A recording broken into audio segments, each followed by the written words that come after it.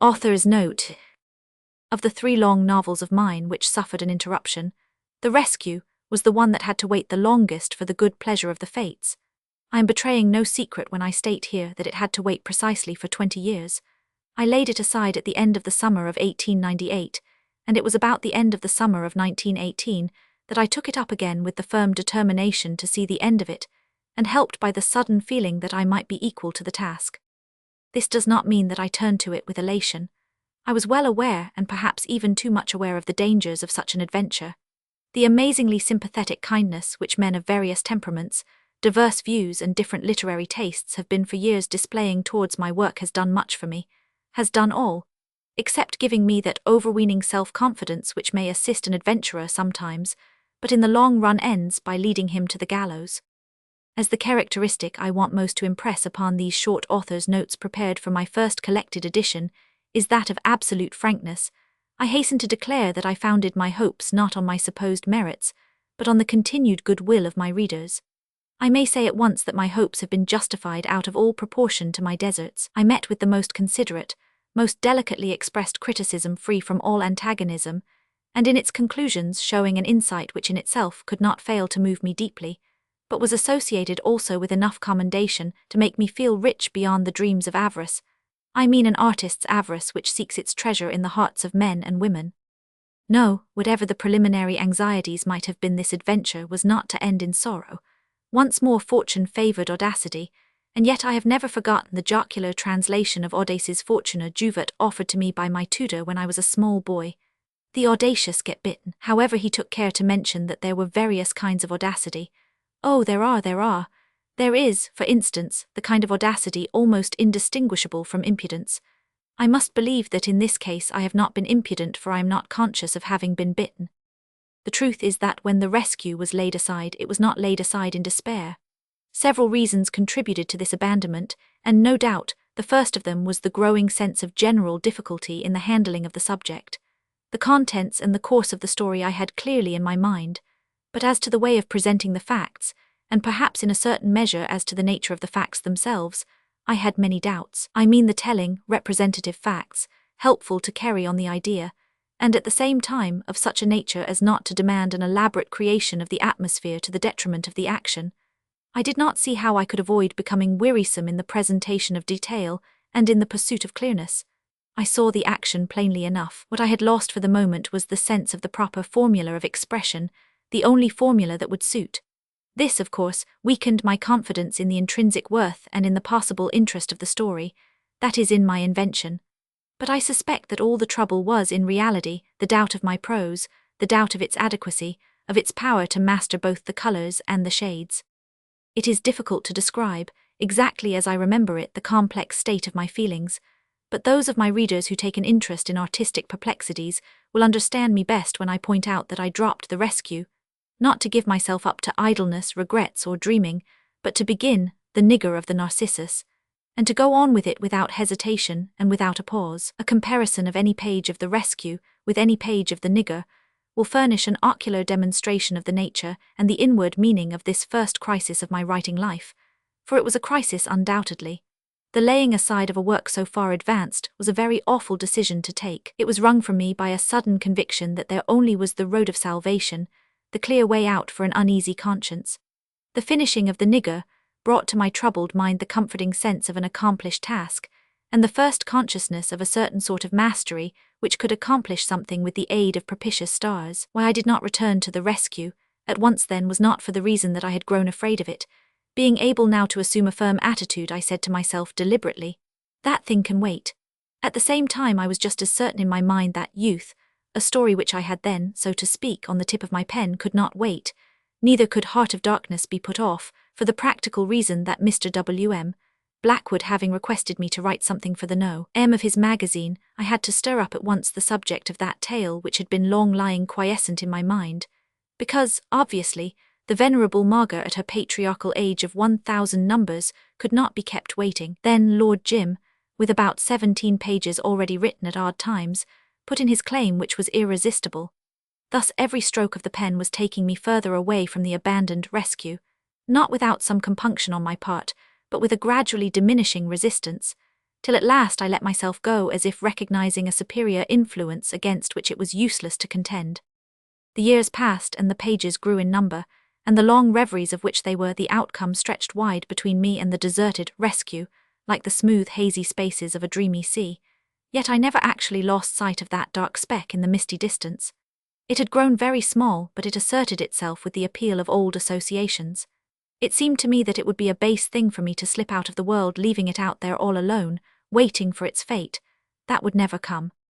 Sentiment, pure sentiment as you see, prompted me in the last instance to face the pains and hazards of that return. As I moved slowly towards the abandoned body of the tale, it loomed up big amongst the glittering shallows of the coast, lonely but not forbidding. There was nothing about it of a grim derelict. It had an air of expectant life. One after another I made out the familiar faces watching my approach with faint smiles of amused recognition. They had known well enough that I was bound to come back to them. But their eyes met mine seriously, as was only to be expected since I myself felt very serious as I stood amongst them again, after years of absence. At once, without wasting words, we went to work together on our renewed life, and every moment I felt more strongly that they who had waited bore no grudge to the man who, however widely he may have wandered at times, had played truant only once in his life. J100, Part 1, The Man and the Brig. The shallow sea that foams and murmurs on the shores of the 1,000 islands, big and little, which make up the Malay archipelago, has been for centuries the scene of adventurous undertakings. The vices and the virtues of 4 nations have been displayed in the conquest of that region, that even to this day has not been robbed of all the mystery and romance of its past. And the race of men who had fought against the Portuguese, the Spaniards, the Dutch and the English, has not been changed by the unavoidable defeat. They have kept to this day their love of liberty, their fanatical devotion to their chiefs, their blind fidelity in friendship and hate, all their lawful and unlawful instincts. Their country of land and water, for the sea was as much their country as the earth of their islands, has fallen a prey to the Western race, the reward of superior strength if not of superior virtue. Tomorrow the advancing civilization will obliterate the marks of a long struggle in the accomplishment of its inevitable victory. The adventurers who began that struggle have left no descendants. The ideas of the world changed too quickly for that, but even far into the present century they have had successors. Almost in our own day we have seen one of them, a true adventurer in his devotion to his impulse, a man of high mind and of pure heart, lay the foundation of a flourishing state on the ideas of pity and justice. He recognized chivalrously the claims of the conquered. He was a disinterested adventurer, and the reward of his noble instincts is in the veneration with which a strange and faithful race cherish his memory. Misunderstood and traduced in life, the glory of his achievement has vindicated the purity of his motives. He belongs to history, but there were others, obscure adventurers who had not his advantages of birth, position and intelligence, who had only his sympathy with the people of forests and sea he understood and loved so well. They cannot be said to be forgotten since they have not been known at all. They were lost in the common crowd of seamen traders of the archipelago, and if they emerged from their obscurity, it was only to be condemned as lawbreakers. Their lives were thrown away for a cause that had no right to exist in the face of an irresistible and orderly progress, their thoughtless lives guided by a simple feeling. But the wasted lives, for the few who know, have tinged with romance the region of shallow waters and forest-clad islands, that lies far east, and still mysterious between the deep waters of 2 oceans. Out of the level blue of a shallow sea Karamata raises a lofty barrenness of grey and yellow tints, the drab eminence of its arid heights.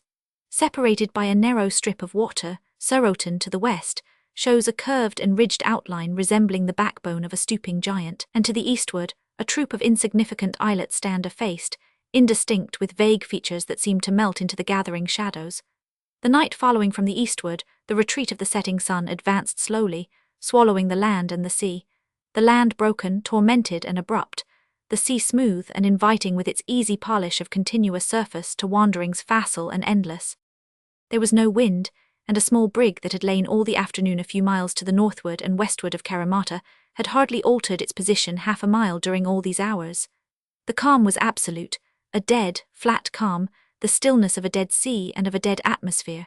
As far as the eye could reach there was nothing but an impressive immobility. Nothing moved on earth, on the waters, and above them in the unbroken lustre of the sky. On the unruffled surface of the straits the brig floated tranquil and upright, as if bolted solidly, keel to keel, with its own image reflected in the unframed and immense mirror of the sea.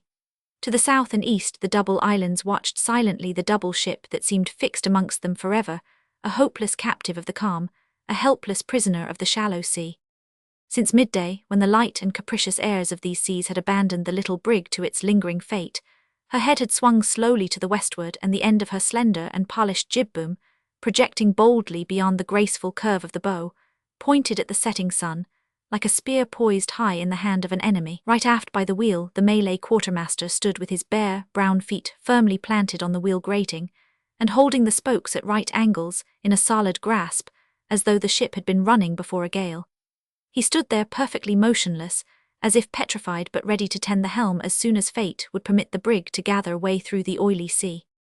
The only other human being then visible on the brig's deck was the person in charge, a white man of low stature, thick-set with shaven cheeks, a grizzled mustache, and a face tinted a scarlet hue by the burning suns and by the sharp salt breezes of the seas. He had thrown off his light jacket, and clad only in white trousers and a thin cotton singlet, with his stout arms crossed on his breast, upon which they showed like two thick lumps of raw flesh, he prowled about from side to side of the half-poop. On his bare feet he wore a pair of straw sandals, and his head was protected by an enormous pith hat, once white but now very dirty, which gave to the whole man the aspect of a phenomenal and animated mushroom. At times he would interrupt his uneasy shuffle athwart the break of the poop, and stand motionless with a vague gaze fixed on the image of the brig in the calm water.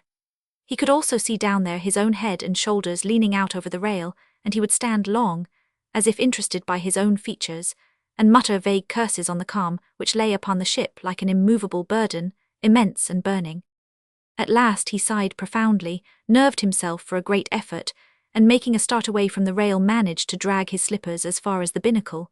There he stopped again, exhausted and bored. From under the lifted glass panes of the cabin skylight nearby came the feeble chirp of a canary, which appeared to give him some satisfaction. He listened, smiled faintly, muttered, "Dicky, poor Dick," and fell back into the immense silence of the world. His eyes closed, his head hung low over the hot brass of the binnacle top. Suddenly he stood up with a jerk and said sharply in a hoarse voice, "You've been sleeping, you. Shift the helm, she has got stern way on her." The Malay, without the least flinch of feature or pose, as if he had been an inanimate object called suddenly into life by some hidden magic of the words, spun the wheel rapidly, letting the spokes pass through his hands, and when the motion had stopped with a grinding noise, caught hold again and held on grimly. After a while, however, he turned his head slowly over his shoulder, glanced at the sea, and said in an obstinate tone, "No catch wind, no get way." No catch, that's all you know about it," growled the red-faced seaman. "By and by catch Ali," he went on with sudden condescension. "By and by catch, and then the helm will be the right way, see." The stolid Seacony appeared to see, and for that matter to hear, nothing. The white man looked at the impassive Malay with disgust, then glanced around the horizon, then again at the helmsman and ordered curtly, "Shift the helm back again. Don't you feel the air from aft? You are like a dummy standing there." The Malay revolved the spokes again with disdainful obedience, and the red-faced man was moving forward grunting to himself, when through the open skylight the hail, on deck there, arrested him short, attentive, and with a sudden change to amiability in the expression of his face. "Yes, sir," he said, bending his ear toward the opening. "What's the matter up there?" asked a deep voice from below. The red-faced man in a tone of surprise said, "Sir, I hear that rudder grinding hard up and hard down. What are you up to, Shaw? Any wind?" "Yees," drawled Shaw, putting his head down the skylight and speaking into the gloom of the cabin. "I thought there was a light air, but it's gone now. Not a breath anywhere under the heavens." He withdrew his head and waited a while by the skylight, but heard only the chirping of the indefatigable canary, a feeble twittering that seemed to ooze through the drooping red blossoms of geraniums growing in flower pots under the glass panes. He strolled away a step or two before the voice from down below called hurriedly, "Hey Shaw, are you there?" "Yes, Captain Lingard," he answered, stepping back. "Have we drifted anything this afternoon?" "Not an inch, sir, not an inch. We might as well have been at anchor." "It's always so," said the invisible Lingard. His voice changed its tone as he moved in the cabin, and directly afterward burst out with a clear intonation while his head appeared above the slide of the cabin entrance. "Always so. The currents don't begin till it's dark, when a man can't see against what confounded thing he is being drifted, and then the breeze will come. Dead on end too, I don't doubt." Shaw moved his shoulders slightly. The Malay at the wheel, after making a dive to see the time by the cabin clock through the skylight, rang a double stroke on the small bell aft. Directly forward on the main deck, a shrill whistle arose, long-drawn, modulated, dying away softly. The master of the brig stepped out of the companion upon the deck of his vessel, glanced aloft at the yards laid dead square, then from the doorstep took a long, lingering look round the horizon. He was about 35, erect and supple. He moved freely, more like a man accustomed to stride over plains and hills, than like one who from his earliest youth had been used to counteract by sudden swayings of his body the rise and roll of cramped decks of small craft, tossed by the caprice of angry or playful seas. He wore a grey flannel shirt, and his white trousers were held by a blue silk scarf wound tightly round his narrow waist. He had come up only for a moment, but finding the poop shaded by the main topsail, he remained on deck bareheaded. The light chestnut hair curled close about his well-shaped head, and the clipped beard glinted vividly when he passed across a narrow strip of sunlight, as if every hair in it had been a wavy and attenuated gold wire. His mouth was lost in the heavy moustache, his nose was straight, short, slightly blunted at the end, a broad band of deeper red stretched under the eyes, clung to the cheekbones. The eyes gave the face its remarkable expression. The eyebrows, darker than the hair, penciled a straight line below the wide and unwrinkled brow much whiter than the sunburnt face. The eyes, as if glowing with the light of a hidden fire, had a red glint in their greyness that gave a scrutinizing ardour to the steadiness of their gaze. That man, once so well known and now so completely forgotten amongst the charming and heartless shores of the shallow sea, had amongst his fellows the nickname of Red-Eyed Tom. He was proud of his luck but not of his good sense. He was proud of his brig, of the speed of his craft, which was reckoned the swiftest country vessel in those seas, and proud of what she represented. She represented a run of luck on the Victorian goldfields, his sagacious moderation, long days of planning, of loving care in building, the great joy of his youth, the incomparable freedom of the seas, a perfect because a wandering home, his independence, his love, and his anxiety. He had often heard men say that Tom Lingard cared for nothing on earth but for his brig, and in his thoughts he would smilingly correct the statement by adding that he cared for nothing living but the brig. To him she was as full of life as the great world. He felt her live in every motion, in every roll, in every sway of her tapering masts, of those masts whose painted trucks move forever, to a seaman's eye, against the clouds or against the stars. To him she was always precious, like old love, always desirable, like a strange woman, always tender, like a mother, always faithful, like the favourite daughter of a man's heart.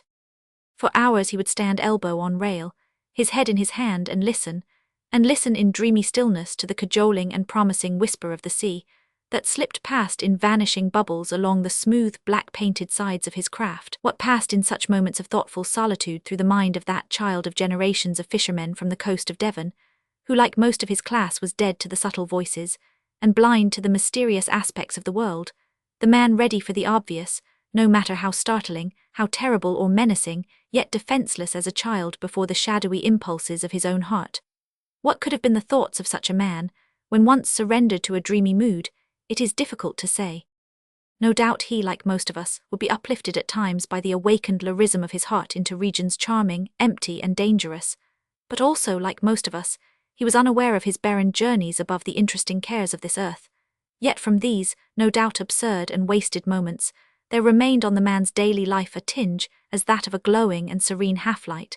It softened the outlines of his rugged nature, and these moments kept close the bond between him and his brig.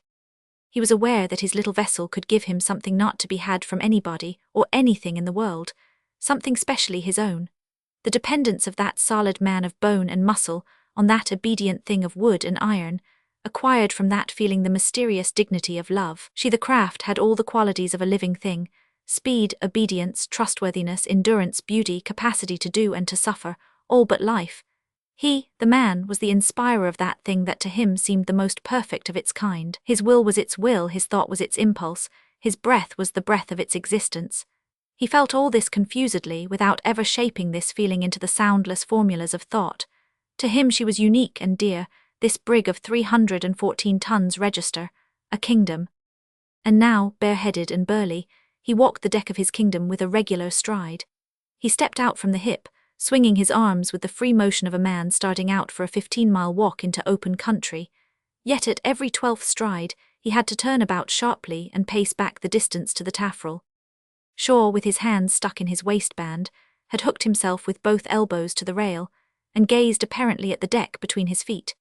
In reality, he was contemplating a little house with a tiny front garden, lost in a maze of riverside streets in the East End of London. The circumstance that he had not as yet been able to make the acquaintance of his son, now aged 18 months, worried him slightly, and was the cause of that flight of his fancy into the murky atmosphere of his home. But it was a placid flight followed by a quick return. In less than 2 minutes he was back in the brig. All there, as his saying was. He was proud of being always all there. He was abrupt in manner and grumpy in speech with the seamen. To his successive captains, he was outwardly as deferential as he knew how, and as a rule inwardly hostile. So very few seemed to him of the all-there kind. Of Lingard, with whom he had only been a short time, having been picked up in Madras roads out of a home ship, which he had to leave after a thumping row with the master, he generally approved, although he recognized with regret that this man, like most others, had some absurd fads. He defined them as bottom-upwards notions. He was a man, as there were many, of no particular value to anybody but himself, and of no account but as the chief mate of the brig, and the only white man on board of her besides the captain. He felt himself immeasurably superior to the Malay seamen whom he had to handle, and treated them with lofty toleration, notwithstanding his opinion that at a pinch those chaps would be found emphatically not there. As soon as his mind came back from his home leave, he detached himself from the rail and, walking forward, stood by the break of the poop, looking along the port side of the main deck. Lingard, on his own side, stopped in his walk and also gazed absent-mindedly before him. In the waist of the brig, in the narrow spars that were lashed on each side of the hatchway, he could see a group of men squatting in a circle around a wooden tray piled up with rice, which stood on the just-swept deck. The dark-faced, soft-eyed, silent men, squatting on their hams, fed decorously with an earnestness that did not exclude reserve. Of the lot, only 1 or 2 wore sarongs, the others having submitted, at least at sea, to the indignity of European trousers. Only 2 sat on the spars. One, a man with a childlike, light yellow face, smiling with fatuous imbecility under the wisps of straight coarse hair dyed a mahogany tint, was the Tyndall of the crew, a kind of boatswain's or serang's mate. The other, sitting beside him on the booms, was a man nearly black, not much bigger than a large ape, and wearing on his wrinkled face that look of comical truculence which is often characteristic of men from the southwestern coast of Sumatra. This was the Kassab or storekeeper, the holder of a position of dignity and ease. The Kassab was the only one of the crew taking their evening meal who noticed the presence on deck of their commander. He muttered something to the Tyndall, who directly cocked his old hat on one side, which senseless action invested him with an altogether foolish appearance. The others heard, but went on somnolently feeding with spidery movements of their lean arms. The sun was no more than a degree or so above the horizon, and from the heated surface of the waters a slight low mist began to rise, a mist thin, invisible to the human eye, yet strong enough to change the sun into a mere glowing red disk, a disk vertical and hot, rolling down to the edge of the horizontal and cold-looking disk of the shining sea. Then the edges touched, and the circular expanse of water took on suddenly a tint, sombre like a frown, deep like the brooding meditation of evil. The falling sun seemed to be arrested for a moment in his descent by the sleeping waters, while from it to the motionless brig, shot out on the polished and dark surface of the sea a track of light, straight and shining, resplendent and direct, a path of gold and crimson and purple, a path that seemed to lead dazzling and terrible from the earth straight into heaven through the portals of a glorious death. It faded slowly. The sea vanquished the light. At last only a vestige of the sun remained far off like a red spark floating on the water. It lingered and all at once, without warning, went out as if extinguished by a treacherous hand. "Gone," cried Lingard, who had watched intently yet missed the last moment. "Gone, look at the cabin clock, sure." "Nearly right, I think, sir, 3 minutes past 6. The helmsman struck 4 bells sharply. Another barefooted seaconey glided on the far side of the poop to relieve the wheel, and the serang of the brig came up the ladder to take charge of the deck from shore. He came up to the compass and stood waiting silently. "The course is south by east when you get the wind, serang," said Shaw distinctly. "Sue by ease," repeated the elderly Malay with grave earnestness. "Let me know when she begins to steer," added Lingard. "Ya tuan," answered the man, glancing rapidly at the sky. "Wind coming," he muttered. "I think so too," whispered Lingard as if to himself. The shadows were gathering rapidly round the brig. A mulatto put his head out of the companion and called out, "Ready, sir." "Let's get a mouthful of something to eat, Shaw," said Lingard. I say, just take a look around before coming below. It will be dark when we come up again." "Certainly, sir," said Shaw, taking up a long glass and putting it to his eyes. "Blessed thing," he went on in snatches while he worked the tubes in and out. "I can't, never somehow. I've got it right at last." He revolved slowly on his heels, keeping the end of the tube on the skyline. Then he shut the instrument with a click and said decisively, "Nothing in sight, sir." He followed his captain down below, rubbing his hands cheerfully. For a good while there was no sound on the poop of the brig. Then the seaconey at the wheel spoke dreamily. "Did the Malim say there was no one on the sea?" "Yes," grunted the serang without looking at the man behind him. "Between the islands there was a boat," pronounced the man very softly. The serang, his hands behind his back, his feet slightly apart, stood very straight and stiff by the side of the compass stand. His face, now hardly visible, was as inexpressive as the door of a safe. "Now listen to me," insisted the helmsman in a gentle tone. The man in authority did not budge a hair's breadth. The seaconey bent down a little from the height of the wheel grating. "I saw a boat," he murmured with something of the tender obstinacy of a lover begging for a favor. "I saw a boat, O Haji Wasab, yeah, Haji Wasab." The serang had been twice a pilgrim, and was not insensible to the sound of his rightful title. There was a grim smile on his face. "You saw a floating tree, O Sali," he said ironically. "I am Sali, and my eyes are better than the bewitched brass thing that pulls out to a great length," said the pertinacious helmsman. "There was a boat just clear of the easternmost island. There was a boat, and they in her could see the ship on the light of the west, unless they are blind men lost on the sea. I have seen her. Have you seen her too, O Haji Wasab?" "Am I a fat white man?" snapped the serang. "I was a man of the sea before you were born, O Sali. The order is to keep silence and mind the rudder, lest evil befall the ship." After these words he resumed his rigid aloofness. He stood, his legs slightly apart, very stiff and straight, a little on one side of the compass stand. His eyes travelled incessantly from the illuminated card to the shadowy sails of the brig and back again, while his body was motionless as if made of wood and built into the ship's frame. Thus, with a forced and tense watchfulness, Haji Wasab, serang of the brig Lightning, kept the captain's watch unwearied and wakeful, a slave to duty. In half an hour after sunset the darkness had taken complete possession of earth and heavens.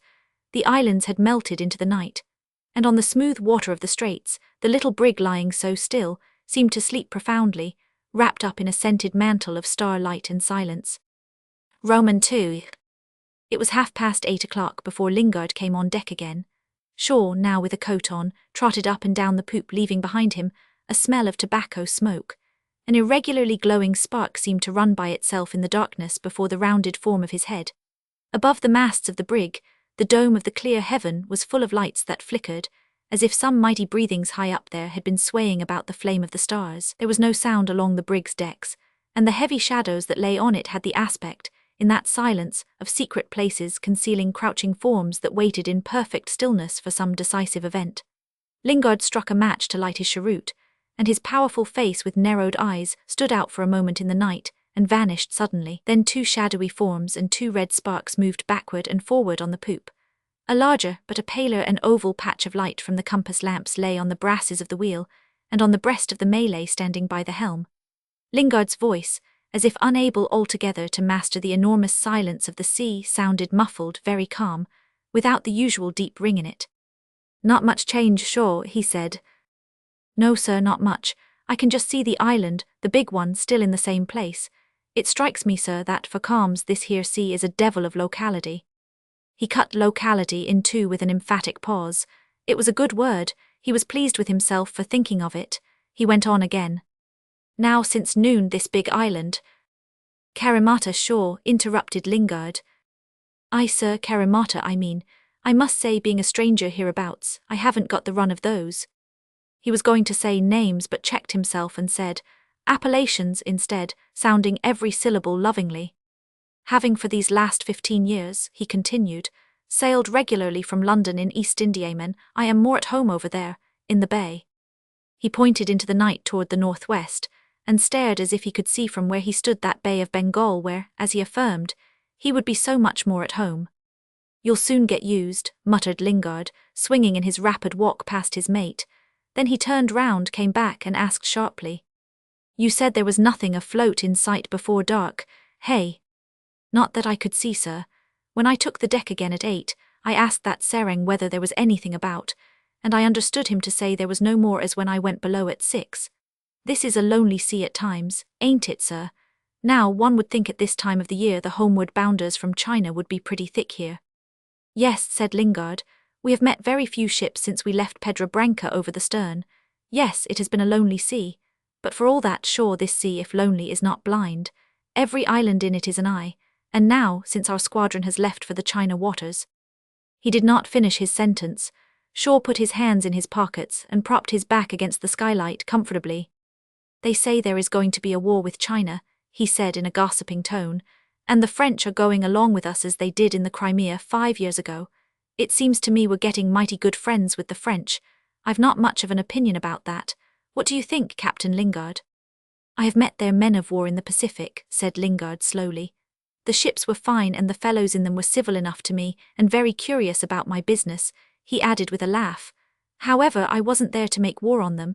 I had a rotten old cutter then for trade, Shaw, he went on with animation. Had you, sir? Said Shaw without any enthusiasm. Now give me a big ship, a ship, I say, that one may. And later on, some years ago, interrupted Lingard, I chummed with a French skipper in Ampanam, being the only 2 white men in the whole place. He was a good fellow and free with his red wine. His English was difficult to understand, but he could sing songs in his own language about amour. Amour means love in French, sure. So it does, sir, so it does. When I was second mate of a Sunderland barque, in 41 in the Mediterranean, I could pay out their lingo as easy as you would a 5-inch warp over a ship's side. Yes, he was a proper man, pursued Lingard meditatively as if for himself only. You could not find a better fellow for company ashore.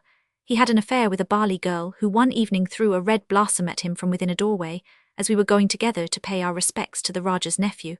He was a good-looking Frenchman, he was, but the girl belonged to the Rajah's nephew, and it was a serious matter. The old Rajah got angry and said the girl must die. I don't think the nephew cared particularly to have her christened, but the old fellow made a great fuss and sent one of his own chief men to see the thing done, and the girl had enemies, her own relations approved. We could do nothing. Mind, sure, there was absolutely nothing else between them but that unlucky flower which the Frenchman pinned to his coat, and afterward, when the girl was dead, wore under his shirt, hung round his neck in a small box. I suppose he had nothing else to put it into. Would those savages kill a woman for that? Asked Shaw incredulously. Aye, they are pretty moral there. That was the first time in my life I nearly went to war on my own account, Shaw. We couldn't talk those fellows over, we couldn't bribe them though the Frenchman offered the best he had, and I was ready to back him to the last dollar, to the last rag of cotton, Shaw. No use, they were that blamed respectable. So says the Frenchman to me, my friend, if they won't take our gunpowder for a gift, let us burn it to give them lead. I was armed as you see now, 6 8-pounders on the main deck and a long 18 on the forecastle, and I wanted to try 'em, you may believe me. However, the Frenchman had nothing but a few old muskets, and the beggars got to windward of us by fair words, till one morning a boat's crew from the Frenchman's ship found the girl lying dead on the beach. That put an end to our plans. She was out of her trouble anyhow, and no reasonable man will fight for a dead woman. I was never vengeful, sure, and after all, she didn't throw that flower at me, but it broke the Frenchman up altogether. He began to mope, did no business, and shortly afterwards sailed away. I cleared a good many pence out of that trip, I remember. With these words he seemed to come to the end of his memories of that trip. Shaw stifled a yawn. Women are the cause of a lot of trouble, he said dispassionately. In the Mauritius I remember we had once a passenger, an old gentleman, who was telling us a yarn about them old-time Greeks fighting for 10 years about some woman. The Turks kidnapped her or something. Anyway, they fought in Turkey, which I may well believe. Them Greeks and Turks were always fighting. My father was master's mate on board one of the 3-deckers at the Battle of Navarino, and that was when we went to help those Greeks. But this affair about a woman was long before that time. I should think so, muttered Lingard, hanging over the rail and watching the fleeting gleams that passed deep down in the water, along the ship's bottom. Yes, times are changed, they were unenlightened in those old days. My grandfather was a preacher, and though my father served in the navy, I don't hold with war. Sinful the old gentleman called it, and I think so too. Unless with Chinamen or niggers or such people as must be kept in order and won't listen to reason, having not sense enough to know what's good for them when it's explained to them by their betters, missionaries and such like, although right eyes. But to fight 10 years, and for a woman. I have read the tale in a book, said Lingard, speaking down over the side as if setting his words gently afloat upon the sea. I have read the tale. She was very beautiful. That only makes it worse, sir, if anything. You may depend on it she was no good. Those pagan times will never come back, thank God. 10 years of murder and unrighteousness. And for a woman, would anybody do it now? Would you do it, sir? Would you? The sound of a bell struck sharply interrupted Shaw's discourse. High aloft, some dry block sent out a screech, short and lamentable, like a cry of pain. It pierced the quietness of the night to the very core, and seemed to destroy the reserve which it had imposed upon the tones of the two men, who spoke now loudly. Throw the cover over the binnacle, said Lingard in his duty voice. The thing shines like a full moon. We mustn't show more lights than we can help when becalmed at night so near the land. No use in being seen if you can't see yourself, is there? Bear that in mind, Mr. Shaw. There may be some vagabonds prying about. I thought all this was over and done for, said Shaw, busying himself with the cover, since Sir Thomas Cochrane swept along the Borneo coast with his squadron some years ago. He did a rare lot of fighting, didn't he? We heard about it from the chaps of the sloop Diana that was refitting in Calcutta when I was there in the Warwick Castle. They took some king's town up a river hereabouts. The chaps were full of it. Sir Thomas did good work, answered Lingard, but it will be a long time before these seas are as safe as the English Channel is in peacetime. I spoke about that light more to get you in the way of things to be attended to in these seas than for anything else. Did you notice how few native craft we've sighted for all these days we have been drifting about, one may say, in this sea? I can't say I have attached any significance to the fact, sir. It's a sign that something is up. Once set a rumour afloat in these waters, and it will make its way from island to island without any breeze to drive it along. Being myself a deep-water man sailing steadily out of home ports nearly all my life, said Shaw with great deliberation, I cannot pretend to see through the peculiarities of them out-of-the-way parts, but I can keep a lookout in an ordinary way, and I have noticed that craft of any kind seemed scarce for the last few days, considering that we had land aboard of us, one side or another, nearly every day. You will get to know the peculiarities, as you call them, if you remain any time with me, remarked Lingard negligently. I hope I shall give satisfaction, whether the time be long or short, said Shaw, accentuating the meaning of his words by the distinctness of his utterance. A man who has spent 32 years of his life on salt water can say no more. If being an officer of home ships for the last 15 years, I don't understand the heathen ways of them, they're savages, in matters of seamanship and duty, you will find me all there, Captain Lingard. Except judging from what you said a little while ago, except in the matter of fighting, said Lingard with a short laugh. Fighting, I am not aware that anybody wants to fight me. I am a peaceable man, Captain Lingard, but when put to it, I could fight as well as any of them flat-nosed chaps we have to make shift with, instead of a proper crew of decent Christians. Fighting, he went on with unexpected pugnacity of tone, fighting, if anybody comes to fight me he will find me all there, I swear. That's all right, said Lingard, stretching his arms above his head and wriggling his shoulders. My word, I do wish a breeze would come to let us get away from here. I am rather in a hurry, sure. Indeed, sir. Well, I never yet met a thorough seafaring man who was not in a hurry when a condemned spell of calm had him by the heels. When a breeze comes, just listen to this, sir. I hear it, said Lingard, tide drips shore. So I presume, sir, but what a fuss it makes, seldom heard such a. On the sea, upon the furthest limits of vision, appeared an advancing streak of seething foam, resembling a narrow white ribbon, drawn rapidly along the level surface of the water by its two ends, which were lost in the darkness. It reached the brig, passed under, stretching out on each side, and on each side the water became noisy, breaking into numerous and tiny wavelets, a mimicry of an immense agitation. Yet the vessel in the midst of this sudden and loud disturbance remained as motionless and steady as if she had been securely moored between the stone walls of a safe dock. In a few moments the line of foam and ripple running swiftly north passed at once beyond sight and earshot, leaving no trace on the unconquerable calm. Now this is very curious, began Shaw. Lingard made a gesture to command silence.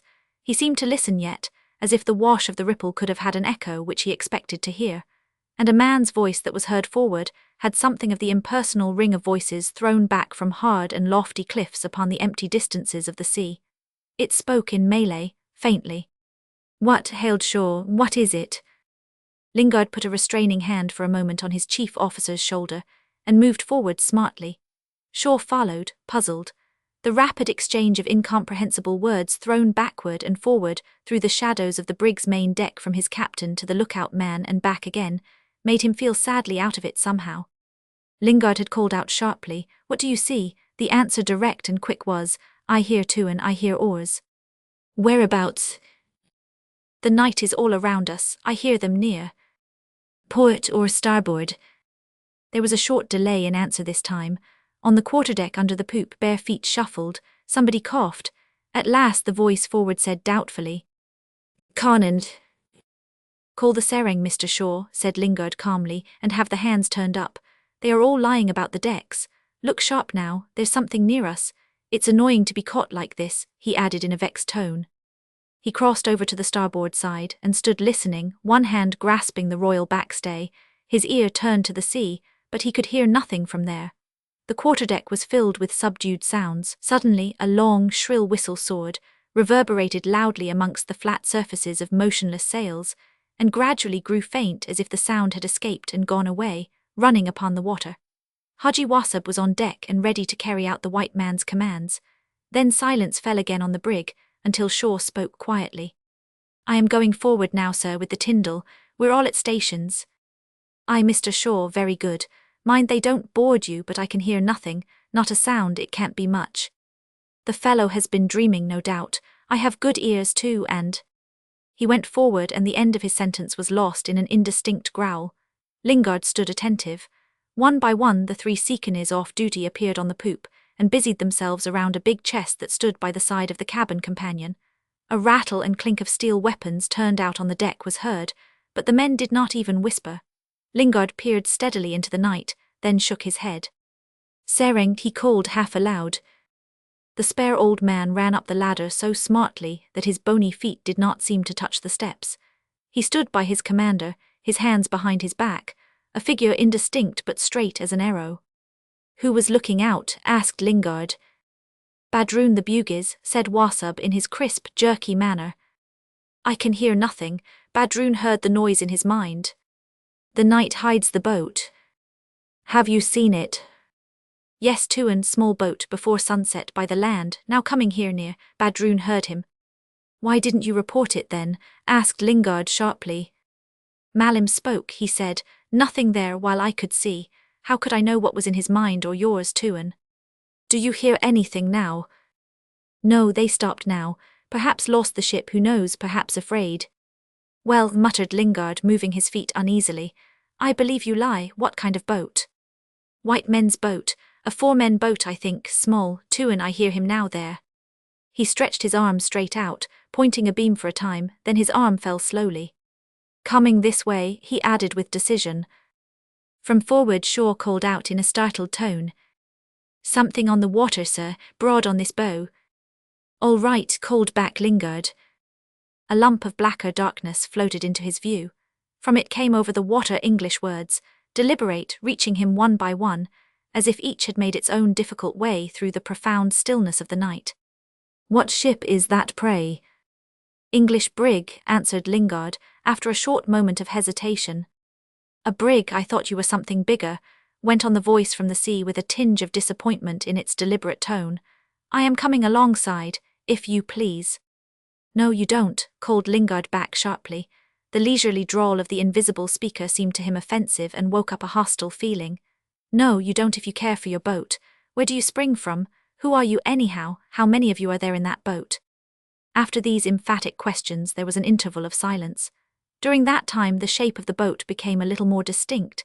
She must have carried some way on her yet, for she loomed up bigger and nearly abreast of where Lingard stood, before the self-possessed voice was heard again. "I will show you." Then after another short pause the voice said, less loud but very plain, "Strike on the gunwale. Strike hard, John." And suddenly a blue light blazed out, illuminating with a livid flame a round patch in the night. In the smoke and splutter of that ghastly halo appeared a white, 4-oared gig with 5 men sitting in her in a row. Their heads were turned toward the brig with a strong expression of curiosity on their faces, which in this glare, brilliant and sinister, took on a death-like aspect and resembled the faces of interested corpses. Then the bowman dropped into the water the light he held above his head, and the darkness, rushing back at the boat, swallowed it with a loud and angry hiss. 5 of us, said the composed voice out of the night that seemed now darker than before. 4 hands and myself. We belong to a yacht, a British yacht. Come on board, shouted Lingard.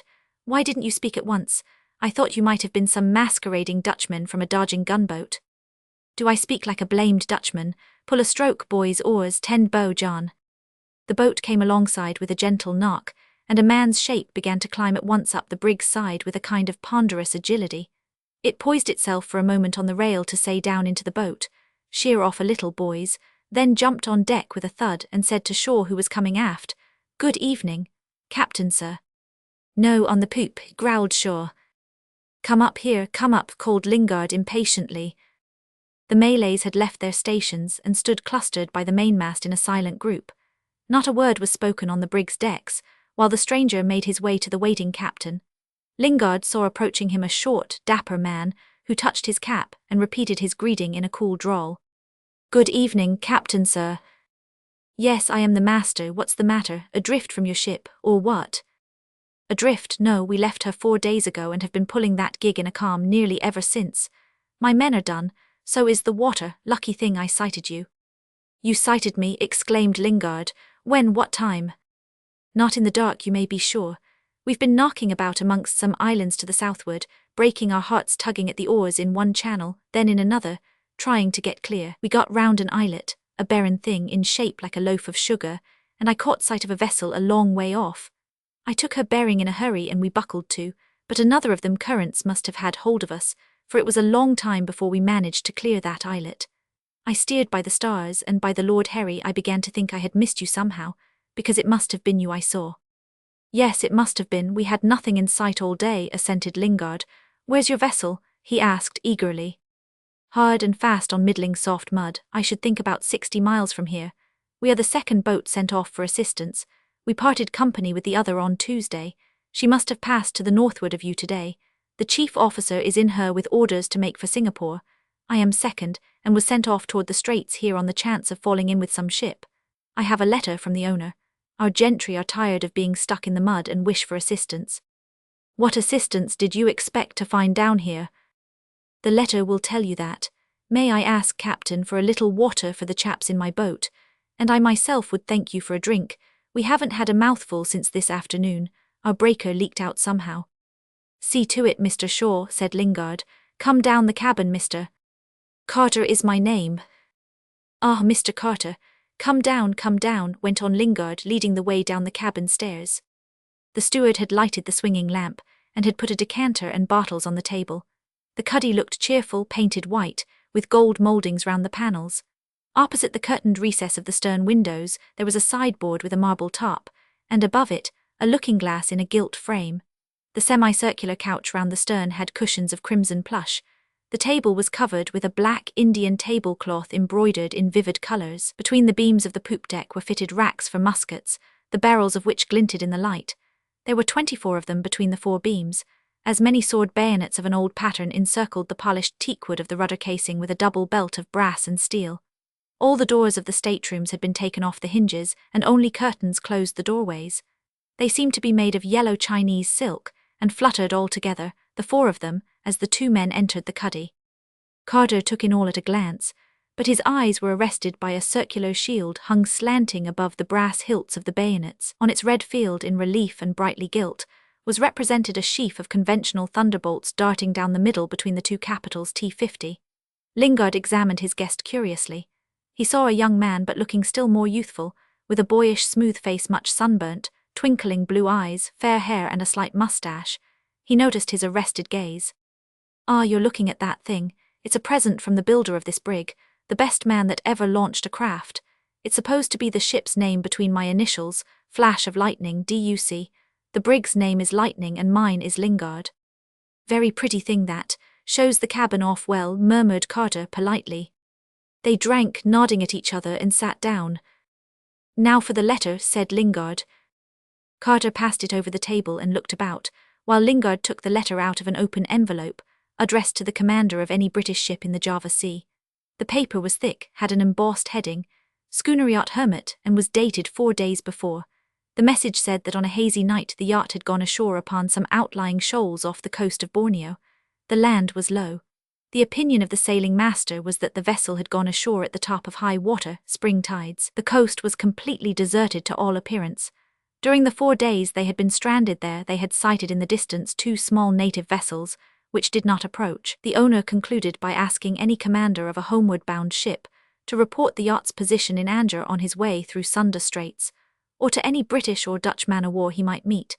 The letter ended by anticipatory thanks, the offer to pay any expenses in connection with the sending of messages from Anger, and the usual polite expressions. Folding the paper slowly in the old creases, Lingard said, "I am not going to Anger, nor anywhere near." "Any place will do, I fancy," said Carter. "Not the place where I am bound to," answered Lingard, opening the letter again and glancing at it uneasily.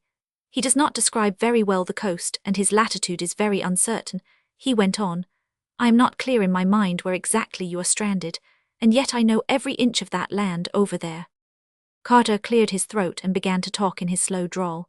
He seemed to dole out facts, to disclose with sparing words the features of the coast, but every word showed the minuteness of his observation, the clear vision of a seaman able to master quickly the aspect of a strange land and of a strange sea.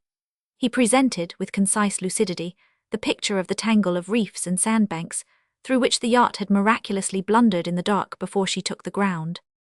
"The weather seems clear enough at sea," he observed finally, and stopped to drink a long draught. Lingard, bending over the table, had been listening with eager attention. Carter went on in his curt and deliberate manner. "I noticed some high trees on what I take to be the mainland to the south, and whoever has business in that bight was smart enough to whitewash 2 of them, one on the point and another farther in. Landmarks, I guess. What's the matter, Captain?" Lingard had jumped to his feet, but Carter's exclamation caused him to sit down again. "Nothing, nothing. Tell me, how many men have you in that yacht?" 23 besides the gentry, the owner, his wife and a Spanish gentleman, a friend they picked up in Manila. "So you were coming from Manila?" "I bound for Batavia. The owner wishes to study the Dutch colonial system, wants to expose it, he says. One can't help hearing a lot when keeping watch aft, you know how it is. Then we are going to Ceylon to meet the mail boat there. The owner is going home as he came out, overland through Egypt. The yacht would return round the Cape, of course." "A lady," said Lingard. "You say there is a lady on board, are you armed?" "Not much," replied Carter negligently. "There are a few muskets and 2 sporting guns aft. That's about all. I fancy it's too much or not enough," he added with a faint smile. Lingard looked at him narrowly. "Did you come out from home in that craft?" he asked. "Not I am not one of them regular yacht hands. I came out of the hospital in Hong Kong. I've been 2 years on the China coast." He stopped, then added in an explanatory murmur, "Opium clippers, you know, nothing of brass buttons about me. My ship left me behind and I was in want of work. I took this job, but I didn't want to go home particularly. It's slow work after sailing with old Robinson in the Lai Moon. That was my ship. Heard of her, Captain?" Yes, said Lingard hastily. "Look here, Mr. Carter, which way was your chief officer trying for Singapore? Through the Straits of Rio?" "I suppose so," answered Carter in a slightly surprised tone. "Why do you ask?" "Just to know. What is it, Mr. Shaw?" "There's a black cloud rising to the northward, sir, and we shall get a breeze directly," said Shaw from the doorway. He lingered there with his eyes fixed on the decanters. "Will you have a glass?" said Lingard, leaving his seat. "I will go up and have a look." He went on deck. Shaw approached the table and began to help himself, handling the bottles in profound silence and with exaggerated caution, as if he had been measuring out of fragile vessels a dose of some deadly poison. Carter, his hands in his pockets and leaning back, examined him from head to foot with a cool stare. The mate of the brig raised the glass to his lips, and glaring above the rim at the stranger, drained the contents slowly. "You have a fine nose for finding ships in the dark, mister," he said distinctly, putting the glass on the table with extreme gentleness. What's that? I sighted you just after sunset." "And you knew where to look too," said Shaw, staring hard. "I looked to the westward where there was still some light, as any sensible man would do," retorted the other a little impatiently. "What are you trying to get at? And you have a ready tongue to blow about yourself, haven't you?" "Never saw such a man in my life," declared Carter with a return of his nonchalant manner. "You seem to be troubled about something." "I don't like boats to come sneaking up from nowhere in particular, alongside a ship when I am in charge of the deck. I can keep a lookout as well as any man out of home ports, but I hate to be circumvented by muffled oars and such ungentlemanlike tricks. Yacht officer, indeed, these seas must be full of such yachtsmen. I consider you played a mean trick on me. I told my old man there was nothing in sight at sunset, and no more there was. I believe you blundered upon us by chance for all your boasting about sunsets and bearings. Gammon, I know you came on blindly on top of us and with muffled oars too. D'ye call that decent? If I did muffle the oars it was for a good reason. I wanted to slip past a cove where some native craft were moored. That was common prudence in such a small boat, and not armed, as I am. I saw you right enough, but I had no intention to startle anybody. Take my word for it. I wish you had gone somewhere else, growled Shaw. I hate to be put in the wrong through accident and untruthfulness. Here's my old man calling me. He left the cabin hurriedly, and soon afterward Lingard came down, and sat again facing Carter across the table. His face was grave but resolute. We shall get the breeze directly, he said. Then, sir, said Carter, getting up, if you will give me back that letter I shall go on cruising about here to speak some other ship. I trust you will report us wherever you are going. I am going to the yacht and I shall keep the letter, answered Lingard with decision. I know exactly where she is and I must go to the rescue of those people. It's most fortunate you've fallen in with me, Mr. Carter. Fortunate for them and fortunate for me, he added in a lower tone. Yes, drawled Carter reflectively. There may be a tidy bit of salvage money if you should get the vessel off, but I don't think you can do much. I had better stay out here and try to speak some gunboat. You must come back to your ship with me, said Lingard authoritatively. Never mind the gunboats. That wouldn't be carrying out my orders, argued Carter. I've got to speak a homeward-bound ship or a man-o'-war, that's plain enough. I am not anxious to knock about for days in an open boat, but let me fill my freshwater breaker, Captain, and I will be off. Nonsense, said Lingard sharply. You've got to come with me to show the place and help. I'll take your boat in tow. Carter did not seem convinced. Lingard laid a heavy hand on his shoulder. Look here, young fellow. I am Tom Lingard and there's not a white man among these islands and very few natives that have not heard of me. My luck brought you into my ship, and now I've got you, you must stay. You must. The last must burst out loud and sharp like a pistol shot. Carter stepped back. Do you mean you would keep me by force? He asked, startled. Force, repeated Lingard. It rests with you. I cannot let you speak any vessel. Your yacht has gone ashore in a most inconvenient place for me, and with your boats sent off here and there you would bring every infernal gunboat buzzing to a spot that was as quiet and retired as the heart of man could wish. You stranding just on that spot of the whole coast was my bad luck, and that I could not help. You coming upon me like this is my good luck, and that I hold. He dropped his clenched fist, big and muscular, in the light of the lamp on the black cloth amongst the glitter of glasses, with the strong fingers closed tight upon the firm flesh of the palm.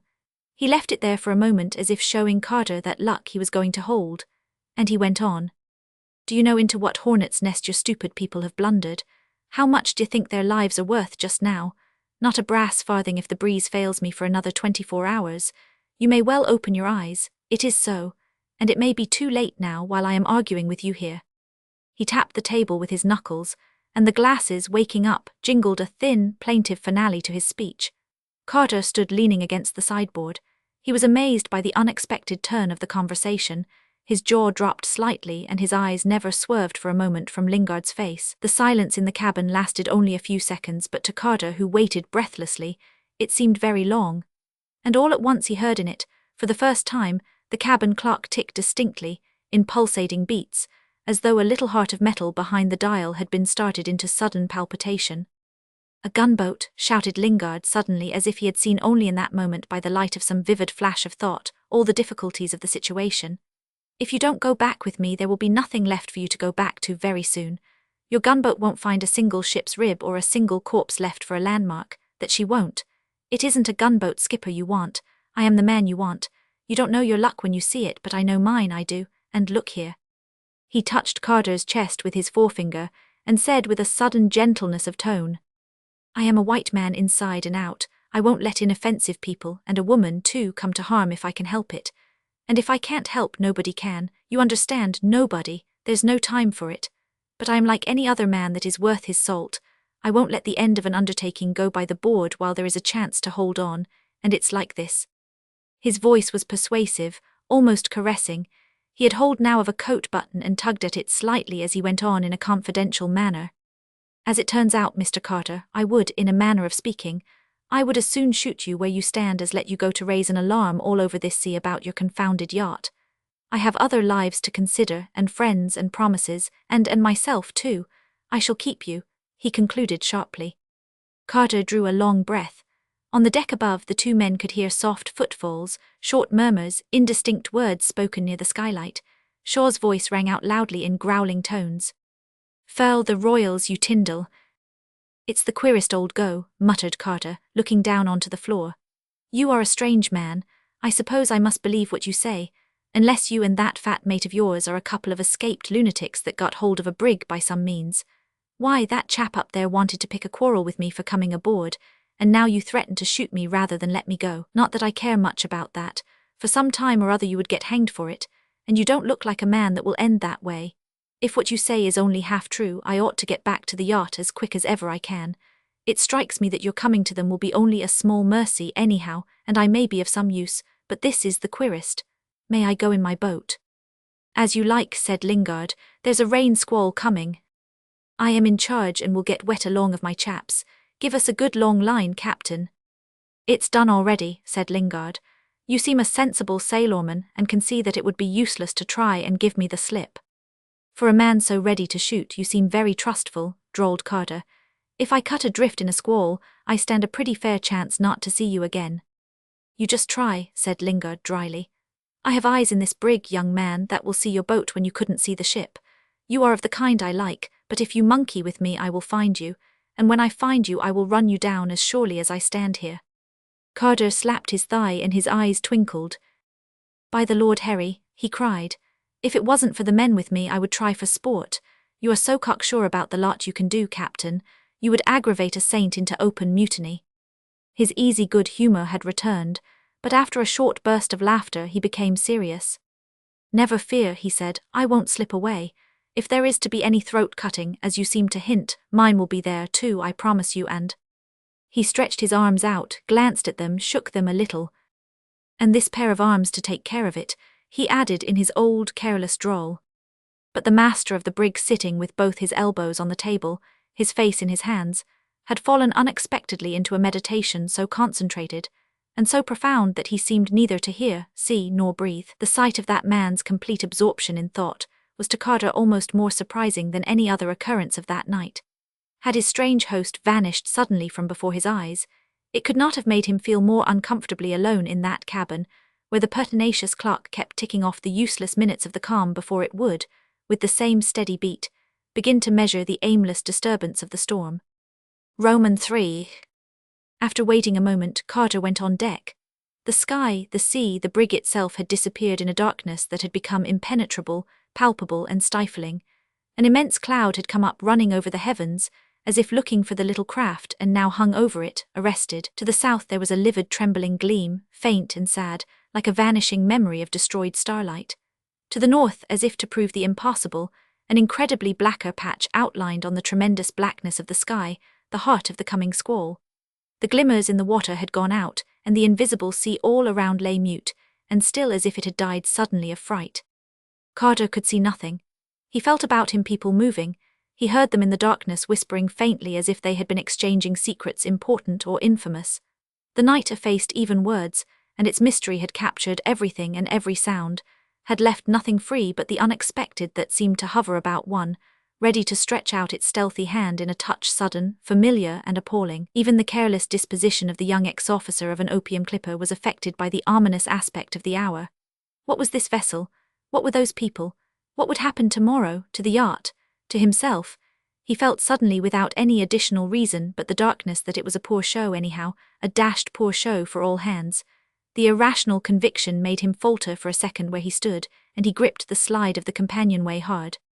Shaw's voice right close to his ear relieved and cleared his troubled thoughts. "Oh, it's you, mister, come up at last," said the mate of the brig slowly. "It appears we've got to give you a tow now. Of all the rum incidents, this beats all. A boat sneaks up from nowhere and turns out to be a long-expected friend. For you are one of them friends the skipper was going to meet somewhere here. Ain't you now? Come, I know more than you may think. Are we off to, you may just as well tell, off to H. Mha, you know." Yes, I know, don't you? Articulated Carter innocently. Shaw remained very quiet for a minute. Where's my skipper? He asked at last. I left him down below in a kind of trance. Where's my boat? Your boat is hanging astern, and my opinion is that you are as uncivil as I've proved you to be untruthful. Exactly. Carter stumbled toward the taffrail, and in the first step he made came full against somebody who glided away. It seemed to him that such a night brings men to a lower level. He thought that he might have been knocked on the head by anybody strong enough to lift a crowbar. He felt strangely irritated. He said loudly, aiming his words at Shaw, whom he supposed somewhere near. And my opinion is that you and your skipper will come to a sudden bad end before. I thought you were in your boat. Have you changed your mind? Asked Lingard in his deep voice close to Carter's elbow. Carter felt his way along the rail, till his hand found a line that seemed in the calm to stream out of its own accord into the darkness. He hailed his boat, and directly heard the wash of water against her bows as she was hauled quickly under the counter. Then he loomed up shapeless on the rail, and the next moment disappeared as if he had fallen out of the universe. Lingard heard him say, "Catch hold of my leg, John." There were hollow sounds in the boat. A voice growled, "All right." "Keep clear of the counter," said Lingard, speaking in quiet warning tones into the night. "The brig may get a lot of sternway on her should this squall not strike her fairly." Aye, I will mind," was the muttered answer from the water. Lingard crossed over to the port side, and looked steadily at the sooty mass of approaching vapours. After a moment he said curtly, "Brace up for the port tack, Mr. Shaw," and remained silent with his face to the sea. A sound, sorrowful and startling like the sigh of some immense creature, travelling across the starless space, passed above the vertical and lofty spars of the motionless brig. It grew louder, then suddenly ceased for a moment, and the taut rigging of the brig was heard vibrating its answer in a singing note to this threatening murmur of the winds. A long and slow undulation lifted the level of the waters, as if the sea had drawn a deep breath of anxious suspense. The next minute an immense disturbance leaped out of the darkness upon the sea, kindling upon it a livid clearness of foam, and the first gust of the squall boarded the brig in a stinging flick of rain and spray. As if overwhelmed by the suddenness of the fierce onset, the vessel remained for a second upright where she floated, shaking with tremendous jerks from trucks to keel, while high up in the night the invisible canvas was heard rattling and beating about violently.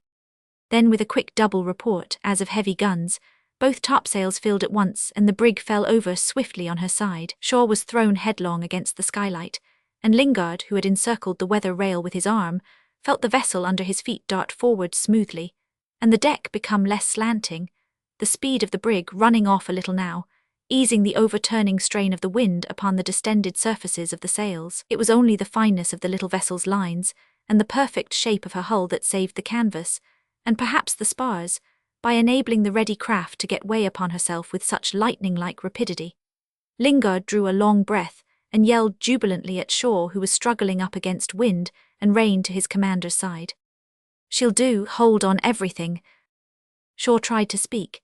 He swallowed great mouthfuls of tepid water, which the wind drove down his throat. The brig seemed to sail through undulating waves that passed swishing between the masts and swept over the decks with the fierce rush and noise of a cataract. From every spar and every rope a ragged sheet of water streamed flicking to leeward. The overpowering deluge seemed to last for an age, became unbearable, and all at once stopped. In a couple of minutes the shower had run its length over the brig, and now could be seen like a straight grey wall, going away into the night under the fierce whispering of dissolving clouds. The wind eased. To the northward, low down in the darkness, 3 stars appeared in a row, leaping in and out between the crests of waves like the distant heads of swimmers in a running surf. And the retreating edge of the cloud, perfectly straight from east to west, slipped along the dome of the sky like an immense hemispheric iron shutter pivoting down smoothly as if operated by some mighty engine. An inspiring and penetrating freshness flowed together with the shimmer of light, through the augmented glory of the heaven, a glory exalted, undimmed, and strangely startling, as if a new world had been created during the short flight of the stormy cloud. It was a return to life, a return to space, the earth coming out from under a pole to take its place in the renewed and immense scintillation of the universe. The brig, her yards slightly checked in, ran with an easy motion under the topsails, jib and driver, pushing contemptuously aside the turbulent crowd of noisy and agitated waves. As the craft went swiftly ahead, she unrolled behind her over the uneasy darkness of the sea, a broad ribbon of seething foam shot with wispy gleams of dark discs escaping from under the rudder. Far away astern at the end of a line no thicker than a black thread, which dipped now and then its long curve in the bursting froth, a toy-like object could be made out, elongated and dark, racing after the brig over the snowy whiteness of her wake. Lingard walked aft, and with both his hands on the taffrail, looked eagerly for Carter's boat. The first glance satisfied him that the yacht's gig was towing easily at the end of the long scope of line, and he turned away to look ahead and to leeward with a steady gaze. It was then half an hour past midnight, and Shaw, relieved by Wassup, had gone below. Before he went, he said to Lingard, "I will be off, sir, if you're not going to make more sail yet." "Not yet for a while," had answered Lingard in a preoccupied manner, and Shaw departed aggrieved at such a neglect of making the best of a good breeze. On the main deck, dark-skinned men, whose clothing clung to their shivering limbs as if they had been overboard, had finished recoiling the braces and clearing the gear. The Kassab, after having hung the foretopsail halyards in the becket, strutted into the waist toward a row of men who stood idly with their shoulders against the side of the long boat amidships. He passed along looking up close at the starled faces. Room was made for him, and he took his place at the end. "It was a great rain and a mighty wind, O men," he said dogmatically, "but no wind can ever hurt this ship. That I knew while I stood minding the sail which is under my care." A dull and inexpressive murmur was heard from the men. Over the high weather rail, a topping wave flung into their eyes a handful of heavy drops that stung like hail. There were low groans of indignation. A man sighed. Another emitted a spasmodic laugh through his chattering teeth. No one moved away. The little Kassab wiped his face and went on in his cracked voice, to the accompaniment of the swishing sounds made by the seas that swept regularly astern along the ship's side. "Have you heard him shout at the wind, louder than the wind? I have heard being far forward. And before, too, in the many years I served this white man, I have heard him often cry magic words that make all safe. Yawah, this is truth. Ask Wassup, who is a Haji, even as I am. I have seen white men's ships with their masts broken, also wrecked like our own prouse," remarked sadly a lean, lank fellow who shivered beside the Kassab, hanging his head and trying to grasp his shoulder blades. "True," admitted the Kassab. "They are all the children of Satan, but to some more favour is shown. To obey such men on the sea or in a fight is good. I saw him who is master here fight with wild men who eat their enemies, far away to the eastward, and I dealt blows by his side without fear. For the charms he, no doubt, possesses protect his servants also. I am a believer, and the stoned one cannot touch my forehead. Yet the reward of victory comes from the accursed. For 6 years have I sailed with that white man, first as one who minds the rudder, for I am a man of the sea born in a prow, and am skilled in such work. And now, because of my great knowledge of his desires, I have the care of all things in this ship." Several voices muttered, "True, true." They remained apathetic and patient in the rush of wind under the repeated short flights of sprays. The slight roll of the ship balanced them stiffly all together where they stood propped against the big boat. The breeze humming between the inclined masts enveloped their dark and silent figures in the unceasing resonance of its breath. The brig's head had been laid so as to pass a little to windward of the small islands of the Karamata group. They had been till then hidden in the night, but now both men on the lookout reported land ahead in one long cry.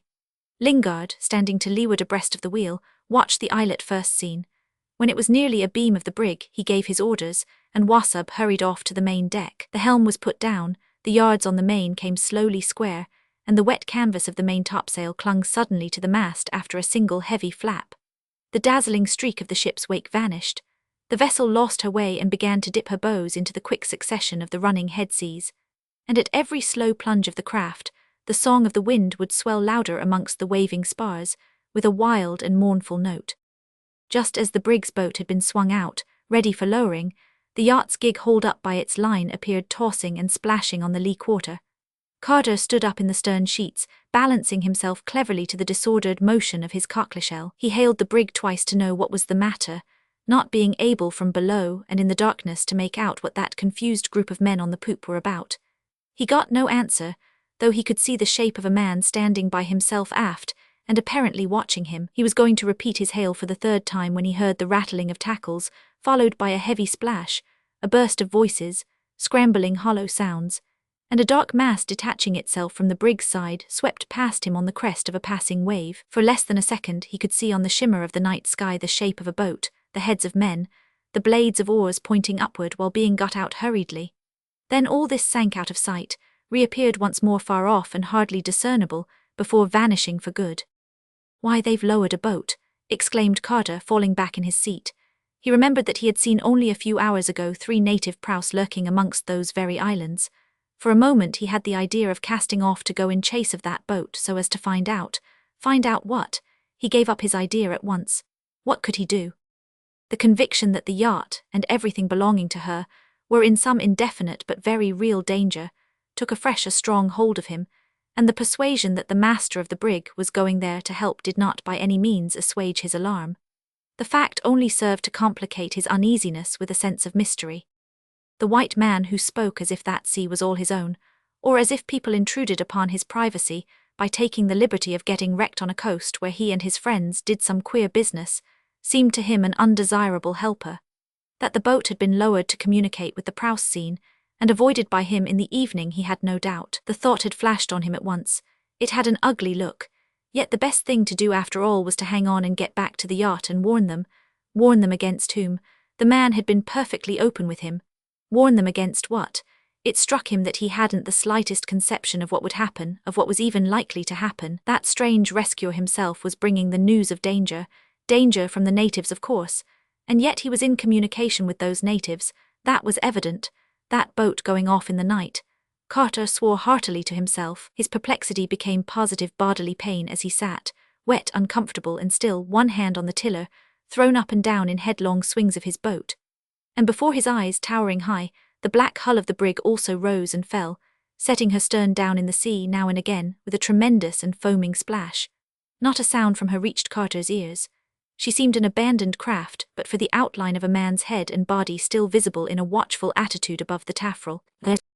Carter told his bowman to haul up closer and hailed, "Brig ahoy, anything wrong?" He waited, listening. The shadowy man still watched. After some time a curt no came back in answer. "Are you going to keep hove to long?" shouted Carter.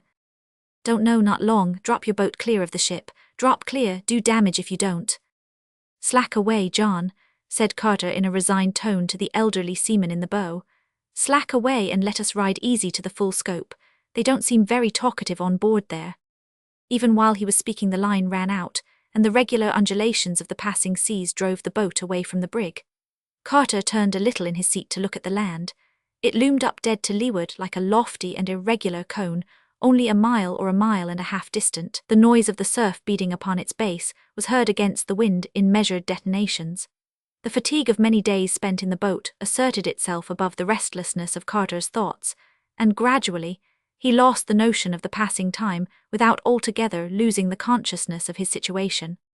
In the intervals of that benumbed stupor, rather than sleep, he was aware that the interrupted noise of the surf had grown into a continuous great rumble, swelling periodically into a loud roar, that the high islet appeared now bigger, and that a white fringe of foam was visible at its feet. Still there was no stir or movement of any kind on board the brig. He noticed that the wind was moderating and the sea going down with it, and then dozed off again for a minute. When next he opened his eyes with a start, it was just in time to see with surprise a new star soar noiselessly straight up from behind the land, take up its position in a brilliant constellation, and go out suddenly. 2 more followed, ascending together, and after reaching about the same elevation, expired side by side. "Them's rockets, sir, ain't they?" said one of the men in a muffled voice.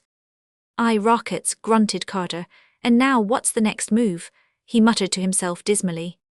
He got his answer in the fierce swishing whir of a slender ray of fire that, shooting violently upward from the sombre hull of the brig, dissolved at once into a dull red shower of falling sparks. Only one, white and brilliant, remained alone poised high overhead, and after glowing vividly for a second, exploded with a feeble report. Almost at the same time he saw the brig's head fall off the wind, made out the yards swinging round to fill the main topsail, and heard distinctly the thud of the first wave thrown off by the advancing bows.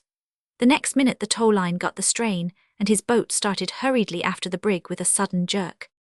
Leaning forward, wide awake and attentive, Carter steered. His men sat one behind another with shoulders up and arched backs, dozing, uncomfortable but patient, upon the thwarts. The care requisite to steer the boat properly in the track of the seething and disturbed water left by the brig in her rapid course prevented him from reflecting much upon the incertitude of the future and upon his own unusual situation.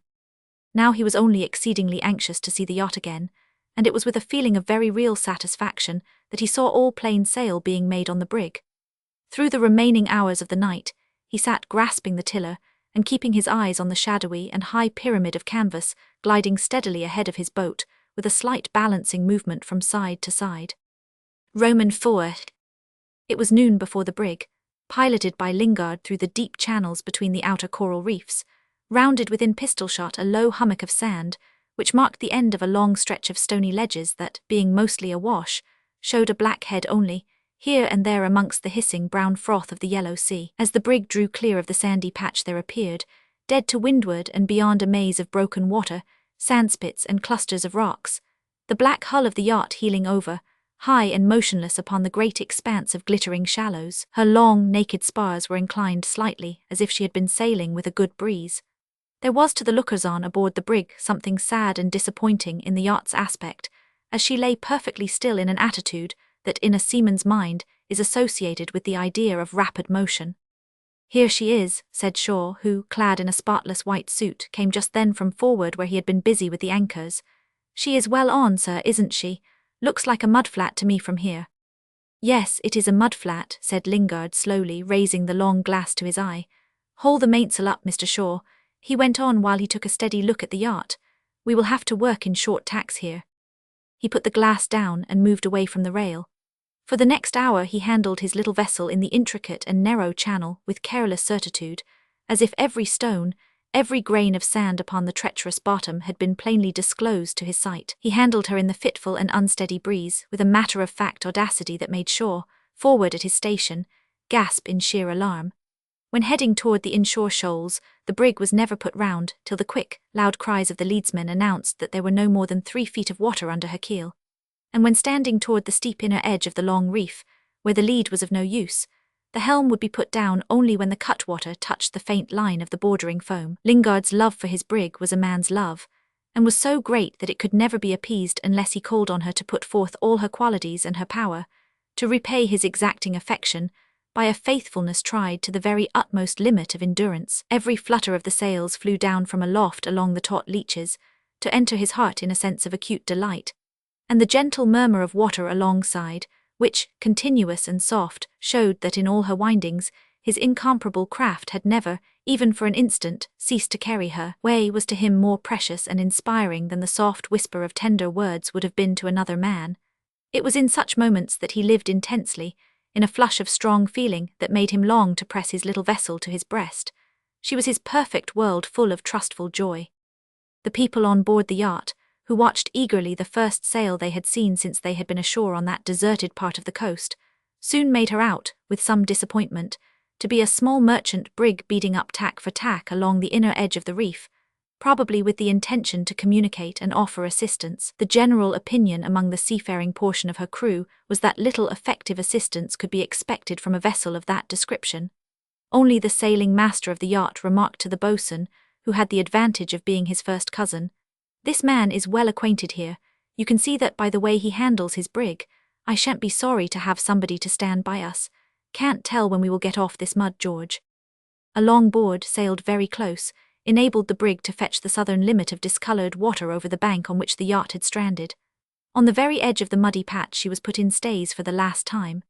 As soon as she had paid off on the other tack, sail was shortened smartly, and the brig commenced the stretch that was to bring her to her anchorage, under her topsails, lower staysails and jib. There was then less than 1/4 of a mile of shallow water between her and the yacht, but while that vessel had gone ashore with her head to the eastward, the brig was moving slowly in a west-northwest direction, and consequently sailed, so to speak, past the whole length of the yacht. Lingard saw every soul in the schooner on deck, watching his advent in a silence which was as unbroken and perfect as that on board his own vessel. A little man with a red face framed in white whiskers waved a gold-laced cap above the rail in the waist of the yacht. Lingard raised his arm in return. Further aft under the white awnings he could see 2 men and a woman. One of the men and the lady were in blue. The other man, who seemed very tall and stood with his arm entwined round an awning stanchion above his head, was clad in white. Lingard saw them plainly. They looked at the brig through binoculars, turned their faces to one another, moved their lips, seemed surprised. A large dog put his forepaws on the rail and, lifting up his big black head, sent out 3 loud and plaintive barks, then dropped down out of sight. A sudden stir and an appearance of excitement amongst all hands on board the yacht was caused by their perceiving that the boat towing astern of the stranger was their own second gig. Arms were outstretched with pointing fingers. Someone shouted out a long sentence of which not a word could be made out, and then the brig, having reached the western limit of the bank, began to move diagonally away, increasing her distance from the yacht, but bringing her stern gradually into view. The people aft, Lingard noticed, left their places and walked over to the taffrail so as to keep him longer in sight. When about a mile off the bank, and nearly in line with the stern of the yacht, the brig's topsails fluttered, and the yards came down slowly on the caps. The fore and aft canvas ran down, and for some time she floated quietly with folded wings upon the transparent sheet of water, under the radiant silence of the sky. Then her anchor went to the bottom with a rumbling noise resembling the roll of distant thunder. In a moment her head tended to the last puffs of the northerly airs, and the ensign at the peak stirred, unfurled itself slowly, collapsed, flew out again, and finally hung down straight and still, as if weighted with lead. "Dead calm, sir," said Shaw to Lingard. "Dead calm again. We got into this funny place in the nick of time, sir." They stood for a while side by side, looking round upon the coast and the sea. The brig had been brought up in the middle of a broad belt of clear water. To the north rocky ledges showed in black and white lines upon the slight swell setting in from there. A small island stood out from the broken water like the square tower of some submerged building. It was about 2 miles distant from the brig. To the eastward the coast was low, a coast of green forests fringed with dark mangroves. There was in its sombre dullness a clearly defined opening, as if a small piece had been cut out with a sharp knife. The water in it shone like a patch of polished silver. Lingard pointed it out to Shaw. "This is the entrance to the place where we are going," he said. Shaw stared round-eyed. "I thought you came here on account of this here yacht," he stammered, surprised. "Ah, the yacht," said Lingard musingly, keeping his eyes on the break in the coast. "The yacht," he stamped his foot suddenly. "I would give all I am worth and throw in a few days of life into the bargain if I could get her off and away before tonight." He calmed down, and again stood gazing at the land.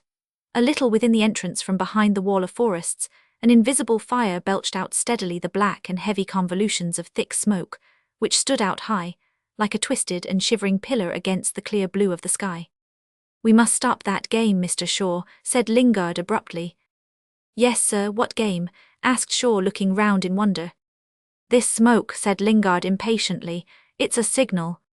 "Certainly, sir, though I don't see how we can do it. It seems far inland. A signal for what, sir?" "It was not meant for us," said Lingard in an unexpectedly savage tone. "Here, Shaw, make them put a blank charge into that forecastle gun. Tell 'em to ram hard the wadding and grease the mouth. We want to make a good noise. If old Jorgensen hears it, that fire will be out before you have time to turn round twice." "In a minute, Mr. Carter." The yacht's boat had come alongside as soon as the brig had been brought up, and Carter had been waiting to take Lingard on board the yacht. They both walked now to the gangway. Shaw, following his commander, stood by to take his last orders. "Put all the boats in the water, Mr. Shaw," Lingard was saying with one foot on the rail ready to leave his ship, "and mount the 4-pounder swivel in the longboat's bow. Cast off the sea lashings of the guns, but don't run 'em out yet. Keep the topsails loose and the jib ready for setting. I may want the sails in a hurry. Now, Mr. Carter, I am ready for you." "Shove off, boys," said Carter as soon as they were seated in the boat. "Shove off and give way for a last pull before you get a long rest." The men lay back on their oars, grunting. Their faces were drawn, grey and streaked with the dried salt sprays. They had the worried expression of men who had a long call made upon their endurance. Carter, heavy-eyed and dull, steered for the yacht's gangway. Lingard asked as they were crossing the brig's bows. "Water enough alongside your craft, I suppose?" "Yes, 8 to 12 feet, answered Carter hoarsely. "Say, Captain, where's your show of cutthroats? Why, this sea is as empty as a church on a weekday." The booming report nearly over his head of the brig's 18-pounder interrupted him. A round puff of white vapour, spreading itself lazily, clung in fading shreds about the foreyard. Lingard, turning half round in the stern sheets, looked at the smoke on the shore. Carter remained silent, staring sleepily at the yacht they were approaching. Lingard kept watching the smoke so intensely that he almost forgot where he was, till Carter's voice pronouncing sharply at his ear the words, "way enough," recalled him to himself. They were in the shadow of the yacht and coming alongside her ladder. The master of the brig looked upward into the face of a gentleman, with long whiskers and a shaved chin, staring down at him over the side through a single eyeglass. As he put his foot on the bottom step, he could see the shore smoke still ascending, unceasing and thick. But even as he looked, the very base of the black pillar rose above the ragged line of treetops. The whole thing floated clear away from the earth, and rolling itself into an irregularly shaped mass, drifted out to seaward, travelling slowly over the blue heavens, like a threatening and lonely cloud. Part 2. The Shore of Refuge. The coast off which the little brig, floating upright above her anchor, seemed to guard, the high hull of the yacht has no distinctive features. It is land without form. It stretches away without cape or bluff, long and low, indefinitely. And when the heavy gusts of the northeast monsoon drive the thick rain slanting over the sea, it is seen faintly under the grey sky, black and with a blurred outline like the straight edge of a dissolving shore. In the long season of unclouded days, it presents to view only a narrow band of earth that appears crushed flat upon the vast level of waters by the weight of the sky, whose immense dome rests on it in a line as fine and true as that of the sea horizon itself. Notwithstanding its nearness to the centres of European power, this coast has been known for ages to the armed wanderers of these seas as the Shore of Refuge.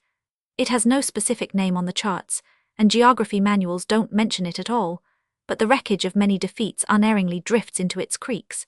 Its approaches are extremely difficult for a stranger. Looked at from seaward, the innumerable islets fringing what, on account of its vast size, may be called the mainland, merge into a background that presents not a single landmark to point the way through the intricate channels. It may be said that in a belt of sea 20 miles broad along that low shore there is much more coral, mud, sand, and stones than actual sea water. It was amongst the outlying shoals of this stretch that the yacht had gone ashore, and the events consequent upon her stranding took place. The diffused light of the short daybreak showed the open water to the westward, sleeping, smooth and grey under a faded heaven. The straight coast threw a heavy belt of gloom along the shoals, which, in the calm of expiring night, were unmarked by the slightest ripple. In the faint dawn the low clumps of bushes on the sandbanks appeared immense. Two figures, noiseless like two shadows, moved slowly over the beach of a rocky islet, and stopped side by side on the very edge of the water. Behind them, between the mats from which they had arisen, a small heap of black embers smouldered quietly. They stood upright and perfectly still, but for the slight movement of their heads from right to left and back again, as they swept their gaze through the grey emptiness of the waters where, about 2 miles distant, the hull of the yacht loomed up to seaward, black and shapeless, against the wan sky. The two figures looked beyond without exchanging as much as a murmur. The taller of the two grounded at arm's length, the stock of a gun with a long barrel. The hair of the other fell down to its waist, and nearby, the leaves of creepers drooping from the summit of the steep rock stirred no more than the festooned stone. The faint light, disclosing here and there a gleam of white sandbanks and the blurred hummocks of islets scattered within the gloom of the coast, the profound silence, the vast stillness all round, accentuated the loneliness of the two human beings who, urged by a sleepless hope, had risen thus at break of day, to look afar upon the veiled face of the sea. "Nothing," said the man with a sigh, and as if awakening from a long period of musing. He was clad in a jacket of coarse blue cotton, of the kind a poor fisherman might own, and he wore it wide open on a muscular chest the colour and smoothness of bronze. From the twist of threadbare sarong wound tightly on the hips protruded outward to the left the ivory hilt, ringed with 6 bands of gold, of a weapon that would not have disgraced a ruler. Silver glittered about the flintlock, and the hardwood stock of his gun. The red and gold handkerchief folded round his head was of costly stuff, such as is woven by high-born women in the households of chiefs. Only the gold threads were tarnished and the silk frayed in the folds. His head was thrown back, the dropped eyelids narrowed the gleam of his eyes. His face was hairless, the nose short with mobile nostrils, and the smile of careless good humour seemed to have been permanently wrought, as if with a delicate tool, into the slight hollows about the corners of rather full lips. His upright figure had a negligent elegance, but in the careless face, in the easy gestures of the whole man, there was something attentive and restrained. After giving the offing a last searching glance, he turned and, facing the rising sun, walked barefooted on the elastic sand. The trailed butt of his gun made a deep furrow. The embers had ceased to smoulder. He looked down at them pensively for a while, then called over his shoulder to the girl who had remained behind, still scanning the sea. "The fire is out, Imada." At the sound of his voice the girl moved toward the mats. Her black hair hung like a mantle. Her sarong, the kilt-like garment which both sexes wear, had the national check of grey and red, but she had not completed her attire by the belt, scarves, the loose upper wrappings, and the head covering of a woman. A black silk jacket, like that of a man of rank, was buttoned over her bust and fitted closely to her slender waist. The edge of a stand-up collar, stiff with gold embroidery, rubbed her cheek. She had no bracelets, no anklets, and although dressed practically in man's clothes, had about her person no weapon of any sort. Her arms hung down in exceedingly tight sleeves, slit a little way up from the wrist, gold-braided and with a row of small gold buttons. She walked, brown and alert, all of a piece with short steps, the eyes lively in an impassive little face, the arched mouth closed firmly, and her whole person breathed in its rigid grace the fiery gravity of youth at the beginning of the task of life, at the beginning of beliefs and hopes. This was the day of Lingard's arrival upon the coast, but as is known, the brig, delayed by the calm, did not appear in sight of the shallows till the morning was far advanced. Disappointed in their hope to see the expected sail shining in the first rays of the rising sun, the man and the woman, without attempting to relight the fire, lounged on their sleeping mats. At their feet a common canoe, hauled out of the water, was, for more security, moored by a grass rope to the shaft of a long spear planted firmly on the white beach, and the incoming tide lapped monotonously against its stern. The girl, twisting up her black hair, fastened it with slender wooden pins. The man, reclining at full length, had made room on his mat for the gun, as one would do for a friend, and, supported on his elbow, looked toward the yacht with eyes whose fixed dreaminess, like a transparent veil, would show the slow passage of every gloomy thought by deepening gradually into a sombre stare. "We have seen 3 sunrises on this islet, and no friend came from the sea," he said without changing his attitude, with his back toward the girl who sat on the other side of the cold embers. "Yes, and the moon is waning," she answered in a low voice. "The moon is waning, yet he promised to be here when the nights are light and the water covers the sandbanks as far as the bushes.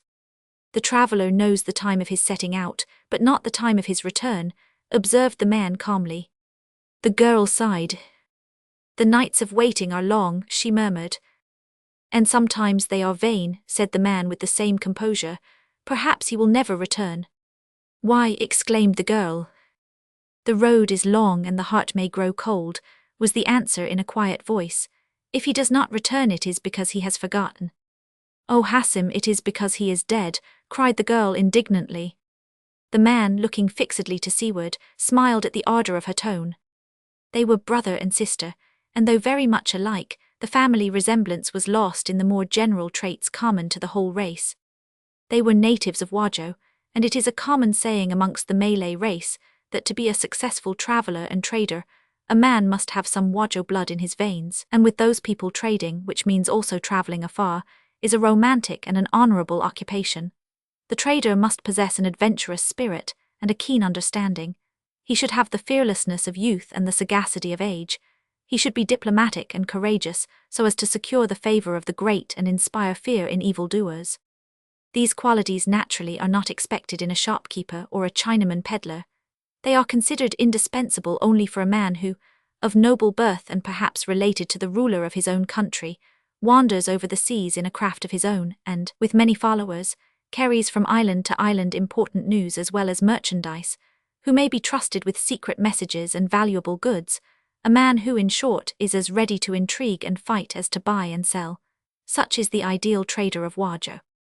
Trading, thus understood, was the occupation of ambitious men who played an occult but important part in all those national risings, religious disturbances, and also in the organized piratical movements on a large scale which, during the first half of the last century, affected the fate of more than one native dynasty, and for a few years at least, seriously endangered the Dutch rule in the East, when, at the cost of much blood and gold, a comparative peace had been imposed on the islands. The same occupation, though shorn of its glorious possibilities, remained attractive for the most adventurous of a restless race. The younger sons and relations of many a native ruler traversed the seas of the archipelago, visited the innumerable and little-known islands, and the then practically unknown shores of New Guinea. Every spot where European trade had not penetrated, from Aru to Aceh, from Sumbawa to Palawan. Roman II. It was in the most unknown perhaps of such spots, a small bay on the coast of New Guinea, that young Pater Hassim, the nephew of one of the greatest chiefs of Wajo, met Lingard for the first time. He was a trader after the Wajo manner, and in a stout sea-going prow armed with 2 guns and manned by young men who were related to his family by blood or dependence, had come in there to buy some birds of paradise skins for the old Sultan of Ternate. A risky expedition undertaken not in the way of business, but as a matter of courtesy toward the aged sultan who had entertained him sumptuously in that dismal brick palace at Ternate for a month or more. While lying off the village, very much on his guard, waiting for the skins and negotiating with the treacherous coast savages who are the go-betweens in that trade, Hassim saw one morning Lingard's brig come to an anchor in the bay, and shortly afterward observed a white man of great stature with a beard that shone like gold land from a boat and stroll on unarmed, though followed by 4 Malays of the brig's crew, toward the native village. Hassim was struck with wonder and amazement at the cool recklessness of such a proceeding, and after, in true Malay fashion, discussing with his people for an hour or so the urgency of the case, he also landed, but well escorted and armed, with the intention of going to see what would happen. The affair really was very simple, such as, Lingard would say, such as might have happened to anybody. He went ashore with the intention to look for some stream where he could conveniently replenish his water casks, this being really the motive which had induced him to enter the bay. While with his men close by and surrounded by a mop-headed, sooty crowd, he was showing a few cotton handkerchiefs, and trying to explain by signs the object of his landing. A spear, lunged from behind, grazed his neck. Probably the Papuan wanted only to ascertain whether such a creature could be killed or hurt, and most likely firmly believed that it could not. But one of Lingard's seamen at once retaliated by striking at the experimenting savage with his perang, 3 such choppers brought for the purpose of clearing the bush, if necessary, being all the weapons the party from the brig possessed. A deadly tumult ensued with such suddenness that Lingard, turning round swiftly, saw his defender, already speared in 3 places, fall forward at his feet. Wasub, who was there, and afterward told the story once a week on an average, used to horrify his hearers by showing how the man blinked his eyes quickly before he fell. Lingard was unarmed. To the end of his life he remained incorrigibly reckless in that respect, explaining that he was much too quick-tempered to carry firearms on the chance of a row. And if put to it, he argued, I can make shift to kill a man with my fist anyhow, and then, don't ye see, you know what you're doing and are not so apt to start a trouble from sheer temper or funk, see. In this case he did his best to kill a man with a blow from the shoulder, and catching up another by the middle flung him at the naked, wild crowd. He hurled men about as the wind hurls broken boughs. He made a broad way through our enemies, related Wasub in his jerky voice. It is more probable that Lingard's quick movements and the amazing aspect of such a strange being caused the warriors to fall back before his rush. Taking instant advantage of their surprise and fear, Lingard, followed by his men, dashed along the kind of ruinous jetty leading to the village which was erected as usual over the water. They darted into one of the miserable huts built of rotten mats and bits of decayed canoes, and in this shelter showing daylight through all its sides, they had time to draw breath and realize that their position was not much improved. The women and children screaming had cleared out into the bush, while at the shore end of the jetty the warriors capered and yelled, preparing for a general attack. Lingard noticed with mortification that his boat keeper apparently had lost his head, for instead of swimming off to the ship to give the alarm, as he was perfectly able to do, the man actually struck out for a small rock 100 yards away, and was frantically trying to climb up its perpendicular side. The tide being out, to jump into the horrible mud under the houses would have been almost certain death. Nothing remained therefore, since the miserable dwelling would not have withstood a vigorous kick, let alone a siege, but to rush back on shore and regain possession of the boat. To this Lingard made up his mind quickly, and arming himself with a crooked stick he found under his hand, sallied forth at the head of his 3 men. As he bounded along far in advance, he had just time to perceive clearly the desperate nature of the undertaking, when he heard 2 shots fired to his right. The solid mass of black bodies and frizzly heads in front of him wavered and broke up. They did not run away, however. Lingard pursued his course, but now with that thrill of exultation which even a faint prospect of success inspires in a sanguine man. He heard a shout of many voices far off, then there was another report of a shot, and a musket ball fired at long range spurted a tiny jet of sand between him and his wild enemies. His next bound would have carried him into their midst had they awaited his onset, but his uplifted arm found nothing to strike. Black backs were leaping high or gliding horizontally through the grass toward the edge of the bush. He flung his stick at the nearest pair of black shoulders and stopped short. The tall grasses swayed themselves into a rest, a chorus of yells and piercing shrieks died out in a dismal howl, and all at once the wooded shores and the blue bay seemed to fall under the spell of a luminous stillness.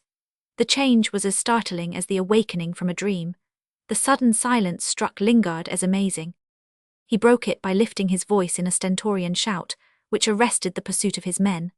They retired reluctantly, glaring back angrily at the wall of a jungle where not a single leaf stirred. The strangers, whose opportune appearance had decided the issue of that adventure, did not attempt to join in the pursuit, but halted in a compact body on the ground lately occupied by the savages.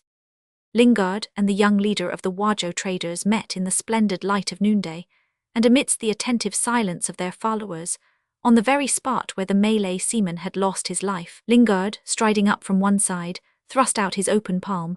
Hassim responded at once to the frank gesture, and they exchanged their first-hand clasp over the prostrate body, as if fate had already exacted the price of a death for the most ominous of her gifts, the gift of friendship that sometimes contains the whole good or evil of a life.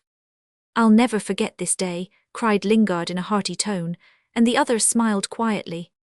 Then, after a short pause, "Will you burn the village for vengeance?"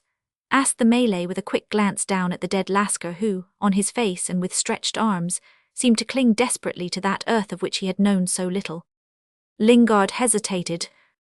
"No," he said at last, "it would do good to no one." "True," said Hassim gently, "but was this man your debtor, a slave?" "Slave," cried Lingard, "this is an English brig, slave, no, a free man like myself." "Hi, he is indeed free now," muttered the Malay with another glance downward, "but who will pay the bereaved for his life? If there is anywhere a woman or child belonging to him, I, my Serang, would know. I shall seek them out," cried Lingard remorsefully. "You speak like a chief," said Hassim, "only our great men do not go to battle with naked hands. Oh, you white men, oh, the valor of you white men." "It was folly, pure folly," protested Lingard, "and this poor fellow has paid for it." "He could not avoid his destiny," murmured the Malay. "It is in my mind my trading is finished now in this place," he added cheerfully. Lingard expressed his regret. "It is no matter, assured the other courteously, and after Lingard had given a pressing invitation for Hassim and his two companions of high rank to visit the brig, the two parties separated. The evening was calm when the Malay craft left its berth near the shore, and was rowed slowly across the bay to Lingard's anchorage. The end of a stout line was thrown on board, and that night the white man's brig and the brown man's prow swung together to the same anchor. The sun setting to seaward shot its last rays between the headlands, when the body of the killed Lascar, wrapped up decently in a white sheet, according to Mohammedan usage, was lowered gently below the still waters of the bay upon which his curious glances, only a few hours before, had rested for the first time. At the moment the dead man, released from slip ropes, disappeared without a ripple before the eyes of his shipmates. The bright flash and the heavy report of the brig's bow gun were succeeded by the muttering echoes of the encircling shores, and by the loud cries of sea-birds that, wheeling in clouds, seemed to scream after the departing seaman a wild and eternal goodbye. The master of the brig, making his way aft with hanging head, was followed by low murmurs of pleased surprise from his crew, as well as from the strangers who crowded the main deck. In such acts performed simply from conviction, what may be called the romantic side of the man's nature came out, that responsive sensitiveness to the shadowy appeals made by life and death, which is the groundwork of a chivalrous character. Lingard entertained his three visitors far into the night. A sheep from the brig's sea stark was given to the men of the prow, while in the cabin Hassim and his two friends, sitting in a row on the stern settee, looked very splendid with costly metals and flawed jewels. The talk conducted with hearty friendship on Lingard's part, and on the part of the Malays with the well-bred air of discreet courtesy, which is natural to the better class of that people, touched upon many subjects and, in the end, drifted to politics. "It is in my mind that you are a powerful man in your own country," said Hassim, with a circular glance at the cuddy. "My country is upon a faraway sea where the light breezes are as strong as the winds of the rainy weather here," said Lingard, and there were low exclamations of wonder. "I left it very young, and I don't know about my power there where great men alone are as numerous as the poor people in all your islands too in Hassim. But here," he continued, "here, which is also my country, being an English craft and worthy of it too, I am powerful enough. In fact, I am Roger here. This bit of my country is all my own." The visitors were impressed, exchanged meaning glances, nodded at each other. "Good, good," said Hassim at last with a smile. "You carry your country and your power with you over the sea, a Roger upon the sea. Good." Lingard laughed thunderously, while the others looked amused. "Your country is very powerful, we know," began again Hassim after a pause, "but is it stronger than the country of the Dutch who steal our land?" Stronger, cried Lingard. He opened a broad palm. Stronger, we could take them in our hand like this, and he closed his fingers triumphantly. And do you make them pay tribute for their land? Enquired Hassim with eagerness. No, answered Lingard in a sobered tone. This too in Hassim, you see, is not the custom of white men. We could, of course, but it is not the custom. Is it not? Said the other with a skeptical smile. They are stronger than we are and they want tribute from us, and sometimes they get it, even from Wajo where every man is free and wears a crease.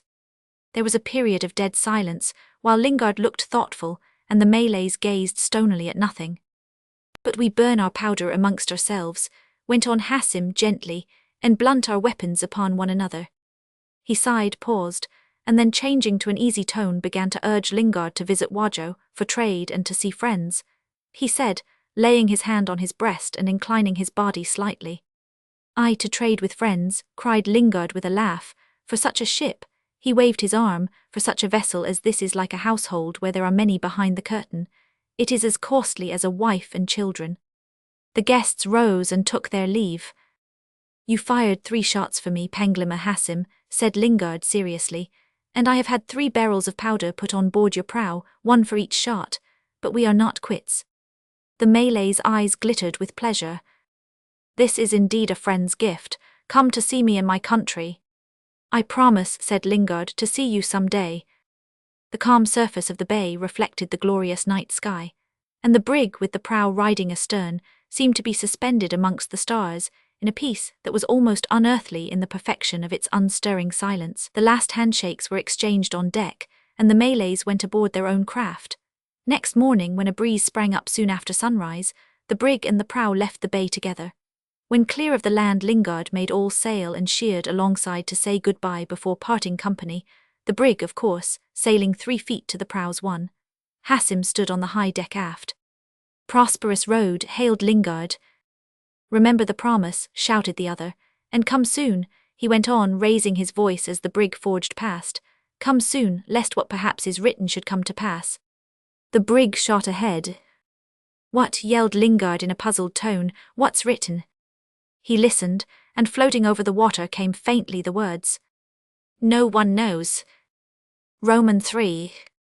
My word, I couldn't help liking the chap, would shout Lingard when telling the story, and looking around at the eyes that glittered at him through the smoke of cheroots, this Brixham trawler boy, afterward a youth in Collier's, deep-water man, gold digger, owner and commander of the finest brig afloat, knew that by his listeners, seamen, traders, adventurers like himself, this was accepted not as the expression of a feeling, but as the highest commendation he could give his Malay friend. By heavens, I shall go to Wajo, he cried, and a semicircle of heads nodded grave approbation while a slightly ironical voice said deliberately, You are a made man, Tom, if you get on the right side of that Raj of yours. Go in and look out for yourself, cried another with a laugh. A little professional jealousy was unavoidable, Wajo on account of its chronic state of disturbance, being closed to the white traders, but there was no real ill will in the banter of these men, who, rising with handshakes, dropped off one by one. Lingard went straight aboard his vessel, and till morning walked the poop of the brig with measured steps. The riding lights of ships twinkled all round him, the lights ashore twinkled in rows, the stars twinkled above his head in a black sky, and reflected in the black water of the roadstead twinkled far below his feet, and all these innumerable and shining points were utterly lost in the immense darkness. Once he heard faintly the rumbling chain of some vessel coming to an anchor far away somewhere outside the official limits of the harbour. A stranger to the port, thought Lingard, one of us would have stood right in, perhaps a ship from home, and he felt strangely touched at the thought of that ship, weary with months of wandering and daring not to approach the place of rest.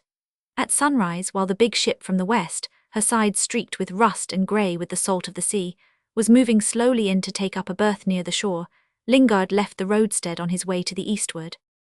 A heavy Gulf thunderstorm was raging, when after a long passage and at the end of a sultry calm day, wasted in drifting helplessly in sight of his destination, Lingard, taking advantage of fitful gusts of wind, approached the shores of Wajo. With characteristic audacity, he held on his way, closing in with a coast to which he was a stranger, and on a night that would have appalled any other man, while at every dazzling flash, Hassim's native land seemed to leap nearer at the brig, and disappear instantly as though it had crouched low for the next spring out of an impenetrable darkness. During the long day of the calm, He had obtained from the deck and from aloft such good views of the coast, and had noted the lay of the land and the position of the dangers so carefully that, though at the precise moment when he gave the order to let go the anchor, he had been for some time able to see no further than if his head had been wrapped in a woolen blanket, yet the next flickering bluish flash showed him the brig, anchored almost exactly where he had judged her to be, off a narrow white beach near the mouth of a river.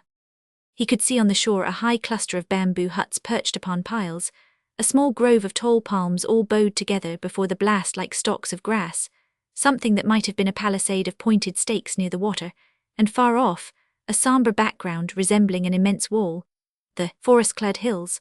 Next moment all this vanished utterly from his sight, as if annihilated, and before he had time to turn away, came back to view with a sudden crash, appearing unscathed and motionless under hooked darts of flame, like some legendary country of immortals, withstanding the wrath and fire of heaven.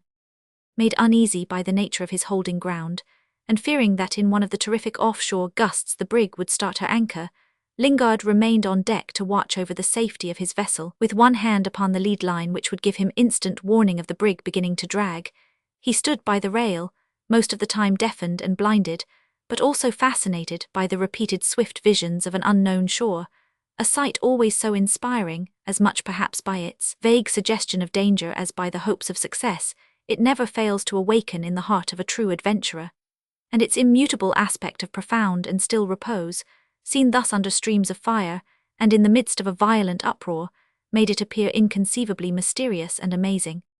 Between the squalls there were short moments of calm, while now and then even the thunder would cease as if to draw breath. During one of those intervals, Lingard, tired and sleepy, was beginning to doze where he stood, when suddenly it occurred to him that somewhere below the sea had spoken in a human voice. It had said, "Praise be to God," and the voice sounded small, clear and confident, like the voice of a child speaking in a cathedral. Lingard gave a start and thought, "I've dreamed this," and directly the sea said very close to him, "Give a rope." The thunder growled wickedly, and Lingard, after shouting to the men on deck, peered down at the water, until at last he made out floating close alongside the upturned face of a man with staring eyes that gleamed at him, and then blinked quickly to a flash of lightning. By that time all hands in the brig were wildly active, and many rope ends had been thrown over. Then, together with a gust of wind, and as if blown on board, a man tumbled over the rail and fell all in a heap upon the deck. Before anyone had the time to pick him up, he leaped to his feet, causing the people around him to step back hurriedly. A sinister blue glare showed the bewildered faces and the petrified attitudes of men completely deafened by the accompanying peal of thunder. After a time, as if to beings plunged in the abyss of eternal silence, there came to their ears an unfamiliar, thin, faraway voice saying, "I seek the white man." "Here," cried Lingard. Then, when he had the stranger dripping and naked but for a soaked waistcloth under the lamp of the cabin, he said, "I don't know you. My name is Jaffir, and I come from Pater Hassim, who is my chief and your friend. Do you know this?" He held up a thick gold ring, set with a fairly good emerald. "I have seen it before on the Rajah's finger," said Lingard, looking very grave. "It is the witness of the truth I speak. The message from Hassim is, depart and forget." "I don't forget," said Lingard slowly. "I am not that kind of man. What folly is this?" It is unnecessary to give at full length the story told by Jaffir. It appears that on his return home, after the meeting with Lingard, Hassim found his relative dying and a strong party formed to oppose his rightful successor. The old Rajatullah died late at night, and as Jaffir put it, before the sun rose there were already blows exchanged in the courtyard of the ruler's dalam. This was the preliminary fight of a civil war, fostered by foreign intrigues, a war of jungle and river, of assaulted stockades and forest ambushes.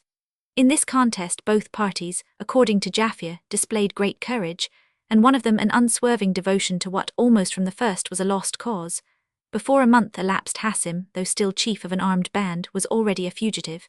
He kept up the struggle, however, with some vague notion that Lingard's arrival would turn the tide. "For weeks we lived on wild rice. For days we fought with nothing but water in our bellies," declaimed Jaffir in the tone of a true fire-eater. And then he went on to relate how, driven steadily down to the sea, Hassim, with a small band of followers, had been for days holding the stockade by the waterside. "But every night some men disappeared," confessed Jaffir.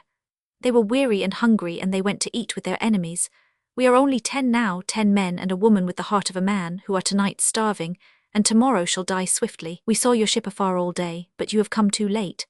And for fear of treachery and lest harm should befall you, his friend, the Raja gave me the ring, and I crept on my stomach over the sand, and I swam in the night, and I, Jaffia, the best swimmer in Wajo and the slave of Hassim, tell you, his message to you is, depart and forget, and this is his gift, take.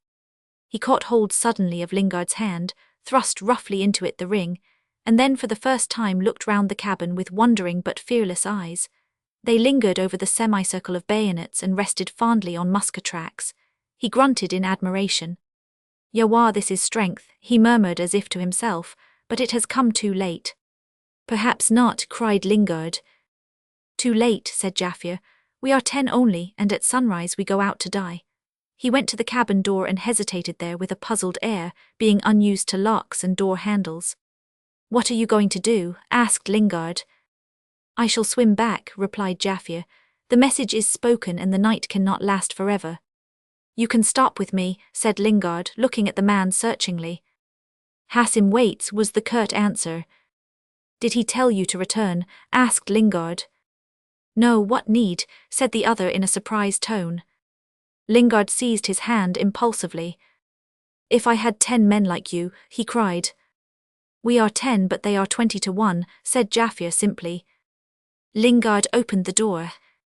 Do you want anything that a man can give? He asked. The Malay had a moment of hesitation, and Lingard noticed the sunken eyes, the prominent ribs, and the worn-out look of the man. Speak out, he urged with a smile. The bearer of a gift must have a reward. A drink of water and a handful of rice for strength to reach the shore, said Jaffia sturdily. For over there, he tossed his head, we had nothing to eat today. You shall have it, give it to you with my own hands, muttered Lingard. He did so, and thus lowered himself in Jaffia's estimation for a time. While the messenger, squatting on the floor, ate without haste but with considerable earnestness, Lingard thought out a plan of action. In his ignorance as to the true state of affairs in the country, to save Hassim from the immediate danger of his position was all that he could reasonably attempt. To that end, Lingard proposed to swing out his longboat and send her close inshore to take off Hassim and his men. He knew enough of Malays to feel sure that on such a night the besiegers, now certain of success, and being, Jaffia said, in possession of everything that could float, would not be very vigilant, especially on the sea front of the stockade. The very fact of Jaffia having managed to swim off undetected proved that much. The brig's boat could, when the frequency of lightning abated, approach unseen close to the beach, and the defeated party, either stealing out one by one or making a rush in a body, would embark and be received in the brig. This plan was explained to Jaffia, who heard it without the slightest mark of interest, being apparently too busy eating. When the last grain of rice was gone, he stood up, took a long pull at the water bottle, muttered, I hear, good, I will tell Hassim, and tightening the rag round his loins prepared to go. Give me time to swim ashore, he said, and when the boat starts put another light beside the one that burns now like a star above your vessel. We shall see and understand. And don't send the boat till there is less lightning. A boat is bigger than a man in the water. Tell the rowers to pull for the palm grove and cease when an oar, thrust down with a strong arm, touches the bottom. Very soon they will hear our hail, but if no one comes they must go away before daylight. A chief may prefer death to life, and we who are left are all of true heart. Do you understand, O big man? The chap has plenty of sense, muttered Lingard to himself, and when they stood side by side on the deck he said, But there may be enemies on the beach, O Jaffia, and they also may shout to deceive my men. So let your hail be lightning, will you remember? For a time Jaffia seemed to be choking. Litting, is that right? I say, is that right, O strong man?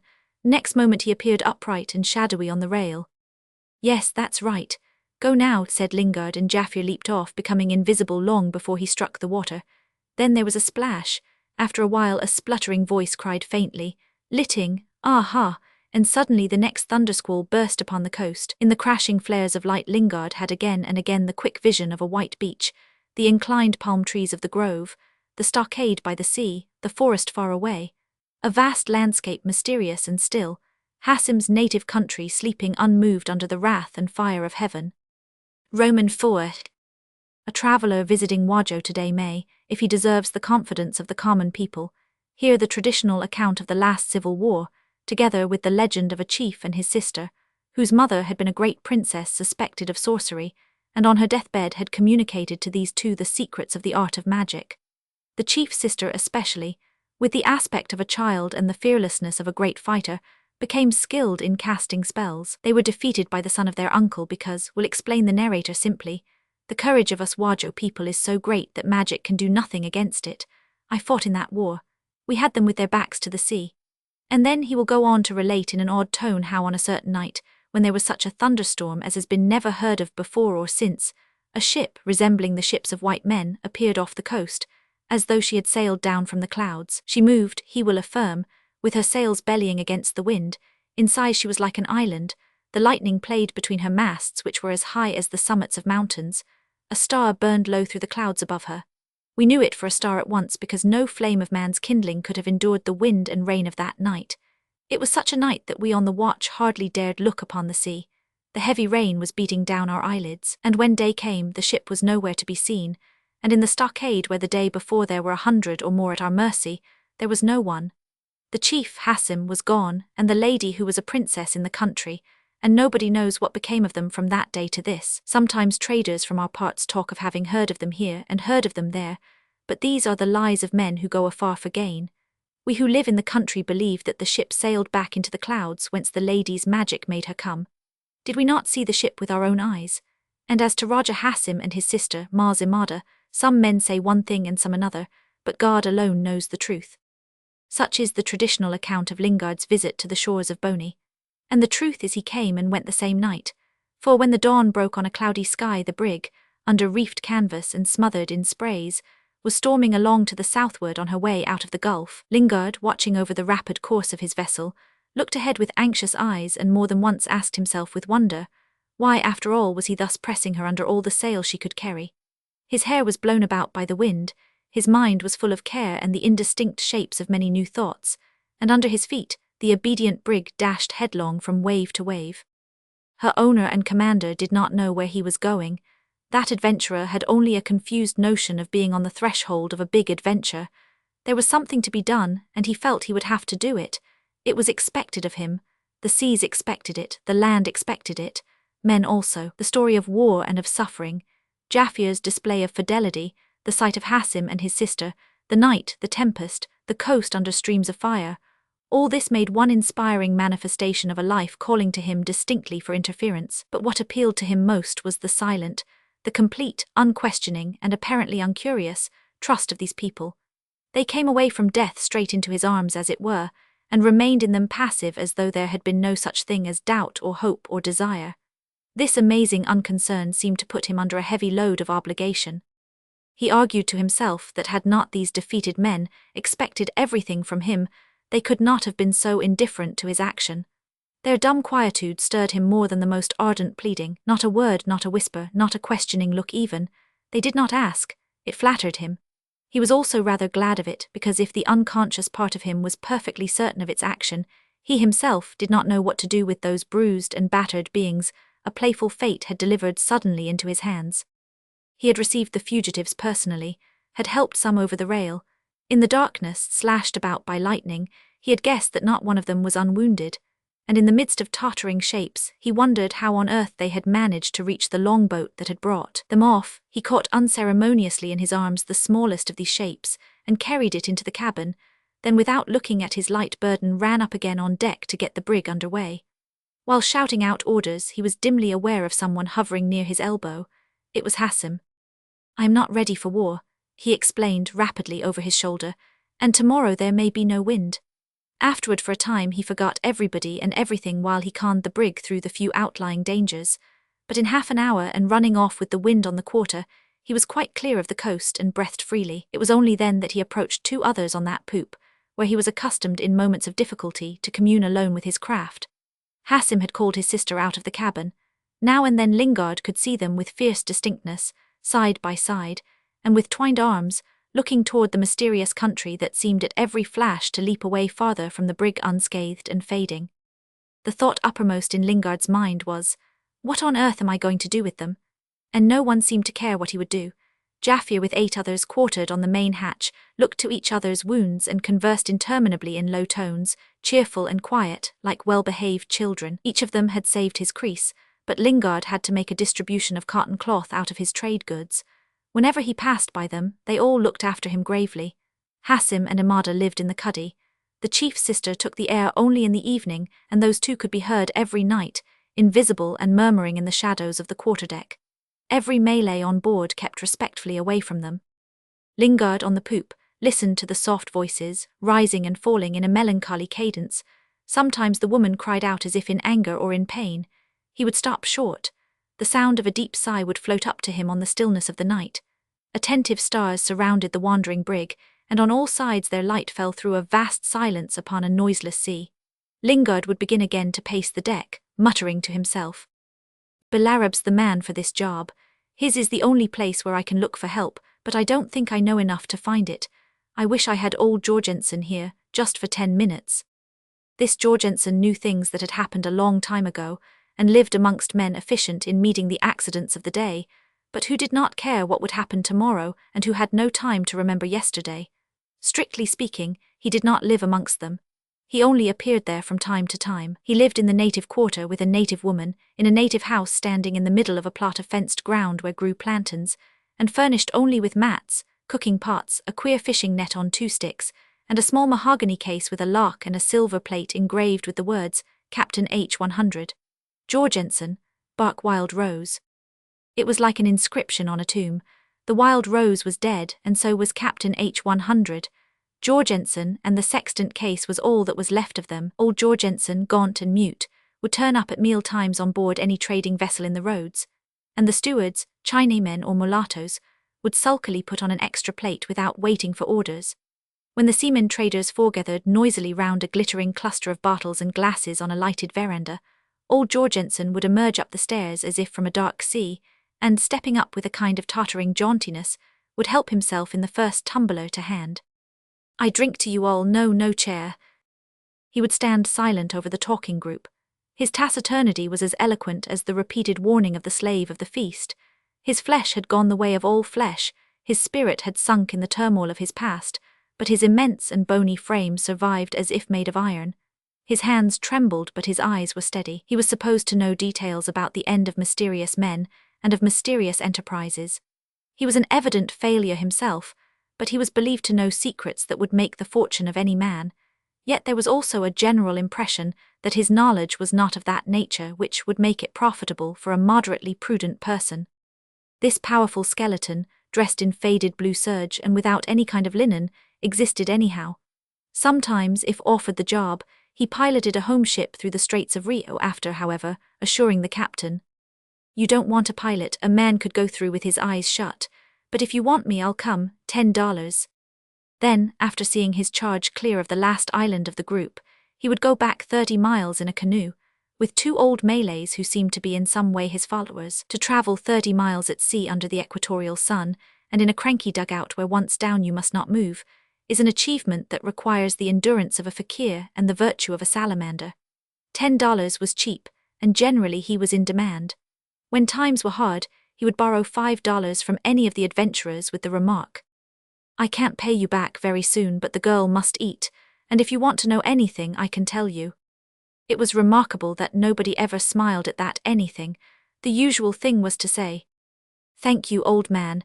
When I am pushed for a bit of information I'll come to you." Jorgensen nodded then and would say, "Remember that unless you young chaps are like we men who ranged about here years ago, what I could tell you would be worse than poison." It was from Jorgensen, who had his favourites with whom he was less silent, that Lingard had heard of Salam, the shore of refuge.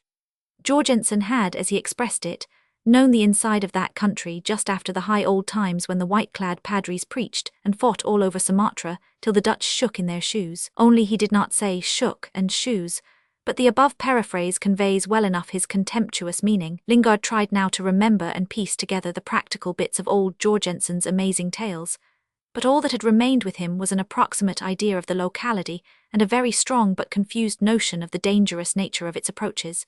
He hesitated, and the brig, answering in her movements to the state of the man's mind, lingered on the road, seemed to hesitate also, swinging this way and that on the days of calm. It was just because of that hesitation that a big New York ship, loaded with oil in cases for Japan, and passing through the Belitung Passage, sighted one morning a very smart brig being hove to right in the fairway and a little to the east of Karamata. The lank skipper, in a frock coat, and the big mate with heavy moustaches, judged her almost too pretty for a Britisher, and wondered at the man on board laying his topsail to the mast for no reason that they could see. The big ship's sails fanned her along, flapping in the light air, and when the brig was last seen far astern she had still her mainyard aback as if waiting for someone. But when next day a London tea clipper passed on the same track, she saw no pretty brig hesitating, all white and still at the parting of the ways. All that night Lingard had talked with Hassim while the stars streamed from east to west like an immense river of sparks above their heads. Imada listened, sometimes exclaiming low, sometimes holding her breath. She clapped her hands once. A faint dawn appeared. "You shall be treated like my father in the country," Hassim was saying.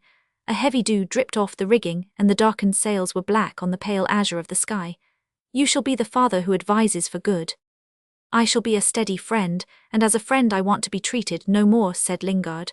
"Take back your ring." "Why do you scorn my gift?" asked Hassim with a sad and ironic smile. "Take it," said Lingard. "It is still mine. How can I forget that when facing death you thought of my safety? There are many dangers before us. We shall be often separated to work better for the same end. If ever you and Imada need help at once and I am within reach, send me a message with this ring, and if I am alive I will not fail you." He looked around at the pale daybreak. "I shall talk to Belarab straight like we whites do. I have never seen him, but I am a strong man. Belarab must help us to reconquer your country, and when our end is attained I won't let him eat you up." Hassim took the ring and inclined his head. "It's time for us to be moving," said Lingard. He felt a slight tug at his sleeve. He looked back and caught Imada in the act of pressing her forehead to the grey flannel. "Don't, child," he said softly. The sun rose above the faint blue line of the shore of refuge. The hesitation was over. The man and the vessel, working in accord, had found their way to the faint blue shore. Before the sun had descended halfway to its rest, the brig was anchored within a gunshot of the slimy mangroves, in a place where for 100 years or more no white man's vessel had been entrusted to the hold of the bottom. The adventurers of 2 centuries ago had no doubt known of that anchorage, for they were very ignorant and incomparably audacious. If it is true, as some say, that the spirits of the dead haunt the places where the living have sinned and twirled, then they might have seen a white longboat, pulled by 8 oars and steered by a man sunburnt and bearded, a cabbage-leaf hat on head, and pistols in his belt, skirting the black mud, full of twisted roots, in search of a likely opening. Creek after creek was passed, and the boat crept on slowly like a monstrous water spider, with a big body and 8 slender legs. Did you follow with your ghostly eyes the quest of this obscure adventurer of yesterday? You shades of forgotten adventurers who, in leather jerkins and sweating under steel helmets, attacked with long rapiers the palisades of the strange heathen, or, musket on shoulder and match in cock, guarded timber blockhouses built upon the banks of rivers that command good trade. You, who, wearied with the toil of fighting, slept wrapped in frieze mantles on the sand of quiet beaches, dreaming of fabulous diamonds and of a far-off home. "Here's an opening," said Lingard to Hassim, who sat at his side, just as the sun was setting away to his left. "Here's an opening big enough for a ship. It's the entrance we are looking for, I believe. We shall pull all night up this creek if necessary, and it's the very devil if we don't come upon Belarab's lair before daylight." He shoved the tiller hard over, and the boat, swerving sharply, vanished from the coast. And perhaps the ghosts of old adventurers nodded wisely their ghostly heads, and exchanged the ghost of a wistful smile. "What's the matter with King Tom of late?" would ask someone when, all the cards in a heap on the table, the traders lying back in their chairs took a spell from a hard gamble. "Tom has learned to hold his tongue, he must be up to some damn good thing," opined another, while a man with hooked features and of German extraction who was supposed to be agent for a Dutch crockery house, the famous Sphinx Mark, broke in resentfully. "Never mind him, gentlemens, he's mat as a marsh hace. 3 months ago I call on board his prig to talk business, and he says like dis, glear out. Vat for, I say, glear out before I shuck you overboard. Got for dem, is dat the way to talk business? I vant sell him ein little case first chop grockery for trade and—" "Ha ha ha, I don't blame Tom," interrupted the owner of a purling schooner, who had come into the roads for stores. "Why, Mosey, there isn't a mangy cannibal left in the whole of New Guinea that hasn't got a cup and saucer of your providing. You've flooded the market, savvy." George Ensign stood by, a skeleton at the gaming table. "Because you are a Dutch spy," he said suddenly in an awful tone. The agent of the Sphinx Mark jumped up in a sudden fury. Vat, gentlemens, you'll know me," not a muscle moved in the faces around. "Know me," he stammered with wet lips. "Vat funf year perfectly acquaint grockery verfluch spancher. Ich spy vat for spy, vordemt English peddlers." The door slammed. "Is that so?" asked a New England voice. "Why don't you let daylight into him?" "Oh, we can't do that here," murmured one of the players. "Your deal trench, let us get on." "Can't you?" drawled the New England voice. "You law-abiding get-a-summons actor of Parliament lot of sons of Belial, can't you? Now look-a-here these Colt pistols I am selling."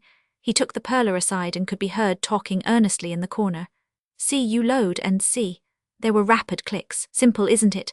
And if any trouble, say with your divers." Click, click, click. Through and through like a sieve, warranted to cure the worst kind of cussedness in any nigger. "Yes, sirree. A case of 24 or single specimens as you like. No shotguns, rifles, no Val, I guess you're of no use to me, but I could do a deal with that Tom. What d'ye call him? Where d'ye catch him? Everywhere. Val, that's nowhere. But I shall find him some day, yes, sirree." Jorgensen, utterly disregarded, looked down dreamily at the falling cards. "Spy, I tell you," he muttered to himself. "If you want to know anything, ask me." When Lingard returned from Wajo, after an uncommonly long absence, everyone remarked a great change. He was less talkative and not so noisy. He was still hospitable, but his hospitality was less expansive, and the man who was never so happy as when discussing impossibly wild projects with half a dozen congenial spirits often showed a disinclination to meet his best friends. In a word, he returned much less of a good fellow than he went away. His visits to the settlements were not less frequent, but much shorter, and when there he was always in a hurry to be gone. During 2 years the brig had in her way as hard a life of it as the man. Swift and trim she flitted amongst the islands of little-known groups. She could be descried afar from lonely headlands, a white speck travelling fast over the blue sea. The apathetic keepers of rare lighthouses darting the great highway to the east came to know the cut of her topsails. They saw her passing east, passing west. They had faint glimpses of her flying with masts aslant in the mist of a rain squall, or could observe her at leisure, upright and with shivering sails, forging ahead through a long day of unsteady airs. Men saw her battling with a heavy monsoon in the Bay of Bengal, lying becalmed in the Java Sea, or gliding out suddenly from behind a point of land, graceful and silent in the clear moonlight. Her activity was the subject of excited but low-toned conversations, which would be interrupted when her master appeared. "Here he is, came in last night," whispered the gossiping group. Lingard did not see the covert glances of respect tempered by irony. He nodded and passed on. "Hey Tom, no time for a drink," would shout someone. He would shake his head without looking back, far away already. Florid and burly he could be seen for a day or two, getting out of dusty gharries, striding in sunshine from the Occidental Bank to the harbour office, crossing the esplanade, disappearing down a street of Chinese shops, while at his elbow and as tall as himself, old Jorgensen paced along, lean and faded, obstinate and disregarded, like a haunting spirit from the past eager to step back into the life of men. Lingard ignored this wreck of an adventurer, sticking to him closer than his shadow, and the other did not try to attract attention. He waited patiently at the doors of offices, would vanish at tiffin time, would invariably turn up again in the evening, and then he kept his place till Lingard went aboard for the night. The police peons on duty looked disdainfully at the phantom of Captain H-100.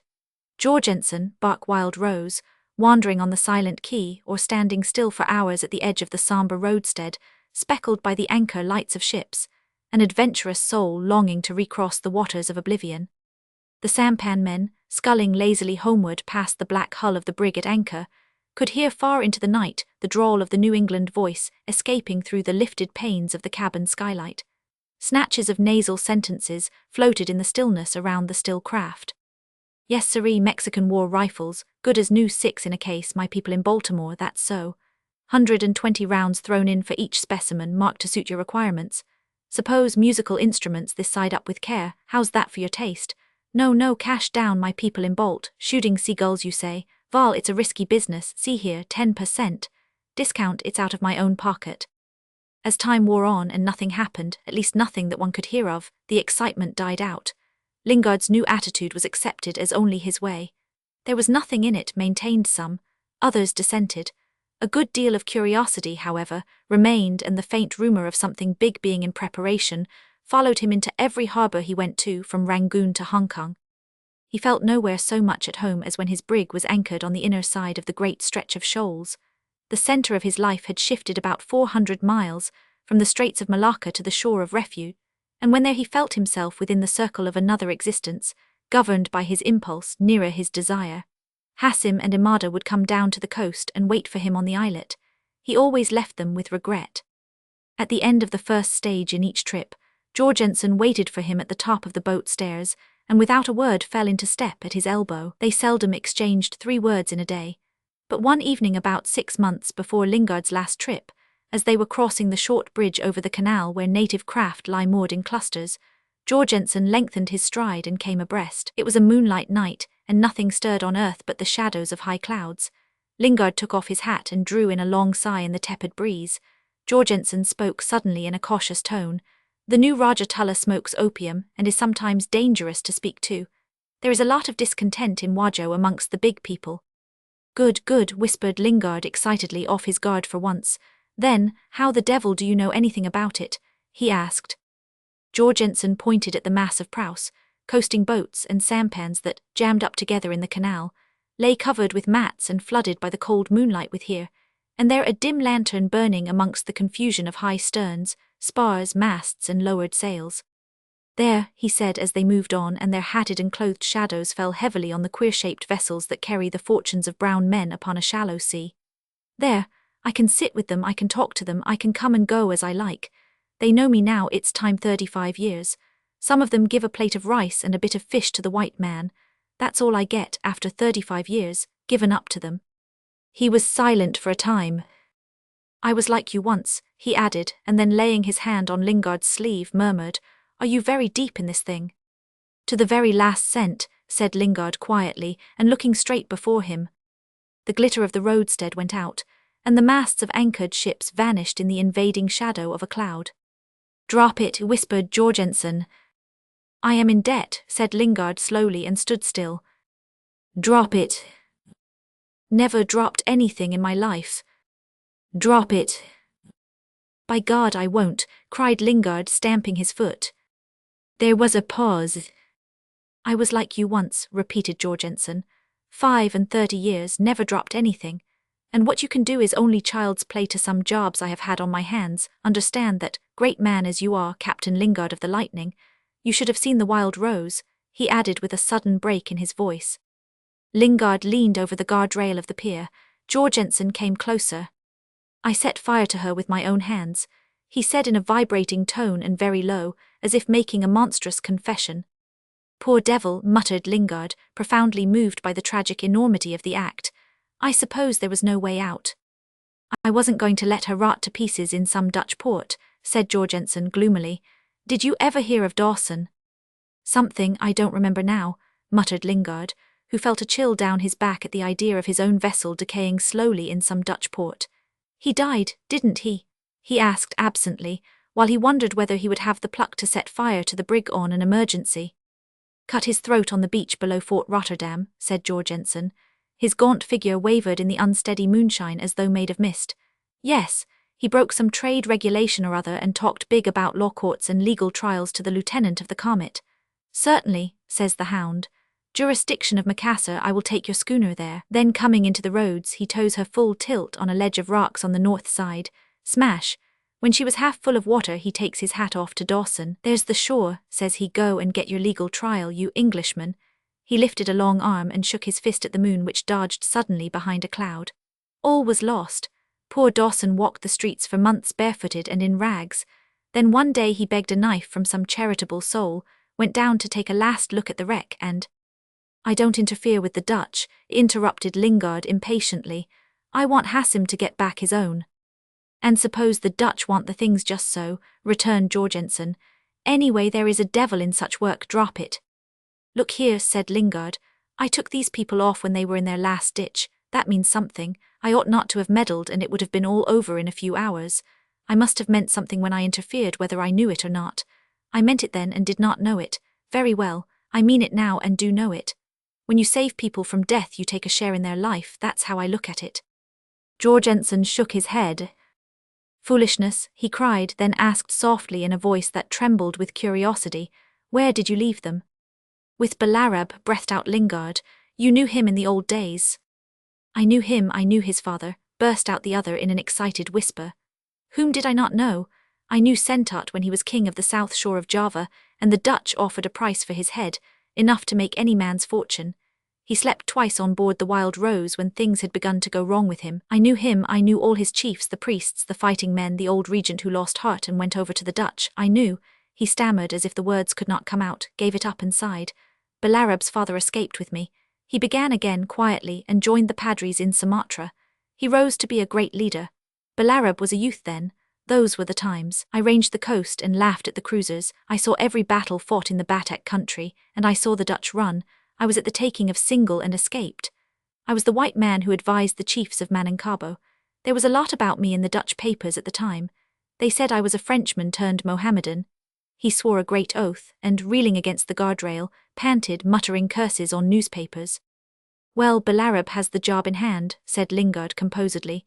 He is the chief man on the shore of refuge. There are others, of course. He has sent messages north and south. We must have men. All the devils unchained, said Jorgensen.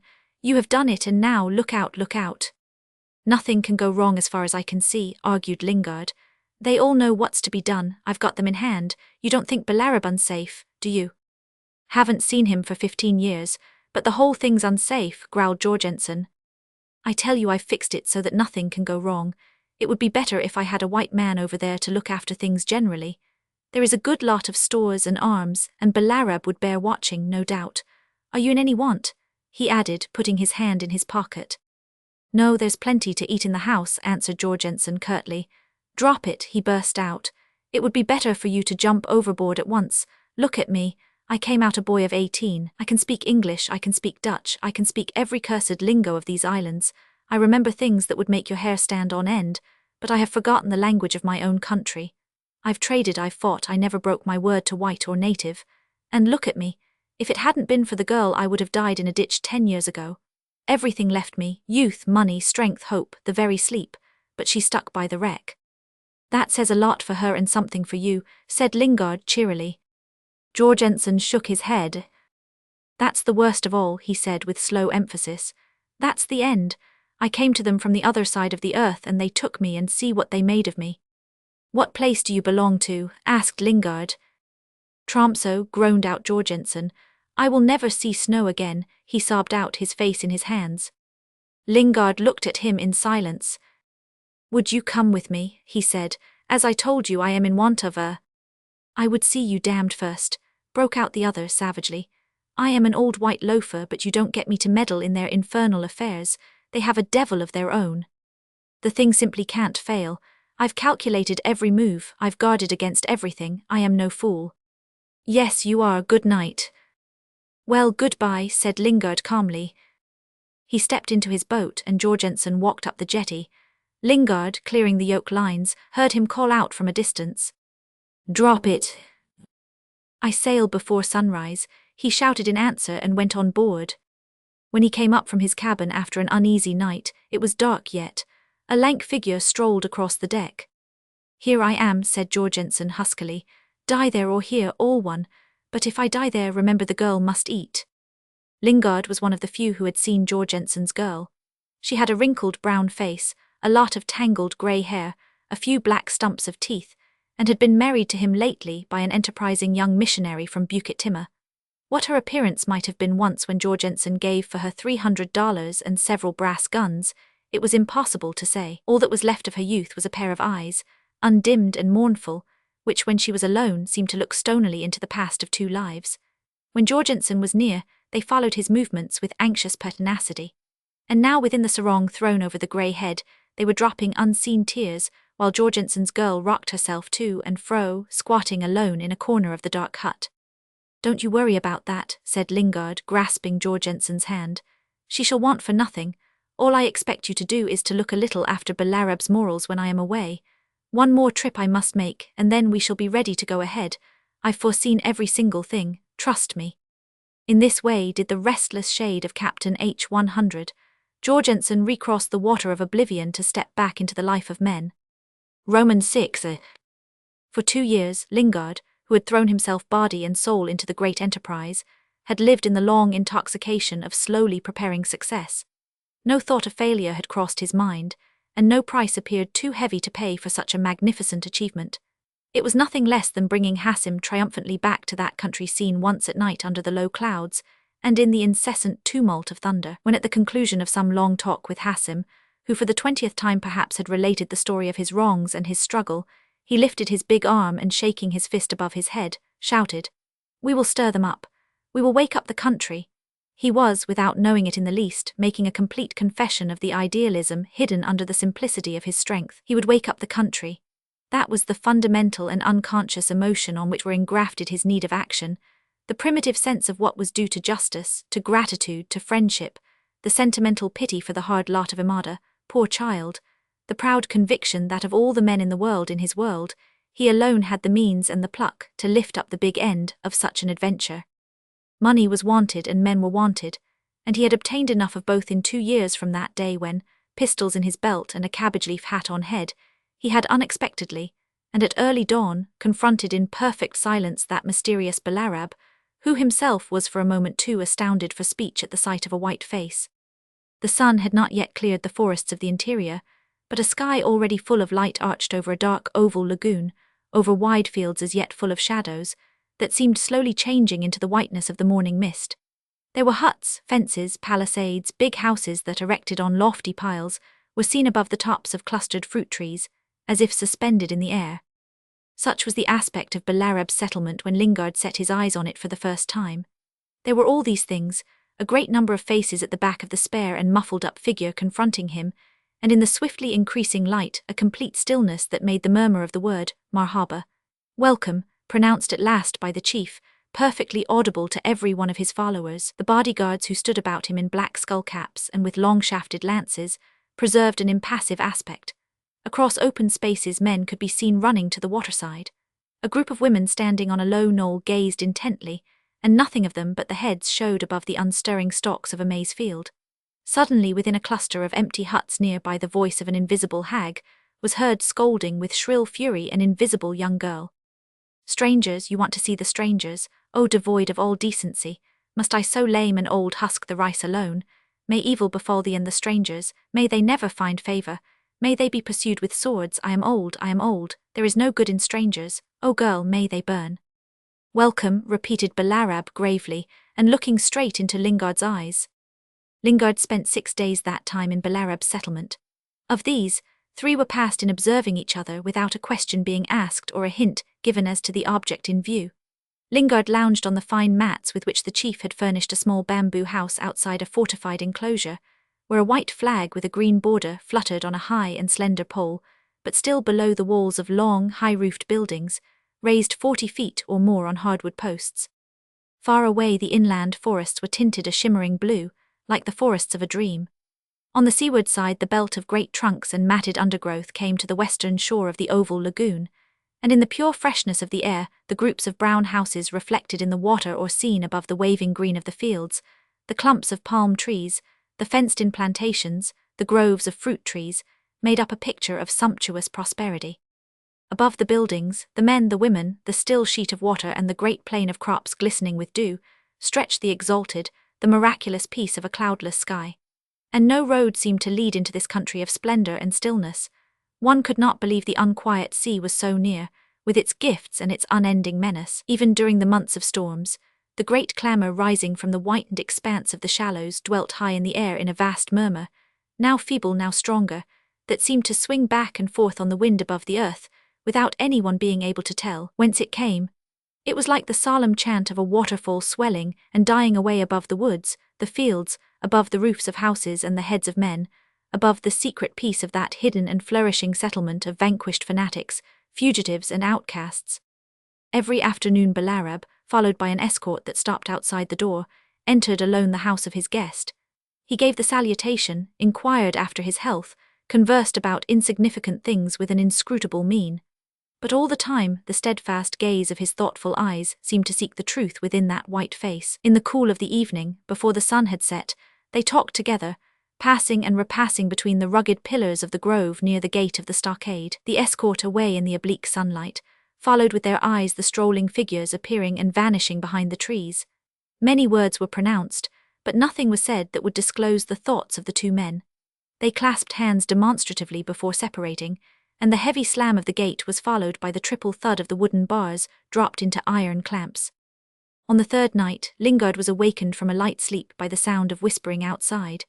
A black shadow obscured the stars in the doorway, and a man entering suddenly stood above his couch while another could be seen squatting, a dark lump on the threshold of the hut. "Fear not, I am Belarab," said a cautious voice. "I was not afraid," whispered Lingard. "It is the man coming in the dark and without warning who is in danger." "And did you not come to me without warning? I said welcome, it was as easy for me to say kill him." "You were within reach of my arm. We would have died together," retorted Lingard quietly. The other clicked his tongue twice, and his indistinct shape seemed to sink halfway through the floor. "It was not written thus before we were born," he said, sitting cross-legged near the mats and in a deadened voice. "Therefore you are my guest. Let the talk between us be straight like the shaft of a spear and shorter than the remainder of this night. What do you want?" "First your long life," answered Lingard, leaning forward toward the gleam of a pair of eyes, "and then your help." Romans 7.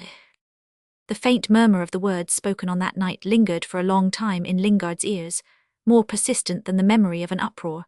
He looked with a fixed gaze at the stars burning peacefully in the square of the doorway, while after listening in silence to all he had to say, Belarab, as if seduced by the strength and audacity of the white man, opened his heart without reserve. He talked of his youth surrounded by the fury of fanaticism and war, of battles on the hills, of advances through the forests, of men's unswerving piety, of their unextinguishable hate. Not a single wandering cloud obscured the gentle splendor of the rectangular patch of starlight framed in the opaque blackness of the hut. Belarab murmured on of a succession of reverses, of the ring of disasters narrowing round men's fading hopes and undiminished courage. He whispered of defeat and flight, of the days of despair, of the nights without sleep, of unending pursuit, of the bewildered horror and somber fury, of their women and children killed in the stockade before the besieged sallied forth to die. "I have seen all this before I was in years a man," he cried low. His voice vibrated. In the pause that succeeded they heard a light sigh of the sleeping follower who, clasping his legs above his ankles, rested his forehead on his knees. "And there was amongst us," began Belarab again, "one white man who remained to the end, who was faithful with his strength, with his courage, with his wisdom. A great man. He had great riches but a greater heart." The memory of Jorgensen, emaciated and grey-haired, and trying to borrow $5 to get something to eat for the girl, passed before Lingard suddenly upon the pacific glitter of the stars. "He resembled you," pursued Belarab abruptly. "We escaped with him and in his ship came here. It was a solitude. The forest came near to the sheet of water, the rank grass waved upon the heads of tall men. Tellel, my father, died of weariness. We were only a few, and we all nearly died of trouble and sadness here, on this spot, and no enemies could tell where we had gone. It was the shore of refuge and starvation." He droned on in the night, with rising and falling inflections.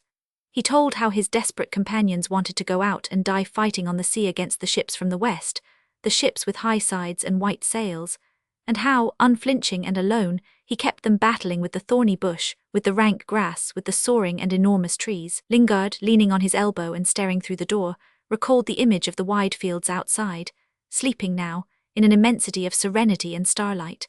This quiet and almost invisible talker had done it all. In him was the origin, the creation, the fate, and in the wonder of that thought the shadowy murmuring figure acquired a gigantic greatness of significance, as if it had been the embodiment of some natural force, of a force forever masterful and undying. "And even now my life is unsafe as if I were their enemy," said Belarab mournfully. "Eyes do not kill, nor angry words, and curses have no power, else the Dutch would not grow fat living on our land and I would not be alive tonight. Do you understand? Have you seen the men who fought in the old days? They have not forgotten the times of war. I have given them homes and quiet hearts and full bellies, I alone, and they curse my name in the dark in each other's ears, because they can never forget." This man, whose talk had been of war and violence, discovered unexpectedly a passionate craving for security and peace. No one would understand him. Some of those who would not understand had died. His white teeth gleamed cruelly in the dark, but there were others he could not kill. The fools. He wanted the land and the people in it to be forgotten as if they had been swallowed by the sea, but they had neither wisdom nor patience. Could they not wait? They chanted prayers 5 times every day, but they had not the faith. Death comes to all, and to the believers the end of trouble. But you white men who are too strong for us, you also die, you die, And there is a paradise as great as all earth and all heaven together, but not for you, not for you. Lingard, amazed, listened without a sound. The sleeper snored faintly. Balarab continued very calm after this almost involuntary outburst of a consoling belief. He explained that he wanted somebody at his back, somebody strong and whom he could trust, some outside force that would awe the unruly, that would inspire their ignorance with fear, and make his rule secure. He groped in the dark and seizing Lingard's arm above the elbow pressed it with force, then let go. And Lingard understood why his temerity had been so successful. Then and there, in return for Lingard's open support, a few guns and a little money, Balarab promised his help for the conquest of Wajo. There was no doubt he could find men who would fight. He could send messages to friends at a distance, and there were also many unquiet spirits in his own district ready for any adventure. He spoke of these men with fierce contempt and an angry tenderness, in mingled accents of envy and disdain. He was wearied by their folly, by their recklessness, by their impatience, and he seemed to resent these as if they had been gifts of which he himself had been deprived by the fatality of his wisdom. They would fight. When the time came, Lingard had only to speak, and a sign from him would send them to a vain death, those men who could not wait for an opportunity on this earth or for the eternal revenge of heaven. He ceased and towered upright in the gloom. "Awake," he exclaimed low, bending over the sleeping man. Their black shapes, passing in turn, eclipsed for 2 successive moments the glitter of the stars, and Lingard, who had not stirred, remained alone. He lay back full length with an arm thrown across his eyes. When 3 days afterward he left Balarab's settlement, it was on a calm morning of unclouded peace. All the boats of the brig came up into the lagoon armed and manned to make more impressive the solemn fact of a concluded alliance. A staring crowd watched his imposing departure in profound silence and with an increased sense of wonder at the mystery of his apparition. The progress of the boats was smooth and slow while they crossed the wide lagoon. Lingard looked back once. A great stillness had laid its hand over the earth, the sky and the men, upon the immobility of landscape and people. Hasim and Imada, standing out clearly by the side of the chief, raised their arms in a last salutation, and the distant gesture appeared sad, futile, lost in space, like a sign of distress made by castaways in the vain hope of an impossible help. He departed, he returned, he went away again, and each time those 2 figures, lonely on some sandbank of the shallows, made at him the same futile sign of greeting or goodbye. Their arms at each movement seemed to draw closer around his heart the bonds of a protecting affection. He worked prosaically, earning money to pay the cost of the romantic necessity that had invaded his life, and the money ran like water out of his hands. The owner of the New England Voice remitted not a little of it to his people in Baltimore, but import houses in the ports of the Far East had their share. It paid for a fast prow which, commanded by Jaffia, sailed into unfrequented bays and up unexplored rivers, carrying secret messages, important news, generous bribes. A good part of it went to the purchase of the Emma. The Emma was a battered and decrepit old schooner that, in the decline of her existence, had been much ill-used by a paunchy white trader of cunning and gluttonous aspect. This man boasted outrageously afterward of the good price he had got for that rotten old hooker of mine, you know. The Emma left port mysteriously in company with the brig and henceforth vanished from the seas forever. Lingard had her towed up the creek and ran her aground upon that shore of the lagoon farthest from Balarab's settlement. There had been at that time a great rise of waters, which retiring soon after left the old craft cradled in the mud, with her bows grounded high between the trunks of 2 big trees, and leaning over a little as though after a hard life she had settled wearily to an everlasting rest. There, a few months later, Jorgensen found her when, called back into the life of men, he reappeared together with Lingard in the land of refuge. "She is better than a fort on shore," said Lingard, as side by side they leant over the taffrail, looking across the lagoon on the houses and palm groves of the settlement.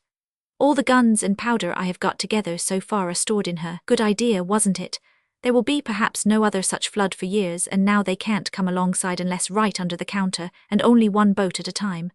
I think you are perfectly safe here. You could keep off a whole fleet of boats. She isn't easy to set fire to. The forest in front is better than a wall." "Well." Jorgensen assented in grunts. He looked at the desolate emptiness of the decks, at the stripped spars, at the dead body of the dismantled little vessel that would know the life of the seas no more. The gloom of the forest fell on her, mournful like a winding sheet.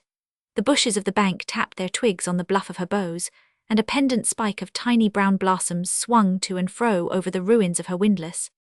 Hasim's companions garrisoned the old hulk, and Jorgensen, left in charge, prowled about from stem to stern, taciturn and anxiously faithful to his trust. He had been received with astonishment, respect, and awe. Bellarab visited him often. Sometimes those whom he had known in their prime years ago, during a struggle for faith and life, would come to talk with the white man. Their voices were like the echoes of stirring events in the pale glamour of a youth gone by. They nodded their old heads. "Do you remember?" they said. He remembered only too well. He was like a man raised from the dead, for whom the fascinating trust in the power of life is tainted by the black skepticism of the grave. Only at times the invincible belief in the reality of existence would come back, insidious and inspiring. He squared his shoulders, held himself straight, and walked with a firmer step. He felt a glow within him and the quickened beat of his heart. Then he calculated in silent excitement Lingard's chances of success, and he lived for a time with the life of that other man who knew nothing of the black skepticism of the grave. The chances were good, very good. "I should like to see it through," Jorgensen muttered to himself ardently, and his lustreless eyes would flash for a moment. Part 3: The Capture. Some people, said Lingard, go about the world with their eyes shut. You are right. The sea is free to all of us. Some work on it and some play the fool on it, and I don't care. Only you may take it from me that I will let no man's play interfere with my work. You want me to understand you are a very great man. Mr. Travers smiled coldly. Oh yes, continued Lingard, I understand that well enough. But remember you are very far from home, while I here I am where I belong, and I belong where I am. I am just Tom Lingard, no more no less, wherever I happen to be, and you may ask. A sweep of his hand along the western horizon entrusted with perfect confidence the remainder of his speech to the dumb testimony of the sea. He had been on board the yacht for more than an hour, and nothing for him had come of it but the birth of an unreasoning hate. To the unconscious demand of these people's presence, of their ignorance, of their faces, of their voices, of their eyes, he had nothing to give but a resentment that had in it a germ of reckless violence. He could tell them nothing because he had not the means. Their coming at this moment, when he had wandered beyond that circle which race, memories, early associations, all the essential conditions of one's origin, trace round every man's life, deprived him in a manner of the power of speech. He was confounded. It was like meeting exacting spectres in a desert. He stared at the open sea, his arms crossed, with a reflective fierceness. His very appearance made him utterly different from everyone on board that vessel. The grey shirt, the blue sash, one rolled-up sleeve bearing a sculptural forearm, the negligent masterfulness of his tone and pose were very distasteful to Mr. Travers, who, having made up his mind to wait for some kind of official assistance, regarded the intrusion of that inexplicable man with suspicion. From the moment Lingard came on board the yacht, every eye in that vessel had been fixed upon him. Only Carter, within earshot and leaning with his elbow upon the rail, stared down at the deck as if overcome with drowsiness or lost in thought. Of the 3 other persons aft, Mr. Travers kept his hands in the side pockets of his jacket and did not conceal his growing disgust. On the other side of the deck, a lady in a long chair had a passive attitude that to Mr. Dalcaster, standing near her, seemed characteristic of the manner in which she accepted the necessities of existence. Years before, as an attaché of his embassy in London, he had found her an interesting hostess. She was even more interesting now, since a chance meeting and Mr. Travers' offer of a passage to Batavia had given him an opportunity of studying the various shades of scorn which he suspected to be the secret of her acquiescence in the shallowness of events and the monotony of a worldly existence. There were things that from the first he had not been able to understand. For instance, why she should have married Mr. Travers. It must have been from ambition. He could not help feeling that such a successful mistake would explain completely her scorn and also her acquiescence. The meeting in Manila had been utterly unexpected to him, and he accounted for it to his uncle, the Governor-General of the colony, by pointing out that Englishmen, when worsted in the struggle of love or politics, travel extensively, as if by encompassing a large portion of Earth's surface they hoped to gather fresh strength for a renewed contest. As to himself he judged, but did not say, that his contest with fate was ended, though he also travelled, leaving behind him in the capitals of Europe a story in which there was nothing scandalous but the publicity of an excessive feeling, and nothing more tragic than the early death of a woman whose brilliant perfections were no better known to the great world than the discreet and passionate devotion she had innocently inspired. The invitation to join the yacht was the culminating point of many exchanged civilities, and was mainly prompted by Mr. Travers' desire to have somebody to talk to. Dalcacer had accepted with the reckless indifference of a man to whom one method of flight from a relentless enemy is as good as another. Certainly the prospect of listening to long monologues on commerce, administration, and politics did not promise much alleviation to his sorrow, and he could not expect much else from Mr. Travers, whose life and thought, ignorant of human passion, were devoted to extracting the greatest possible amount of personal advantage from human institutions. Dalcacer found, however, that he could attain a measure of forgetfulness, the most precious thing for him now, in the society of Edith Travers. She had awakened his curiosity, which he thought nothing and nobody on earth could do any more. These two talked of things indifferent and interesting, certainly not connected with human institutions, and only very slightly with human passions, but Dalcacer could not help being made aware of her latent capacity for sympathy developed in those who are disenchanted with life or death. How far she was disenchanted he did not know, and did not attempt to find out. This restraint was imposed upon him by the chivalrous respect he had for the secrets of women, and by a conviction that deep feeling is often impenetrably obscure, even to those it masters for their inspiration or their ruin. He believed that even she herself would never know, but his grave curiosity was satisfied by the observation of her mental state, and he was not sorry that the stranding of the yacht prolonged his opportunity.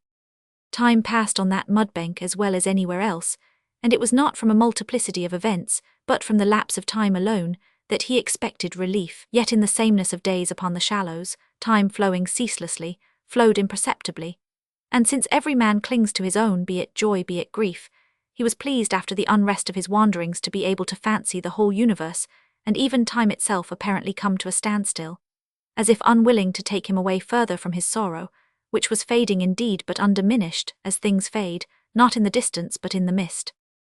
Roman 2. Dalcacer was a man of nearly 40, lean and sallow, with hollow eyes and a drooping brown moustache. His gaze was penetrating and direct, his smile frequent and fleeting. He observed Lingard with great interest. He was attracted by that elusive something. A line, a fold, perhaps the form of the eye, the droop of an eyelid, the curve of a cheek, that trifling trait which on no two faces on earth is alike, that in each face is the very foundation of expression, as if, all the rest being heredity, mystery, or accident, it alone had been shaped consciously by the soul within. Now and then he bent slightly over the slow beat of a red fan in the curve of the deck chair, to say a few words to Mrs. Travers, who answered him without looking up, without a modulation of tone or a play of feature, as if she had spoken from behind the veil of an immense indifference stretched between her and all men, between her heart and the meaning of events, between her eyes and the shallow sea which, like her gaze, appeared profound, forever stilled, and seemed far off in the distance of a faint horizon, beyond the reach of eye, beyond the power of hand or voice, to lose itself in the sky. Mr. Travers stepped aside, and speaking to Carter, overwhelmed him with reproaches. "You misunderstood your instructions," murmured Mr. Travers rapidly. "Why did you bring this man here? I am surprised."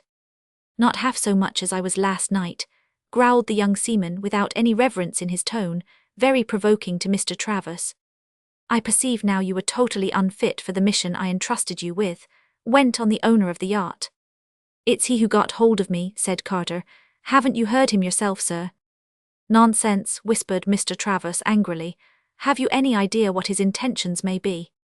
"I half believe," answered Carter, "that his intention was to shoot me in his cabin last night if I—" "That's not the point," interrupted Mr. Travers. "Have you any opinion as to his motives in coming here?" Carter raised his weary, bloodshot eyes in a face scarlet and peeling as though it had been licked by a flame. "I know no more than you do, sir. Last night when he had me in that cabin of his, he said he would just as soon shoot me as let me go to look for any other help. It looks as if he were desperately bent upon getting a lot of salvage money out of a stranded yacht." Mr. Travers turned away, and for a moment appeared immersed in deep thought. This accident of stranding upon a deserted coast was annoying as a loss of time. He tried to minimize it by putting in order the notes collected during the year's travel in the East. He had sent off for assistance. His sailing master, very crestfallen, made bold to say that the yacht would most likely float at the next spring tides. Dalcacer, a person of undoubted nobility though of inferior principles, was better than no company, in so far at least that he could play picket. Mr. Travers had made up his mind to wait. Then suddenly this rough man, looking as if he had stepped out from an engraving in a book about buccaneers, broke in upon his resignation with mysterious allusions to danger, which sounded absurd yet were disturbing. with dark and warning sentences that sounded like disguised menaces. Mr. Travers had a heavy and rather long chin which he shaved. His eyes were blue, a chill, naive blue. He faced Lingard untouched by travel, without a mark of weariness or exposure, with the air of having been born invulnerable.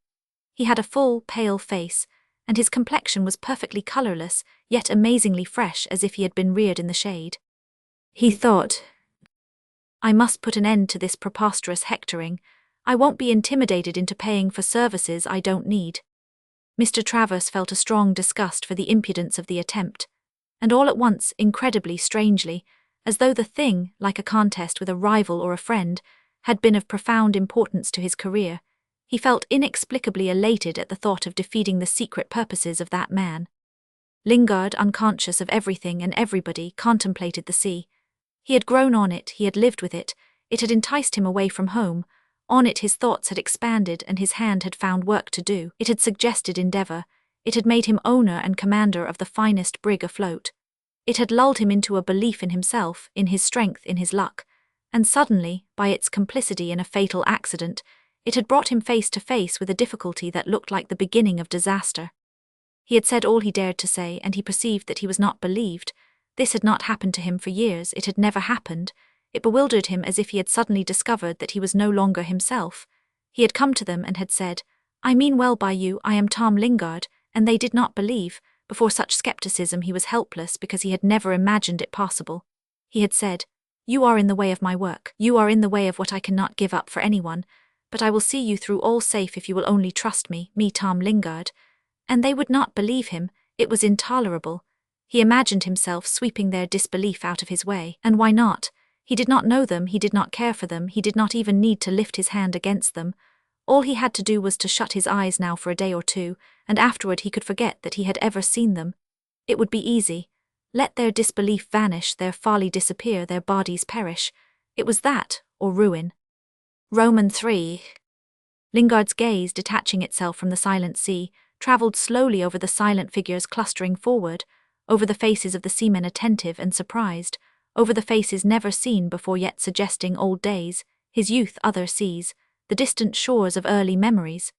Mr. Travers gave a start also, and the hand which had been busy with his left whisker went into the pocket of his jacket, as though he had plucked out something worth keeping. He made a quick step toward Lingard. "I don't see my way to utilize your services," he said with cold finality. Lingard, grasping his beard, looked down at him thoughtfully for a short time. "Perhaps it's just as well," he said very slowly, "because I did not offer my services. I've offered to take you on board my brig for a few days as your only chance of safety. And you ask me what were my motives. If you don't see them, they are not for you to know." And these men who, 2 hours before, had never seen each other, stood for a moment close together, antagonistic, as if they had been lifelong enemies, one short, dapper and glaring upward, the other towering heavily, and looking down in contempt and anger. Mr. Dalcaster, without taking his eyes off them, bent low over the deck chair. "Have you ever seen a man dashing himself at a stone wall?" he asked confidentially. "No," said Mrs. Travers, gazing straight before her above the slow flutter of the fan. "No, I did not know it was ever done. Men burrow under or slip round quietly while they look the other way." "Ah, you define diplomacy," murmured Dalcaster. "A little of it here would do no harm, but our picturesque visitor has none of it. I've a great liking for him." "Already," breathed out Mrs. Travers with a smile that touched her lips with its bright wing, and was flown almost before it could be seen. "There is liking at first sight," affirmed Dalcaster, "as well as love at first sight, the coup de foudre, you know." She looked up for a moment and he went on gravely. "I think it is the truest, the most profound of sentiments. You do not love because of what is in the other. You love because of something that is in you, something alive in yourself." He struck his breast lightly with the tip of one finger. "A capacity in you, and not everyone may have it, not everyone deserves to be touched by fire from heaven." "And die," she said. He made a slight movement.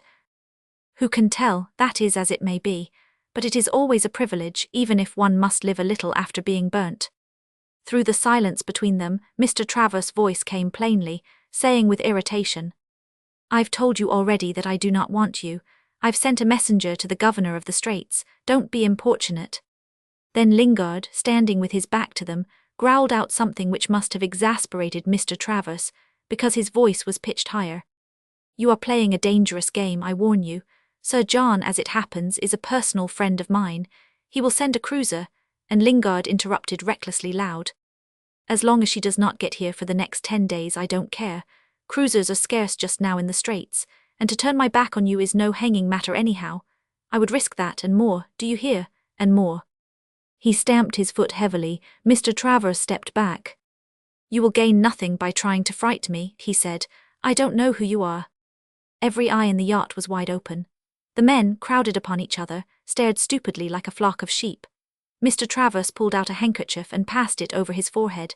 The face of the sailing master, who leaned against the main mast, as near as he dared to approach the gentry, was shining and crimson between white whiskers, like a glowing coal between two patches of snow.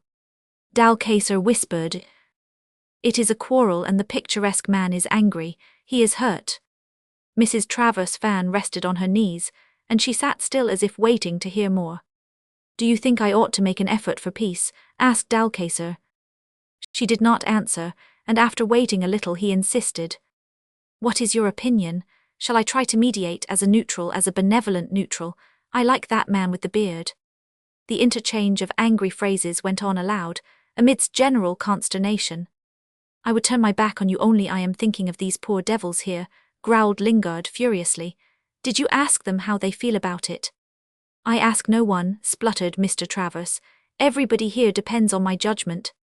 "I am sorry for them then," pronounced Lingard with sudden deliberation, and leaning forward with his arms crossed on his breast. At this Mr. Travers positively jumped, and forgot himself so far as to shout, "You are an impudent fellow. I have nothing more to say to you." Dalcacer, after muttering to himself, "This is getting serious," made a movement, and could not believe his ears when he heard Mrs. Travers say rapidly with a kind of fervour, "Don't go, pray, don't stop them. Oh, this is truth, this is anger, something real at last." Dalcacer leaned back at once against the rail. Then Mr. Travers, with one arm extended, repeated very loudly, "Nothing more to say, leave my ship at once." And directly the black dog, stretched at his wife's feet, muzzle on paws and blinking yellow eyes, growled discontentedly at the noise. Mrs. Travers laughed a faint, bright laugh that seemed to escape, to glide, to dart between her white teeth. Dalcacer, concealing his amazement, was looking down at her gravely, and after a slight gasp, she said with little bursts of merriment between every few words, "No, but this is such a fresh experience for me to hear, to see something genuine and human. One would think they had waited all their lives for this opportunity. All their lives for this, These strange words struck Dalcacer as perfectly just, as throwing an unexpected light, but after a smile he said seriously, "This reality may go too far. A man who looks so picturesque is capable of anything. Allow me," and he left her side, moving toward Lingard, loose-limbed and gaunt, yet having in his whole bearing, in his walk, in every leisurely movement, an air of distinction and ceremony. Lingard spun round with aggressive mien to the light touch on his shoulder, but as soon as he took his eyes off Mr. Travers, his anger fell, seemed to sink without a sound at his feet like a rejected garment. "Pardon me," said Dalcacer composedly. The slight wave of his hand was hardly more than an indication, the beginning of a conciliating gesture. "Pardon me, but this is a matter requiring perfect confidence on both sides. Don Martin here, who is a person of importance. I've spoken my mind plainly. I have said as much as I dare. On my word I have," declared Lingard with an air of good temper. "Ah," said Dalcacer reflectively, "then your reserve is a matter of pledged faith, of honour." Lingard also appeared thoughtful for a moment. "You may put it that way, and I owe nothing to a man who couldn't see my hand when I put it out to him as I came aboard." "You have so much the advantage of us here," replied Dalcacer, "that you may well be generous and forget that oversight, and then just a little more confidence." "My dear Dalcacer, you are absurd," broke in Mr. Travers in a calm voice but with white lips. "I did not come out all this way to shake hands promiscuously and receive confidences from the first adventurer that comes along." Dalcacer stepped back with an almost imperceptible inclination of the head at Lingard, who stood for a moment with twitching face. "I am an adventurer," he burst out, "and if I hadn't been an adventurer I would have had to starve or work at home for such people as you. If I weren't an adventurer, you would be most likely lying dead on this deck with your cut throat gaping at the sky." Mr. Travers waved this speech away. But others also had heard.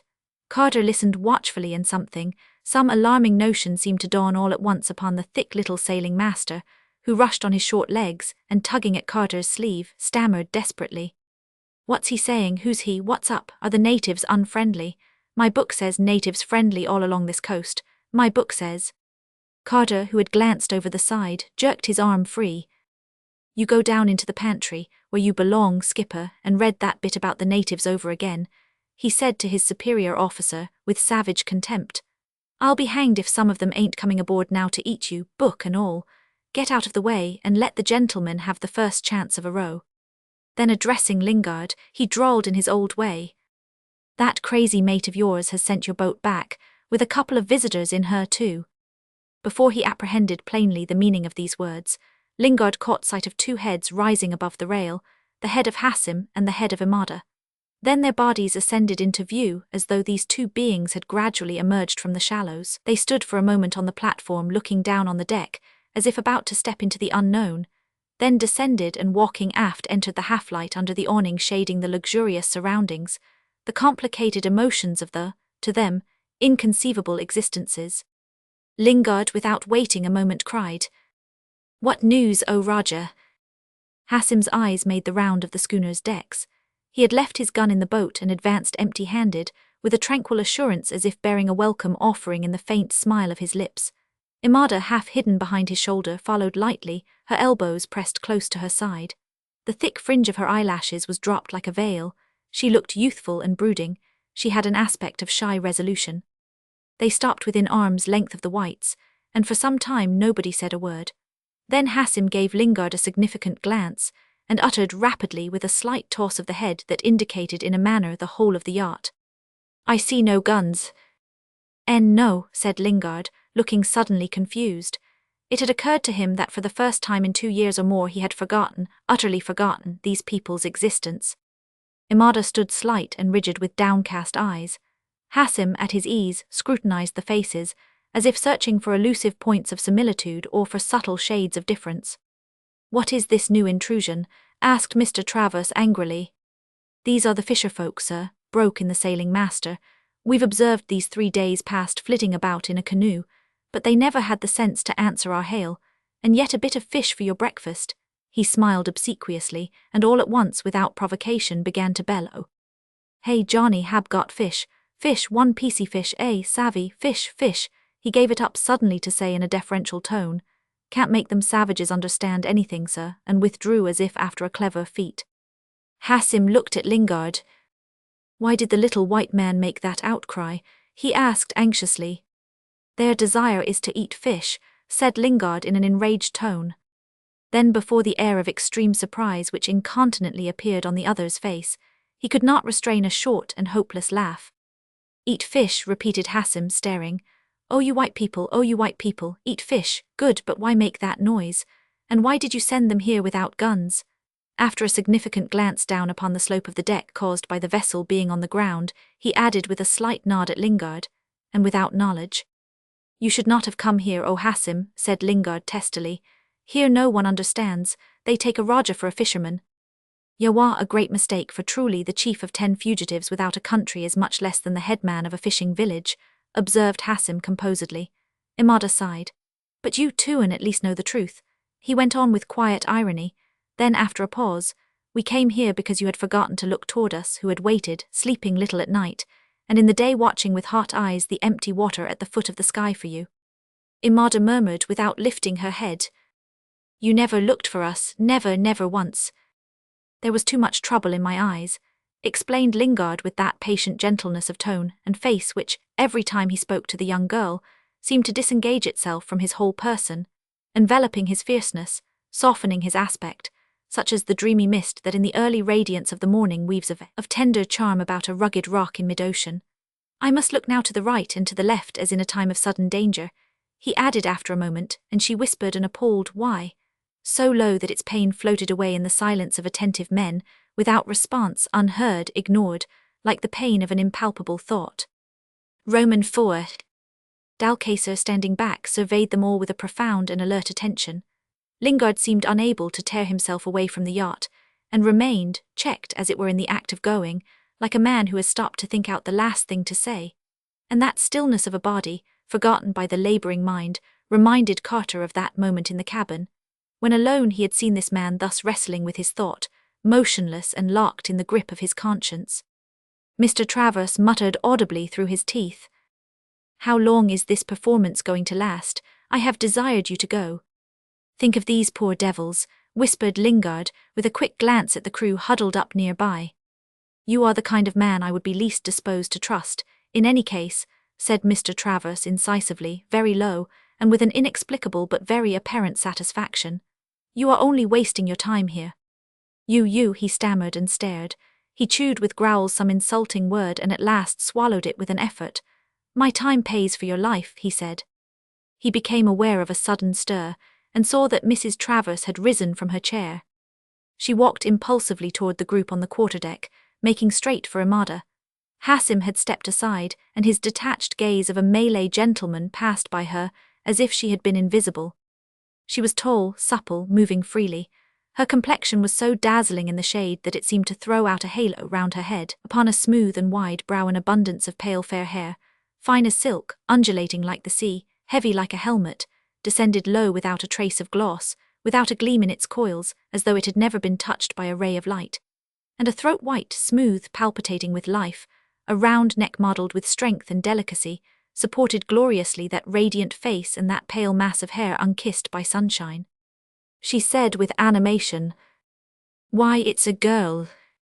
Mrs. Travers extorted from Dalcacer a fresh tribute of curiosity. A strong puff of wind fluttered the awnings, and one of the screens blowing out wide let in upon the quarterdeck the rippling glitter of the shallows, showing to Dalcacer the luminous vastness of the sea, with the line of the distant horizon, dark like the edge of the encompassing night, drawn at the height of Mrs. Travers' shoulder.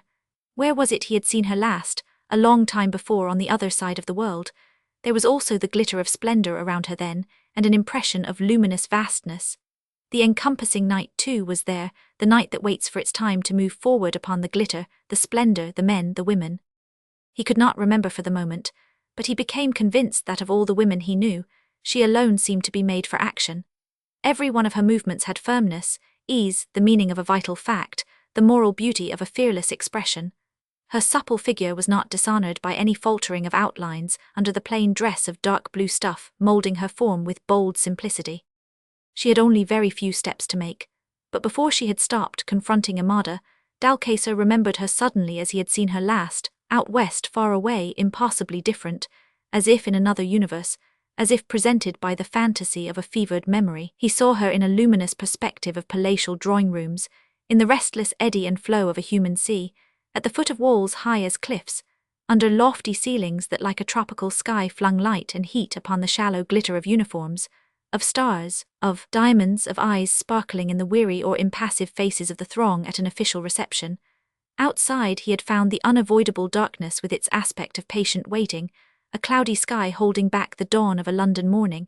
It was difficult to believe. Lingard, who had been looking dangerously fierce, slapped his thigh and showed signs of agitation. "By heavens, I had forgotten all about you," he pronounced in dismay. Mrs. Travers fixed her eyes on Amada. Fair-haired and white, she asserted herself before the girl of olive face and raven locks with the maturity of perfection, with the superiority of the flower over the leaf, of the phrase that contains a thought over the cry that can only express an emotion. Immense spaces and countless centuries stretched between them, and she looked at her as when one looks into one's own heart with absorbed curiosity, with still wonder, with an immense compassion. Lingard murmured warningly, "Don't touch her." Mrs. Travers looked at him. "Do you think I could hurt her?" she asked softly, and was so startled to hear him mutter a gloomy perhaps, that she hesitated before she smiled. "Almost a child, and so pretty, what a delicate face," she said, while another deep sigh of the sea breeze lifted and let fall the screens, so that the sound, the wind, and the glitter seemed to rush in together and bear her words away into space. "I had no idea of anything so charmingly gentle," she went on in a voice that without effort glowed, caressed, and had a magic power of delight to the soul. "So young, and she lives here, does she, on the sea, or where?" "Lives," then faintly, as if she had been in the act of speaking, removed instantly to a great distance, she was heard again. "How does she live?" Lingard had hardly seen Edith Travers till then. He had seen no one really but Mr. Travers. He looked and listened with something of the stupor of a new sensation. Then he made a distinct effort to collect his thoughts, and said with a remnant of anger, "What have you got to do with her? She knows war, do you know anything about it? And hunger too, and thirst and unhappiness, things you have only heard about. She has been as near death as I am to you, and what is all that to any of you here?" "That child," she said in slow wonder. Imada turned upon Mrs. Travers, her eyes black as coal, sparkling and soft like a tropical night, and the glances of the two women, their dissimilar and inquiring glances met, seemed to touch, clasp, hold each other with the grip of an intimate contact. They separated. "What are they come for? Why did you show them the way to this place?" asked Imada faintly. Lingard shook his head in denial. "Poor girl," said Mrs. Travers. "Are they all so pretty?" "Who all?" mumbled Lingard. "There isn't another one like her if you were to ransack the islands all round the compass." "Edith," ejaculated Mr. Travers in a remonstrating, acrimonious voice, and everyone gave him a look of vague surprise. Then Mrs. Travers asked, "Who is she?" Lingard, very red and grave, declared curtly, "A princess." Immediately he looked round with suspicion. No one smiled. Dalcacer, courteous and nonchalant, lounged up close to Mrs. Travers' elbow. "If she is a princess, then this man is a knight," he murmured with conviction. "A knight as I live, a descendant of the immortal Hidalgo errant upon the sea. It would be good for us to have him for a friend. Seriously, I think that you ought." The two stepped aside and spoke low and hurriedly. "Yes, you ought." "How can I?" she interrupted, catching the meaning like a bowl. "By saying something." "Is it really necessary?" she asked doubtfully. "It would do no harm," said Dalcacer with sudden carelessness. "A friend is always better than an enemy." "Always," she repeated meaningly, "but what could I say?" "Some words," he answered. "I should think any words in your voice." "Mr. Dalcacer." "Or you could perhaps look at him once or twice as though he were not exactly a robber," he continued. "Mr. Dalcacer, are you afraid?" "Extremely," he said, stooping to pick up the fan at her feet. "That is the reason I am so anxious to conciliate, and you must not forget that one of your queens once stepped on the cloak of perhaps such a man." Her eyes sparkled and she dropped them suddenly. "I am not a queen," she said coldly. "Unfortunately not," he admitted, "but then the other was a woman with no charm but her crown." At that moment Lingard, to whom Hassim had been talking earnestly, protested aloud. "I never saw these people before." Imada caught hold of her brother's arm. Mr. Travers said harshly, "Oblige me by taking these natives away." "Never before," murmured Imada as if lost in ecstasy. Dalcacer glanced at Mrs. Travers and made a step forward. "Could not the difficulty, whatever it is, be arranged, Captain?" he said with careful politeness. "Observe that we are not only men here." "Let them die," cried Imada triumphantly. Though Lingard alone understood the meaning of these words, all on board felt oppressed by the uneasy silence which followed her cry. "Ah, he is going, now Mrs. Travers," whispered Dalcacer. "I hope," said Mrs. Travers impulsively, and stopped as if alarmed at the sound. Lingard stood still. "I hope," she began again, "that this poor girl will know happier days." She hesitated. Lingard waited, attentive and serious. "Under your care," she finished, "and I believe you meant to be friendly to us." "Thank you," said Lingard with dignity. "You and Dalcacer," observed Mr. Travers austerely, "are unnecessarily detaining this, our person and our friends, I had forgotten you, and now what one must it is hard, went on Lingard disconnectedly, while he looked into Mrs. Travers' violet eyes and felt his mind overpowered and troubled as if by the contemplation of vast distances. You don't know, you cannot. It's all that man's doing," he burst out. For a time, as if beside himself, he glared at Mrs. Travers, then flung up one arm and strode off toward the gangway, where Hassim and Imada waited for him, interested and patient. With a single word, "Come," he preceded them down into the boat. Not a sound was heard on the yacht's deck, while these three disappeared one after another below the rail as if they had descended into the sea. The afternoon dragged itself out in silence. Mrs. Travers sat pensive and idle with her fan on her knees. Dalcacer, who thought the incident should have been treated in a conciliatory spirit, attempted to communicate his view to his host. But that gentleman, purposely misunderstanding his motive, overwhelmed him with so many apologies and expressions of regret at the irksome and perhaps inconvenient delay, which you suffer from through your good-natured acceptance of our invitation, that the other was obliged to refrain from pursuing the subject further. Even my regard for you, my dear Dalcacer, could not induce me to submit to such a barefaced attempt at extortion, affirmed Mr. Travers with uncompromising virtue. The man wanted to force his services upon me and then put in a heavy claim for salvage. That is the whole secret, you may depend on it. I detected him at once, of course. The eyeglass glittered perspicuously. He underrated my intelligence, and what a violent scoundrel. The existence of such a man in the time we live in is a scandal. Dalcacer retired and, full of vague forebodings, tried in vain for hours to interest himself in a book. Mr. Travers walked up and down restlessly, trying to persuade himself that his indignation was based on purely moral grounds. The glaring day, like a mass of white-hot iron withdrawn from the fire, was losing gradually its heat and its glare in a richer deepening of tone. At the usual time 2 seamen, walking noiselessly aft in their yachting shoes, rolled up in silence the quarterdeck screens. And the coast, the shallows, the dark islets and the snowy sandbanks uncovered thus day after day were seen once more in their aspect of dumb watchfulness. The brig, swung end-on in the foreground, her squared yards crossing heavily the soaring symmetry of the rigging, resembled a creature instinct with life, with the power of springing into action lurking in the light grace of its repose. A pair of stewards in white jackets with brass buttons appeared on deck and began to flit about without a sound, laying the table for dinner on the flat top of the cabin skylight. The sun, drifting away toward other lands, toward other seas, toward other men. The sun, all red in a cloudless sky, raked the yacht with a parting salvo of crimson rays that shattered themselves into sparks of fire upon the crystal and silver of the dinner service, put a short flame into the blades of knives, and spread a rosy tint over the white of plates. A trail of purple, like a smear of blood on a blue shield, lay over the sea. On sitting down, Mr. Travers alluded in a vexed tone to the necessity of living on preserves, all the stock of fresh provisions for the passage to Batavia having been already consumed. It was distinctly unpleasant. I don't travel for my pleasure, however, he added, and the belief that the sacrifice of my time and comfort will be productive of some good to the world at large would make up for any amount of privations. Mrs. Travers and Dalcacer seemed unable to shake off a strong aversion to talk, and the conversation, like an expiring breeze, kept on dying out repeatedly after each languid gust. The large silence of the horizon, the profound repose of all things visible, enveloping the bodies and penetrating the souls with their quieting influence, stilled thought as well as voice. For a long time no one spoke. Behind the taciturnity of the masters, the servants hovered without noise.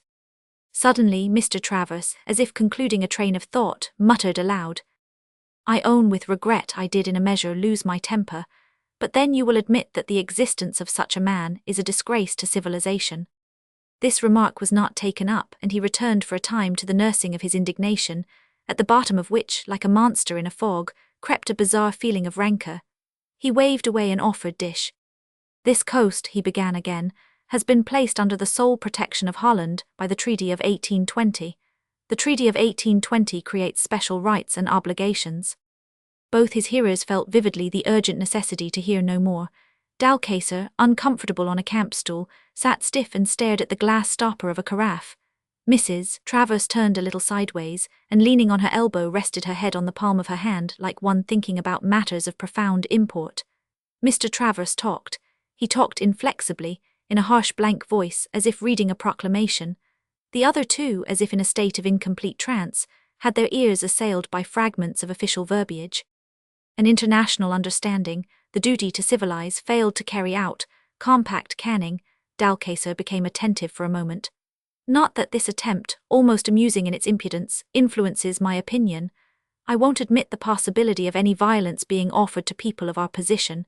It is the social aspect of such an incident I am desirous of criticizing." Here Dalcacer lost himself again in the recollection of Mrs. Travers and Amada looking at each other, the beginning and the end, the flower and the leaf, the phrase and the cry. Mr. Travers' voice went on dogmatic and obstinate for a long time. The end came with a certain vehemence. "And if the inferior race must perish, it is a gain, a step toward the perfecting of society which is the aim of progress." He ceased. The sparks of sunset in crystal and silver had gone out, and around the yacht the expanse of coast and shallows seemed to await, unmoved, the coming of utter darkness. The dinner was over a long time ago, and the patient stewards had been waiting, stoical in the downpour of words like sentries under a shower. Mrs. Travers rose nervously and going aft began to gaze at the coast. Behind her the sun, sunk already, seemed to force through the mass of waters the glow of an unextinguishable fire, and below her feet on each side of the yacht, the lustrous sea, as if reflecting the colour of her eyes, was tinged a sombre violet hue. Dalcacer came up to her with quiet footsteps, and for some time they leaned side by side over the rail in silence. Then he said, "How quiet it is," and she seemed to perceive that the quietness of that evening was more profound and more significant than ever before. Almost without knowing it, she murmured, "It's like a dream." Another long silence ensued. The tranquillity of the universe had such an august ampleness that the sounds remained on the lips, as if checked by the fear of profanation. The sky was limpid like a diamond, and under the last gleams of sunset the night was spreading its veil over the earth. There was something precious and soothing in the beautifully serene end of that expiring day, of the day vibrating, glittering and ardent, and dying now in infinite peace, without a stir, without a tremor, without a sigh, in the certitude of resurrection. Then all at once the shadow deepened swiftly, the stars came out in a crowd, scattering a rain of pale sparks upon the blackness of the water, while the coast stretched low down, a dark belt without a gleam. Above it the top hamper of the brig loomed indistinct and high. Mrs. Travers spoke first. "How unnaturally quiet! It is like a desert of land and water without a living soul." "One man at least dwells in it," said Dalcacer lightly, "and if he is to be believed there are other men, full of evil intentions." "Do you think it is true?" Mrs. Travers asked.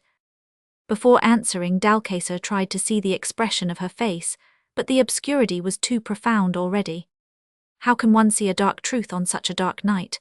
he said evasively, "but it is easy to believe in evil here or anywhere else." She seemed to be lost in thought for a while. "And that man himself?" she asked. After some time Dalcacer began to speak slowly. "Rough, uncommon, decidedly uncommon of his kind, not at all what Don Martin thinks him to be, for the rest mysterious to me. He is your countryman after all." She seemed quite surprised by that view. "Yes," she said slowly, "but you know I cannot, what shall I say, imagine him at all. He has nothing in common with the mankind I know. There is nothing to begin upon. How does such a man live? What are his thoughts, his actions, his affections, his conventions?" suggested Dalcacer. "That would include everything." Mr. Travers appeared suddenly behind them with a glowing cigar in his teeth. He took it between his fingers to declare with persistent acrimony that no amount of scoundrelly intimidation would prevent him from having his usual walk. There was about 300 yards to the southward of the yacht, a sandbank nearly a mile long, gleaming a silvery white in the darkness, plumeted in the centre with a thicket of dry bushes that rustled very loud in the slightest stir of the heavy night air. The day after the stranding they had landed on it to stretch their legs a bit, as the sailing master defined it, and every evening since, as if exercising a privilege or performing a duty, the three paced there for an hour backward and forward, lost in dusky immensity, threading at the edge of water the belt of damp sand, smooth, level, elastic to the touch like living flesh, and sweating a little under the pressure of their feet. This time Dalcacer alone followed Mr. Travers. Mrs. Travers heard them get into the yacht's smallest boat, and the night watchman, tugging at a pair of sculls, pulled them off to the nearest point. Then the man returned. He came up the ladder and she heard him say to someone on deck, "Orders to go back in an hour." His footsteps died out forward, and a somnolent, unbreathing repose took possession of the stranded yacht. Romans 6. After a time this absolute silence, which she almost could feel pressing upon her on all sides, induced in Mrs. Travers a state of hallucination. She saw herself standing alone, at the end of time, on the brink of days. All was unmoving, as if the dawn would never come, the stars would never fade, the sun would never rise any more. All was mute, still, dead, as if the shadow of the outer darkness, the shadow of the uninterrupted, of the everlasting night that fills the universe, the shadow of the night so profound and so vast that the blazing suns lost in it are only like sparks, like pinpoints of fire, the restless shadow that like a suspicion of an evil truth darkens everything upon the earth on its passage, had enveloped her, had stood arrested as if to remain with her forever. And there was such a finality in that illusion, such an accord with the trend of her thought, that when she murmured into the darkness a faint, "So be it," she seemed to have spoken one of those sentences that resume and close a life. As a young girl, often reproved for her romantic ideas, She had dreams where the sincerity of a great passion appeared like the ideal fulfillment and the only truth of life. Entering the world, she discovered that ideal to be unattainable because the world is too prudent to be sincere. Then she hoped that she could find the truth of life and ambition, which she understood as a lifelong devotion to some unselfish ideal. Mr. Travers' name was on men's lips. He seemed capable of enthusiasm and of devotion. He impressed her imagination by his impenetrability. She married him, found him enthusiastically devoted to the nursing of his own career, and had nothing to hope for now. That her husband should be bewildered by the curious misunderstanding which had taken place, and also permanently grieved by her disloyalty to his respectable ideals, was only natural. He was, however, perfectly satisfied with her beauty, her brilliance, and her useful connections. She was admired, she was envied. She was surrounded by splendor and adulation. The days went on rapid, brilliant, uniform, without a glimpse of sincerity or true passion, without a single true emotion, not even that of a great sorrow. And swiftly and stealthily they had led her on and on to this evening, to this coast, to this sea, to this moment of time, and to this spot on the earth's surface where she felt unerringly that the moving shadow of the unbroken night had stood still to remain with her forever. So be it, she murmured, resigned and defiant, at the mute and smooth obscurity that hung before her eyes in a black curtain without a fold, and as if in answer to that whisper, a lantern was run up to the foreyard arm of the brig. She saw it ascend swinging for a short space, and suddenly remain motionless in the air, piercing the dense night between the two vessels by its glance of flame that strong and steady seemed from afar to fall upon her alone. Her thoughts, like a fascinated moth, went fluttering toward that light. That man, that girl who had known war, danger, seen death near, had obtained evidently the devotion of that man. The occurrences of the afternoon had been strange in themselves, but what struck her artistic sense was the vigor of their presentation.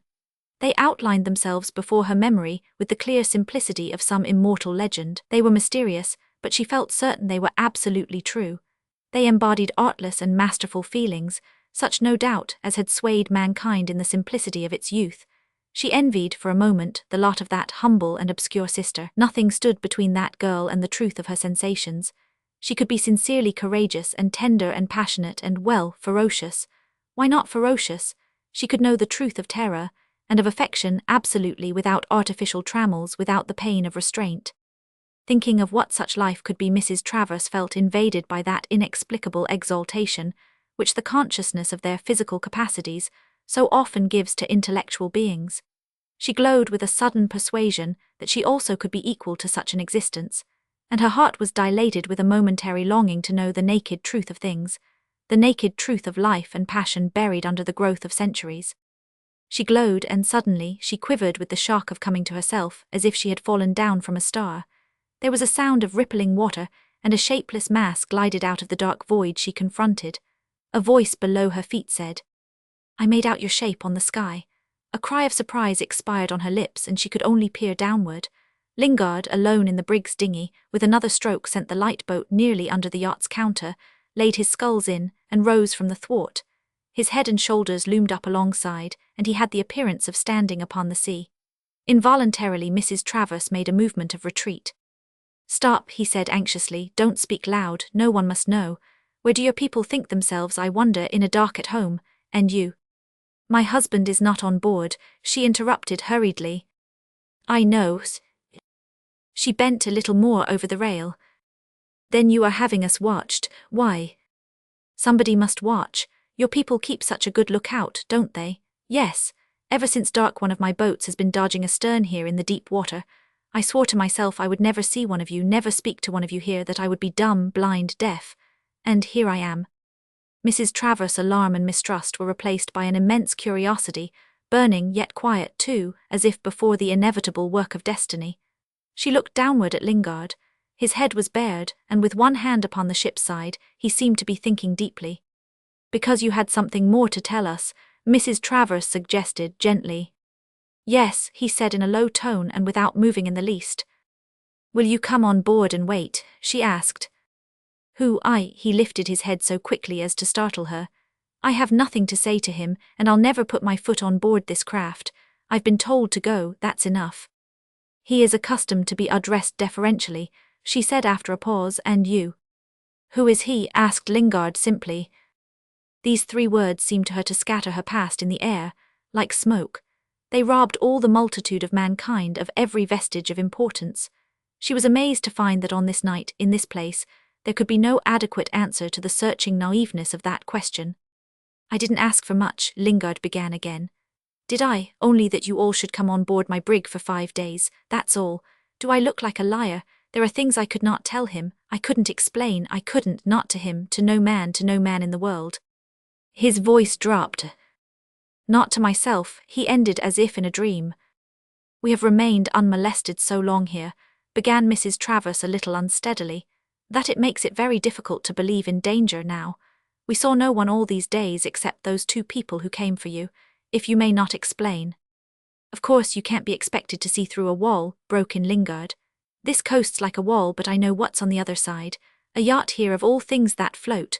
When I set eyes on her I could fancy she hadn't been more than an hour from home. Nothing but the look of her spars made me think of old times. And then the faces of the chaps on board, I seemed to know them all. It was like home coming to me when I wasn't thinking of it, and I hated the sight of you all. If we are exposed to any peril, she said after a pause during which she tried to penetrate the secret of passion hidden behind that man's words, it need not affect you. Our other boat is gone to the Straits, and effective help is sure to come very soon. Affect me is that precious watchman of yours coming aft. I don't want anybody to know I came here again begging even of you. Is he coming aft? Listen, I've stopped your other boat. His head and shoulders disappeared as though he had dived into a denser layer of obscurity floating on the water. The watchman, who had the intention to stretch himself in one of the deck chairs, catching sight of the owner's wife, walked straight to the lamp that hung under the ridge pole of the awning, and after fumbling with it for a time went away forward with an indolent gait. You dared, Mrs. Travers whispered down in an intense tone, and directly Lingard's head emerged again below her with an upturned face. It was dare or give up. The help from the Straits would have been too late anyhow if I hadn't the power to keep you safe, and if I had the power I could see you through it, alone. I expected to find a reasonable man to talk to. I ought to have known better. You come from too far to understand these things. Well, I dared. I've sent after your other boat a fellow who with me at his back would try to stop the governor of the Straits himself. He will do it. Perhaps it's done already. You have nothing to hope for, but I am here. You said you believed I meant well. Yes, she murmured. That's why I thought I would tell you everything. I had to begin with this business about the boat. And what do you think of me now? I've cut you off from the rest of the earth. You people would disappear like a stone in the water. You left one foreign port for another. Who's there to trouble about what became of you? Who would know? Who could guess? It would be months before they began to stir.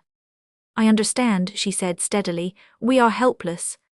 And alone, he added. After a pause she said in a deliberate, restrained voice.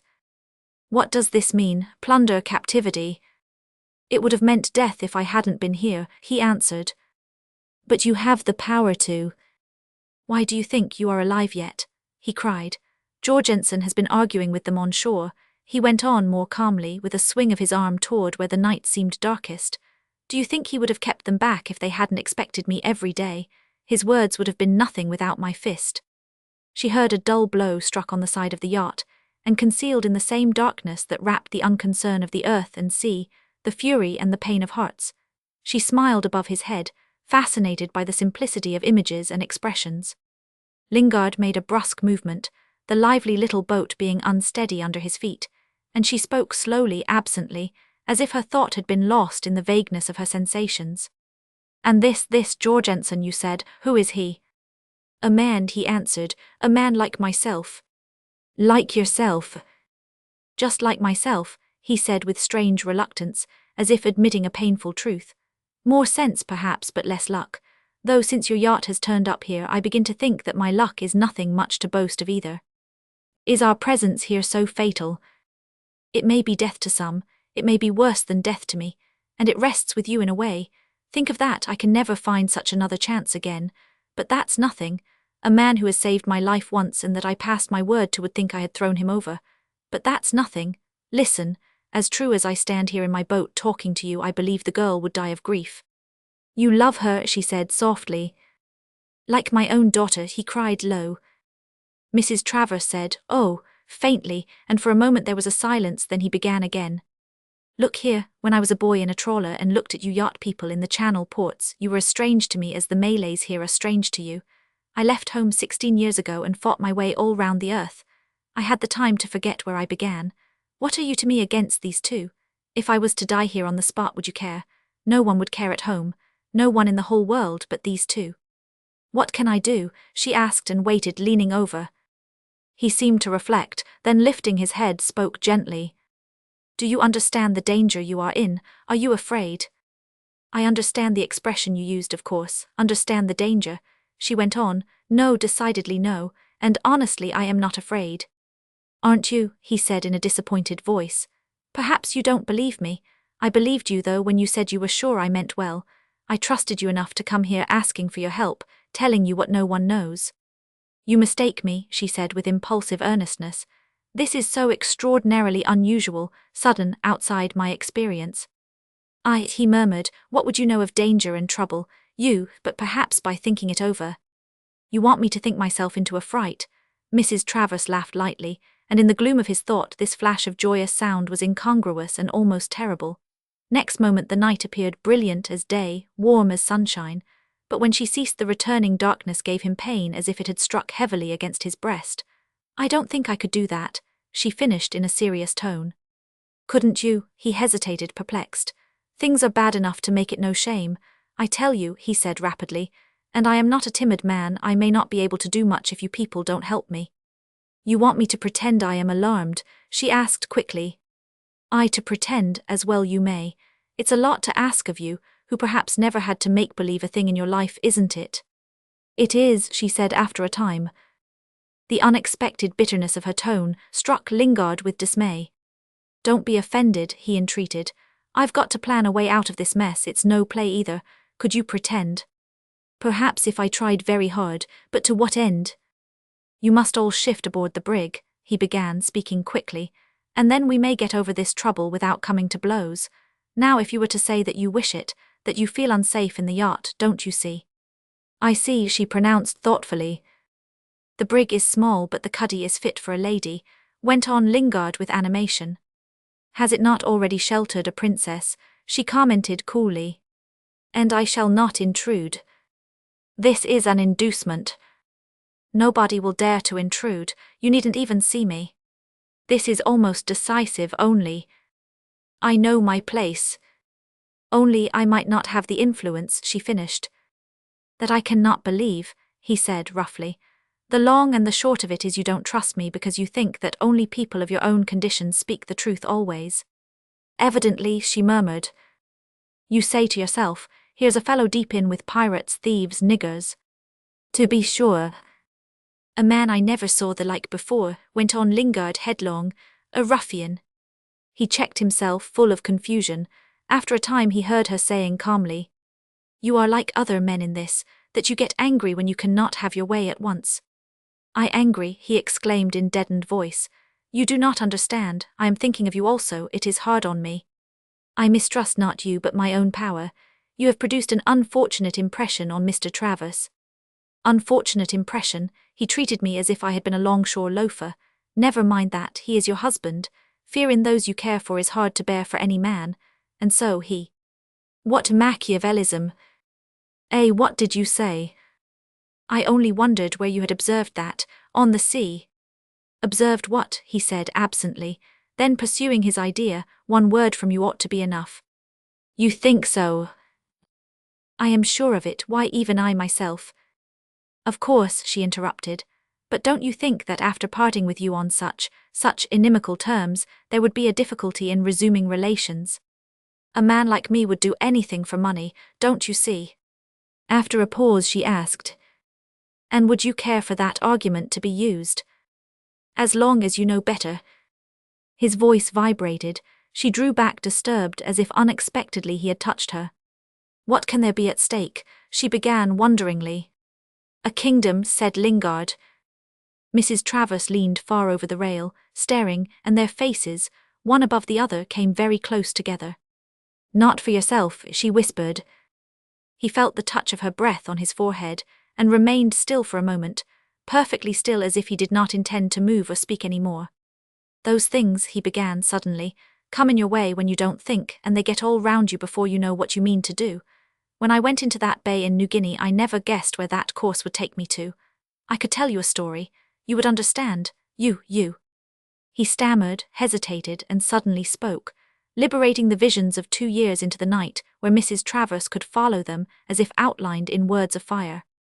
Romans 7. His tale was as startling as the discovery of a new world. She was being taken along the boundary of an exciting existence, and she looked into it through the guileless enthusiasm of the narrator. The heroic quality of the feelings concealed what was disproportionate and absurd in that gratitude, in that friendship, in that inexplicable devotion.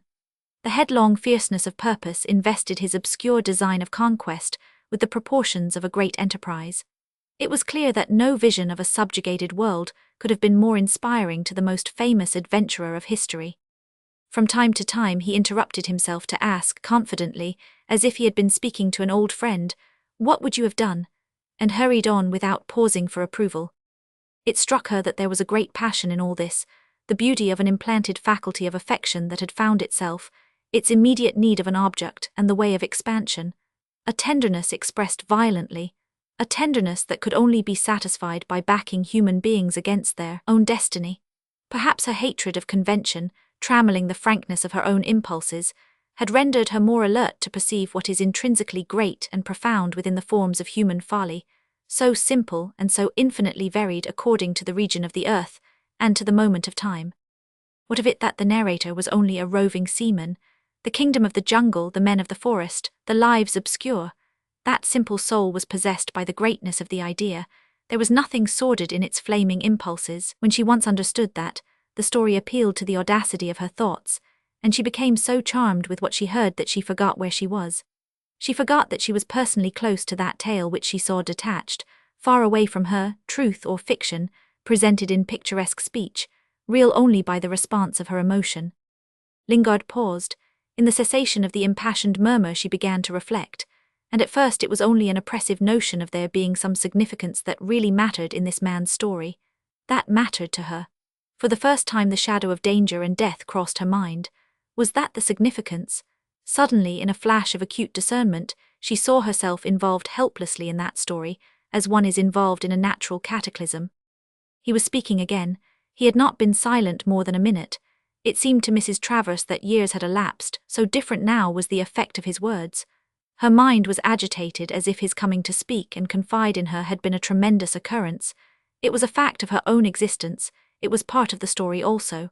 This was the disturbing thought. She heard him pronounce several names: Belarab, Daman, Tenga, Ningrat. These belonged now to her life, and she was appalled to find she was unable to connect these names with any human appearance. They stood out alone as if written on the night. They took on a symbolic shape. They imposed themselves upon her senses.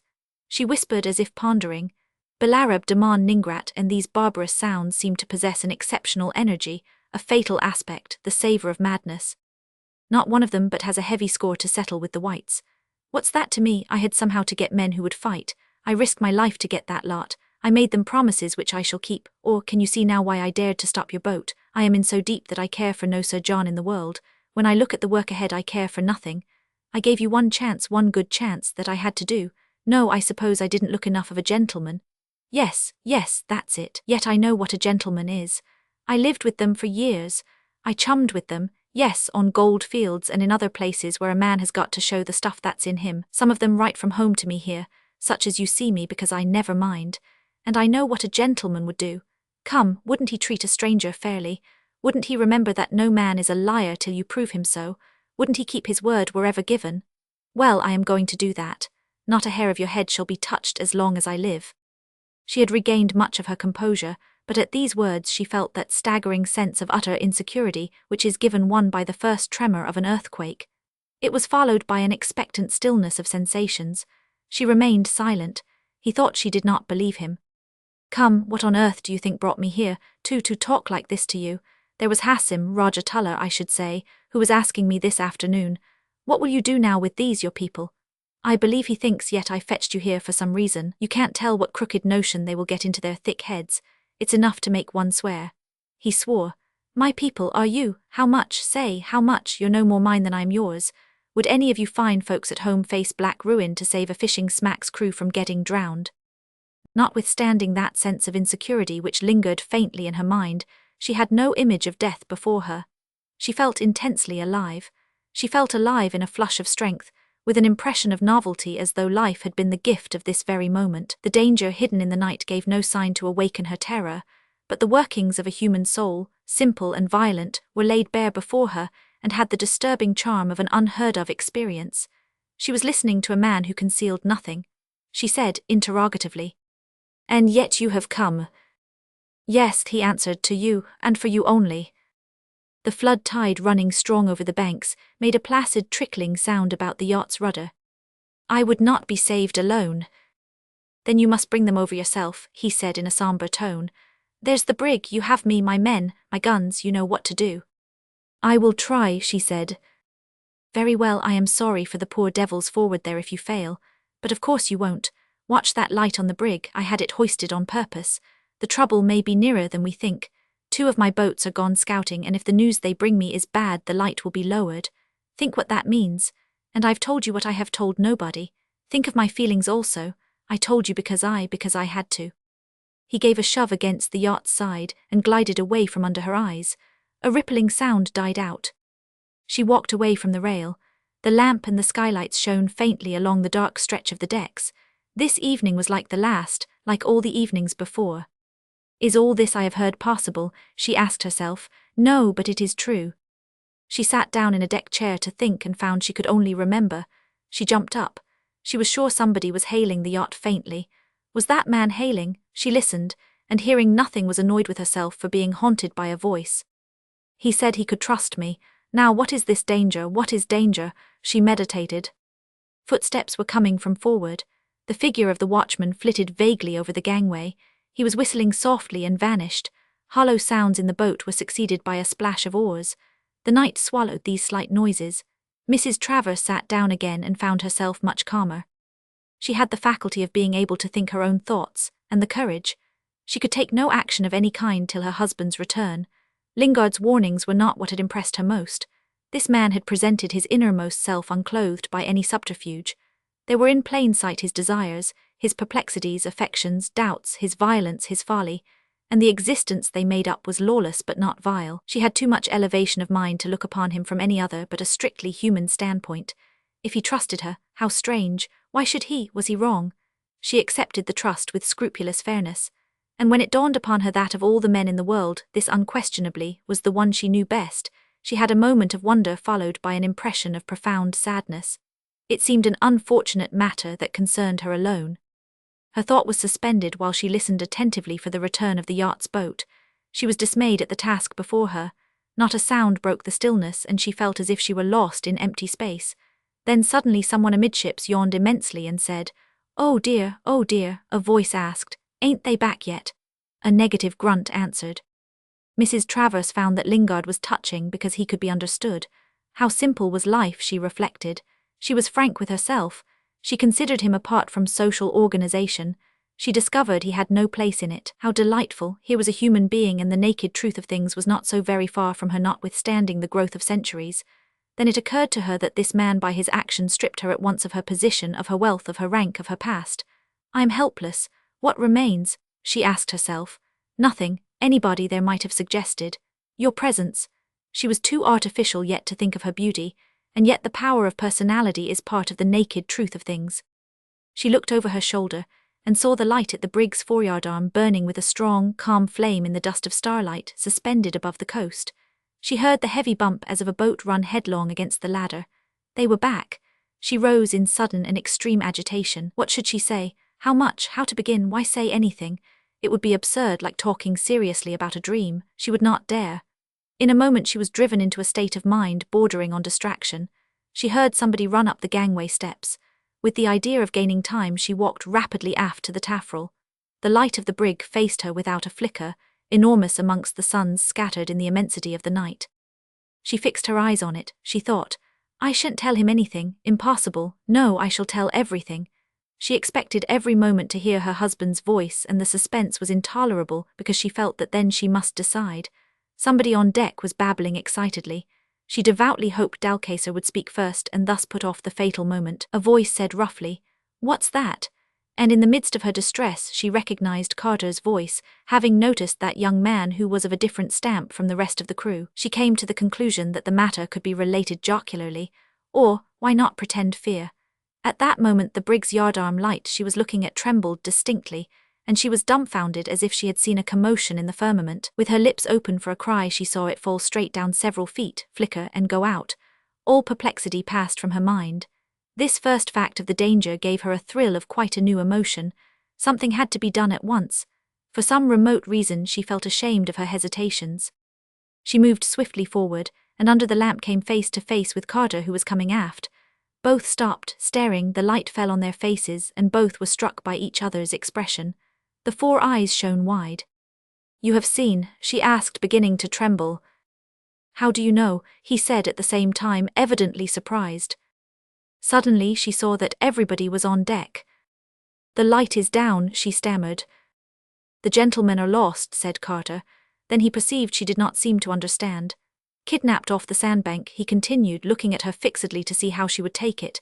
She seemed calm. "Kidnapped like a pair of lambs, not a squeak," he burst out with indignation. "But the sandbank is long and they might have been at the other end. You were on deck, ma'am?" he asked. "Yes," she murmured, "in the chair here. We were all down below. I had to rest a little. When I came up the watchman was asleep. He swears he wasn't, but I know better. Nobody heard any noise unless you 999, but perhaps you were asleep?" he asked deferentially. "Yes, no, I must have been," she said faintly. Roman 8. Lingard's soul was exalted by his talk with Mrs. Travers, by the strain of incertitude, and by extreme fatigue. On returning on board he asked after Hassim, and was told that the Rajah and his sister had gone off in their canoe, promising to return before midnight. The boat sent to scout between the islets north and south of the anchorage had not come back yet. He went into his cabin, and throwing himself on the couch closed his eyes, thinking, "I must sleep or I shall go mad." At times he felt an unshaken confidence in Mrs. Travers. Then he remembered her face. Next moment the face would fade. He would make an effort to hold on to the image, fail, and then become convinced without the shadow of a doubt that he was utterly lost, unless he let all these people be wiped off the face of the earth. "They all heard that man order me out of his ship," he thought, and thereupon for a second or so he contemplated without flinching the lurid image of a massacre. "And yet I had to tell her that not a hair of her head shall be touched, not a hair." And irrationally at the recollection of these words, there seemed to be no trouble of any kind left in the world. Now and then, however, there were black instants when from sheer weariness he thought of nothing at all, and during one of these he fell asleep, losing the consciousness of external things as suddenly as if he had been felled by a blow on the head. When he sat up, almost before he was properly awake, his first alarmed conviction was that he had slept the night through.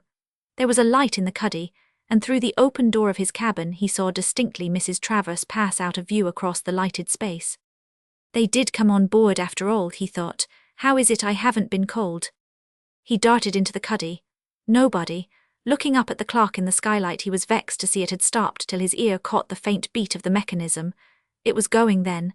He could not have been asleep more than 10 minutes. He had not been on board more than 20. So it was only a deception. He had seen no one. And yet he remembered the turn of the head, the line of the neck, the colour of the hair, the movement of the passing figure. He returned spiritlessly to his stateroom muttering, "No more sleep for me tonight," and came out directly, holding a few sheets of paper covered with a high, angular handwriting. This was Jorgensen's letter written 3 days before and entrusted to Hassim. Lingard had read it already twice, but he turned up the lamp a little higher and sat down to read it again. On the red shield above his head, the gilt sheaf of thunderbolts darting between the initials of his name seemed to be aimed straight at the nape of his neck as he sat with bared elbows spread on the table, poring over the crumpled sheets. The letter began, "Hassim and Imada are going out tonight to look for you. You are behind your time and every passing day makes things worse.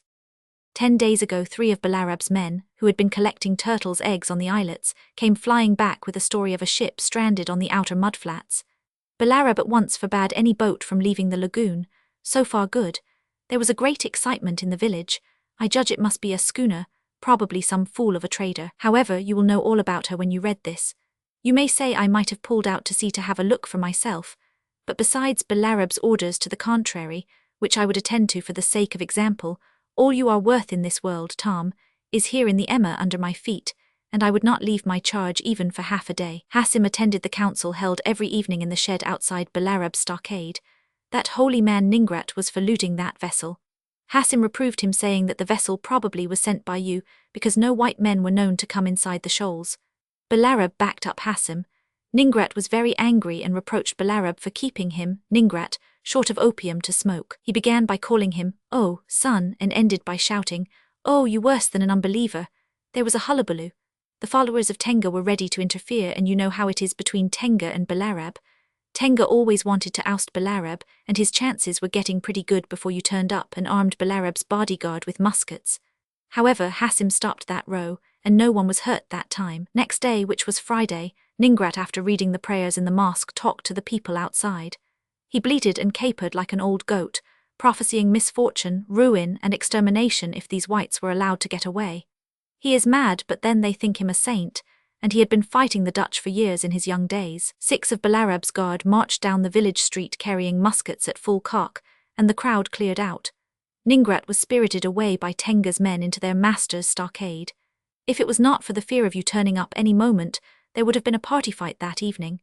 I think it is a pity Tenga is not chief of the land instead of Balarab. A brave and foresighted man, however treacherous at heart, can always be trusted to a certain extent. One can never get anything clear from Balarab. Peace, peace, you know his fad, and this fad makes him act silly. The peace racket will get him into a row. It may cost him his life in the end. However, Tenga does not feel himself strong enough yet to act with his own followers only, and Balarab has, on my advice, disarmed all villagers. His men went into the houses and took away by force all the firearms and as many spears as they could lay hands on. The women screamed abuse, of course, but there was no resistance. A few men were seen clearing out into the forest with their arms. Note this, for it means there is another power beside Balarab's in the village, the growing power of Tenga. One morning, 4 days ago, I went to see Tenga. I found him by the shore trimming a plank with a small hatchet while a slave held an umbrella over his head. He is amusing himself in building a boat just now. He threw his hatchet down to meet me and led me by the hand to a shady spot. He told me frankly he had sent out 2 good swimmers to observe the stranded vessel. These men stole down the creek in a canoe and when on the seacoast swam from sandbank to sandbank until they approached unobserved. I think, to about 50 yards from that schooner. What can that craft be? I can't make it out. The men reported there were 3 chiefs on board, one with a glittering eye, one a lean man in white, and another without any hair on the face and dressed in a different style. Could it be a woman? I don't know what to think. I wish you were here. After a lot of chatter, Tenga said, 6 years ago I was ruler of a country and the Dutch drove me out. The country was small, but nothing is too small for them to take. They pretended to give it back to my nephew, may he burn. I ran away or they would have killed me. I am nothing here, but I remember. These white people out there cannot run away, and they are very few. There is perhaps a little to loot. I would give it to my men who followed me in my calamity because I am their chief and my father was the chief of their fathers. I pointed out the imprudence of this. He said, the dead do not show the way. To this I remarked that the ignorant do not give information. Tenga kept quiet for a while, then said, we must not touch them because their skin is like yours and to kill them would be wrong. But at the bidding of you whites we may go and fight with people of our own skin and our own faith, and that is good. I have promised to Tuan Lingard 20 men and a prow to make war in Wajo. The men are good and look at the prow. It is swift and strong. I must say, Tom, the prow is the best craft of the kind I have ever seen. I said you paid him well for the help. And I also would pay, says he, if you let me have a few guns and a little powder for my men. You and I shall share the loot of that ship outside and Tuan Lingard will not know. It is only a little game. You have plenty of guns and powder under your care. He meant in the Emma. On that I spoke out pretty straight, and we got rather warm until at last he gave me to understand that, as he had about 40 followers of his own, and I had only 9 of Hassim's chaps to defend the Emma with, he could very well go for me and get the lot. And then, says he, I would be so strong that everybody would be on my side. I discovered in the course of further talk that there is a notion amongst many people that you have come to grief in some way, and won't show up here any more. After this I saw the position was serious, and I was in a hurry to get back to the Emma, but pretending I did not care I smiled and thanked Tenga for giving me warning of his intentions about me and the Emma. At this he nearly choked himself with his beetle quid, and fixing me with his little eyes muttered, even a lizard will give a fly the time to say its prayers. I turned my back on him and was very thankful to get beyond the throw of a spear. I haven't been out of the Emma since. Roman Night.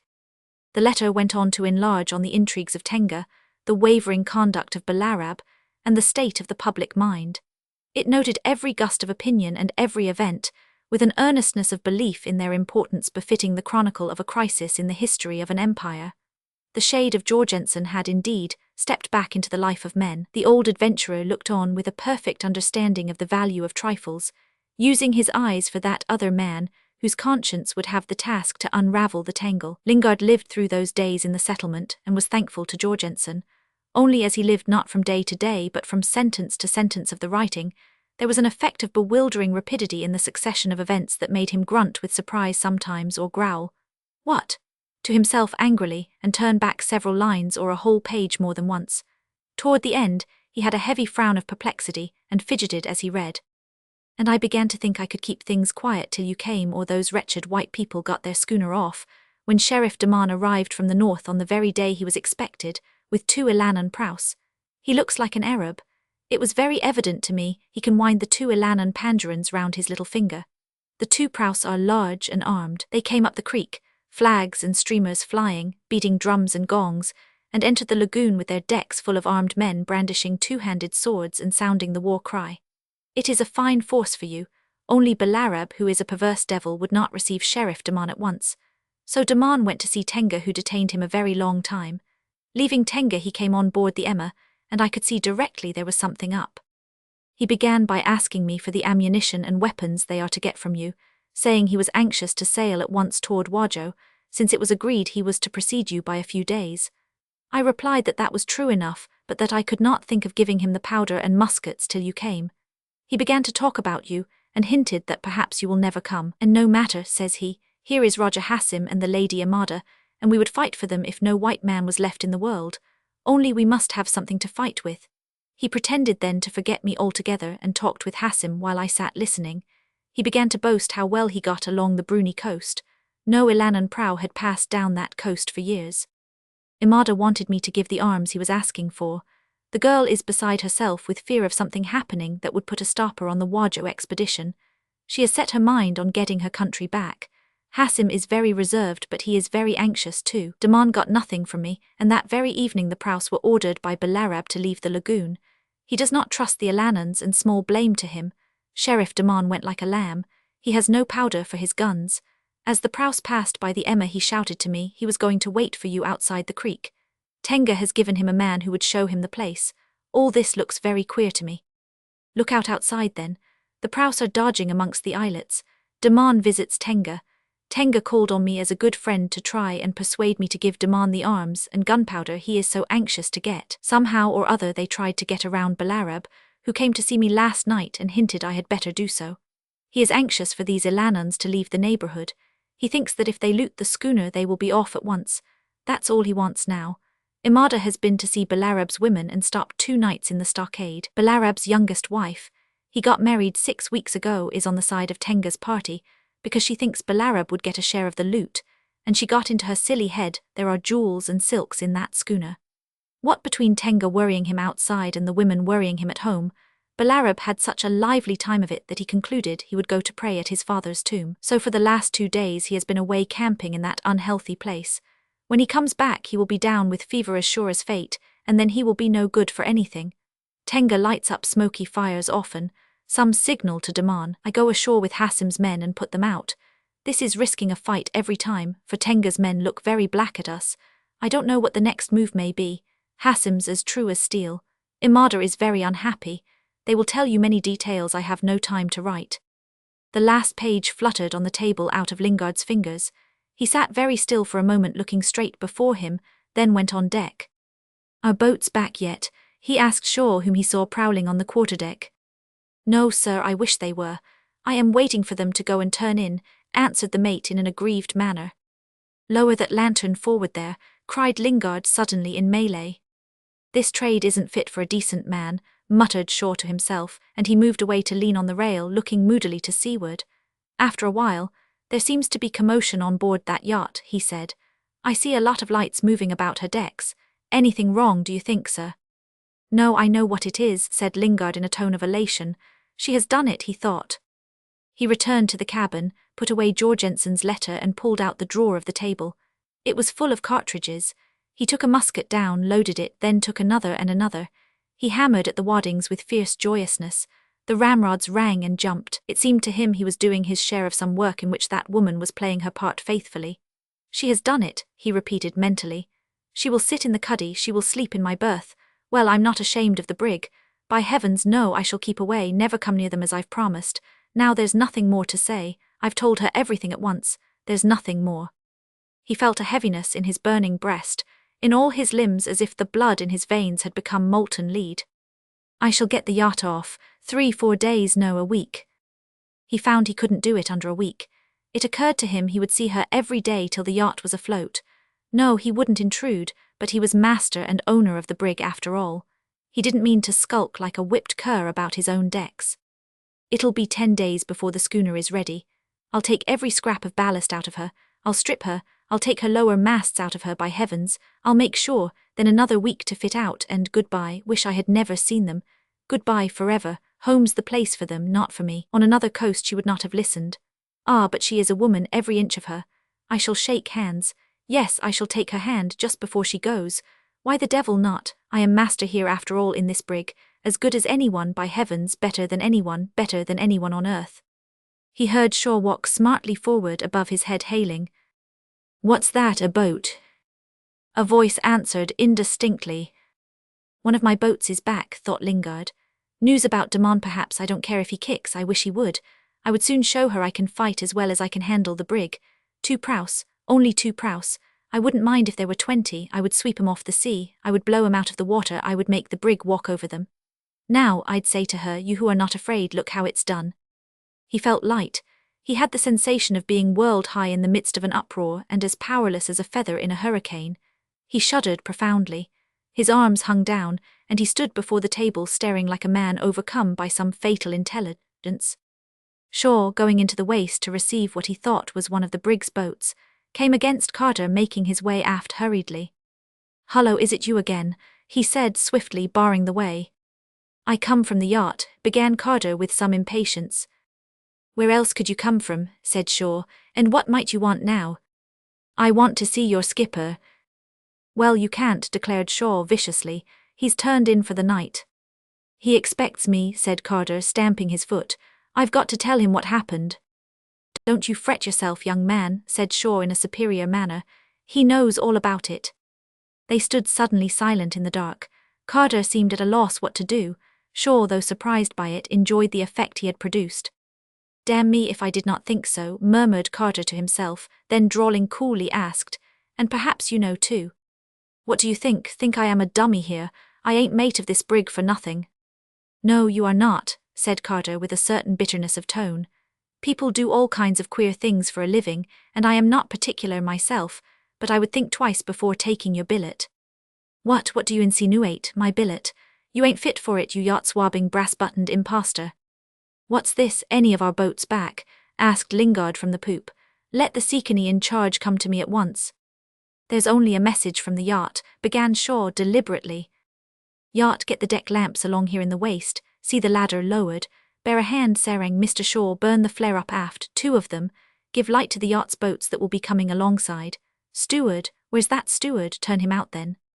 Bare feet began to patter all round Carter, shadows glided swiftly. "Are these flares coming? Where's the quartermaster on duty?"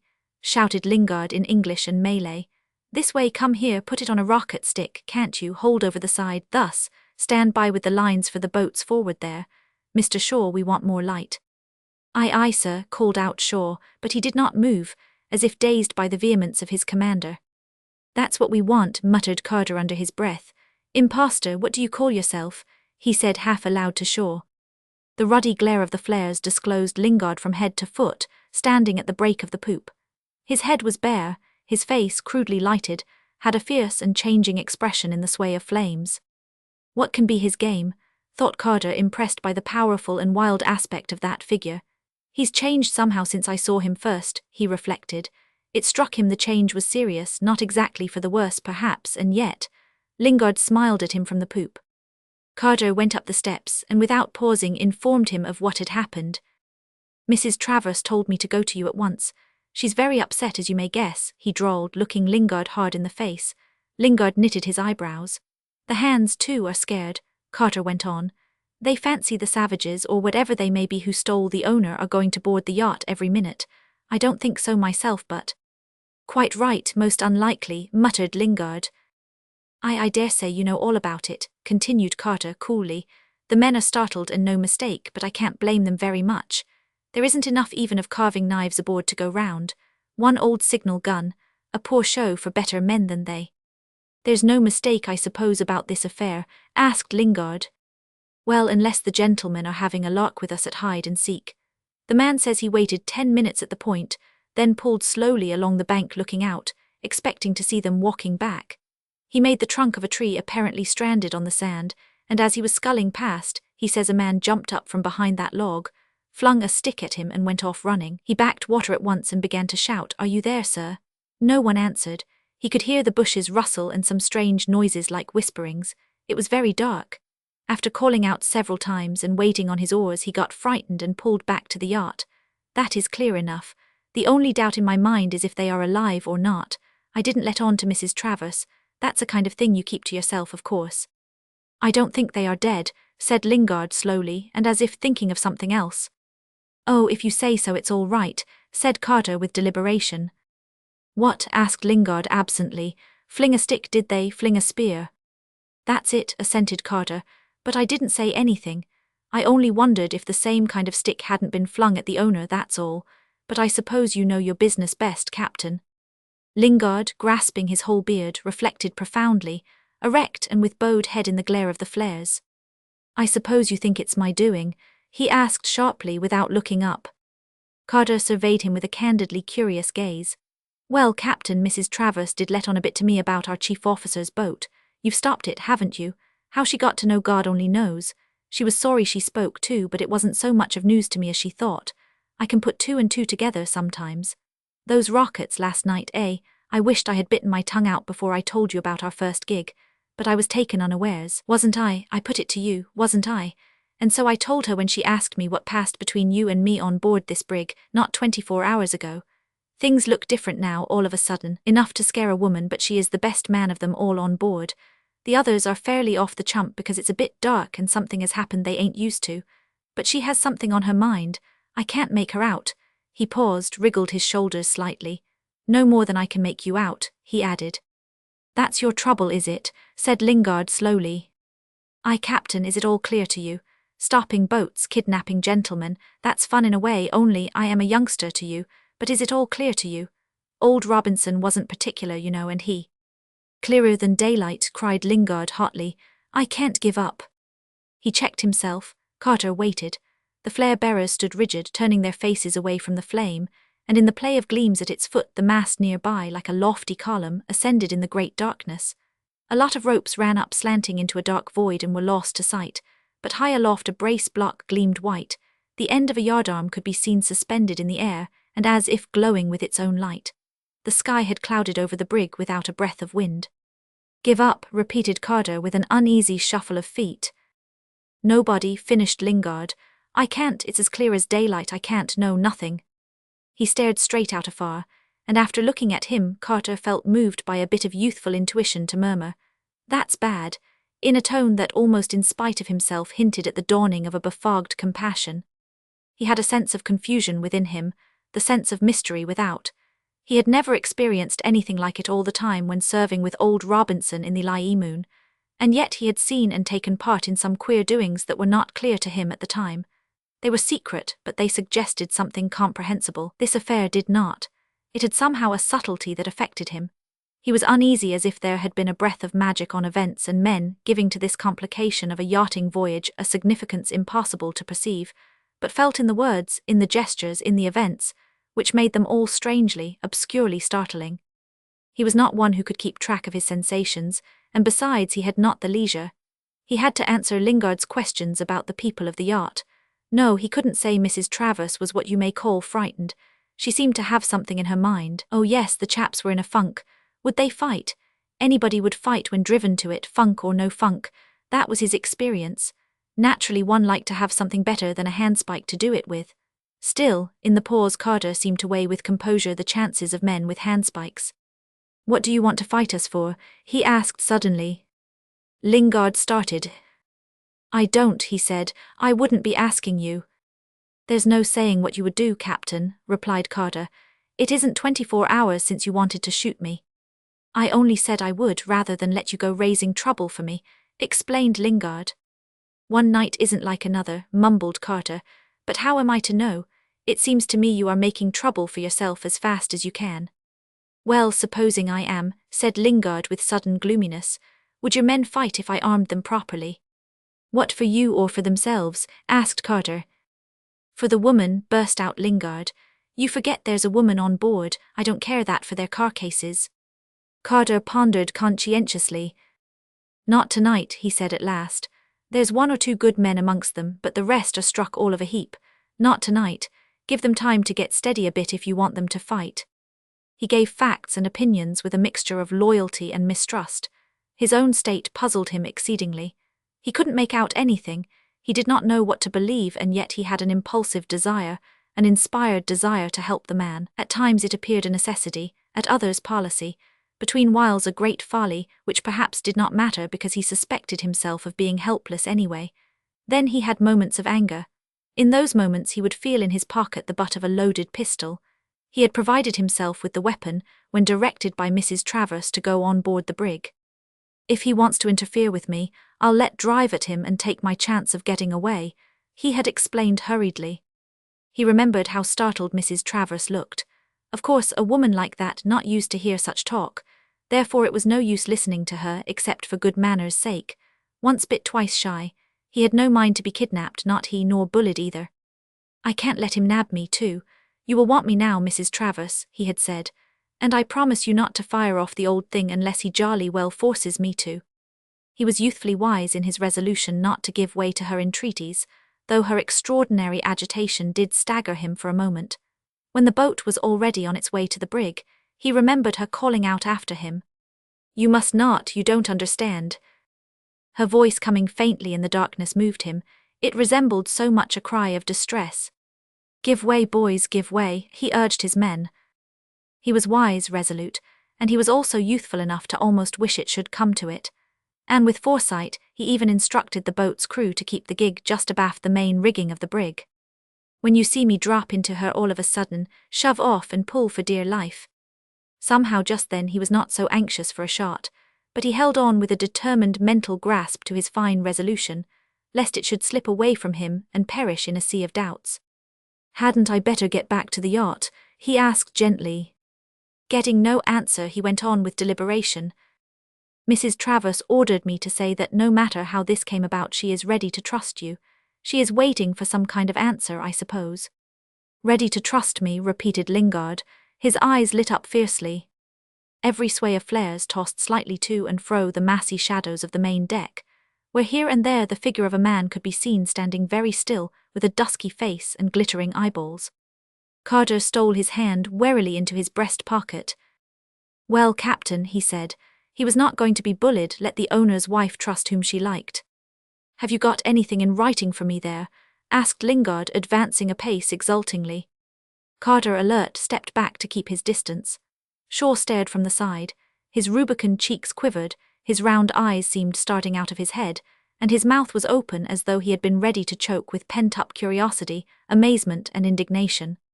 No, not in writing, said Carter steadily and low. Lingard had the air of being awakened by a shout. A heavy and darkening frown seemed to fall out of the night upon his forehead, and swiftly passed into the night again, and when it departed it left him so calm, his glance so lucid, his mien so composed that it was difficult to believe the man's heart had undergone within the last second the trial of humiliation and of danger. He smiled sadly. Well, young man, he asked with a kind of good-humoured resignation, what is it you have there, a knife or a pistol? A pistol, said Carter. Are you surprised, Captain? He spoke with heat because a sense of regret was stealing slowly within him, as stealthily, as irresistibly as the flowing tide. Who began these tricks? He withdrew his hand empty and raised his voice. You are up to something I can't make out. You are not straight. The flares held on high streamed right up without swaying, and in that instant of profound calm the shadows on the brig's deck became as still as the men. You think not, said Lingard thoughtfully. Carter nodded. He resented the turn of the incident and the growing impulse to surrender to that man.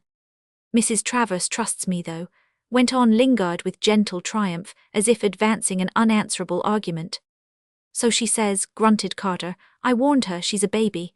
They're all as innocent as babies there, and you know it. And I know it, I've heard of your kind. You would dump the lot of us overboard if it served your turn. That's what I think. And that's all. Carter nodded slightly and looked away. There was a silence. Lingard's eyes travelled over the brig. The lighted part of the vessel appeared in bright and wavering detail, walled and canopied by the night. He felt a light breath on his face.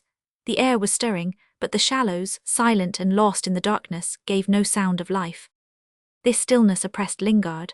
The world of his endeavours and his hopes seemed dead, seemed gone.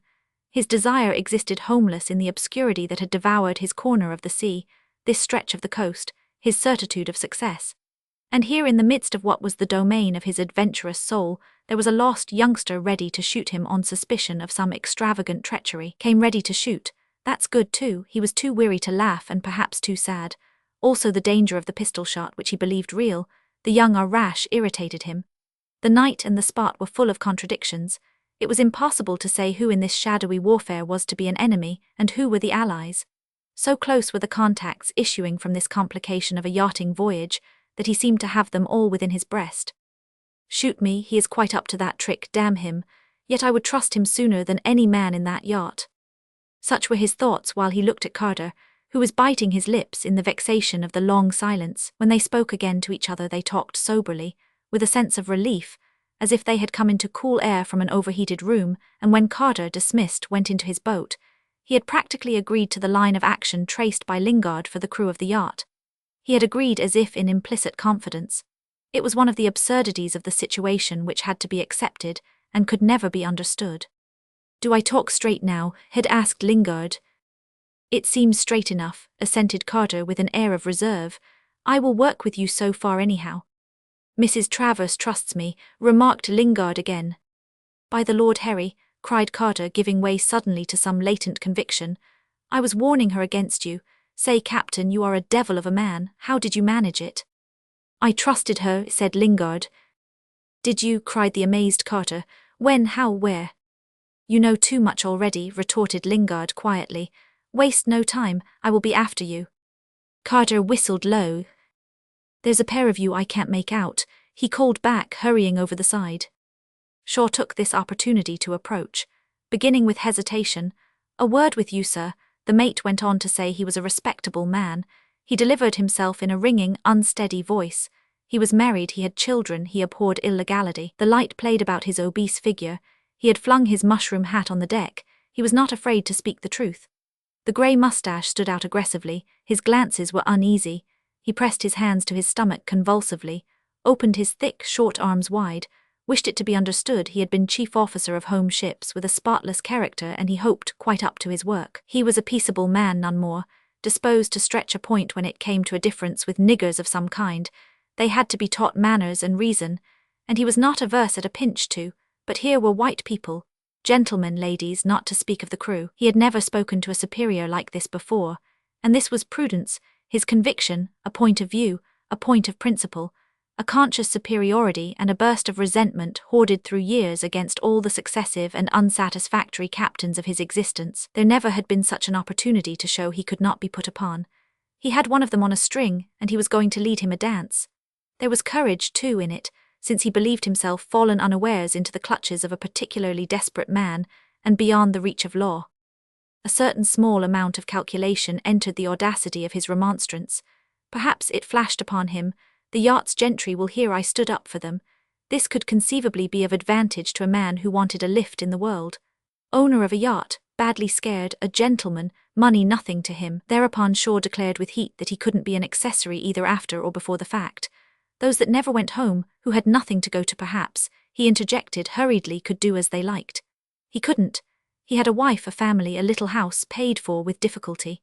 He followed the sea respectably out and home, all regular, not vagabonding here and there, chumming with the first nigger that came along and laying traps for his betters.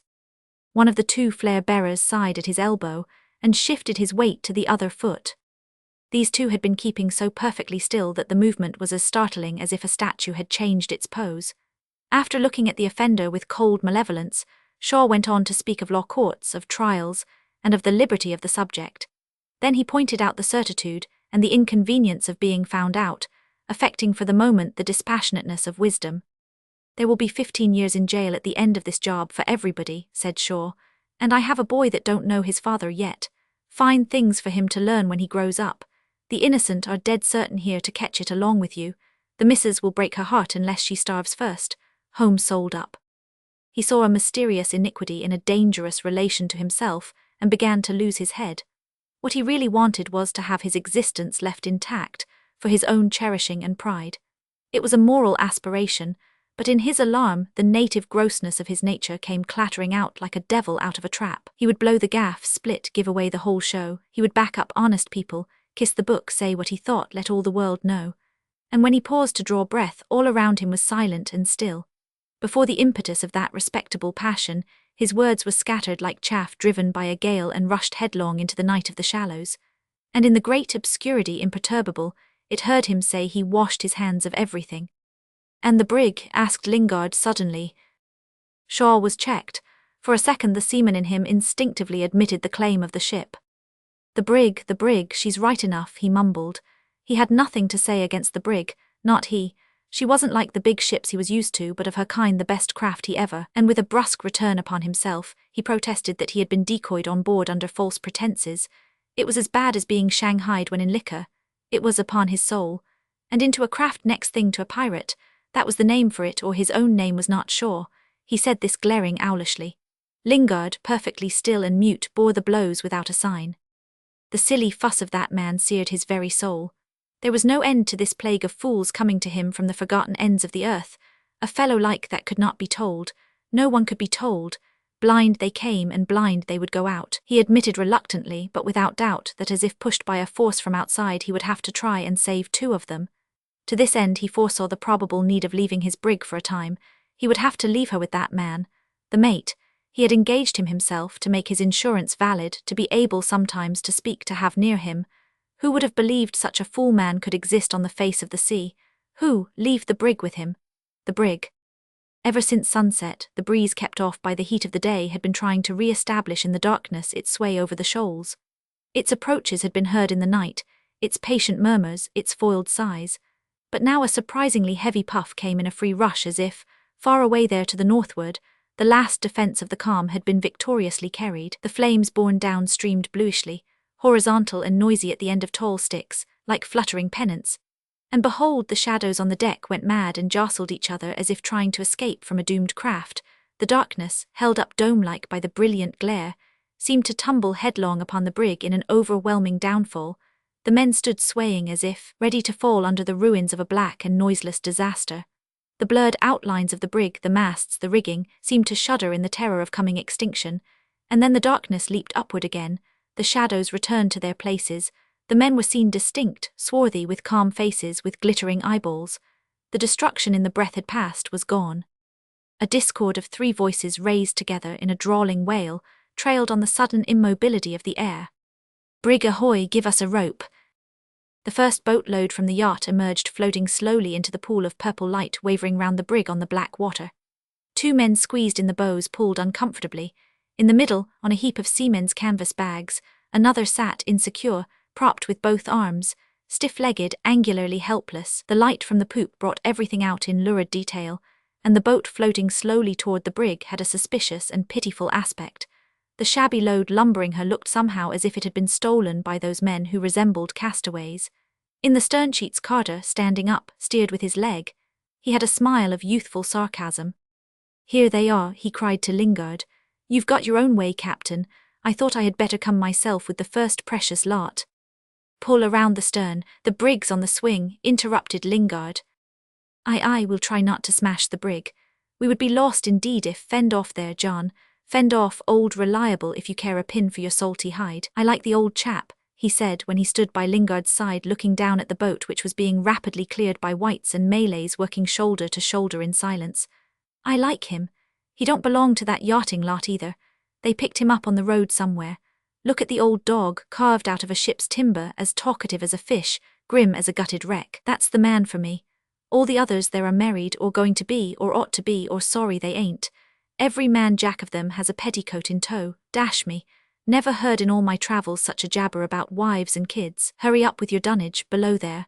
I had no difficulty in getting them to clear out from the yacht. They never saw a pair of gents stolen before, you understand. It upset all their little notions of what a stranding means hereabouts. Not that mine aren't mixed a bit too, and yet I've seen a thing or two. His excitement was revealed in this boyish impulse to talk. Look, he said, pointing at the growing pile of bags and bedding on the brig's quarterdeck. Look, don't they mean to sleep soft and dream of home, maybe? Home, think of that, Captain. These chaps can't get clear away from it. It isn't like you and me. Lingard made a movement. I ran away myself when so high. My old man's a Trinity pilot. That's a job worth staying at home for. Mother writes sometimes, but they can't miss me much. There's 14 of us altogether, 8 at home yet. No fear of the old country ever getting undermanned. Let die who must. Only let it be a fair game, Captain. Let's have a fair show. Lingard assured him briefly he should have it. That was the very reason he wanted the yacht's crew in the brig, he added. Then, quiet and grave, he inquired whether that pistol was still in Carter's pocket. Never mind that, said the young man hurriedly. Remember who began. To be shot at wouldn't rile me so much, it's being threatened, don't you see, that was heavy on my chest. Last night is very far off, though, and I will be hanged if I know what I meant exactly when I took the old thing from its nail. There, more I can't say till all's settled one way or another. Will that do? Flushing brick red, he suspended his judgment and stayed his hand with the generosity of youth. Apparently it suited Lingard to be reprieved in that form. He bowed his head slowly. It would do. To leave his life to that youngster's ignorance seemed to redress the balance of his mind against a lot of secret intentions. It was distasteful and bitter as an expiation should be. He also held a life in his hand, a life and many deaths besides, but these were like one single feather in the scales of his conscience. That he should feel so was unavoidable because his strength would at no price permit itself to be wasted. It would not be, and there was an end of it. All he could do was to throw in another risk into the sea of risks. Thus was he enabled to recognize that a drop of water in the ocean makes a great difference. His very desire, unconquered but exiled, had left the place where he could constantly hear its voice. He saw it, he saw himself, the past, the future. He saw it all, shifting and indistinct like those shapes the strained eye of a wanderer outlines in darker strokes upon the face of the night. When Lingard went to his boat to follow Carter, who had gone back to the yacht, Wasub, mast and sail on shoulder, preceded him down the ladder. The old man leaped in smartly and busied himself in getting the dinghy ready for his commander. In that little boat Lingard was accustomed to traverse the shallows alone. She had a short mast and a lug sail, carried too easily, floated in a few inches of water. In her he was independent of a crew, and if the wind failed, could make his way with a pair of sculls taking short cuts over shoal places. There were so many islets and sandbanks that in case of sudden bad weather there was always a lee to be found, and when he wished to land, he could pull her up a beach, striding ahead, painter in hand, like a giant child dragging a toy boat. When the brig was anchored within the shallows, it was in her that he visited the lagoon. Once, when caught by a sudden freshening of the sea breeze, he had waded up a shelving bank carrying her on his head, and for 2 days they had rested together on the sand, while around them the shallow waters raged lividly, and across 3 miles of foam the brig would time after time dissolve in the mist and reappear distinct, nodding her tall spars that seemed to touch a weeping sky of lamentable greyness. Whenever he came into the lagoon tugging with bare arms, Jorgensen, who would be watching the entrance of the creek ever since a muffled detonation of a gun to seaward had warned him of the brig's arrival on the shore of refuge, would mutter to himself, "Here's Tom coming in his nutshell."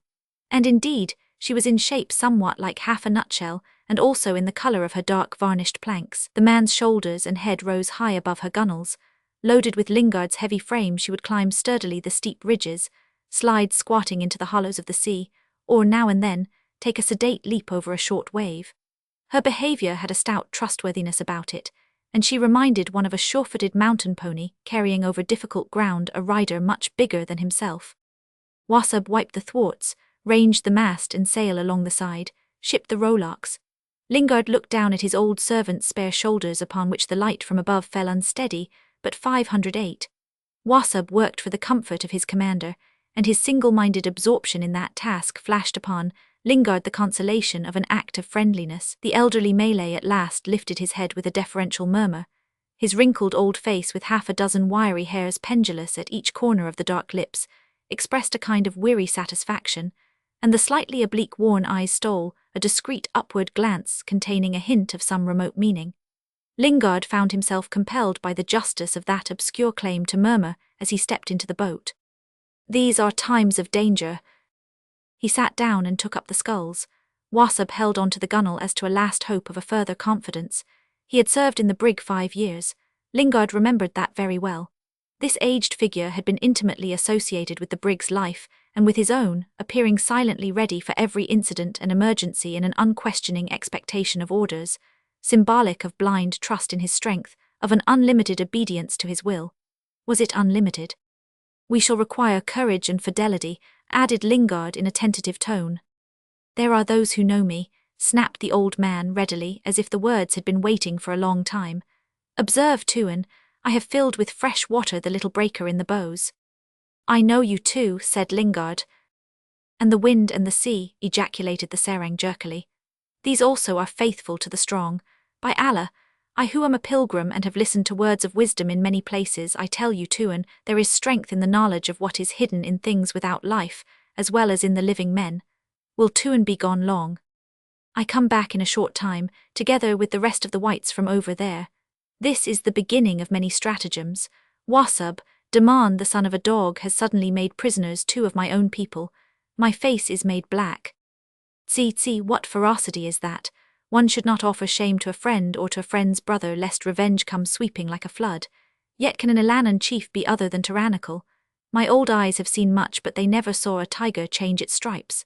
Yawah, the tiger cannot. This is the wisdom of us ignorant Malay men. The wisdom of white Tuans is great. They think that by the power of many speeches the tiger may—" He broke off and in a crisp, busy tone said, "The rudder dwells safely under the aftermost seat, should Tuan be pleased to sail the boat. This breeze will not die away before sunrise." Again his voice changed as if 2 different souls had been flitting in and out of his body. No, kill the tiger and then the stripes may be counted without fear, one by one thus." He pointed a frail brown finger and abruptly made a mirthless dry sound as if a rattle had been sprung in his throat. "The wretches are many," said Lingard. "Nay, Tuan, they follow their great men even as we in the brig follow you. That is right."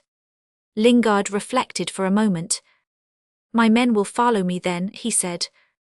"They are poor calashes without sense," commented Wassab with pitying superiority.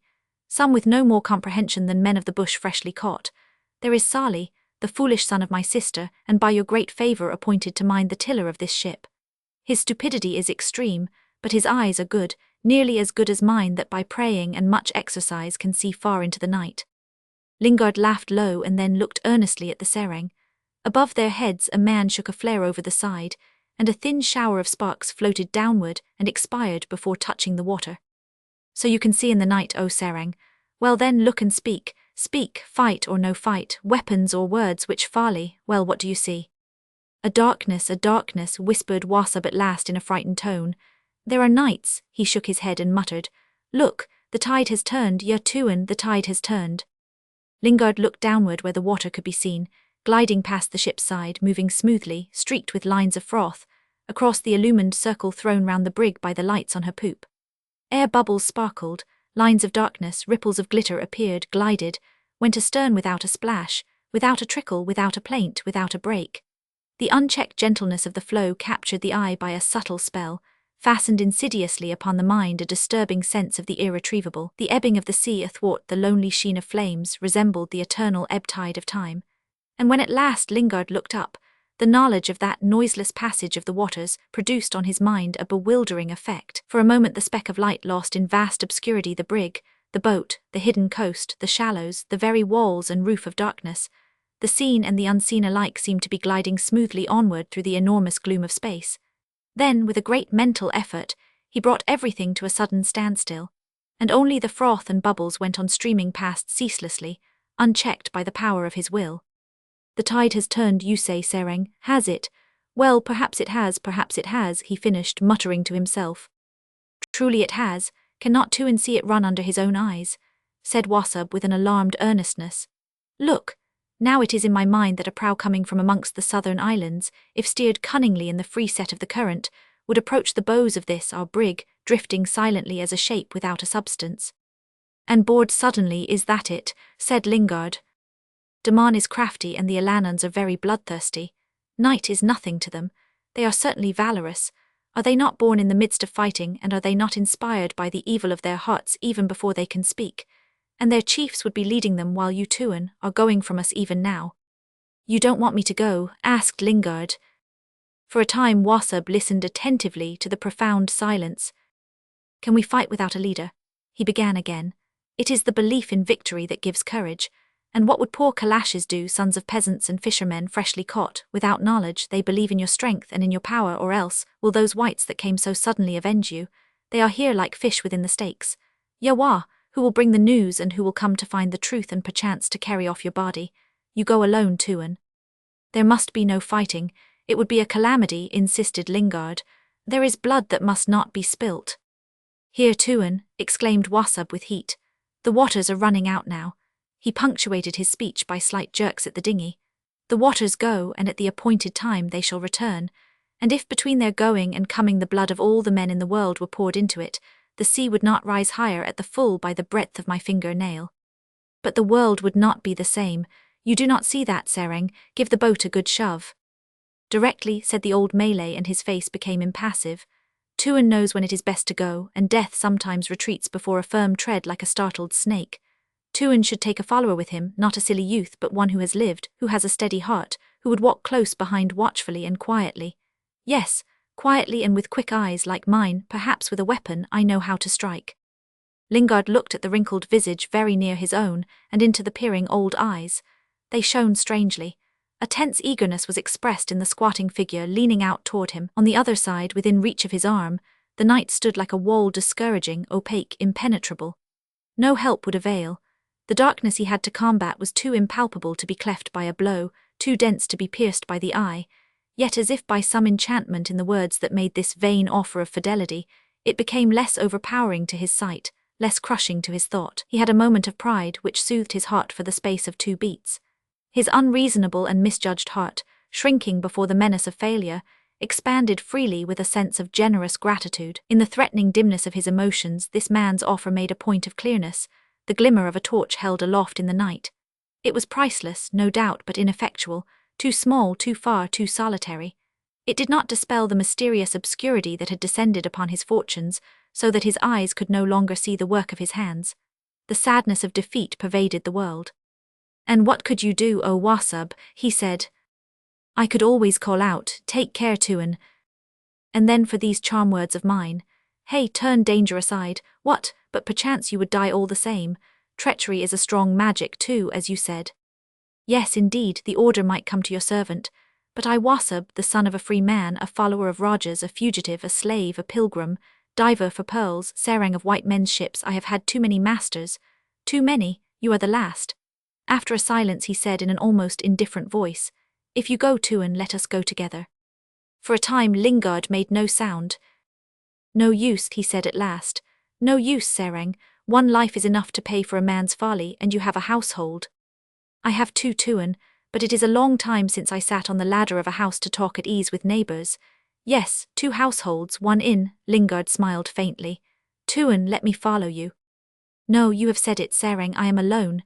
That is true, and alone I shall go on this very night. But first I must bring all the white people here. Push." "Ready, Tuan, look out." Wasab's body swung over the sea with extended arms. Lingard caught up the sculls, and as the dinghy darted away from the brig's side, he had a complete view of the lighted poop.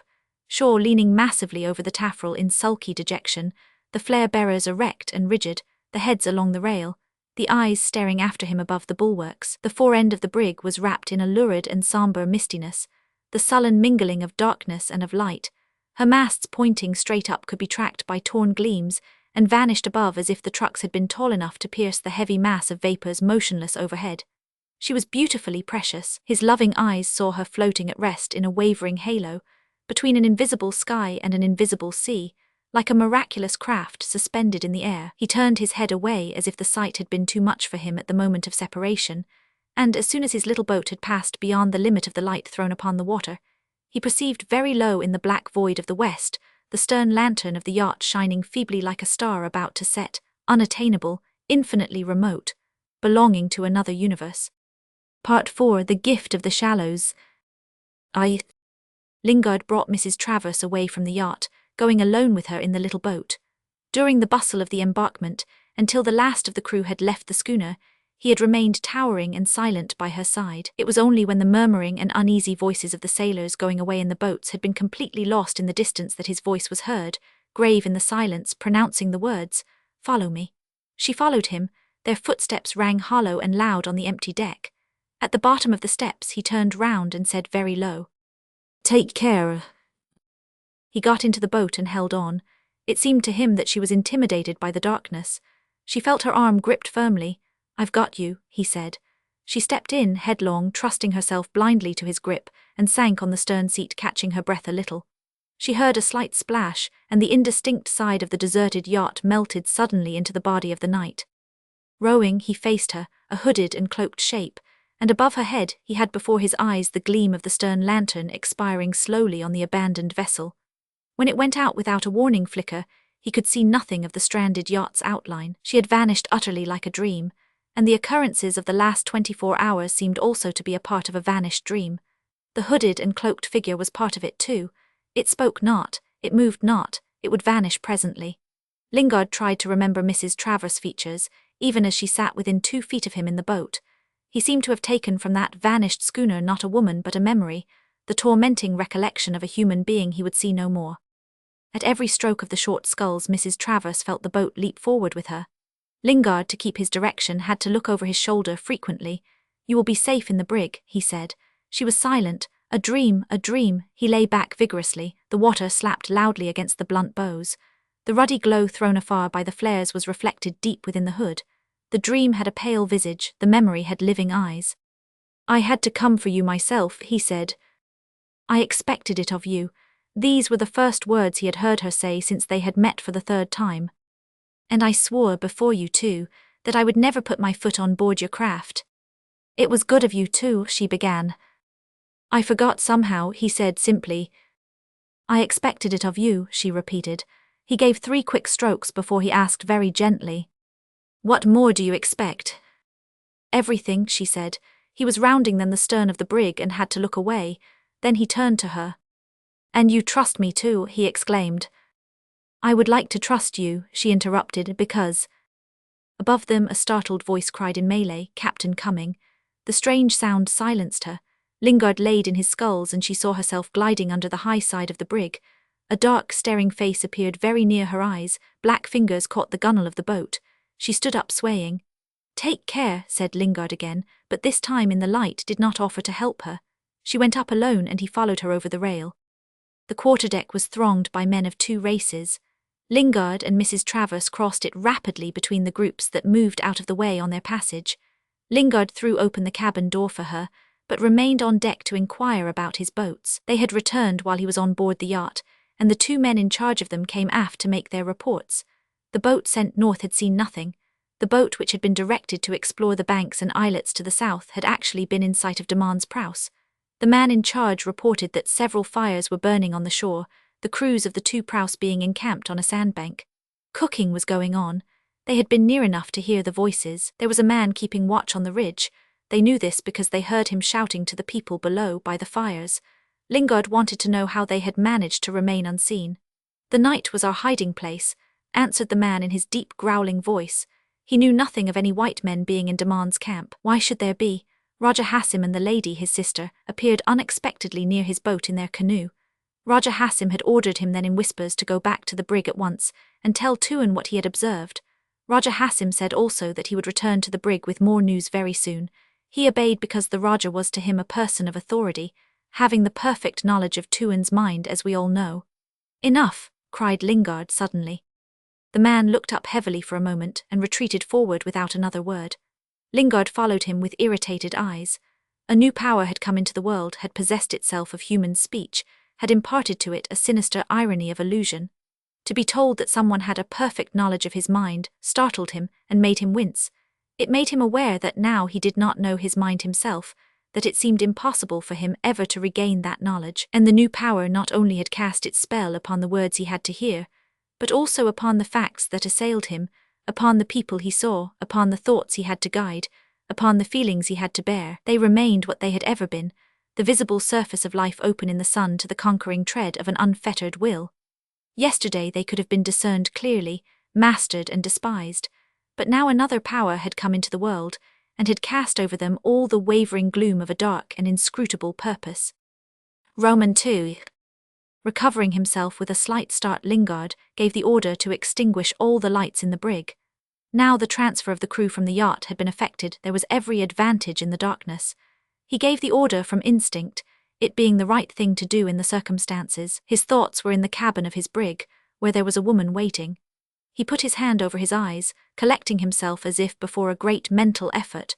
He could hear about him the excited murmurs of the white men whom in the morning he had so ardently desired to have safe in his keeping. He had them there now, but accident, ill luck, accursed folly had tricked him out of the success of his plan. He would have to go in and talk to Mrs. Travers. The idea dismayed him.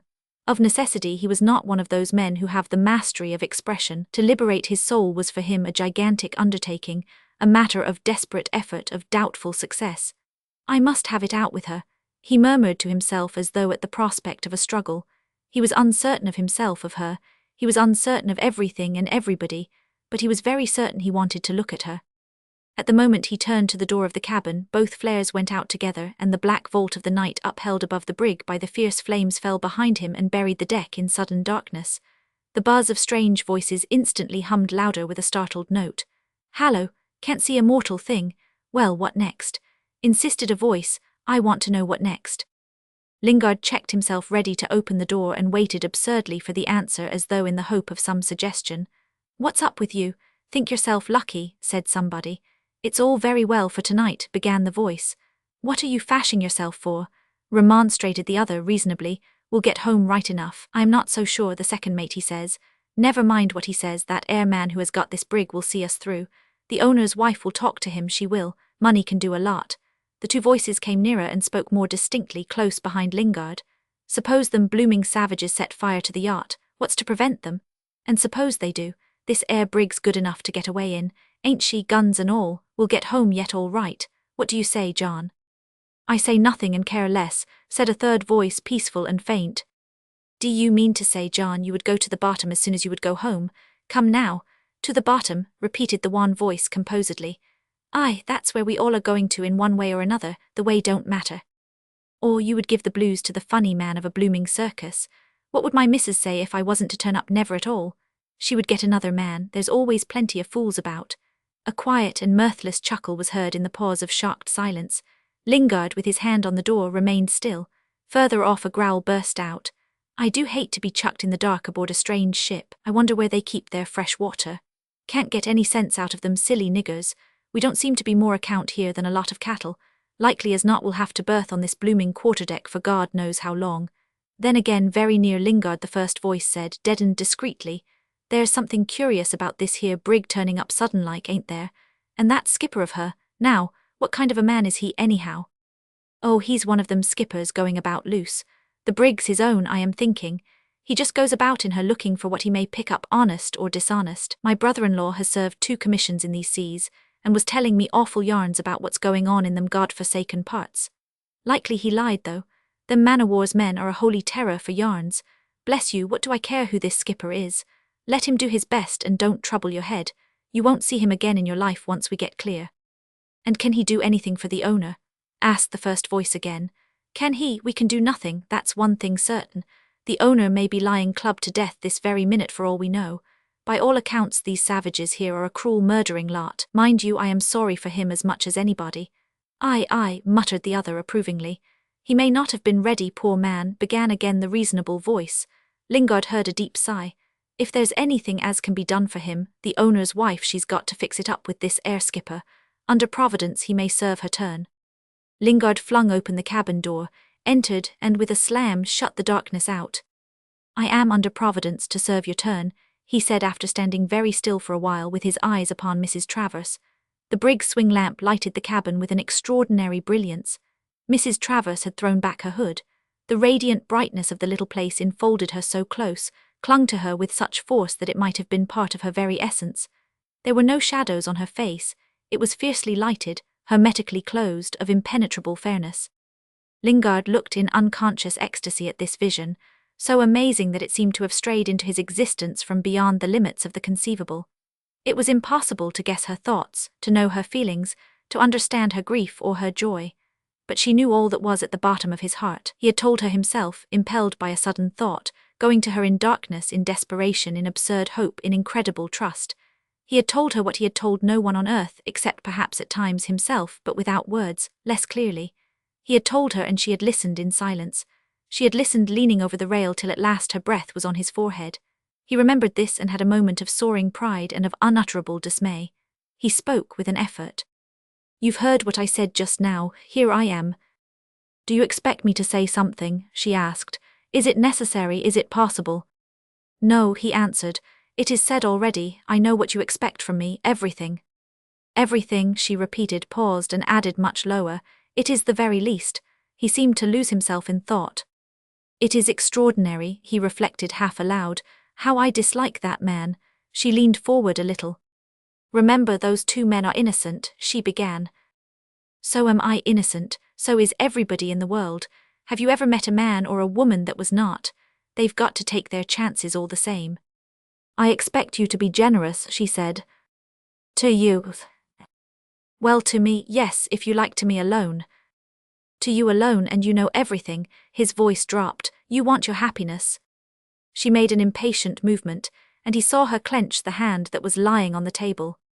"I want my husband back," she said sharply. Yes, it's what I was saying. Same thing," he muttered with strange placidity. She looked at him searchingly. He had a large simplicity that filled one's vision. She found herself slowly invaded by this masterful figure. He was not mediocre. Whatever he might have been, he was not mediocre. The glamour of a lawless life stretched over him like the sky over the sea down on all sides to an unbroken horizon. Within, he moved very lonely, dangerous and romantic. There was in him crime, sacrifice, tenderness, devotion, and the madness of a fixed idea. She thought with wonder that of all the men in the world he was indeed the one she knew the best, and yet she could not foresee the speech or the act of the next minute. She said distinctly, "You've given me your confidence. Now I want you to give me the life of these two men, the life of two men whom you do not know, whom tomorrow you will forget. It can be done, it must be done, you cannot refuse them to me." She waited. "Why can't I refuse?" he whispered gloomily without looking up. "You ask," she exclaimed. He made no sign, he seemed at a loss for words. "You ask, ah," she cried. "Don't you see that I have no kingdoms to conquer?" Romans 3. A slight change of expression, which passed away, almost directly showed that Lingard heard the passionate cry wrung from her by the distress of her mind. He made no sign. She perceived clearly the extreme difficulty of her position. The situation was dangerous, not so much the facts of it as the feeling of it. At times it appeared no more actual than a tradition, and she thought of herself as of some woman in a ballad who has to beg for the lives of innocent captives. To save the lives of Mr. Travers and Mr. Dalcaster was more than a duty. It was a necessity, it was an imperative need, it was an irresistible mission. Yet she had to reflect upon the horrors of a cruel and obscure death before she could feel for them the pity they deserved. It was when she looked at Lingard that her heart was wrung by an extremity of compassion. The others were pitiful, but he, the victim of his own extravagant impulses, appeared tragic, fascinating and culpable. Lingard lifted his head. Whispers were heard at the door and Hassim, followed by Amada, entered the cabin. Mrs. Travers looked at Lingard. Because of all the faces in the cabin, his was the only one that was intelligible to her. Hassim began to speak at once, and when he ceased Amada's deep sigh was heard in the sudden silence. Then Lingard looked at Mrs. Travers and said, "The gentlemen are alive. Roger Hassim here has seen them less than 2 hours ago, and so has the girl. They are alive and unharmed so far, and now." He paused. Mrs. Travers, leaning on her elbow, shaded her eyes under the glint of suspended thunderbolts. "You must hate us," she murmured. "Hate you," he repeated with, as she fancied, a tinge of disdain in his tone. "No, I hate myself." "Why yourself?" she asked very low. "For not knowing my mind," he answered. "For not knowing my mind, for not knowing what it is that's got hold of me since this morning. I was angry then, nothing but very angry." "And now," she murmured. "I am unhappy," he said. After a moment of silence which gave to Mrs. Travers the time to wonder how it was that this man had succeeded in penetrating into the very depths of her compassion, he hit the table such a blow that all the heavy muskets seemed to jump a little. Mrs. Travers heard Hassim pronounce a few words earnestly, and a moan of distress from Imada. "I believed in you before you gave me your confidence," she began.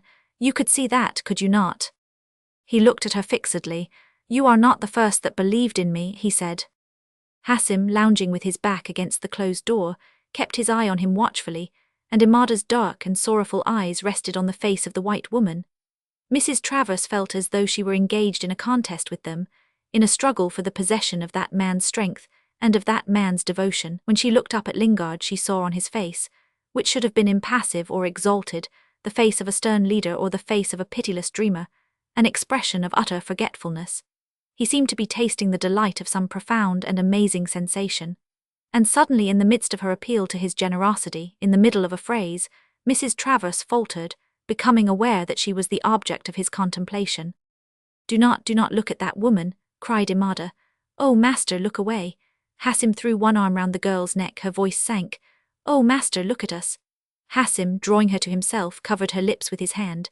She struggled a little like a snared bird and submitted, hiding her face on his shoulder, very quiet, sobbing without noise. "What do they say to you?"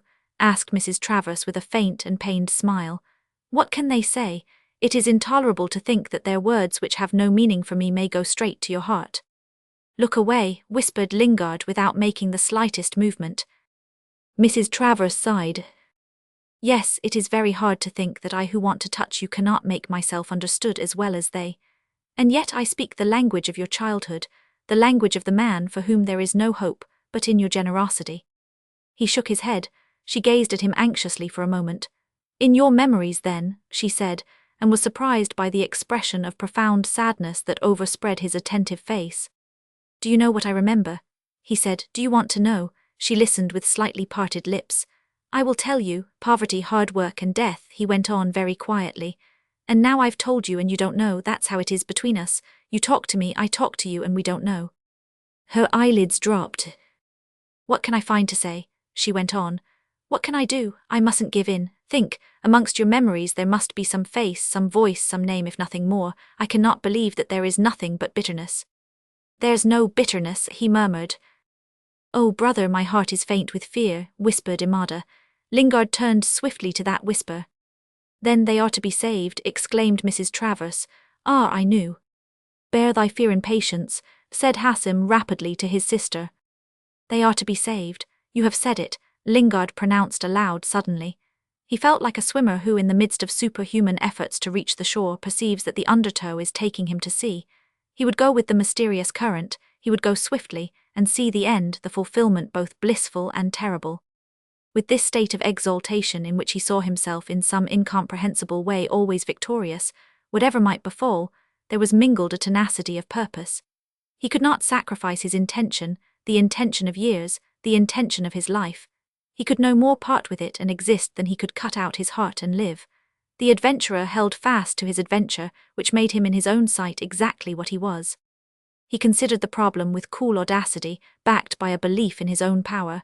It was not these two men he had to save himself, and looked upon in this way the situation appeared familiar. Hassim had told him the two white men had been taken by their captors to Daman's camp.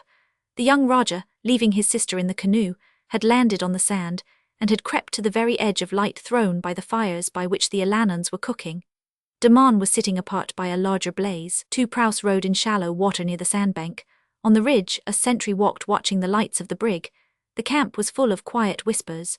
Hassim returned to his canoe, then he and his sister, paddling cautiously round the anchored praus, in which women's voices could be heard, approached the other end of the camp. The light of the big blaze there fell on the water and the canoe skirted it without a splash, keeping in the night. Hassim, landing for the second time, crept again close to the fires. Each prau had, according to the customs of the Alanan rovers, when on a raiding expedition, a smaller warboat, and these being light and manageable, were hauled up on the sand not far from the big blaze. They sat high on the shelving shore, throwing heavy shadows. Hassim crept up toward the largest of them, and then standing on tiptoe could look at the camp across the gunwales. The confused talking of the men was like the buzz of insects in a forest. A child wailed on board one of the praus, and a woman hailed the shore shrilly. Hassim unsheathed his creese and held it in his hand. Very soon, he said, he saw the two white men walking amongst the fires. They waved their arms and talked together, stopping from time to time. They approached Daman, and the short man with the hair on his face addressed him earnestly and at great length. Daman sat cross-legged upon a little carpet with an open Quran on his knees, and chanted the versets swaying to and fro with his eyes shut. The Alanan chiefs reclining wrapped in cloaks on the ground raised themselves on their elbows to look at the whites. When the short white man finished speaking, he gazed down at them for a while, then stamped his foot. He looked angry because no one understood him. Then suddenly he looked very sad. He covered his face with his hands. The tall man put his hand on the short man's shoulder and whispered into his ear. The dry wood of the fires crackled, the Alanans slept, cooked, talked, but with their weapons at hand. An armed man or two came up to stare at the prisoners and then returned to their fire. The two whites sank down in the sand in front of Daman. Their clothes were soiled, there was sand in their hair. The tall man had lost his hat. The glass in the eye of the short man glittered very much. His back was muddy and one sleeve of his coat torn up to the elbow. All this Hassim saw and then retreated undetected to that part of the shore where Imada waited for him, keeping the canoe afloat. The Alanans, trusting to the sea, kept very bad watch on their prisoners, and had he been able to speak with them, Hassim thought an escape could have been effected. But they could not have understood his signs and still less his words. He consulted with his sister. Imada murmured sadly. At their feet the ripple broke with a mournful sound no louder than their voices. Hassim's loyalty was unshaken, but now it led him on not in the bright light of hopes but in the deepened shadow of doubt. He wanted to obtain information for his friend who was so powerful and who perhaps would know how to be constant. When followed by Imada he approached the camp again, this time openly. Their appearance did not excite much surprise. It was well known to the chiefs of the Alanans that the Raja for whom they were to fight, if God so willed, was upon the shoals looking out for the coming of the white man who had much wealth and a store of weapons, and who was his servant. Daman, who alone understood the exact relation, welcomed them with impenetrable gravity. Hassim took his seat on the carpet at his right hand. A consultation was being held half aloud in short and apparently careless sentences, with long intervals of silence between. Imada, nestling close to her brother, leaned one arm on his shoulder and listened with serious attention and with outward calm as became a princess of Wajo accustomed to consort with warriors and statesmen in moments of danger and in the hours of deliberation. Her heart was beating rapidly, and facing her the silent white men stared at these two known faces as if across a gulf. 4 Ilanan chiefs sat in a row. Their ample cloaks fell from their shoulders and lay behind them on the sand in which their 4 long lances were planted upright, each supporting a small oblong shield of wood, carved on the edges and stained a dull purple. Daman stretched out his arm and pointed at the prisoners. The faces of the white men were very quiet. Daman looked at them mutely and ardently, as if consumed by an unspeakable longing. The Quran in a silk cover hung on his breast by a crimson cord. It rested over his heart, and just below the plain buffalo horn handle of a crease, stuck into the twist of his sarong, protruded ready to his hand. The clouds thickening over the camp made the darkness press heavily on the glow of scattered fires. "There is blood between me and the whites," he pronounced violently. The Alanan chiefs remained impassive. There was blood between them and all mankind. Hassim remarked dispassionately that there was one white man with whom it would be wise to remain friendly, and besides, was not Daman his friend already? Daman smiled with half-closed eyes. He was that white man's friend, not his slave. The Alanans playing with their sword handles grunted assent. Why, asked Daman, did these strange whites travel so far from their country? The great white man whom they all knew did not want them. No one wanted them. Evil would follow in their footsteps. They were such men as are sent by rulers to examine the aspects of far-off countries and talk of peace and make treaties. Such is the beginning of great sorrows. The Alanans were far from their country, where no white man dared to come, and therefore they were free to seek their enemies upon the open waters. They had found these two who had come to see. He asked what they had come to see. Was there nothing to look at in their own country? He talked in an ironic and subdued tone. The scattered heaps of embers glowed a deeper red. The big blaze of the chief's fire sank low and grew dim before he ceased. Straight-limbed figures rose, sank, moved, whispered on the beach. Here and there a spear blade caught a red gleam above the black shape of a head. "The Alanans seek booty on the sea," cried Daman. "Their fathers and the fathers of their fathers have done the same, being fearless like those who embrace death closely." A low laugh was heard. "We strike and go," said an exulting voice. "We live and die with our weapons in our hands." The Alanons leaped to their feet. They stamped on the sand, flourishing naked blades over the heads of their prisoners. A tumult arose. When it subsided, Damon stood up in a cloak that wrapped him to his feet, and spoke again, giving advice.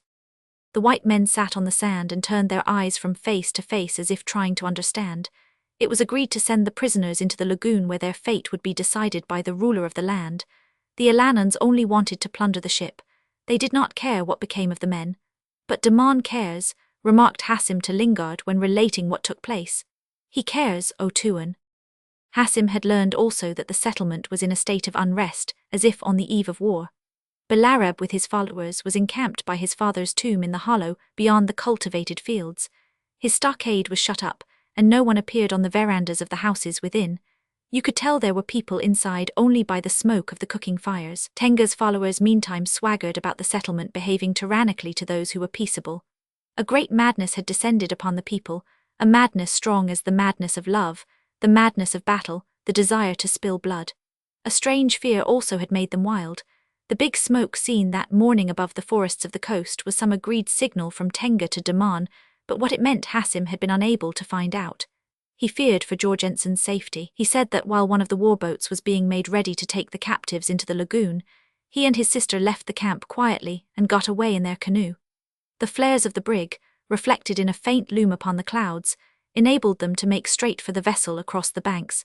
Before they had gone halfway, these flames went out, and the darkness seemed denser than any he had known before. But it was no greater than the darkness of his mind, he added. He had looked upon the white men sitting unmoved and silent under the edge of swords. He had looked at Damon, he had heard bitter words spoken. He was looking now at his white friend, and the issue of events he could not see.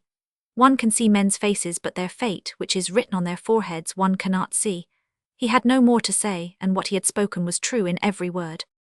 Roman 4. Lingard repeated it all to Mrs. Travers. Her courage, her intelligence, the quickness of her apprehension, the colour of her eyes and the intrepidity of her glance evoked in him an admiring enthusiasm. She stood by his side. Every moment that fatal illusion clung closer to his soul, like a garment of light, like an armour of fire. He was unwilling to face the facts. All his life, till that day, had been a wrestle with events in the daylight of this world, but now he could not bring his mind to the consideration of his position. It was Mrs. Travers who, after waiting a while, forced on him the pain of thought by wanting to know what bearing Hassim's news had upon the situation. Lingard had not the slightest doubt Damon wanted him to know what had been done with the prisoners. That is why Damon had welcomed Hassim and let him hear the decision and had allowed him to leave the camp on the sandbank. There could be only one object in this, to let him, Lingard, know that the prisoners had been put out of his reach as long as he remained in his brig. Now this brig was his strength. To make him leave his brig was like removing his hand from his sword. "Do you understand what I mean, Mrs. Travers?" he asked. "They are afraid of me because I know how to fight this brig. They fear the brig because when I am on board her, the brig and I are one. An armed man, don't you see? Without the brig I am disarmed, without me she can't strike. So Damon thinks. He does not know everything, but he is not far off the truth. He says to himself that if I man the boats to go after these whites into the lagoon, then his Alanons will get the yacht for sure, and perhaps the brig as well. If I stop here with my brig, he holds the 2 white men and can talk as big as he pleases. Balarab believes in me, no doubt, but Damon trusts no man on earth. He simply does not know how to trust anyone because he is always plotting himself. He came to help me, and as soon as he found I was not there, he began to plot with Tenga. Now he has made a move, a clever move, a cleverer move than he thinks. Why? I'll tell you why. Because I, Tom Lingard, haven't a single white man aboard this brig I can trust. Not one. I only just discovered my mates got the notion I am some kind of pirate, and all your yacht people think the same. It is as though you had brought a curse on me in your yacht. Nobody believes me. Good God, what have I come to? Even those 2, look at them, I say look at them. By all the stars they doubt me. He pointed at Hassim and Imada. The girls seemed frightened. Hassim looked on calm and intelligent with inexhaustible patience. Lingard's voice fell suddenly. And by heavens they may be right. Who knows? Do you know, they have waited for years. Look, they are waiting with heavy hearts. Do you think that I don't care? Ought I to have kept it all in, told no one, not even you? Are they waiting for what will never come now? Mrs. Travers rose and moved quickly round the table. Can we give anything to this Damon or these other men? We could give them more than they could think of asking. I, my husband. Don't talk to me of your husband, he said roughly. You don't know what you are doing. She confronted the somber anger of his eyes. But I must, she asserted with heat. Must, he mused, noticing that she was only half a head less tall than himself. Must, oh yes, of course you must, yes, but I don't want to hear. Give, what can you give? You may have all the treasures of the world for all I know. No, you can't give anything. I was thinking of your difficulty when I spoke, she interrupted. His eyes wandered downward, following the line of her shoulder. Of me, he repeated. All this was said almost in whispers. The sound of slow footsteps was heard on deck above their heads. Lingard turned his face to the open skylight. On deck there, any wind? All was still for a moment. Somebody above answered in a leisurely tone. A steady little draught from the northward. Then, after a pause, added in a mutter. Pitch dark. Aye, dark enough, murmured Lingard. He must do something. Now, at once, the world was waiting, the world full of hopes and fear. What should he do? Instead of answering that question, he traced the ungleaming coils of her twisted hair and became fascinated by a stray lock at her neck. What should he do? No one to leave his brig to. The voice that had answered his question was Carter's voice. He is hanging about keeping his eye on me, he said to Mrs. Travers. She shook her head and tried to smile. The man above coughed discreetly. No, said Lingard, you must understand that you have nothing to give. The man on deck, who seemed to have lingered by the skylight, was heard saying quietly, I am at hand if you want me, Mrs. Travers. Hassim and Imada looked up. You see, exclaimed Lingard. What did I tell you? He's keeping his eye on me, on board my own ship. Am I dreaming? Am I in a fever? Tell him to come down, he said after a pause. Mrs. Travers did so, and Lingard thought her voice very commanding and very sweet. There's nothing in the world I love so much as this brig, he went on. Nothing in the world. If I lost her, I would have no standing room on the earth for my feet. You don't understand this. You can't. Carter came in and shut the cabin door carefully. He looked with serenity at everyone in turn. All quiet? Asked Lingard. Quiet enough if you like to call it so, he answered. But if you only put your head outside the door, you'll hear them all on the quarterdeck snoring against each other, as if there were no wives at home and no pirates at sea. Look here, said Lingard. I found out that I can't trust my mate. Can't you? Drawled Carter. I am not exactly surprised. I must say he does not snore, but I believe it is because he is too crazy to sleep. He waylaid me on the poop just now, and said something about evil communications corrupting good manners. Seems to me I've heard that before. Queer thing to say. He tried to make it out somehow that if he wasn't corrupt, it wasn't your fault. As if this was any concern of mine. He's as mad as he's fat, or else he puts it on. Carter laughed a little and leaned his shoulders against a bulkhead. Lingard gazed at the woman who expected so much from him, and in the light she seemed to shed he saw himself leading a column of armed boats to the attack of the settlement. He could burn the whole place to the ground and drive every soul of them into the bush. He could, and there was a surprise, a shock, a vague horror at the thought of the destructive power of his will. He could give her ever so many lives. He had seen her yesterday, and it seemed to him he had been all his life waiting for her to make a sign. She was very still. He pondered a plan of attack. He saw smoke and flame, and next moment he saw himself alone amongst shapeless ruins with the whispers, with the sigh and moan of the shallows in his ears. He shuddered and shaking his hand. No, I cannot give you all those lives, he cried. Then before Mrs. Travers could guess the meaning of this outburst, he declared that as the two captives must be saved, he would go alone into the lagoon. He could not think of using force. You understand why, he said to Mrs. Travers, and she whispered a faint yes. He would run the risk alone. His hope was in Balarab being able to see where his true interest lay. If I can only get at him, I would soon make him see, he mused aloud. Haven't I kept his power up for these 2 years past? And he knows it too, he feels it. Whether he would be allowed to reach Balarab was another matter. Lingard lost himself in deep thought. He would not dare, he burst out. Mrs. Travers listened with parted lips. Carter did not move a muscle of his youthful and self-possessed face. Only when Lingard, turning suddenly, came up close to him and asked with a red flash of eyes and in a lowered voice, Could you fight this brig? Something like a smile made a stir amongst the hairs of his little fair moustache. Could I, he said, I could try anyhow. He paused and added hardly above his breath, for the lady of course. Lingard seemed staggered as though he had been hit in the chest. I was thinking of the brig, he said gently. Mrs. Travers would be on board, retorted Carter. What, on board? Ah yes, on board, where else? Stammered Lingard. Carter looked at him in amazement. Fight, you ask, he said slowly. You just try me. I shall, ejaculated Lingard. He left the cabin calling out Serang. A thin cracked voice was heard immediately answering, Tuan, and the door slammed to. You trust him, Mrs. Travers? Asked Carter rapidly. You do not. Why? She answered. I can't make him out. If he was another kind of man I would say he was drunk, said Carter. Why is he here at all, he and this brig of his? Excuse my boldness, but have you promised him anything? I promised, exclaimed Mrs. Travers in a bitter tone which silenced Carter for a moment. So much the better, he said at last. Let him show what he can do first and… Here, take this, said Lingard, who re-entered the cabin fumbling about his neck. Carter mechanically extended his hand. What's this for? He asked, looking at a small brass key attached to a thin chain. Powder magazine, trapdoor under the table. The man who has this key commands the brig while I am away. The Serang understands. You have her very life in your hand there. Carter looked at the small key lying in his half-open palm. I was just telling Mrs. Travers I didn't trust you, not altogether. I know all about it, interrupted Lingard contemptuously. You carry a blamed pistol in your pocket to blow my brains out, don't you? What's that to me? I am thinking of the brig. I think I know your sort. You will do. Well, perhaps I might, mumbled Carter modestly. Don't be rash, said Lingard anxiously. If you've got to fight, use your head as well as your hands. If there's a breeze fight underway. If they should try to board in a calm, trust to the small arms to hold them off. Keep your head and… He looked intensely into Carter's eyes. His lips worked without a sound as though he had been suddenly struck dumb. Don't think about me. What's that to you who I am? Think of the ship, he burst out. Don't let her go, don't let her go. The passion in his voice impressed his hearers who for a time preserved a profound silence. All right, said Carter at last.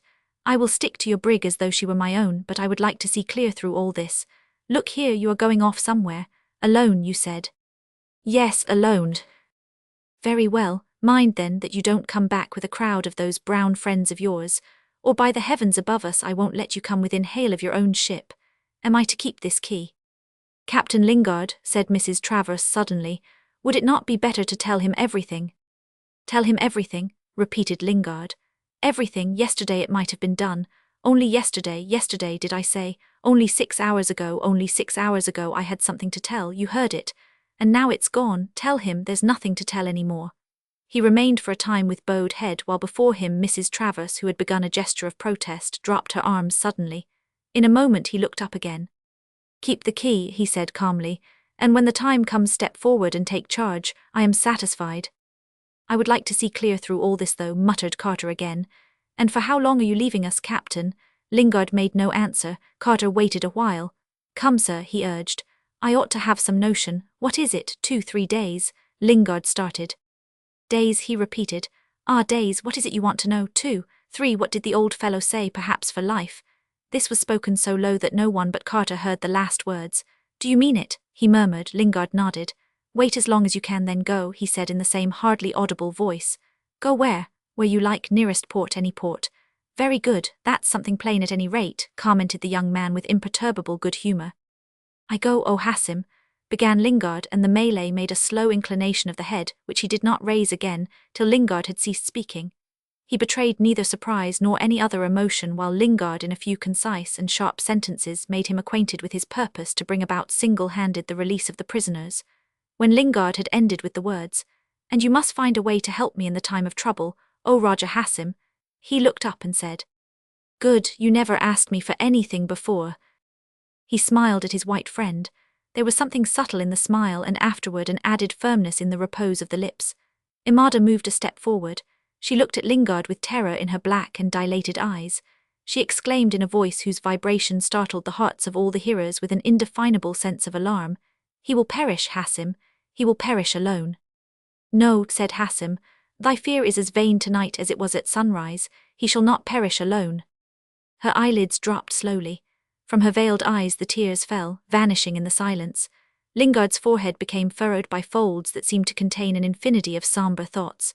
"Remember, O Hassim, that when I promised you to take you back to your country, you promised me to be a friend to all white men, a friend to all whites who are of my people forever." "My memory is good, O Tuan," said Hassim. "I am not yet back in my country, but is not everyone the ruler of his own heart? Promises made by a man of noble birth live as long as the speaker endures." "Goodbye," said Lingard to Mrs. Travers. "You will be safe here." He looked all around the cabin. "I leave you," he began again and stopped short. Mrs. Travers' hand, resting lightly on the edge of the table, began to tremble. "It's for you, yes, for you alone, and it seems it can't be." It seemed to him that he was saying goodbye to all the world, that he was taking a last leave of his own self. Mrs. Travers did not say a word, but Amada threw herself between them and cried.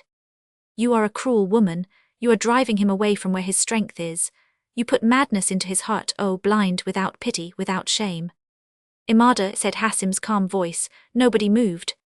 "What did she say to me?" faltered Mrs. Travers, and again repeated in a voice that sounded hard. "What did she say?" "Forgive her," said Lingard. "Her fears are for me." "It's about your going," Mrs. Travers interrupted swiftly. "Yes, it is, and you must forgive her." He had turned away his eyes with something that resembled embarrassment, but suddenly he was assailed by an irresistible longing to look again at that woman. At the moment of parting, he clung to her with his glance, as a man holds with his hands a priceless and disputed possession. The faint blush that overspread gradually Mrs. Travers' features gave her face an air of extraordinary and startling animation. "The danger you run?" she asked eagerly. He repelled the suggestion by a slighting gesture of the hand. "Nothing worth looking at twice, don't give it a thought," he said. "I've been in tighter places." He clapped his hands and waited till he heard the cabin door open behind his back. "Steward, my pistols." The mulatto in slippers, apron to the chin, glided through the cabin with unseeing eyes as though for him no one there had existed. "Is it my heart that aches so?" Mrs. Travers asked herself, contemplating Lingard's motionless figure. "How long will this sensation of dull pain last? Will it last forever?" "How many changes of clothes shall I put up, sir?" asked the steward, while Lingard took the pistols from him and eased the hammers after putting on fresh caps. "I will take nothing this time, steward." He received in turn from the mulatto's hands a red silk handkerchief, a pocket-book, a cigar case. He knotted the handkerchief loosely round his throat. It was evident he was going through the routine of every departure for the shore. He even opened the cigar case to see whether it had been filled. "Hat, sir," murmured the half-caste. Lingard flung it on his head. "Take your orders from this lady, steward, till I come back. The cabin is hers, do you hear?" He sighed ready to go and seemed unable to lift a foot. "I am coming with you," declared Mrs. Travers suddenly in a tone of unalterable decision. He did not look at her, he did not even look up, he said nothing till after Carter had cried, "You can't, Mrs. Travers," when without budging he whispered to himself, "Of course." Mrs. Travers had pulled already the hood of her cloak over her head, and her face within the dark cloth had turned an intense and unearthly white, in which the violet of her eyes appeared unfathomably mysterious. Carter started forward. "You don't know this man?" he almost shouted. "I do know him," she said, and before the reproachfully unbelieving attitude of the other she added, speaking slowly and with emphasis, "There is not, I verily believe, a single thought or act of his life that I don't know." It's true," muttered Lingard to himself. Carter threw up his arms with a groan. "Stand back," said a voice that sounded to him like a growl of thunder, and he felt a grip on his hand which seemed to crush every bone. He jerked it away. "Mrs. Travers, stay," he cried. They had vanished through the open door and the sound of their footsteps had already died away. Carter turned about bewildered as if looking for help. "Who is he, steward? Who in the name of all the mad devils is he?" he asked wildly. He was confounded by the cold and philosophical tone of the answer. "'Tain't my place to trouble about that, sir, nor yours, I guess." "Isn't it?" shouted Carter. "Why, he has carried the lady off." The steward was looking critically at the lamp and after a while screwed the light down. "That's better," he mumbled. "Good God, what is a fellow to do?" continued Carter, looking at Hassim and Amada who were whispering together and gave him only an absent glance. He rushed on deck and was struck blind instantly by the night that seemed to have been lying in wait for him.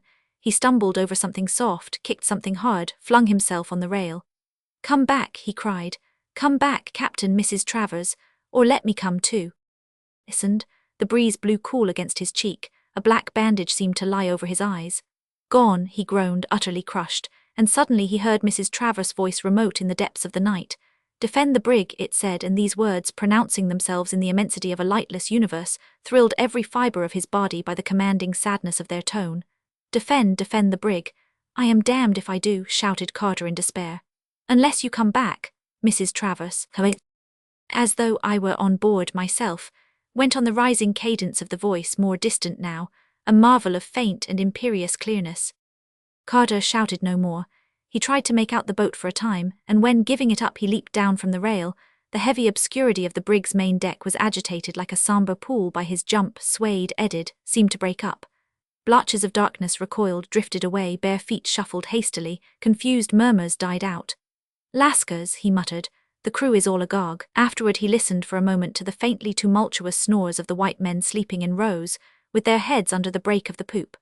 Somewhere about his feet, the yacht's black dog, invisible, and chained to a deck ringbolt, whined, rattled the thin links, pattered with his claws in his distress at the unfamiliar surroundings, begging for the charity of human notice.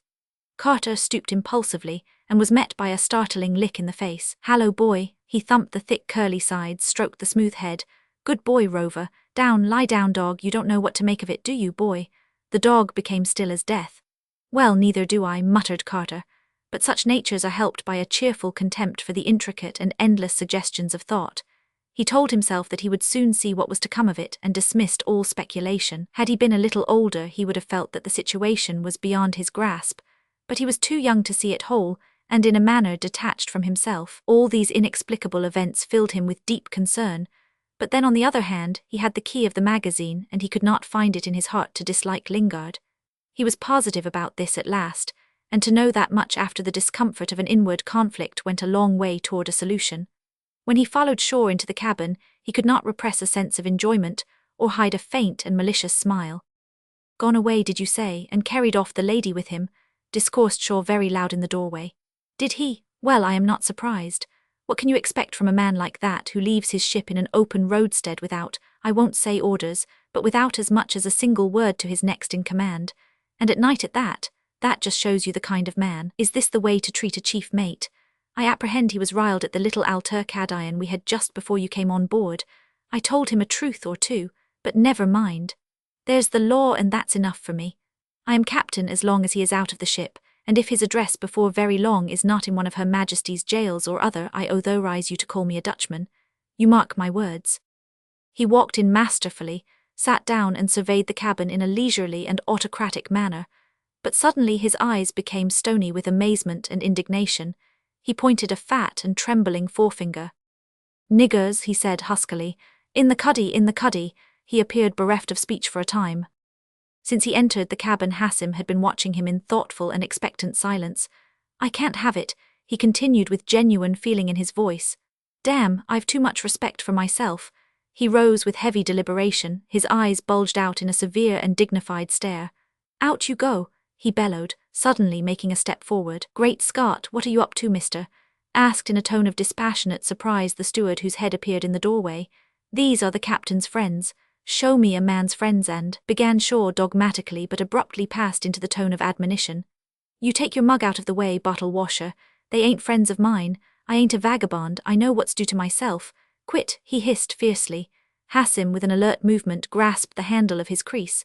Shaw puffed out his cheeks and frowned. "Look out, he will stick you like a prize pig," murmured Carter without moving a muscle. Shaw looked round helplessly.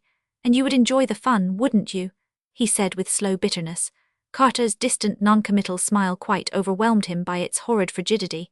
Extreme despondency replaced the proper feeling of racial pride in the primitive soul of the mate. "My God, what luck! What have I done to fall amongst that lot?" He groaned, sat down, and took his big grey head in his hands. Carter drew aside to make room for Imada, who, in obedience to a whisper from her brother, sought to leave the cabin. She passed out after an instant of hesitation, during which she looked up at Carter once. Her brother, motionless in a defensive attitude, protected her retreat. She disappeared. Hassim's grip on his weapon relaxed. He looked in turn at every object in the cabin as if to fix its position in his mind forever, and following his sister, walked out with noiseless footfalls. They entered the same darkness which had received, enveloped, and hidden the troubled souls of Lingard and Edith. But to these two, the light from which they had felt themselves driven away was now like the light of forbidden hopes.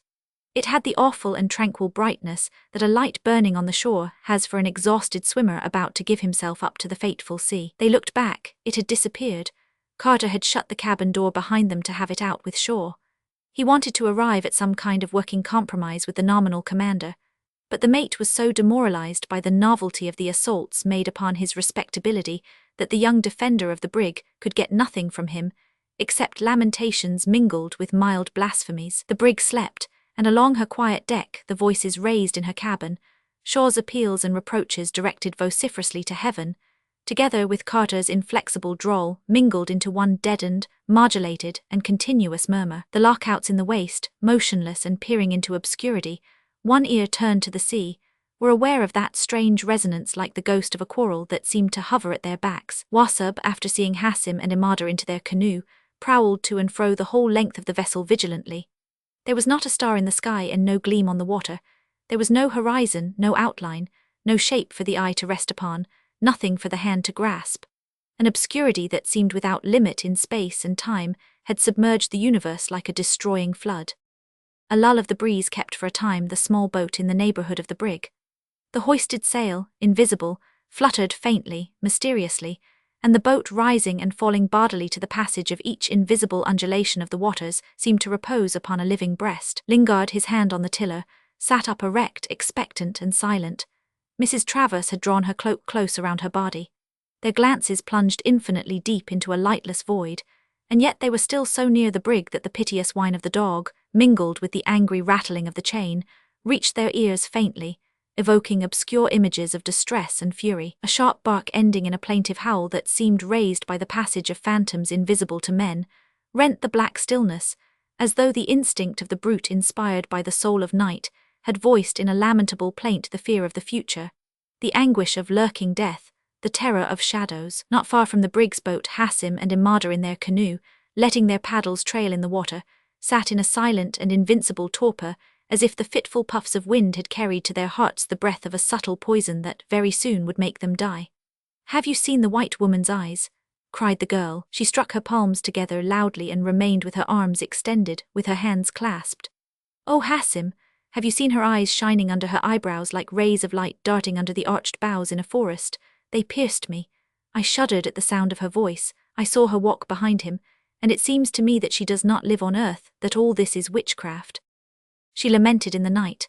Hassim kept silent. He had no illusions, and in any other man but Lingard, he would have thought the proceeding no better than suicidal folly. For him, Travers and Dalcaser were two powerful Rajas, probably relatives of the ruler of the land of the English whom he knew to be a woman, but why they should come and interfere with the recovery of his own kingdom was an obscure problem. He was concerned for Lingard's safety, that the risk was incurred mostly for his sake, so that the prospects of the great enterprise should not be ruined by a quarrel over the lives of these whites, did not strike him so much as may be imagined. There was that in him which made such an action on Lingard's part appear all but unavoidable. Was he not Raja Hassim, and was not the other a man of strong heart, of strong arm, of proud courage, a man great enough to protect highborn princes, a friend? Imada's words called out a smile which, like the words, was lost in the darkness. "Forget your weariness," he said gently, "lest, O sister, we should arrive too late. The coming day would throw its light on some decisive event." Hassim thought of his own men who guarded the Emma, and he wished to be where they could hear his voice. He regretted Jaffir was not there. Hassim was saddened by the absence from his side of that man, who once had carried what he thought would be his last message to his friend. It had not been the last. He had lived to cherish new hopes and to face new troubles, and perchance to frame another message yet, while death knocked with the hands of armed enemies at the gate. The breeze steadied. The succeeding swells swung the canoe smoothly up the unbroken ridges of water, travelling apace along the land. They progressed slowly. But Imada's heart was more weary than her arms, and Hassim, dipping the blade of his paddle without a splash, peered right and left, trying to make out the shadowy forms of islets. A long way ahead of the canoe and holding the same course, the brig's dinghy ran with broad lug extended, making for that narrow and winding passage between the coast and the southern shoals, which led to the mouth of the creek connecting the lagoon with the sea. Thus on that starless night the shallows were peopled by uneasy souls. The thick veil of clouds stretched over them, cut them off from the rest of the universe. At times Mrs. Travers had in the darkness the impression of dizzy speed, and again it seemed to her that the boat was standing still, that everything in the world was standing still, and only her fancy roamed free from all trammels. Lingard, perfectly motionless by her side, steered, shaping his course by the feel of the wind. Presently he perceived ahead a ghostly flicker of faint, livid light, which the earth seemed to throw up against the uniform blackness of the sky. The dinghy was approaching the expanse of the shallows. The confused clamour of broken water deepened its note. "How long are we going to sail like this?" asked Mrs. Travers gently. She did not recognize the voice that pronounced the word always in answer to her question. It had the impersonal ring of a voice without a master. Her heart beat fast. "Captain Lingard," she cried. "Yes, what?" he said nervously, as if startled out of a dream. "I asked you how long we were going to sail like this," she repeated distinctly. "If the breeze holds, we shall be in the lagoon soon after daybreak. That will be the right time, too. I shall leave you on board the hulk with Jorgensen." "And you, what will you do?" she asked. She had to wait for a while. "I will do what I can," she heard him say at last. There was another pause. "All I can," he added. The breeze dropped, the sail fluttered. "I have perfect confidence in you," she said, "but are you certain of success?" "No." The futility of her question came home to Mrs. Travers. In a few hours of life she had been torn away from all her certitudes, flung into a world of improbabilities. This thought, instead of augmenting her distress, seemed to soothe her. What she experienced was not doubt, and it was not fear. It was something else. It might have been only a great fatigue. She heard a dull detonation as if in the depth of the sea. It was hardly more than a shock and a vibration. A roller had broken amongst the shoals. The livid clearness Lingard had seen ahead flashed and flickered in expanded white sheets much nearer to the boat now. And all this, the wan burst of light, the faint shock as of something remote and immense falling into ruins, was taking place outside the limits of her life, which remained encircled by an impenetrable darkness and by an impenetrable silence. Puffs of wind blew about her head and expired. The sail collapsed, shivered audibly, stood full and still in turn. And again the sensation of vertiginous speed and of absolute immobility succeeding each other with increasing swiftness merged at last into a bizarre state of headlong motion and profound peace. The darkness enfolded her like the enervating caress of a somber universe. It was gentle and destructive. Its languor seduced her soul into surrender. Nothing existed, and even all her memories vanished into space. She was content that nothing should exist. Lingard, aware all the time of their contact in the narrow stern sheets of the boat, was startled by the pressure of the woman's head drooping on his shoulder. He stiffened himself still more, as though he had tried on the approach of a danger to conceal his life in the breathless rigidity of his body. The boat soared and descended slowly. A region of foam and reefs stretched across her course, hissing like a gigantic cauldron. A strong gust of wind drove her straight at it for a moment, then passed on and abandoned her to the regular balancing of the swell.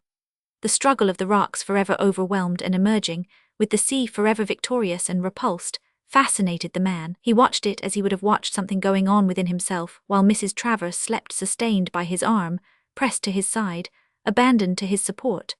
The shoals guarding the shore of refuge had given him his first glimpse of success, the solid support he needed for his action. The shallows were the shelter of his dreams.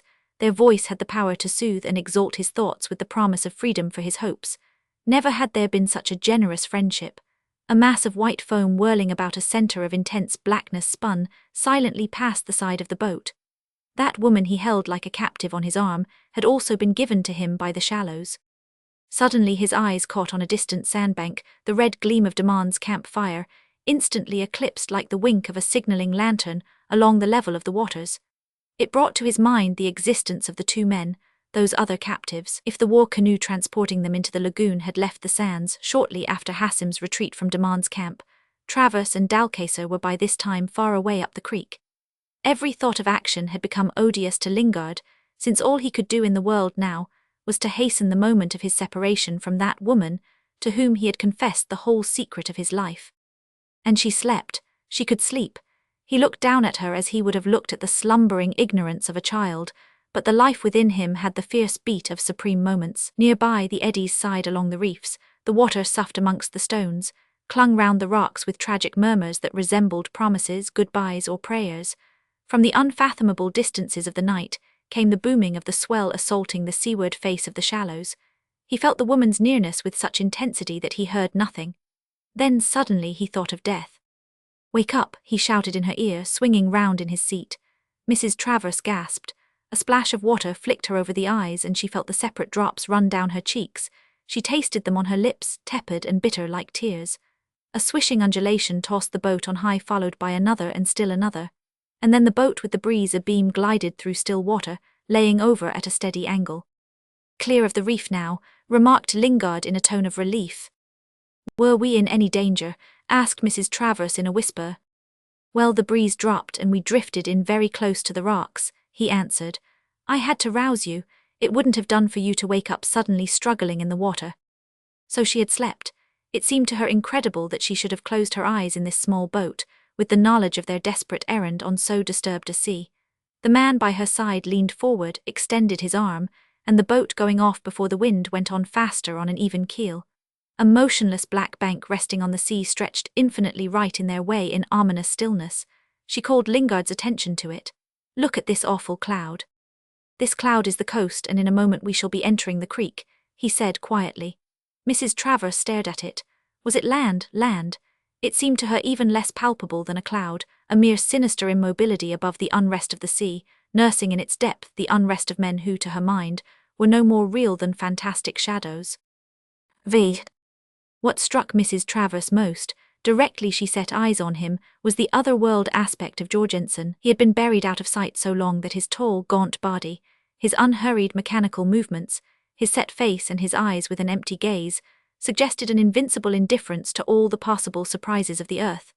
That appearance of a resuscitated man who seemed to be commanded by a conjuring spell strolled along the decks of what was even to Mrs. Travers eyes the mere corpse of a ship, and turned on her a pair of deep-sunk, expressionless eyes with an almost unearthly detachment.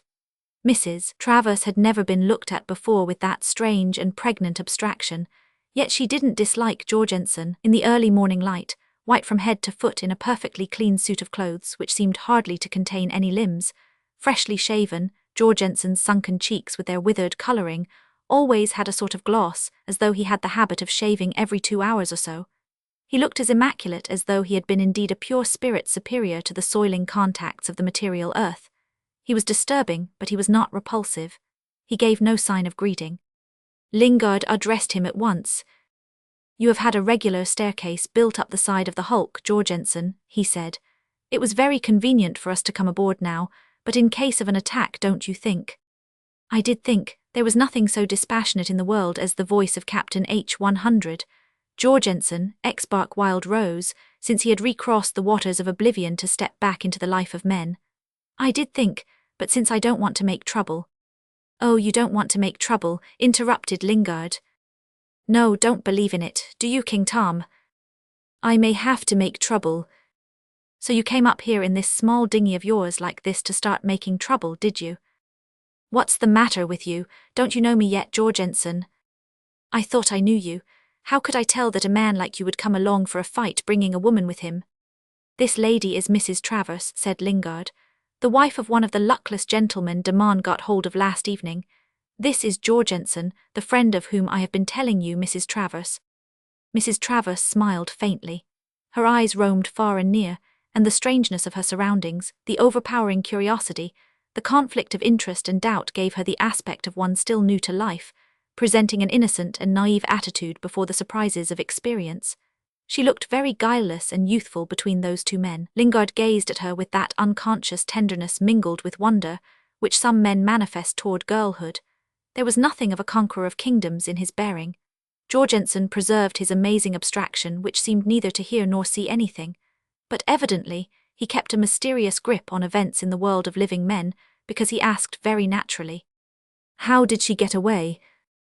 "The lady wasn't on the sandbank," explained Lingard curtly. "What sandbank?" muttered Jorgensen perfunctorily. "Is the yacht looted, Tom?" "Nothing of the kind," said Lingard. "Are many dead?" inquired Jorgensen. "I tell you there was nothing of the kind," said Lingard impatiently. "What, no fight?" inquired Jorgensen again without the slightest sign of animation. "No. And you a fighting man?" "Listen to me, Jorgensen. Things turned out so that before the time came for a fight it was already too late."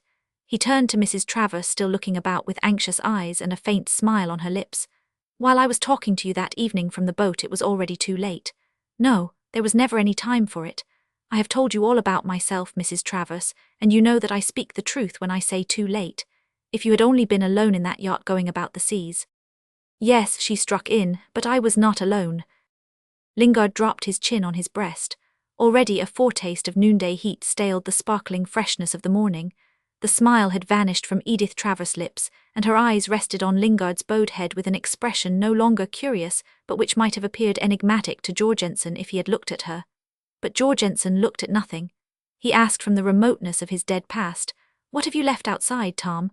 What is there now? There's the yacht on the shoals, my brig at anchor, and about 100 of the worst kind of Ilanan vagabonds under 3 chiefs, and with 2 warprouse moored to the edge of the bank. Maybe Daman is with them, too, out there. No, said Jorgensen positively. He has come in, cried Lingard. He brought his prisoners in himself then.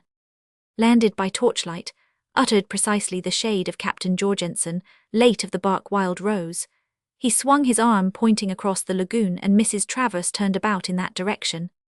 All the scene was but a great light and a great solitude. Her gaze travelled over the lustrous, dark sheet of empty water to a shore bordered by a white beach, empty, too, and showing no sign of human life. The human habitations were lost in the shade of the fruit trees, masked by the cultivated patches of Indian corn and the banana plantations. Near the shore the rigid lines of 2 stockaded forts could be distinguished flanking the beach, and between them, with a great open space before it, the brown roof slope of an enormous long building that seemed suspended in the air had a great square flag fluttering above it. Something like a small white flame in the sky was the carved white coral finial on the gable of the mosque, which had caught full the rays of the sun. A multitude of gay streamers, white and red, flew over the half-concealed roofs, over the brilliant fields and amongst the sombre palm groves, but it might have been a deserted settlement decorated and abandoned by its departed population. Lingard pointed to the stockade on the right. That's where your husband is, he said to Mrs. Travers. Who is the other? Uttered Jorgensen's voice at their backs. He also was turned that way, with his strange, sightless gaze fixed beyond them into the void. A Spanish gentleman, I believe you said, Mrs. Travers, observed Lingard. It is extremely difficult to believe that there is anybody there, murmured Mrs. Travers. Did you see them both, Jorgensen? Asked Lingard. Made out nobody, too far, too dark. As a matter of fact, Jorgensen had seen nothing, about an hour before daybreak, but the distant glare of torches, while the loud shouts of an excited multitude had reached him across the water, only like a faint and tempestuous murmur. Presently the lights went away processionally through the groves of trees into the armed stockades. The distant glare vanished in the fading darkness, and the murmurs of the invisible crowd ceased suddenly, as if carried off by the retreating shadow of the night. Daylight followed swiftly, disclosing to the sleepless Jorgensen the solitude of the shore and the ghostly outlines of the familiar forms of grouped trees and scattered human habitations. He had watched the varied colours come out in the dawn, the wide cultivated settlement of many shades of green, framed far away by the fine black lines of the forest edge that was its limit and its protection. Mrs. Travers stood against the rail as motionless as a statue. Her face had lost all its mobility, and her cheeks were dead white, as if all the blood in her body had flowed back into her heart and had remained there. Her very lips had lost their colour. Lingard caught hold of her arm roughly. Don't, Mrs. Travers. Why are you terrifying yourself like this? If you don't believe what I say, listen to me, asking Jorgensen. Yes, ask me, mumbled Jorgensen in his white moustache. Speak straight, Jorgensen. What do you think? Are the gentlemen alive? Certainly, said Jorgensen in a sort of disappointed tone, as though he had expected a much more difficult question. Is their life in immediate danger? Of course not, said Jorgensen. Lingard turned away from the oracle. You have heard him, Mrs. Travers. You may believe every word he says. There isn't a thought or a purpose in that settlement, he continued, pointing at the dumb solitude of the lagoon, that this man doesn't know as if they were his own. I know, ask me, muttered Jorgensen mechanically. Mrs. Travers said nothing, but made a slight movement, and her whole rigid figure swayed dangerously. Lingard put his arm firmly round her waist, and she did not seem aware of it till after she had turned her head and found Lingard's face very near her own. But his eyes, full of concern, looked so close into hers that she was obliged to shut them like a woman about to faint. The effect this produced upon Lingard was such that she felt the tightening of his arm, and as she opened her eyes again some of the colour returned to her face. She met the deepened expression of his solicitude with a look so steady, with a gaze that in spite of herself was so profoundly vivid that its clearness seemed to Lingard to throw all his past life into shade. I don't feel faint. It isn't that at all, she declared in a perfectly calm voice. It seemed to Lingard as cold as ice. Very well, he agreed with a resigned smile. But you just catch hold of that rail, please, before I let you go. She, too, forced a smile on her lips. What incredulity, she remarked, and for a time made not the slightest movement. At last, as if making a concession, she rested the tips of her fingers on the rail. Lingard gradually removed his arm. And pray don't look upon me as a conventional, weak woman person, the delicate lady of your own conception, she said, facing Lingard with her arm extended to the rail. Make that effort please against your own conception of what a woman like me should be. I am perhaps as strong as you are, Captain Lingard. I mean it literally, in my body. Don't you think I have seen that long ago? She heard his deep voice protesting. And as to my courage, Mrs. Travers continued, her expression charmingly undecided between frowns and smiles. Didn't I tell you only a few hours ago, only last evening, that I was not capable of thinking myself into a fright? You remember when you were begging me to try something of the kind. Don't imagine that I would have been ashamed to try. But I couldn't have done it. No, not even for the sake of somebody else's kingdom. Do you understand me? God knows, said the attentive Lingard after a time with an unexpected sigh. You people seem to be made of another stuff. What has put that absurd notion into your head? I didn't mean better or worse, and I wouldn't say it isn't good stuff either. What I meant to say is that it's different, one feels it, and here we are. Yes, here we are, repeated Mrs. Travers. And as to this moment of emotion, what provoked it is not a concern for anybody or anything outside myself. I felt no terror. I cannot even fix my fears upon any distinct image. You think I am shamelessly heartless in telling you this. Lingard made no sign. It didn't occur to him to make a sign. He simply hung on Mrs. Travers' words as it were only for the sake of the sound. I am simply frank with you, she continued. What do I know of savagery, violence, murder? I have never seen a dead body in my life. The light, the silence, the mysterious emptiness of this place have suddenly affected my imagination, I suppose. What is the meaning of this wonderful peace in which we stand, you and I alone? Lingard shook his head. He saw the narrow gleam of the woman's teeth between the parted lips of her smile, as if all the ardor of her conviction had been dissolved at the end of her speech into wistful recognition of their partnership before things outside their knowledge, and he was warmed by something a little helpless in that smile. Within 3 feet of them, the shade of Jorgensen, very gaunt and neat, stared into space. Yes, you are strong, said Lingard, but a whole long night sitting in a small boat, I wonder you are not too stiff to stand. I am not stiff in the least, she interrupted, still smiling. I am really a very strong woman, she added earnestly. Whatever happens you may reckon on that fact. Lingard gave her an admiring glance. But the shade of Jorgensen, perhaps catching in its remoteness the sound of the word woman, was suddenly moved to begin scolding with all the liberty of a ghost, in a flow of passionless indignation. Woman, that's what I say. That's just about the last touch, that you, Tom Lingard, Red-Eyed Tom, King Tom, and all those fine names, that you should leave your weapons 20 miles behind you, your men, your guns, your brig that is your strength, and come along here with your mouth full of fight, bare-handed and with a woman in tow. Well, well. Don't forget, Jorgensen, that the lady hears you, remonstrated Lingard in a vexed tone. He doesn't mean to be rude, he remarked to Mrs. Travers quite loud, as if indeed Jorgensen were but an immaterial and feelingless illusion. He has forgotten. The woman is not in the least offended. I ask for nothing better than to be taken on that footing. Forgot nothing, mumbled Jorgensen with a sort of ghostly assertiveness, and as it were for his own satisfaction. What's the world coming to? It was I who insisted on coming with Captain Lingard, said Mrs. Travers, treating Jorgensen to a fascinating sweetness of tone. That's what I say. What is the world coming to? Hasn't King Tom a mind of his own? What has come over him? He's mad, leaving his brig with 120 born and bred pirates of the worst kind in 2 praus on the other side of a sandbank. Did you insist on that too? Has he put himself in the hands of a strange woman? Jorgensen seemed to be asking those questions of himself. Mrs. Travers observed the empty stare, the self-communing voice, his unearthly lack of animation. Somehow it made it very easy to speak the whole truth to him. No, she said, it is I who am altogether in his hands. Nobody would have guessed that Jorgensen had heard a single word of that emphatic declaration, if he had not addressed himself to Lingard, with the question neither more nor less abstracted than all his other speeches. Why then did you bring her along? You don't understand, it was only right and proper. One of the gentlemen is the lady's husband. Oh yes, muttered Jorgensen, who's the other? You have been told, a friend. Poor Mr. Dalcaster, said Mrs. Travers. What bad luck for him to have accepted our invitation, but he is really a mere acquaintance. I hardly noticed him, observed Lingard gloomily. He was talking to you over the back of your chair when I came aboard the yacht as if he had been a very good friend. We always understood each other very well, said Mrs. Travers, picking up from the rail the long glass that was lying there. I always liked him, the frankness of his mind and his great loyalty. What did he do? Asked Lingard. He loved, said Mrs. Travers lightly. But that's an old story.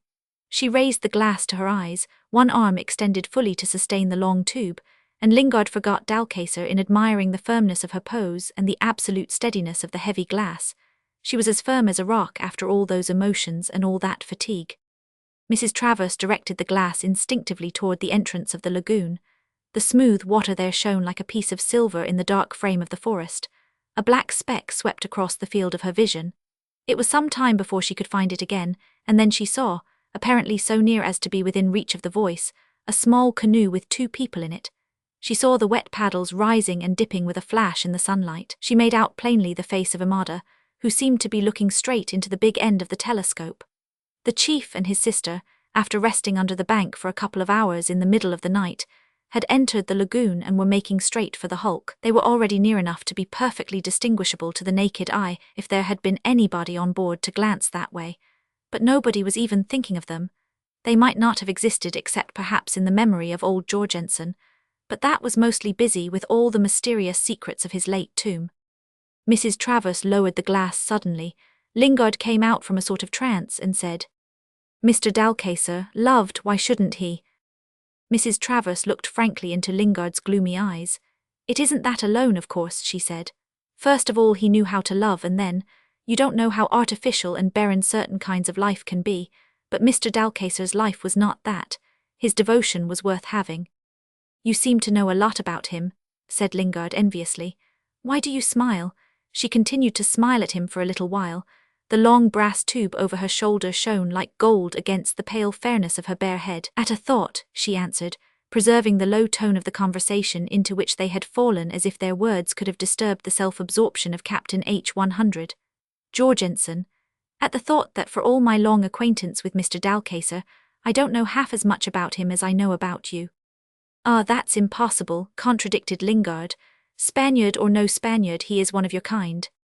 "Tarred with the same brush," murmured Mrs. Travers with only a half-amused irony, but Lingard continued.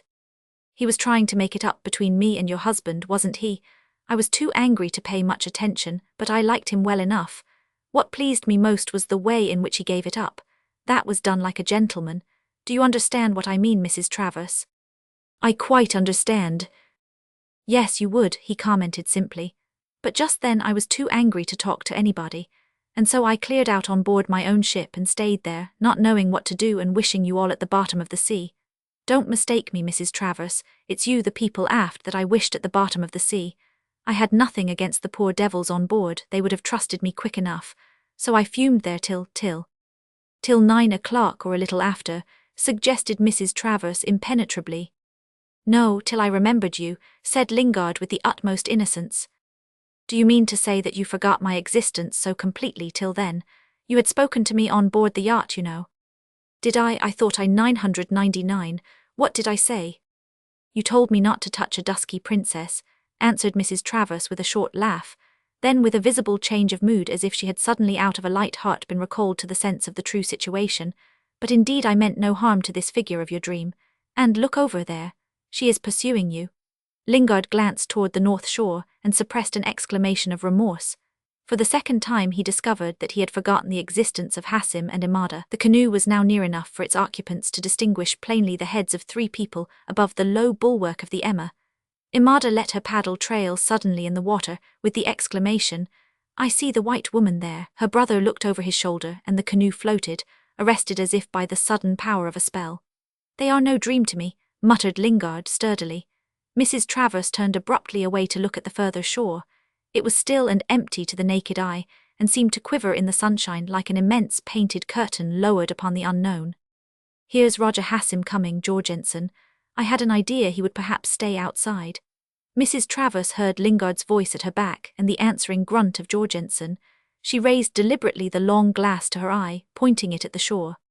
She distinguished plainly now the colours in the flutter of the streamers above the brown roofs of the large settlement, the stir of palm groves, the black shadows inland, and the dazzling white beach of coral sand, all ablaze in its formidable mystery. She swept the whole range of the view and was going to lower the glass, when from behind the massive angle of the stockade, there stepped out into the brilliant immobility of the landscape a man in a long white gown, and with an enormous black turban surmounting a dark face.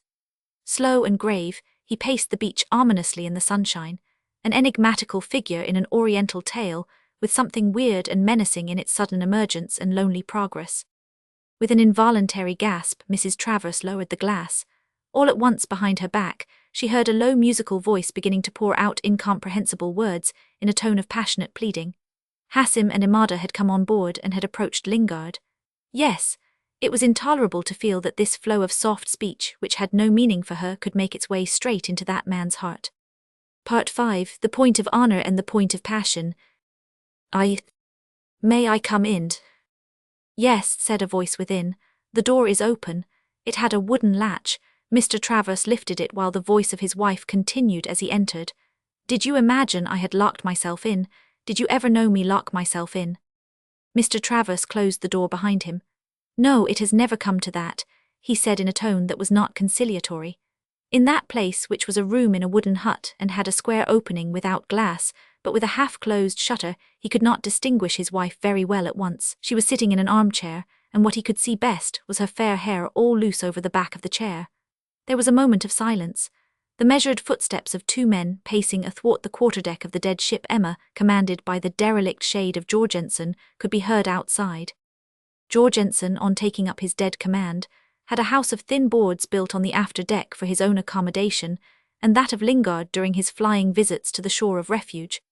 A narrow passage divided it in two, and Lingard's side was furnished with a camp bedstead, a rough desk, and a rattan armchair. On one of his visits, Lingard had brought with him a black seaman's chest, and left it there.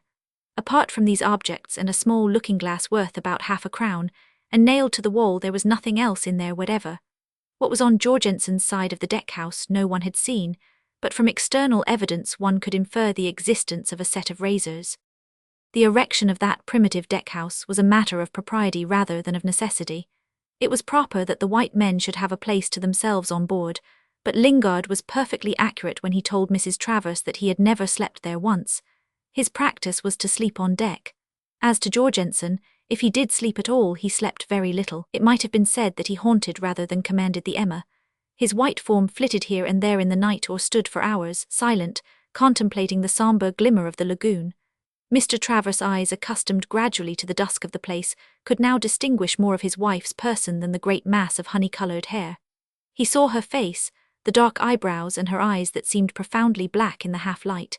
He said, "You couldn't have done so here. There is neither lock nor bolt." "Isn't there? I didn't notice.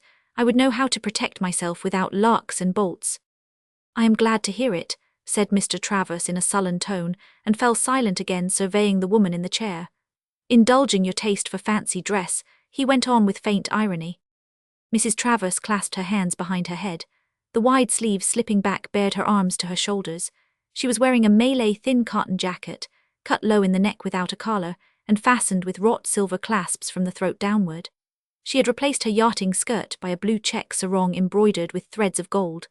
Mr. Travers' eyes, travelling slowly down, attached themselves to the gleaming instep of an agitated foot from which hung a light leather sandal. "I had no clothes with me but what I stood in," said Mrs. Travers. "I found my yachting costume too heavy. It was intolerable. I was soaked in dew when I arrived, so when these things were produced for my inspection—" "By enchantment," muttered Mr. Travers in a tone too heavy for sarcasm. "Number out of that chest. There are very fine stuffs there." "No doubt," said Mr. Travers. "The man wouldn't be above plundering the natives." He sat down heavily on the chest. "A most appropriate costume for this farce," he continued. "But do you mean to wear it in open daylight about the decks?" "Indeed I do," said Mrs. Travers. "Dalcaser has seen me already and he didn't seem shocked." "You should," said Mr. Travers. "Try to get yourself presented with some bangles for your ankles, so that you may jingle as you walk." "Bangles are not necessities," said Mrs. Travers in a weary tone, and with the fixed upward look of a person unwilling to relinquish her dream. Mr. Travers dropped the subject to ask, "And how long is this farce going to last?" Mrs. Travers unclasped her hands, lowered her glance, and changed her whole pose in a moment. "What do you mean by farce? What farce?" The one which is being played at my expense. You believe that? Not only believe, I feel deeply that it is so. At my expense. It's a most sinister thing, Mr. Travers pursued, still with downcast eyes and in an unforgiving tone. I must tell you that when I saw you in that courtyard in a crowd of natives and leaning on that man's arm, it gave me quite a shock. Did I too look sinister? Said Mrs. Travers, turning her head slightly toward her husband. And yet I assure you that I was glad, profoundly glad, to see you safe from danger for a time at least. To gain time is everything. I ask myself, Mr. Travers meditated aloud, was I ever in danger? Am I safe now? I don't know, I can't tell, no, all this seems an abominable farce. There was that in his tone which made his wife continue to look at him with awakened interest. It was obvious that he suffered from a distress which was not the effect of fear, and Mrs. Travers' face expressed real concern till he added in a freezing manner, "The question, however, is as to your discretion." She leaned back again in the chair and let her hands rest quietly in her lap. "Would you have preferred me to remain outside, in the yacht, in the near neighborhood of these wild men who captured you? Or do you think that they, too, were got up to carry on a farce?" "Most decidedly." Mr. Travers raised his head, though of course not his voice. "You ought to have remained in the yacht amongst white men, your servants, the sailing master, the crew whose duty it was too, who would have been ready to die for you. I wonder why they should have, and why I should have asked them for that sacrifice. However, I have no doubt they would have died. Or would you have preferred me to take up my quarters on board that man's brig? We were all fairly safe there. The real reason why I insisted on coming in here was to be nearer to you, to see for myself what could be or was being done. But really, if you want me to explain my motives, then I may just as well say nothing. I couldn't remain outside for days without news, in a state of horrible doubt. We couldn't even tell whether you and Dalcacer were still alive till we arrived here. You might have been actually murdered on the sandbank after Roger Hassim and that girl had gone away, or killed while going up the river. And I wanted to know at once, as soon as possible. It was a matter of impulse. I went off in what I stood in without delaying a moment." "Yes," said Mr. Travers, "and without even thinking of having a few things put up for me in a bag. No doubt you were in a state of excitement, unless you took such a tragic view that it seemed to you hardly worthwhile to bother about my clothes." "It was absolutely the impulse of the moment. I could have done nothing else. Won't you give me credit for it?" Mr. Travers raised his eyes again to his wife's face. He saw it calm, her attitude reposeful. Till then his tone had been resentful, dull, without sarcasm, but now he became slightly pompous. "No, as a matter of fact, as a matter of experience, I can't credit you with the possession of feelings appropriate to your origin, social position, and the ideas of the class to which you belong. It was the heaviest disappointment of my life. I had made up my mind not to mention it as long as I lived. This, however, seems an occasion which you have provoked yourself. It isn't at all a solemn occasion. I don't look upon it as solemn at all.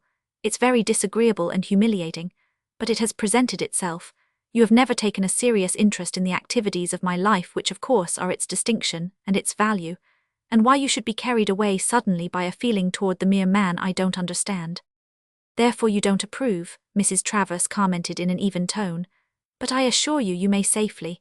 My feeling was of the most conventional nature, exactly as if the whole world were looking on. After all, we are husband and wife. It's eminently fitting that I should be concerned about your fate. Even the man you distrust and dislike so much, the warmest feeling, let me tell you, that I ever saw you display, even that man found my conduct perfectly proper. His own word, proper, so eminently proper that it altogether silenced his objections." Mr. Travers shifted uneasily on his seat. "It's my belief, Edith, that if you had been a man you would have led a most irregular life. You would have been a frank adventurer, I mean morally. It has been a great grief to me. You have a scorn in you for the serious side of life, for the ideas and the ambitions of the social sphere to which you belong." He stopped because his wife had clasped again her hands behind her head and was no longer looking at him. "It's perfectly obvious," he began again.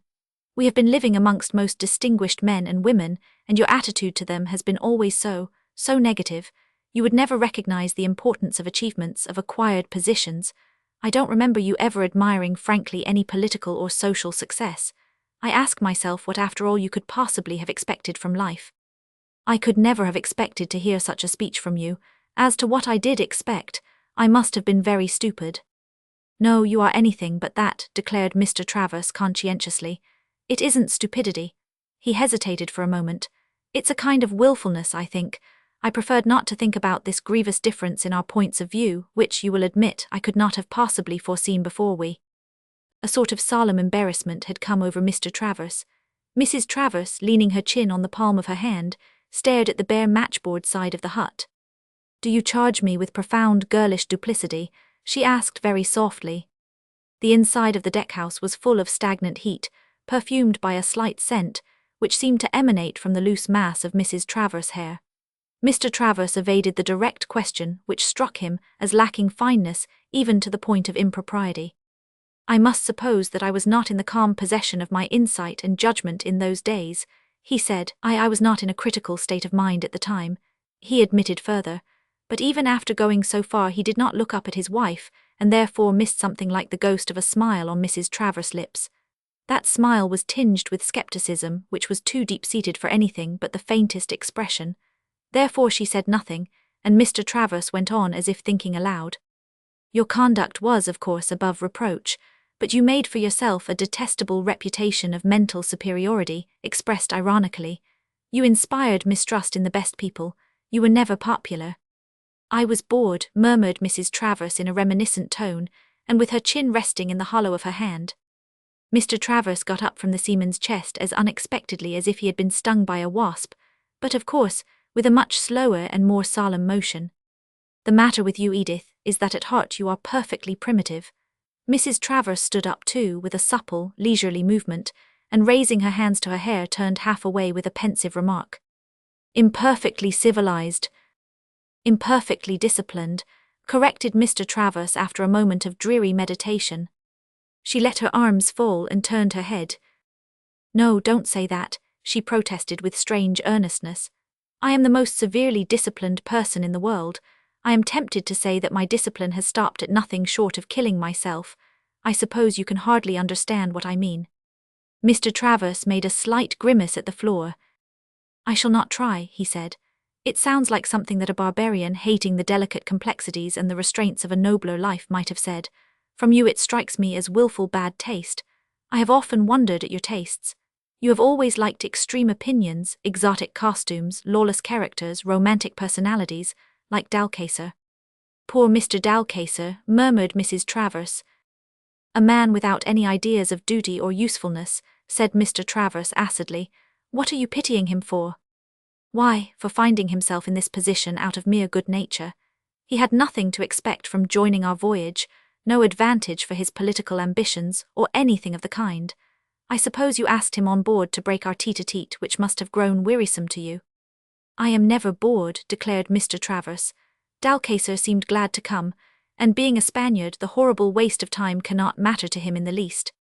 "Waste of time," repeated Mrs. Travers indignantly. "He may yet have to pay for his good nature with his life."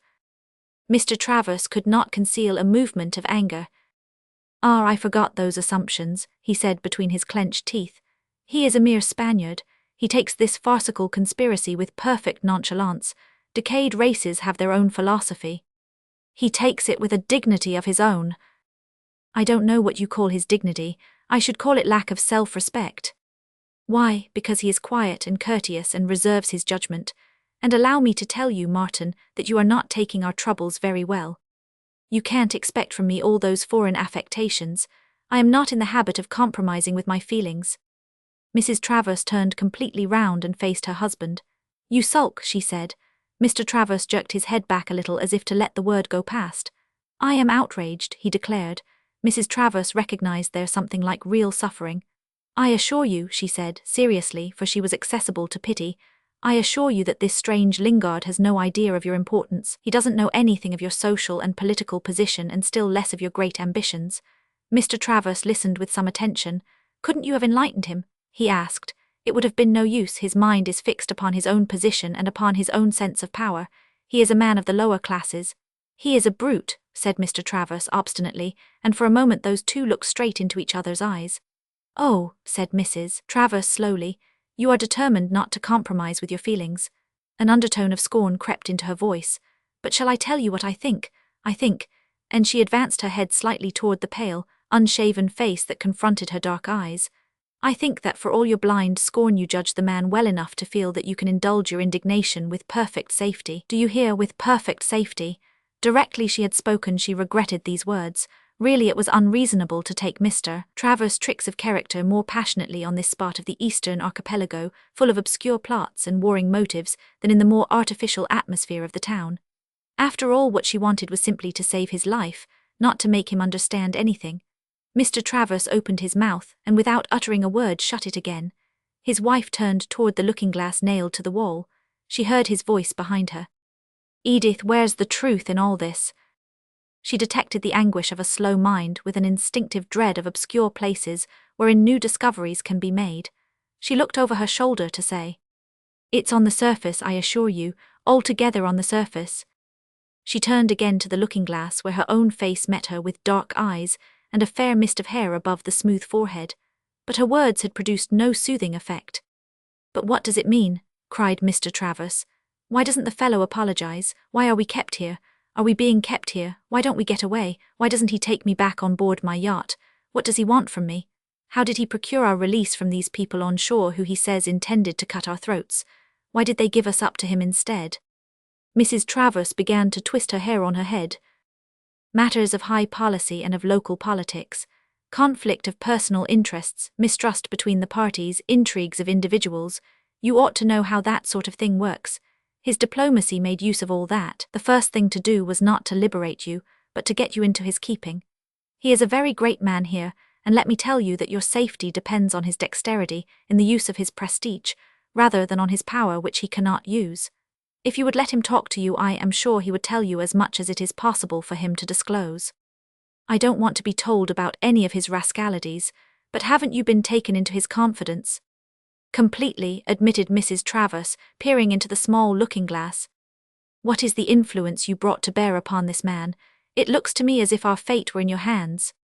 Your fate is not in my hands, it is not even in his hands. There is a moral situation here which must be solved.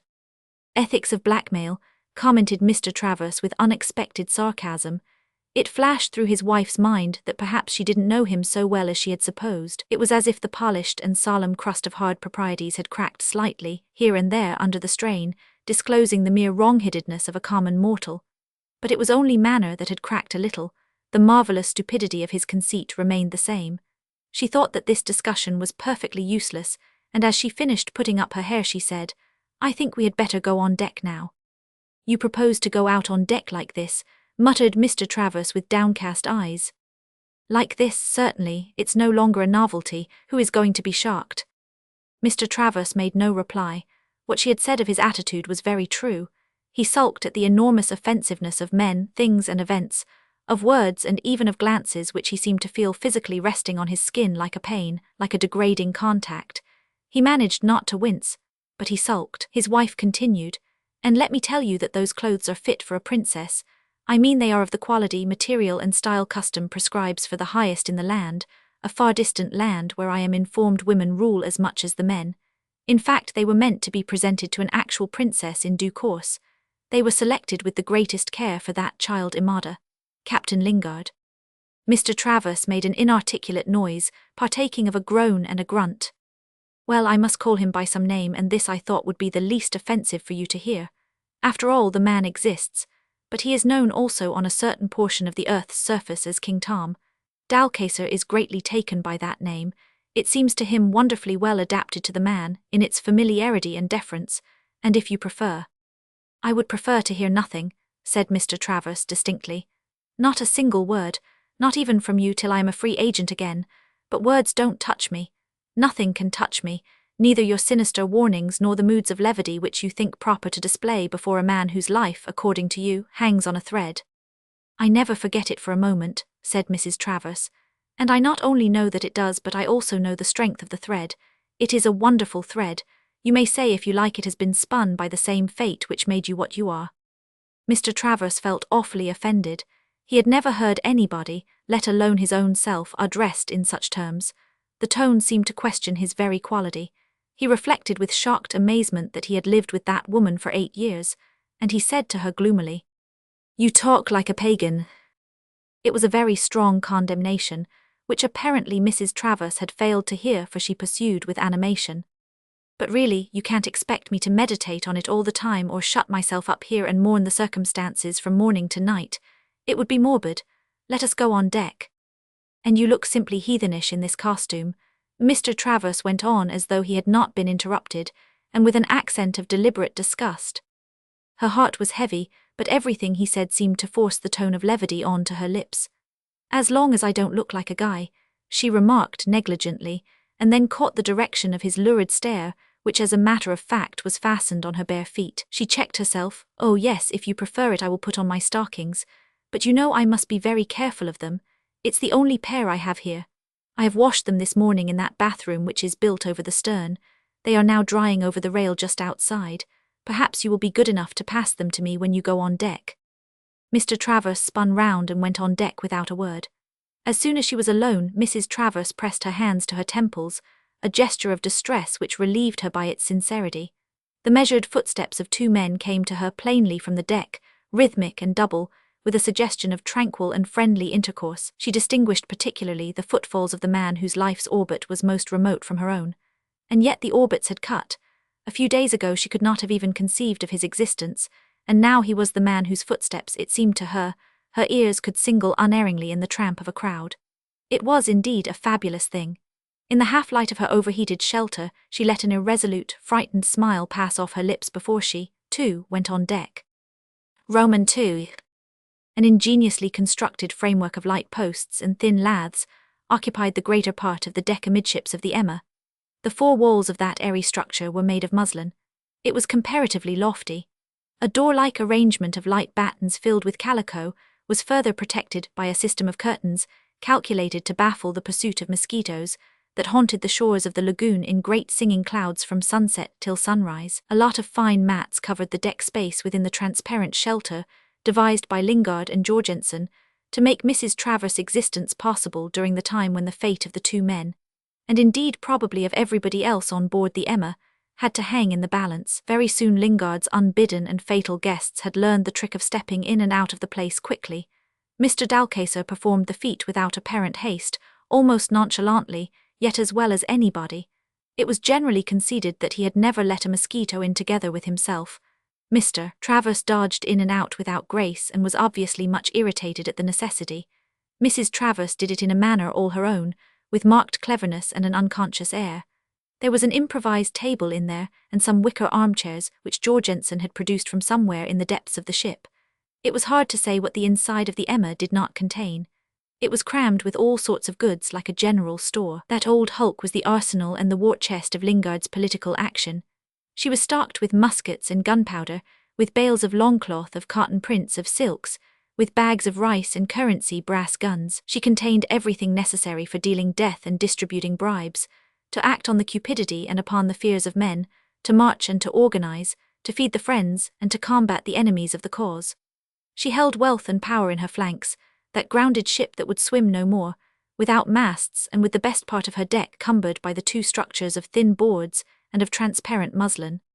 Within the latter lived the Europeans, visible in the daytime to the few Malays on board as if through a white haze. In the evening the lighting of the hurricane lamps inside turned them into dark phantoms surrounded by a shining mist, against which the insect world rushing in its millions out of the forest on the bank was baffled mysteriously in its assault. Rigidly enclosed by transparent walls, like captives of an enchanted cobweb, they moved about, sat, gesticulated, conversed publicly during the day, and at night when all the lanterns but one were extinguished, their slumbering shapes covered all over by white cotton sheets on the camp bedsteads, which were brought in every evening, conveyed the gruesome suggestion of dead bodies reposing on stretchers. The food, such as it was served within that glorified mosquito net, which everybody called the cage, without any humorous intention. At meal-times the party from the yacht had the company of Lingard, who, attached to this ordeal a sense of duty, performed at the altar of civility and conciliation. He could have no conception how much his presence added to the exasperation of Mr. Travers, because Mr. Travers' manner was too intensely consistent to present any shades. It was determined by an ineradicable conviction that he was a victim held to ransom on some incomprehensible terms by an extraordinary and outrageous bandit. This conviction, strung to the highest pitch, never left him for a moment, being the object of indignant meditation to his mind, and even clinging, as it were, to his very body. It lurked in his eyes, in his gestures, in his ungracious mutters, and in his sinister silences. The shock to his moral being had ended by affecting Mr. Travers' physical machine. He was aware of hepatic pains, suffered from accesses of somnolence, and suppressed gusts of fury which frightened him secretly. His complexion had acquired a yellow tinge, while his heavy eyes had become bloodshot because of the smoke of the open wood fires during his 3 days' detention inside Belarab's stockade. His eyes had been always very sensitive to outward conditions. Dalcacer's fine black eyes were more enduring, and his appearance did not differ very much from his ordinary appearance on board the yacht. He had accepted with smiling, thanks the offer of a thin blue flannel tunic from Jorgensen. Those two men were much of the same build, though of course Dalcacer, quietly alive and spiritually watchful, did not resemble Jorgensen, who, without being exactly macabre, behaved more like an indifferent but restless corpse. Those two could not be said to have ever conversed together. Conversation with Jorgensen was an impossible thing. Even Lingard never attempted the feat. He propounded questions to Jorgensen much as a magician would interrogate an evoked shade, or gave him curt directions as one would make use of some marvelous automaton. And that was apparently the way in which Jorgensen preferred to be treated. Lingard's real company on board the Emma was Dalcacer. Dalcacer had met Lingard on the easy terms of a man accustomed all his life to good society, in which the very affectations must be carried on without effort. Whether affectation or nature or inspired discretion, Dalcacer never let the slightest curiosity pierce the smoothness of his level, grave courtesy lightened frequently by slight smiles, which often had not much connection with the words he uttered, except that somehow they made them sound kindly, and as it were tactful. In their character, however, those words were strictly neutral. The only time when Lingard had detected something of a deeper comprehension in Dalcacer was the day after the long negotiations inside Belarab's stockade for the temporary surrender of the prisoners. That move had been suggested to him, exactly as Mrs. Travers had told her husband, by the rivalries of the parties and the state of public opinion in the settlement, deprived of the presence of the man who, theoretically at least, was the greatest power and the visible ruler of the shore of refuge.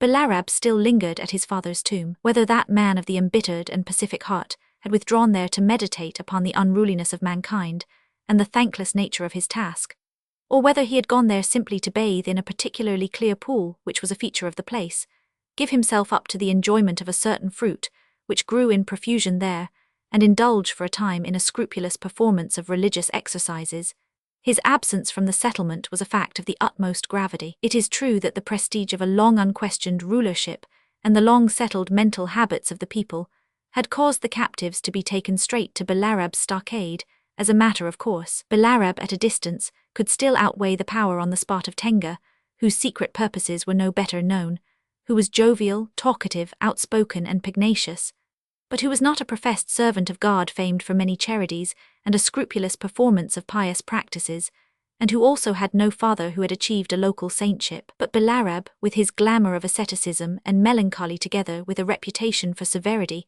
for a man so pious would be naturally ruthless, was not on the spot. The only favourable point in his absence was the fact that he had taken with him his latest wife, the same lady whom Jorgensen had mentioned in his letter to Lingard as anxious to bring about battle, murder, and the looting of the yacht, not because of inborn wickedness of heart, but from simple desire for silks, jewels, and other objects of personal adornment, quite natural in a girl so young and elevated to such a high position. Belarab had selected her to be the companion of his retirement, and Lingard was glad of it. He was not afraid of her influence over Belarab. He knew his man. No words, no blandishments, no sulks, scoldings, or whisperings of a favourite could affect either the resolves or the irresolutions of that Arab, whose action ever seemed to hang in mystic suspense between the contradictory speculations and judgments disputing the possession of his will.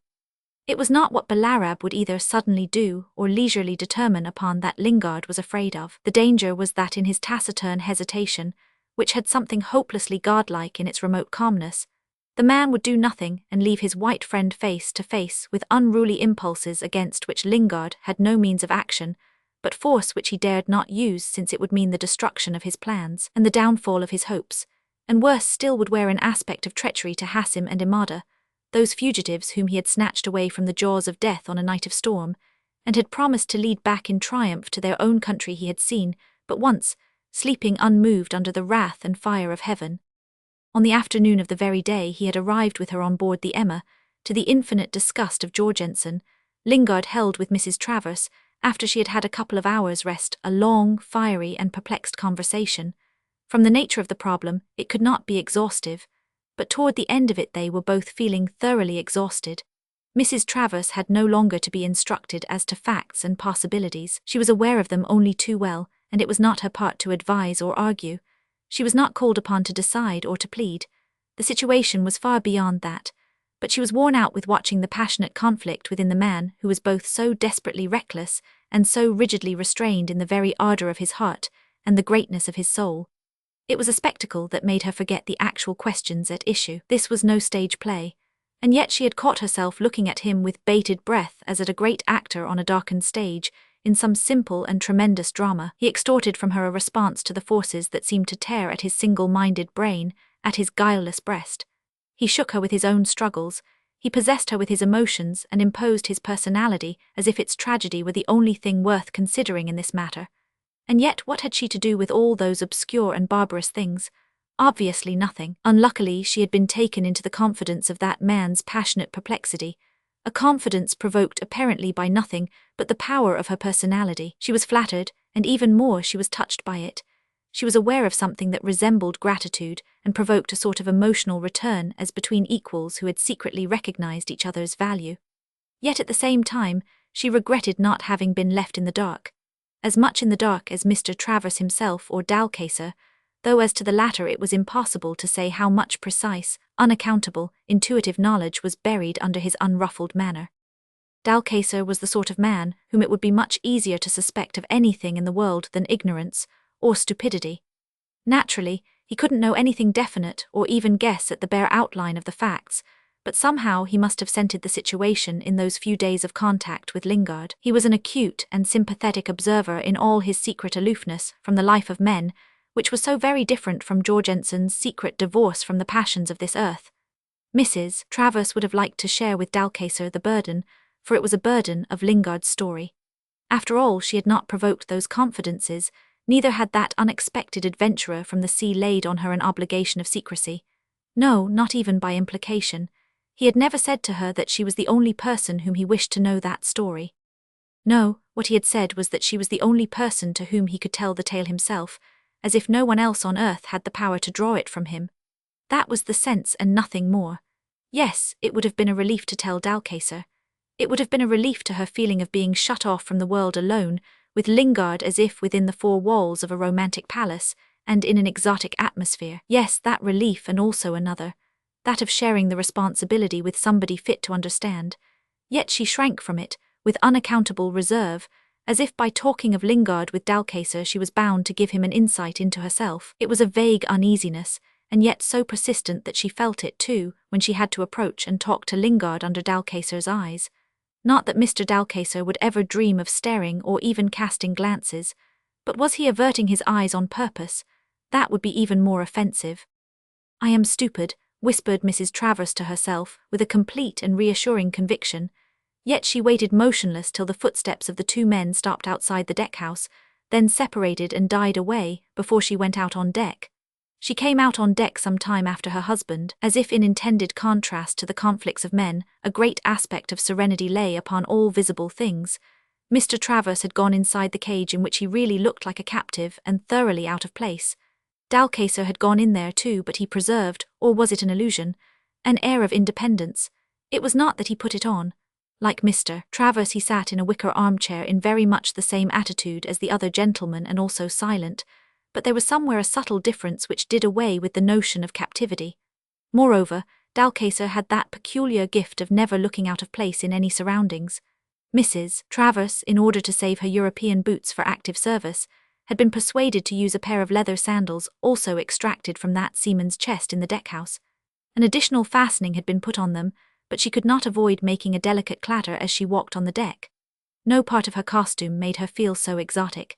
It also forced her to alter her usual gait and move with quick, short steps very much like Amada. "I am robbing the girl of her clothes," she had thought to herself, besides other things. She knew by this time that a girl of such high rank would never dream of wearing anything that had been worn by somebody else. At the slight noise of Mrs. Travers, Sandal's Dalcaser looked over the back of his chair. But he turned his head away at once, and Mrs. Travers, leaning her elbow on the rail and resting her head on the palm of her hand, looked across the calm surface of the lagoon, idly. She was turning her back on the cage, the forepart of the deck and the edge of the nearest forest. That great erection of enormous solid trunks, dark, rugged columns festooned with writhing creepers and steeped in gloom, was so close to the bank that by looking over the side of the ship, she could see inverted in the glassy belt of water its massive and black reflection on the reflected sky that gave the impression of a clear blue abyss seen through a transparent film. And when she raised her eyes, the same abysmal immobility seemed to reign over the whole sun-bathed enlargement of that lagoon, which was one of the secret places of the earth. She felt strongly her isolation. She was so much the only being of her kind moving within this mystery that even to herself, she looked like an apparition without rights and without defense, and that must end by surrendering to those forces which seemed to her but the expression of the unconscious genius of the place. Hers was the most complete loneliness, charged with a catastrophic tension. It lay about her as though she had been set apart within a magic circle. It cut off, but it did not protect. The footsteps that she knew how to distinguish above all others on that deck were heard suddenly behind her. She did not turn her head. Since that afternoon when the gentlemen, as Lingard called them, had been brought on board, Mrs. Travers and Lingard had not exchanged one significant word. When Lingard had decided to proceed by way of negotiation, she had asked him on what he based his hope of success, and he had answered her, "On my luck." What he really depended on was his prestige, but even if he had been aware of such a word he would not have used it, since it would have sounded like a boast. And besides, he did really believe in his luck. Nobody, either white or brown, had ever doubted his word, and that of course gave him great assurance in entering upon the negotiation. But the ultimate issue of it would be always a matter of luck. He said so distinctly to Mrs. Travers at the moment of taking leave of her, with Jorgensen already waiting for him in the boat that was to take them across the lagoon to Belarab's stockade. Startled by his decision, for it had come suddenly clinched by the words, "I believe I can do it," Mrs. Travers had dropped her hand into his strong open palm on which an expert in palmistry could have distinguished other lines than the line of luck. Lingard's hand closed on hers with a gentle pressure. She looked at him, speechless. He waited for a moment, then in an unconsciously tender voice he said, "Well, wish me luck then." She remained silent, and he, still holding her hand, looked surprised at her hesitation. It seemed to her that she could not let him go, and she didn't know what to say till it occurred to her to make use of the power she knew she had over him. She would try it again. "I am coming with you," she declared with decision. "You don't suppose I could remain here in suspense for hours, perhaps?" He dropped her hand suddenly as if it had burnt him. "Oh yes, of course," he mumbled with an air of confusion. One of the men over there was her husband, and nothing less could be expected from such a woman. He had really nothing to say, but she thought he hesitated. "Do you think my presence would spoil everything? I assure you I am a lucky person too, in a way. As lucky as you at least," she had added in a murmur and with a smile which provoked his responsive mutter. "Oh yes, we are a lucky pair of people. I count myself lucky in having found a man like you to fight our battles," she said warmly. "Suppose you had not existed. You must let me come with you." For the second time before her expressed wish to stand by his side, he bowed his head. After all, if things came to the worst, she would be as safe between him and Jorgensen as left alone on board the Emma with a few Malay spearmen for all defense. For a moment Lingard thought of picking up the pistols he had taken out of his belt preparatory to joining Jorgensen in the boat, thinking it would be better to go to a big talk completely unarmed. They were lying on the rail, but he didn't pick them up. 4 shots didn't matter. They could not matter if the world of his creation were to go to pieces. He said nothing of that to Mrs. Travers, but busied himself in giving her the means to alter her personal appearance. It was then that the sea chest in the deckhouse was opened for the first time before the interested Mrs. Travers, who had followed him inside. Lingard handed to her a Malay woman's light cotton coat with jewelled clasps to put over her European dress. It covered half of her yachting skirt. Mrs. Travers obeyed him without comment. He pulled out a long and wide scarf of white silk embroidered heavily on the edges and ends, and begged her to put it over her head and arrange the ends so as to muffle her face, leaving little more than her eyes exposed to view. "We are going amongst a lot of Mohammedans," he explained. "I see. You want me to look respectable," she jested. "I assure you, Mrs. Travers," he protested earnestly, "that most of the people there and certainly all the great men have never seen a white woman in their lives.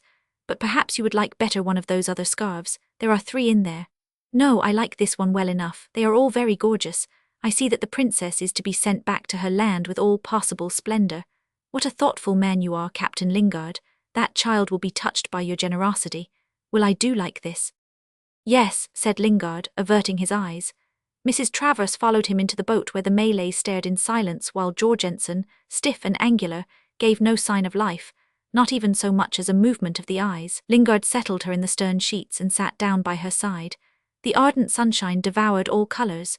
The boat swam forward on the glare heading for the strip of coral beach dazzling like a crescent of metal raised to a white heat. They landed. Gravely, Jorgensen opened above Mrs. Travers' head a big white cotton parasol, and she advanced between the 2 men, dazed as if in a dream and having no other contact with the earth but through the soles of her feet.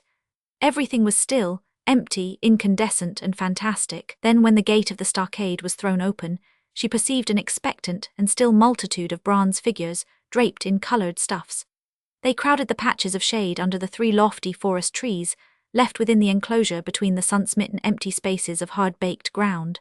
The broad blades of the spears decorated with crimson tufts of horsehair had a cool gleam under the outspread boughs. To the left, a group of buildings on piles with long verandas and immense roofs towered high in the air above the heads of the crowd, and seemed to float in the glare, looking much less substantial than their heavy shadows. Lingard, pointing to one of the smallest, said in an undertone, I lived there for a fortnight when I first came to see Belarab.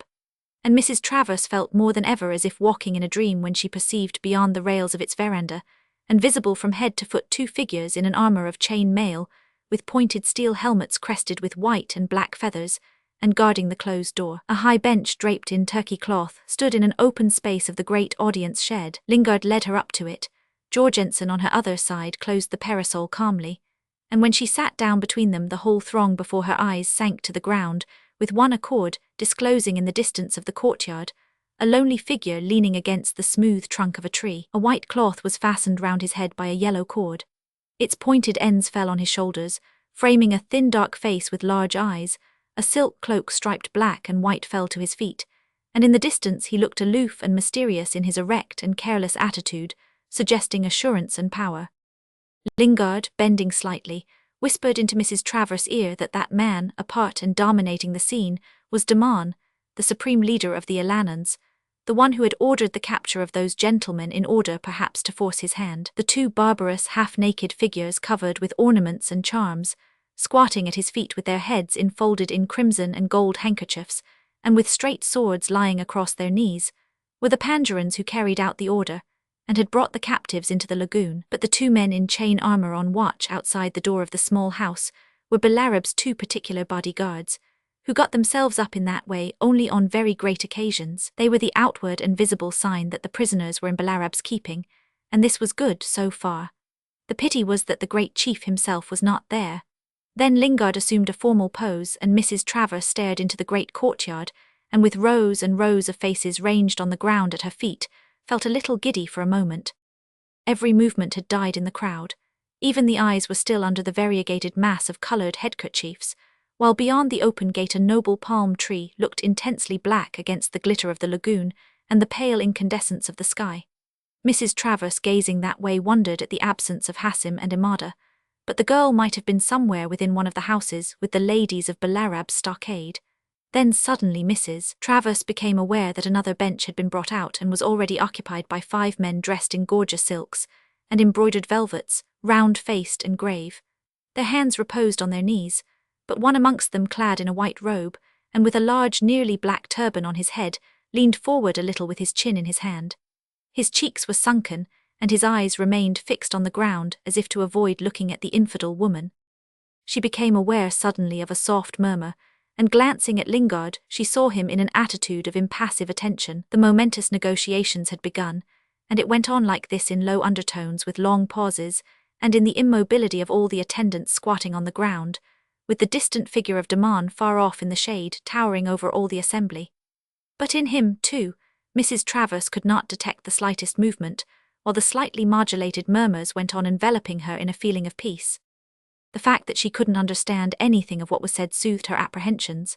Sometimes a silence fell, and Lingard, bending toward her, would whisper, "It isn't so easy," and the stillness would be so perfect that she would hear the flutter of a pigeon's wing somewhere high up in the great overshadowing trees, and suddenly one of the men before her, without moving a limb, would begin another speech rendered more mysterious still by the total absence of action or play of feature. Only the watchfulness of the eyes, which showed that the speaker was not communing with himself, made it clear that this was not a spoken meditation, but a flow of argument directed to Lingard, who now and then uttered a few words either with a grave or a smiling expression.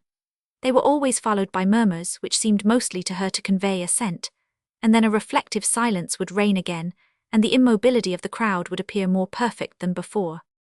When Lingard whispered to her that it was now his turn to make a speech, Mrs. Travers expected him to get up and assert himself by some commanding gesture. But he did not. He remained seated, only his voice had a vibrating quality, though he obviously tried to restrain it, and it travelled masterfully far into the silence. He spoke for a long time while the sun climbing the unstained sky shifted the diminished shadows of the trees, pouring on the heads of men its heat through the thick and motionless foliage. Whenever murmurs arose he would stop and, glancing fearlessly at the assembly, wait till they subsided. Once or twice they rose to a loud hum, and Mrs. Travers could hear on the other side of her Jorgensen muttering something in his moustache. Beyond the rows of heads, Damon under the tree had folded his arms on his breast. The edge of the white cloth concealed his forehead, and at his feet the two Ilanan chiefs, half naked and bedecked with charms and ornaments of bright feathers, of shells, with necklaces of teeth, claws, and shining beads, remained cross-legged with their swords across their knees like two bronze idols. Even the plumes of their head-dresses stirred not. "Suda, it is finished." A movement passed along all the heads, the seated bodies swayed to and fro. Lingard had ceased speaking. He remained seated for a moment, looking his audience all over, and when he stood up together with Mrs. Travers and Jorgensen, the whole assembly rose from the ground together and lost its ordered formation. Some of Belarab's retainers, young broad-faced fellows, wearing a sort of uniform of check-patterned sarongs, black silk jackets and crimson skull-caps set at a rakish angle, swaggered through the broken groups and ranged themselves in 2 rows before the motionless Damon and his Ilanan chiefs in martial array. The members of the council who had left their bench approached the white people with gentle smiles and deferential movements of the hands. Their bearing was faintly propitiatory. Only the man in the big turban remained fanatically aloof, keeping his eyes fixed on the ground. "I have done it," murmured Lingard to Mrs. Travers. "Was it very difficult?" she asked. "No," he said, conscious in his heart that he had strained to the fullest extent the prestige of his good name, and that habit of deference to his slightest wish established by the glamour of his wealth and the fear of his personality in this great talk which after all had done nothing except put off the decisive hour. He offered Mrs. Travers his arm, ready to lead her away, but at the last moment did not move. With an authoritative gesture, Damon had parted the ranks of Belarab's young followers with the red skullcaps, and was seen advancing toward the whites, striking into an astonished silence all the scattered groups in the courtyard. But the broken ranks had closed behind him. The Ilanan chiefs, for all their truculent aspect, were much too prudent to attempt to move. They had not needed for that the faint warning murmur from Damon. He advanced alone. The plain hilt of a sword protruded from the open edges of his cloak. The parted edges disclosed also the butts of 2 flintlock pistols. The Koran in a velvet case hung on his breast by a red cord of silk. He was pious, magnificent, and warlike, with calm movements and a straight glance from under the hem of the simple piece of linen covering his head. He carried himself rigidly, and his bearing had a sort of solemn modesty. Lingard said hurriedly to Mrs. Travers that the man had met white people before, and that, should he attempt to shake hands with her, she ought to offer her own covered with the end of her scarf. "Why?" she asked. "Propriety." "Yes, it will be better," said Lingard, and the next moment Mrs. Travers felt her enveloped hand pressed gently by slender dark fingers, and felt extremely oriental herself when, with her face muffled to the eyes, she encountered the lustrous black stare of the sea robbers' leader. It was only for an instant, because Damon turned away at once to shake hands with Lingard. In the straight, ample folds of his robes he looked very slender facing the robust white man. "Great is your power," he said in a pleasant voice. "The white men are going to be delivered to you." "Yes, they pass into my keeping," said Lingard, returning the other's bright smile, but otherwise looking grim enough with the frown which had settled on his forehead at Damon's approach. He glanced over his shoulder at a group of spearmen escorting the 2 captives who had come down the steps from the hut. At the sight of Damon barring as it were Lingard's way, they had stopped at some distance and had closed round the 2 white men. Damon also glanced dispassionately that way. "They were my guests," he murmured, Please God, I shall come soon to ask you for them. As a friend, he added after a slight pause. And please God you will not go away empty-handed, said Lingard, smoothing his brow. After all, you and I were not meant to meet only to quarrel. Would you have preferred to see them pass into Tenga's keeping? Tenga is fat and full of wiles, said Daman disdainfully. A mere shopkeeper smitten by a desire to be a chief. He is nothing. But you and I are men that have real power. Yet there is a truth that you and I can confess to each other. Men's hearts grow quickly discontented. Listen, the leaders of men are carried forward in the hands of their followers, and common men's minds are unsteady, their desires changeable, and their thoughts not to be trusted. You are a great chief, they say. Do not forget that I am a chief too and a leader of armed men. I have heard of you too, said Lingard in a composed voice. Daman had cast his eyes down. Suddenly he opened them very wide with an effect that startled Mrs. Travers. Yes, but do you see? Mrs. Travers, her hand resting lightly on Lingard's arm, had the sensation of acting in a gorgeously got-up play on the brilliantly lighted stage of an exotic opera, whose accompaniment was not music, but the varied strains of the all-pervading silence. Yes, I see, Lingard replied with a surprisingly confidential intonation. But power, too, is in the hands of a great leader. Mrs. Travers watched the faint movements of Daman's nostrils, as though the man was suffering from some powerful emotion, while under her fingers Lingard's forearm in its white sleeve was as steady as a limb of marble. Without looking at him, she seemed to feel that with one movement he could crush that nervous figure in which lived the breath of the great desert haunted by his nomad, camel-riding ancestors. Power is in the hand of God, he said, all animation dying out of his face, and paused to wait for Lingard's very true, then continued with a fine smile, but he apportions it according to his will for his own purposes, even to those that are not of the faith. Such being the will of God, you should harbour no bitterness against them in your heart. The low exclamation, against those, and a slight dismissing gesture of a meagre dark hand out of the folds of the cloak, were almost understandable to Mrs. Travers in the perfection of their melancholy contempt, and gave Lingard a further insight into the character of the ally secured to him by the diplomacy of Balarab. He was only half reassured by this assumption of superior detachment. He trusted to the man's self-interest more, for Daman no doubt looked to the reconquered kingdom for the reward of dignity and ease. His father and grandfather, the men of whom Jorgensen had written as having been hanged for an example 12 years before, had been friends of sultans, advisors of rulers, wealthy financiers of the great raiding expeditions of the past. It was hatred that had turned Daman into a self-made outcast, till Balarab's diplomacy had drawn him out from some obscure and uneasy retreat. In a few words Lingard assured Daman of the complete safety of his followers, as long as they themselves made no attempt to get possession of the stranded yacht. Lingard understood very well that the capture of Travers and Dalcacer was the result of a sudden fear, a move directed by Daman to secure his own safety. The sight of the stranded yacht shook his confidence completely. It was as if the secrets of the place had been betrayed. After all, it was perhaps a great folly to trust any white man, no matter how much he seemed estranged from his own people. Daman felt he might have been the victim of a plot. Lingard's brig appeared to him a formidable engine of war. He did not know what to think, and the motive for getting hold of the two white men was really the wish to secure hostages. Distrusting the fierce impulses of his followers, he had hastened to put them into Balarab's keeping. But everything in the settlement seemed to him suspicious.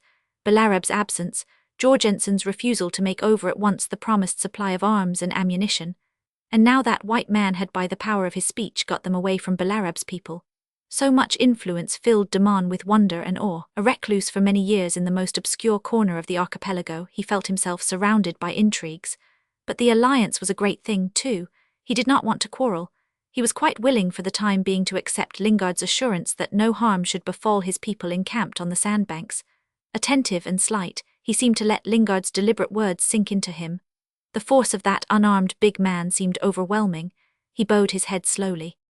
Allah is our refuge, he murmured, accepting the inevitable. He delighted Mrs. Travers not as a living being but like a clever sketch in colours, a vivid rendering of an artist's vision of some soul, delicate and fierce. His bright half-smile was extraordinary, sharp like clear steel, painfully penetrating. Glancing right and left, Mrs. Travers saw the whole courtyard smitten by the desolating fury of sunshine, and peopled with shadows, their forms and colours fading in the violence of the light. The very brown tones of roof and wall dazzled the eye. Then Daman stepped aside. He was no longer smiling, and Mrs. Travers advanced with her hand on Lingard's arm through a heat so potent that it seemed to have a taste, a feel, a smell of its own. She moved on as if floating in it with Lingard's support. "Where are they?" she asked. "They are following us all right," he answered. Lingard was so certain that the prisoners would be delivered to him on the beach that he never glanced back till, after reaching the boat, he and Mrs. Travers turned about. The group of spearmen parted right and left, and Mr. Travers and Dalcacer walked forward alone, looking unreal and odd like their own day ghosts. Mr. Travers gave no sign of being aware of his wife's presence. It was certainly a shock to him, but Dalcacer advanced smiling, as if the beach were a drawing room. With a very few paddlers, the heavy old European-built boat moved slowly over the water that seemed as pale and blazing as the sky above. Jorgensen had perched himself in the bow. The other 4 white people sat in the stern sheets, the ex-prisoners side by side in the middle. Lingard spoke suddenly. "I want you both to understand that the trouble is not over yet. Nothing is finished. You are out on my bare word." While Lingard was speaking, Mr. Travers turned his face away, but Dalcacer listened courteously. Not another word was spoken for the rest of the way. The 2 gentlemen went up the ship's side first. Lingard remained to help Mrs. Travers at the foot of the ladder. She pressed his hand strongly and looking down at his upturned face. "This was a wonderful success," she said. For a time the character of his fascinated gaze did not change. It was as if she had said nothing. Then he whispered admiringly, "You understand everything."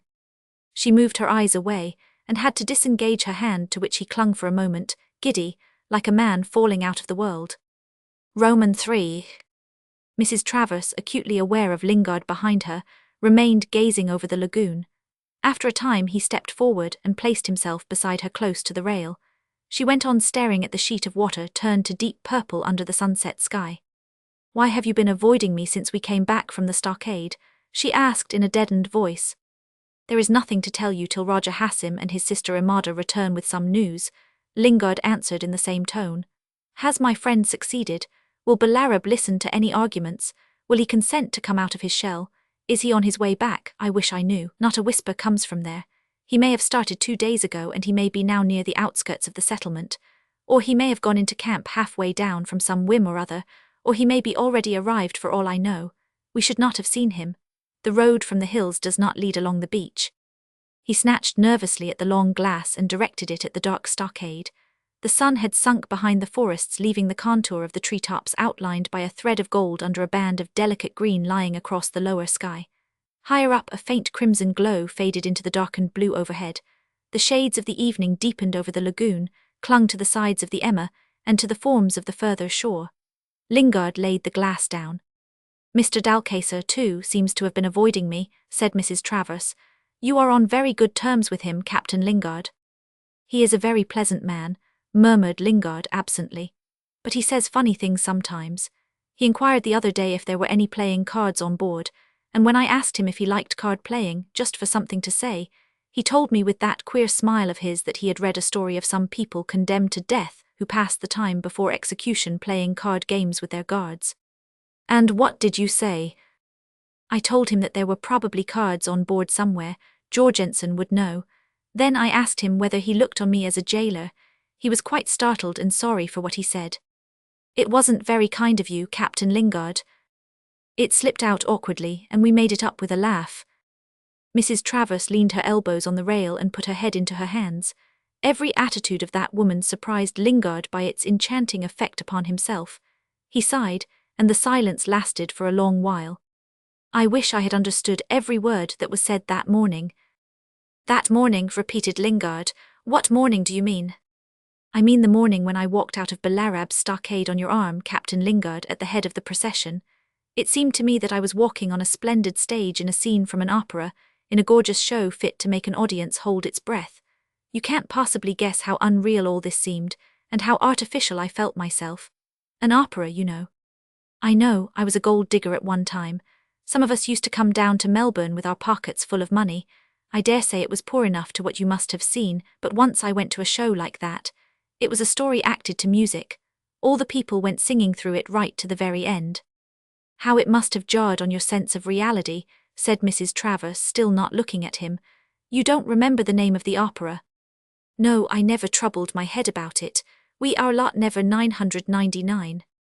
I won't ask you what the story was like. It must have appeared to you like the very defiance of all truth. Would real people go singing through their life anywhere except in a fairy tale? These people didn't always sing for joy, said Lingard simply. I don't know much about fairy tales. They are mostly about princesses, murmured Mrs. Travers. Lingard didn't quite hear. He bent his ear for a moment, but she wasn't looking at him, and he didn't ask her to repeat her remark. Fairy tales are for children, I believe, he said. But that story with music I am telling you of, Mrs. Travers, was not a tale for children. I assure you that of the few shows I have seen, that one was the most real to me, more real than anything in life. Mrs. Travers, remembering the fatal inanity of most opera librettos, was touched by these words as if there had been something pathetic in this readiness of response, as if she had heard a starved man talking of the delight of a crust of dry bread. I suppose you forgot yourself in that story, whatever it was, she remarked in a detached tone. Yes, it carried me away, but I suppose you know the feeling. No, I never knew anything of the kind, not even when I was a chit of a girl. Lingard seemed to accept this statement as an assertion of superiority. He inclined his head slightly. Moreover, she might have said what she liked. What pleased him most was her not looking at him, for it enabled him to contemplate with perfect freedom the curve of her cheek, her small ear half hidden by the clear mesh of fine hair, the fascination of her uncovered neck, and her whole person was an impossible, an amazing and solid marvel, which somehow was not so much convincing to the eye as to something within him that was apparently independent of his senses. Not even for a moment did he think of her as remote, untouchable, possibly, but remote, no. Whether consciously or unconsciously, he took her spiritually for granted. It was materially that she was a wonder of the sort that is at the same time familiar and sacred. No, Mrs. Travers began again, abruptly. I never forgot myself in a story. It was not in me. I have not even been able to forget myself on that morning on shore, which was part of my own story. You carried yourself first-rate, said Lingard, smiling at the nape of her neck, her ear, the film of escaped hair, the modelling of the corner of her eye. He could see the flutter of the dark eyelashes, and the delicate flush on her cheek had rather the effect of scent than of colour. You approved of my behaviour. Just right, I tell you. My word, weren't they all struck of a heap when they made out what you were? I ought to feel flattered. I will confess to you that I felt only half disguised and was half angry and wholly uncomfortable. What helped me, I suppose, was that I wanted to please. I don't mean to say that they were exactly pleased, broke in Lingard conscientiously. They were startled more. I wanted to please you, dropped Mrs. Travers negligently. A faint, hoarse and impatient call of a bird was heard from the woods as if calling to the oncoming night. Lingard's face grew hot in the deepening dusk. The delicate lemon yellow and ethereal green tints had vanished from the sky, and the red glow darkened menacingly. The sun had set behind the black pall of the forest, no longer edged with a line of gold. Yes, I was absurdly self-conscious, continued Mrs. Travers in a conversational tone, and it was the effect of these clothes that you made me put on over some of my European, I almost said disguise, because you know in the present more perfect costume I feel curiously at home, and yet I can't say that these things really fit me. The sleeves of this silk under jacket are rather tight. My shoulders feel bound too, and as to the sarong it is scandalously short. According to rule it should have been long enough to fall over my feet, but I like freedom of movement. I have had very little of what I liked in life. I can hardly believe that, said Lingard. If it wasn't for your saying so. I wouldn't say so to everybody, she said, turning her head for a moment to Lingard and turning it away again to the dusk, which seemed to come floating over the black lagoon. Far away in its depth a couple of feeble lights twinkled. It was impossible to say whether on the shore or on the edge of the more distant forest. Overhead the stars were beginning to come out, but faint yet, as if too remote to be reflected in the lagoon. Only to the west a setting planet shone through the red fog of the sunset glow. It was supposed not to be good for me to have much freedom of action, so at least I was told, but I have a suspicion that it was only unpleasing to other people. I should have thought, began Lingard, then hesitated and stopped. It seemed to him inconceivable that everybody should not have loved to make that woman happy, and he was impressed by the bitterness of her tone. Mrs. Travers did not seem curious to know what he wanted to say, and after a time she added, I don't mean only when I was a child. I don't remember that very well. I dare say I was very objectionable as a child. Lingard tried to imagine her as a child. The idea was novel to him. Her perfection seemed to have come into the world complete, mature, and without any hesitation or weakness. He had nothing in his experience that could help him to imagine a child of that class. The children he knew played about the village street and ran on the beach. He had been one of them. He had seen other children, of course, since, but he had not been in touch with them except visually, and they had not been English children. Her childhood, like his own, had been passed in England, and that very fact made it almost impossible for him to imagine it. He could not even tell whether it was in town or in the country, or whether as a child she had even seen the sea. And how could a child of that kind be objectionable? But he remembered that a child disapproved of could be very unhappy, and he said, "I am sorry." Mrs. Travers laughed a little. Within, the muslin cage forms had turned to blurred shadows. Amongst them the form of Dalcacer arose and moved. The systematic or else the morbid dumbness of Mr. Travers bored and exasperated him, though, as a matter of fact, that gentleman's speeches had never had the power either to entertain or to soothe his mind. "It's very nice of you. You have a great capacity for sympathy, but after all I am not certain on which side your sympathies lie. With me or those much-tried people," said Mrs. Travers. "With the child," said Lingard, disregarding the bantering tone. "A child can have a very bad time of it all to itself." "What can you know of it?" she asked. "I have my own feelings," he answered in some surprise. Mrs. Travers, with her back to him, was covered with confusion. Neither could she depict to herself his childhood as if he, too, had come into the world in the fullness of his strength and his purpose. She discovered a certain naiveness in herself and laughed a little. He made no sound. "Don't be angry," she said. "I wouldn't dream of laughing at your feelings. Indeed, your feelings are the most serious thing that ever came in my way. I couldn't help laughing at myself, at a funny discovery I made." "In the days of your childhood," she heard Lingard's deep voice asking after a pause. "Oh no, ages afterward. No child could have made that discovery. Do you know the greatest difference there is between us? It is this, that I have been living since my childhood in front of a show, and that I never have been taken in for a moment by its tinsel and its noise or by anything that went on the stage. Do you understand what I mean, Captain Lingard?" There was a moment of silence. "What does it matter? We are no children now." There was an infinite gentleness in Lingard's deep tones. "But if you have been unhappy, then don't tell me that it has not been made up to you since. Surely you have only to make a sign, a woman like you. You think I could frighten the whole world on to its knees?" "No, not frighten." The suggestion of a laugh in the deadened voice passed off in a catch of the breath. Then he was heard beginning soberly, "Your husband." He hesitated a little, and she took the opportunity to say coldly, "His name is Mr. Travers." Lingard didn't know how to take it. He imagined himself to have been guilty of some sort of presumption, but how on earth was he to call the man? After all, he was her husband.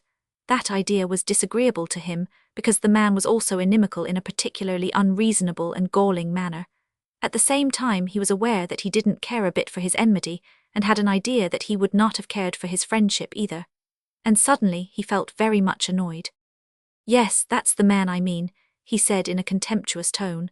"I don't particularly like the name, and I am sure I don't want to talk about him more than I can help. If he hadn't been your husband, I wouldn't have put up with his manners for an hour. Do you know what would have happened to him if he hadn't been your husband?" "No," said Mrs. Travers. "Do you, Captain Lingard?" "Not exactly," he admitted. "Something he wouldn't have liked, you may be sure." "While of course he likes this very much," she observed. Lingard gave an abrupt laugh. "I don't think it's in my power to do anything that he would like," he said in a serious tone. "Forgive me my frankness, Mrs. Travers, but he makes it very difficult sometimes for me to keep 153. Whatever I have had to put up with in life, I have never had to put up with contempt." "I quite believe that," said Mrs. Travers. "Don't your friends call you King Tom?"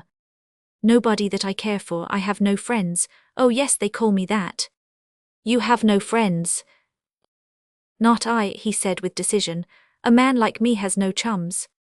"It's quite possible," murmured Mrs. Travers to herself. "No, not even Jorgensen. Old crazy Jorgensen. He calls me King Tom too, you see what that's worth." "Yes, I see, or rather I have heard. That poor man has no tone, and so much depends on that. Now suppose I were to call you King Tom now and then between ourselves," Mrs. Travers' voice proposed, distantly tentative in the night that invested her person with a colourless vagueness of form. She waited in the stillness, her elbows on the rail and her face in her hands, as if she had already forgotten what she had said. She heard at her elbow the deep murmur of, "Let's hear you say it." She never moved the least bit. The sombre lagoon sparkled faintly with the reflection of the stars. "Oh yes, I will let you hear it," she said into the starlit space in a voice of unaccented gentleness which changed subtly as she went on. "I hope you will never regret that you came out of your friendless mystery to speak to me, King Tom. How many days ago it was, and here is another day gone. Tell me how many more of them there must be, of these blinding days and nights without a sound." "Be patient," he murmured. "Don't ask me for the impossible." "How do you or I know what is possible?" she whispered with a strange scorn. "You wouldn't dare guess, but I tell you that every day that passes is more impossible to me than the day before." The passion of that whisper went like a stab into his breast. "What am I to tell you?" he murmured as if with despair. "Remember that every sunset makes it a day less. Do you think I want you here?" A bitter little laugh floated out into the starlight. Mrs. Travers heard Lingard move suddenly away from her side. She didn't change her pose by a hair's breadth. Presently she heard Dalcacer coming out of the cage. His cultivated voice asked half playfully, "Have you had a satisfactory conversation? May I be told something of it?" "Mr. Dalcacer, you are curious. Well, in our position, I confess, you are our only refuge, remember." "You want to know what we were talking about," said Mrs. Travers, altering slowly her position so as to confront Dalcacer, whose face was almost undistinguishable. "Oh, well then, we talked about opera, the realities and illusions of the stage, of dresses, of people's names, and things of that sort." "Nothing of importance," he said courteously. Mrs. Travers moved forward and he stepped to one side. Inside the cage 2 Malay hands were hanging round lanterns, the light of which fell on Mr. Travers' bowed head as he sat in his chair. When they were all assembled for the evening, Emil Jorgensen strolled up from nowhere in particular as his habit was, and speaking through the muslin announced that Captain Lingard begged to be excused from joining the company that evening. Then he strolled away. From that moment, till they got up from the table, and the camp bedsteads were brought in, not 20 words passed between the members of the party within the net. The strangeness of their situation made all attempts to exchange ideas very arduous, and apart from that, each had thoughts which it was distinctly useless to communicate to the others. Mr. Travers had abandoned himself to his sense of injury. He did not so much brood as rage inwardly in a dull, dispirited way. The impossibility of asserting himself in any manner galled his very soul. Dalcacer was extremely puzzled. Detached in a sense from the life of men perhaps as much even as Jorgensen himself, he took yet a reasonable interest in the course of events, and had not lost all his sense of self-preservation. Without being able to appreciate the exact values of the situation, he was not one of those men who are ever completely in the dark in any given set of circumstances. Without being humorous, he was a good-humoured man. His habitual, gentle smile was a true expression. More of a European than of a Spaniard, he had that truly aristocratic nature which is inclined to credit every honest man with something of its own nobility, and in its judgment is altogether independent of class feeling. He believed Lingard to be an honest man, and he never troubled his head to classify him, except in the sense that he found him an interesting character. He had a sort of esteem for the outward personality and the bearing of that seaman. He found in him also the distinction of being nothing of a type. He was a specimen to be judged only by its own worth. With his natural gift of insight, Dalcacer told himself that many overseas adventurers of history were probably less worthy, because obviously they must have been less simple. He didn't, however, impart those thoughts formally to Mrs. Travers. In fact, he avoided discussing Lingard with Mrs. Travers, who, he thought, was quite intelligent enough to appreciate the exact shade of his attitude. If that shade was fine, Mrs. Travers was fine, too, and there was no need to discuss the colours of this adventure. Moreover, she herself seemed to avoid all direct discussion of the Lingard element in their fate.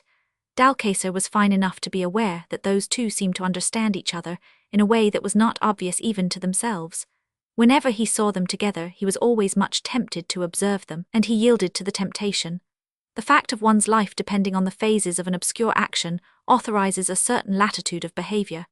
He had seen them together repeatedly, communing openly or apart, and there was in their way of joining each other, in their poses and their ways of separating, something special and characteristic and pertaining to themselves only, as if they had been made for each other.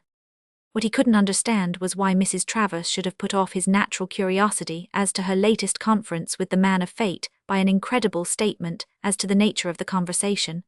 Talk about dresses, opera, people's names. He couldn't take this seriously. She might have invented, he thought, something more plausible, or simply have told him that this was not for him to know. She ought to have known that he would not have been offended. Couldn't she have seen already that he accepted the complexion of mystery in her relation to that man completely, unquestionably, as though it had been something preordained from the very beginning of things? But he was not annoyed with Mrs. Travers. After all, it might have been true.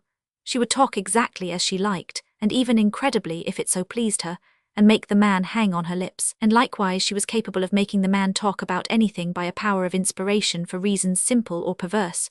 Opera, dresses, yes, about Shakespeare and the musical glasses, for a mere whim or for the deepest purpose. Women worthy of the name were like that.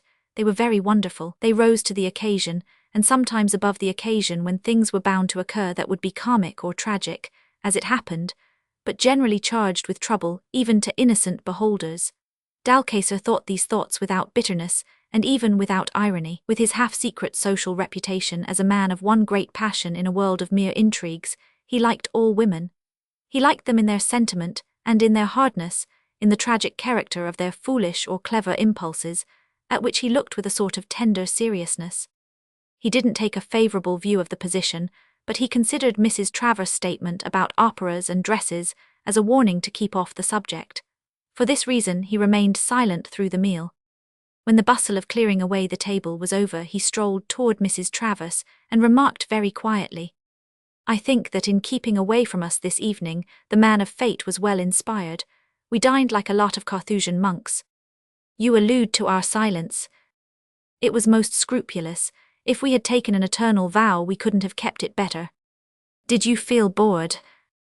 "Pas du tout," Dalcaser assured her with whimsical gravity. "I felt nothing. I sat in a state of blessed vacuity. I believe I was the happiest of us three, unless you too, Mrs. Travers." "It's absolutely no use your fishing for my thoughts, Mr. Dalcaser. If I were to let you see them, you would be appalled. Thoughts really are but a shape of feelings. Let me congratulate you on the impassive mask you can put on those horrors you say you nurse in your breast. It was impossible to tell anything by your face.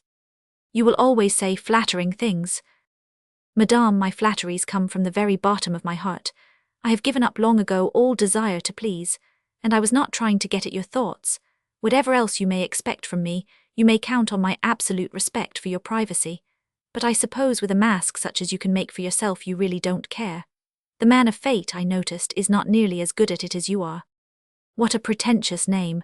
Do you call him by it to his face, Mr. Dalcaser?" "No, I haven't the cheek," confessed Dalcaser equably. "And besides, it's too momentous for daily use, and he is so simple that he might mistake it for a joke, and nothing could be further from my thoughts. Mrs. Travers, I will confess to you that I don't feel jocular in the least, but what can he know about people of our sort? And when I reflect how little people of our sort can know of such a man, I am quite content to address him as Captain Lingard. It's common and soothing and most respectable and satisfactory, for captain is the most empty of all titles. What is a captain? Anybody can be a captain, and for Lingard it's a name like any other. Whereas what he deserves is something special, significant and expressive that would match his person, his simple and romantic person." He perceived that Mrs. Travers was looking at him intently. They hastened to turn their eyes away from each other. "He would like your appreciation," Mrs. Travers let drop negligently. "I am afraid he would despise it." "Despise it? Why, that sort of thing is the very breath of his nostrils." "You seem to understand him, Mrs. Travers. Women have a singular capacity for understanding. I mean subjects that interest them, because when their imagination is stimulated they are not afraid of letting it go. A man is more mistrustful of himself, but women are born much more reckless. They push on and on under the protection of secrecy and silence, and the greater the obscurity of what they wish to explore, the greater their courage." "Do you mean seriously to tell me that you consider me a creature of darkness?" "I spoke in general," remonstrated Dalcaser. "Anything else would have been an impertinence. Yes, obscurity is women's best friend. Their daring loves it, but a sudden flash of light disconcerts them. Generally speaking, if they don't get exactly at the truth, they always manage to come pretty near to it." Mrs. Travers had listened with silent attention, and she allowed the silence to continue for some time after Dalcaser had ceased. When she spoke, it was to say in an unconcerned tone that as to this subject she had had special opportunities. Her self-possessed interlocutor managed to repress a movement of real curiosity under an assumption of conventional interest. "Indeed," he exclaimed politely. "A special opportunity. How did you manage to create it?" This was too much for Mrs. Travers. "I create it," she exclaimed indignantly but under her breath. How on earth do you think I could have done it?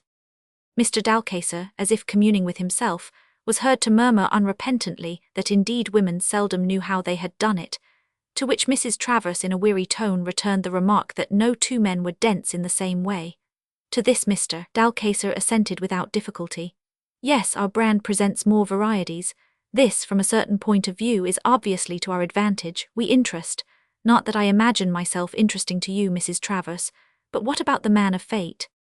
Oh yes, breathed out Mrs. Travers. I see, immensely, said Dalcaster in a tone of mysterious understanding. Was his stupidity so colossal? It was indistinguishable from great visions that were in no sense mean, and made up for him a world of his own. I guess that much, muttered Dalcaster to himself. But that, you know, Mrs. Travers, that isn't good news at all to me. World of dreams, eh? That's very bad, very dangerous. It's almost fatal, Mrs. Travers. Why all this dismay? Why do you object to a world of dreams? Because I dislike the prospect of being made a sacrifice of by those Moors. I am not an optimist like our friend there, he continued in a low tone, nodding toward the dismal figure of Mr. Travers huddled up in the chair. I don't regard all this as a farce, and I have discovered in myself a strong objection to having my throat cut by those gorgeous barbarians after a lot of fatuous talk. Don't ask me why, Mrs. Travers. Put it down to an absurd weakness. Mrs. Travers made a slight movement in her chair, raising her hands to her head, and in the dim light of the lanterns Dalcaster saw the mass of her clear gleaming hair fall down and spread itself over her shoulders. She seized half of it in her hands, which looked very white, and with her head inclined a little on one side, she began to make a plait. You are terrifying, he said after watching the movement of her fingers for a while. Yes, she accentuated interrogatively. You have the awfulness of the predestined. You too are the prey of dreams. Not of the Moors then, she uttered calmly, beginning the other plate. Dalcaster followed the operation to the end. Close against her, her diaphanous shadow on the muslin reproduced her slightest movements. Dalcaster turned his eyes away. No, no barbarian shall touch you, because if it comes to that I believe he would be capable of killing you himself. A minute elapsed before he stole a glance in her direction. She was leaning back again. Her hands had fallen on her lap and her head with a plait of hair on each side of her face, her head incredibly changed in character, and suggesting something medieval, ascetic, drooped dreamily on her breast. Dalcaster waited, holding his breath. She didn't move. In the dim gleam of jeweled clasps, the faint sheen of gold embroideries and the shimmer of silks, she was like a figure in a faded painting. Only her neck appeared dazzlingly white in the smoky redness of the light. Dalcaster's wonder approached a feeling of awe. He was on the point of moving away quietly when Mrs. Travers, without stirring in the least, let him hear the words. I have told him that every day seemed more difficult to live. Don't you see how impossible this is? Dalcaster glanced rapidly across the cage, where Mr. Travers seemed to be asleep all in a heap, and presenting a ruffled appearance like a sick bird. Nothing was distinct of him but the bald patch on the top of his head. Yes, he murmured, it is most unfortunate. I understand your anxiety, Mrs. Travers, but... I am frightened, she said.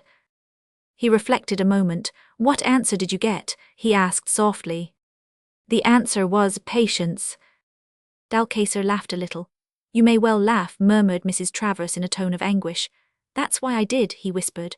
Patience, didn't he see the horror of it? I don't know. He walked away, said Mrs. Travers. She looked immovably at her hands clasped in her lap, and then with a burst of distress, Mr. Dalcaster, what is going to happen? Ah, you are asking yourself the question at last. That will happen which cannot be avoided, and perhaps you know best what it is. No, I am still asking myself what he will do. Ah, that is not for me to know, declared Dalcaster.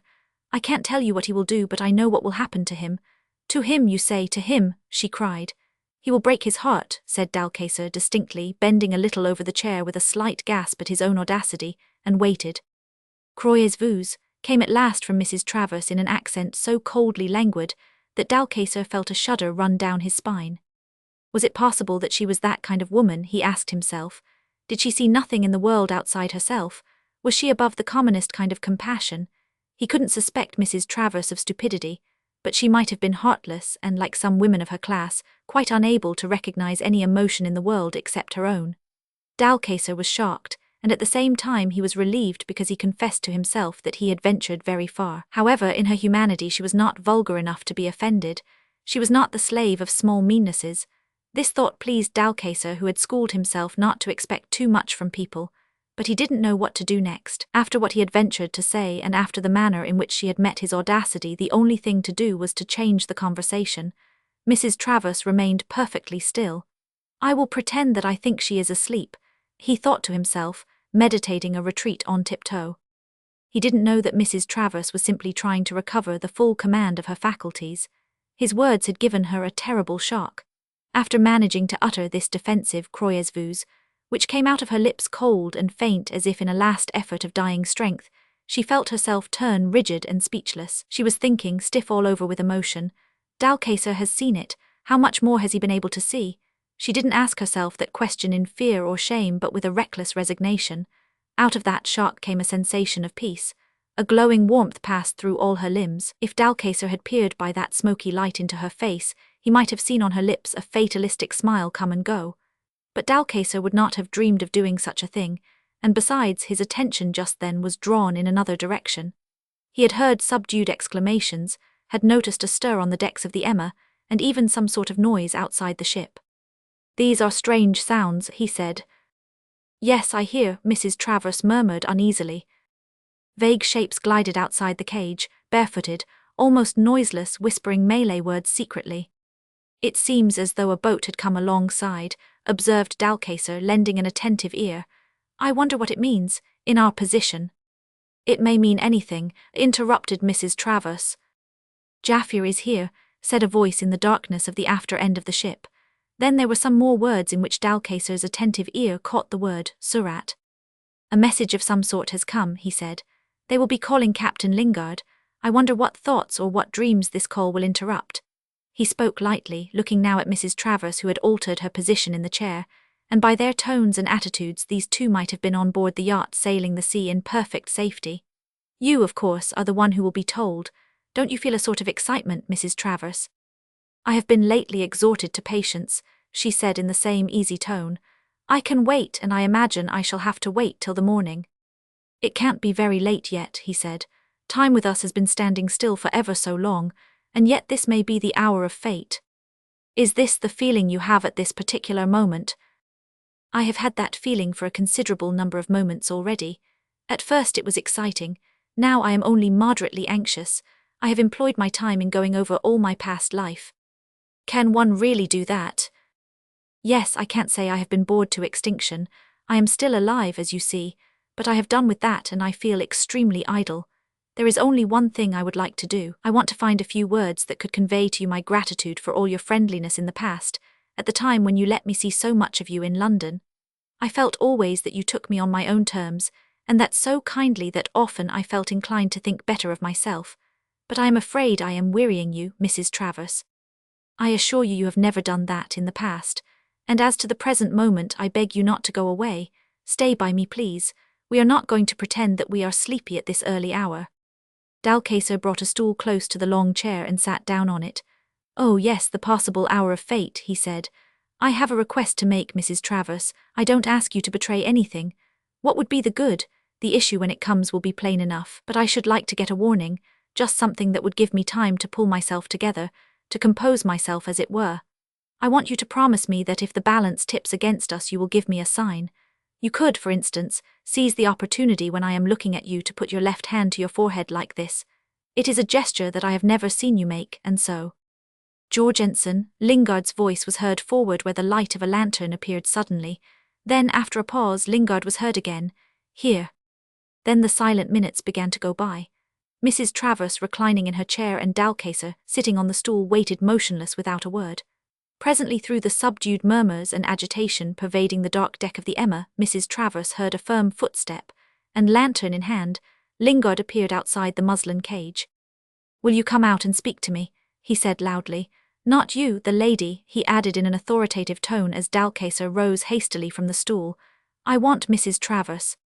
"Of course," muttered Dalcacer to himself, and as he opened the door of the cage to let Mrs. Travers slip through he whispered to her, "This is the hour of fate." She brushed past him swiftly without the slightest sign that she had heard the words. On the after deck between the cage and the deckhouse Lingard waited, lantern in hand. Nobody else was visible about. but Dalcacer felt in the air the presence of silent and excited beings hovering outside the circle of light. Lingard raised the lantern as Mrs. Travers approached, and Dalcacer heard him say, "I have had news which you ought to know. Let us go into the deck-house." Dalcacer saw their heads lighted up by the raised lantern, surrounded by the depths of shadow with an effect of a marvelous and symbolic vision. He heard Mrs. Travers say, "I would rather not hear your news," in a tone that made that sensitive observer purse up his lips in wonder. He thought that she was overwrought, that the situation had grown too much for her nerves. But this was not the tone of a frightened person. It flashed through his mind that she had become self-conscious, and there he stopped in his speculation. That friend of women remained discreet even in his thoughts. He stepped backward further into the cage, and without surprise saw Mrs. Travers follow Lingard into the deck-house. Roman 4. Lingard stood the lantern on the table. Its light was very poor. He dropped onto the sea chest heavily. He too was overwrought. His flannel shirt was open at the neck. He had a broad belt round his waist and was without his jacket. Before him, Mrs. Travers, straight and tall in the gay silks, cottons and muslins of her outlandish dress, with the ends of the scarf thrown over her head, hanging down in front of her, looked dimly splendid and with a black glance out of her white face. He said, "Do you too want to throw me over? I tell you can't do that now." "I wasn't thinking of throwing you over, but I don't even know what you mean. There seem to be no end of things I can't do. Hadn't you better tell me of something that I could do? Have you any idea yourself what you want from me? You can let me look at you, you can listen to me, you can speak to me. Frankly, I have never shirked doing all those things whenever you wanted me to. You have led me." "I led you," cried Lingard. "Oh, it was my fault," she said without anger. "I must have dreamed then that it was you who came to me in the dark with the tale of your impossible life. Could I have sent you away?" "I wished you had. Why didn't you? Do you want me to tell you that you were irresistible? How could I have sent you away?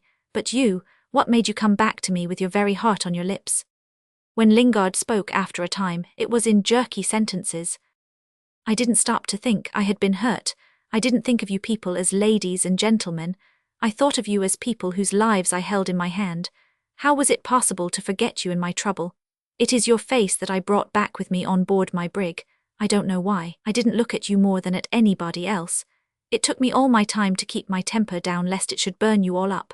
I didn't want to be rude to you people, but I found it wasn't very easy because threats were the only argument I had. Was I very offensive, Mrs. Travers?" She had listened tense and very attentive, almost stern, and it was without the slightest change of expression that she said, "I think that you bore yourself appropriately to the state of life to which it has pleased God to call you." "What state?" muttered Lingard to himself. "I am what I am. They call me Roger Lout, King Tom, and such like. I think it amused you to hear it, but I can tell you it is no joke to have such names fastened on one, even in fun. And those very names have in them something which makes all this affair here no small matter to anybody." She stood before him with a set, severe face. "Did you call me out in this alarming manner only to quarrel with me?" "No, but why do you choose this time to tell me that my coming for help to you was nothing but impudence in your sight?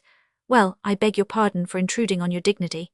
"You misunderstood me," said Mrs. Travers, without relaxing for a moment her contemplative severity. "Such a flattering thing had never happened to me before, and it will never happen to me again. But believe me, King Tom, you did me too much honor. Jorgensen is perfectly right in being angry with you for having taken a woman in tow." "He didn't mean to be rude," protested Lingard earnestly. Mrs. Travers didn't even smile at this intrusion of a point of manners into the atmosphere of anguish and suspense that seemed always to arise between her and this man who, sitting on the sea chest, had raised his eyes to her with an air of extreme candor, and seemed unable to take them off again.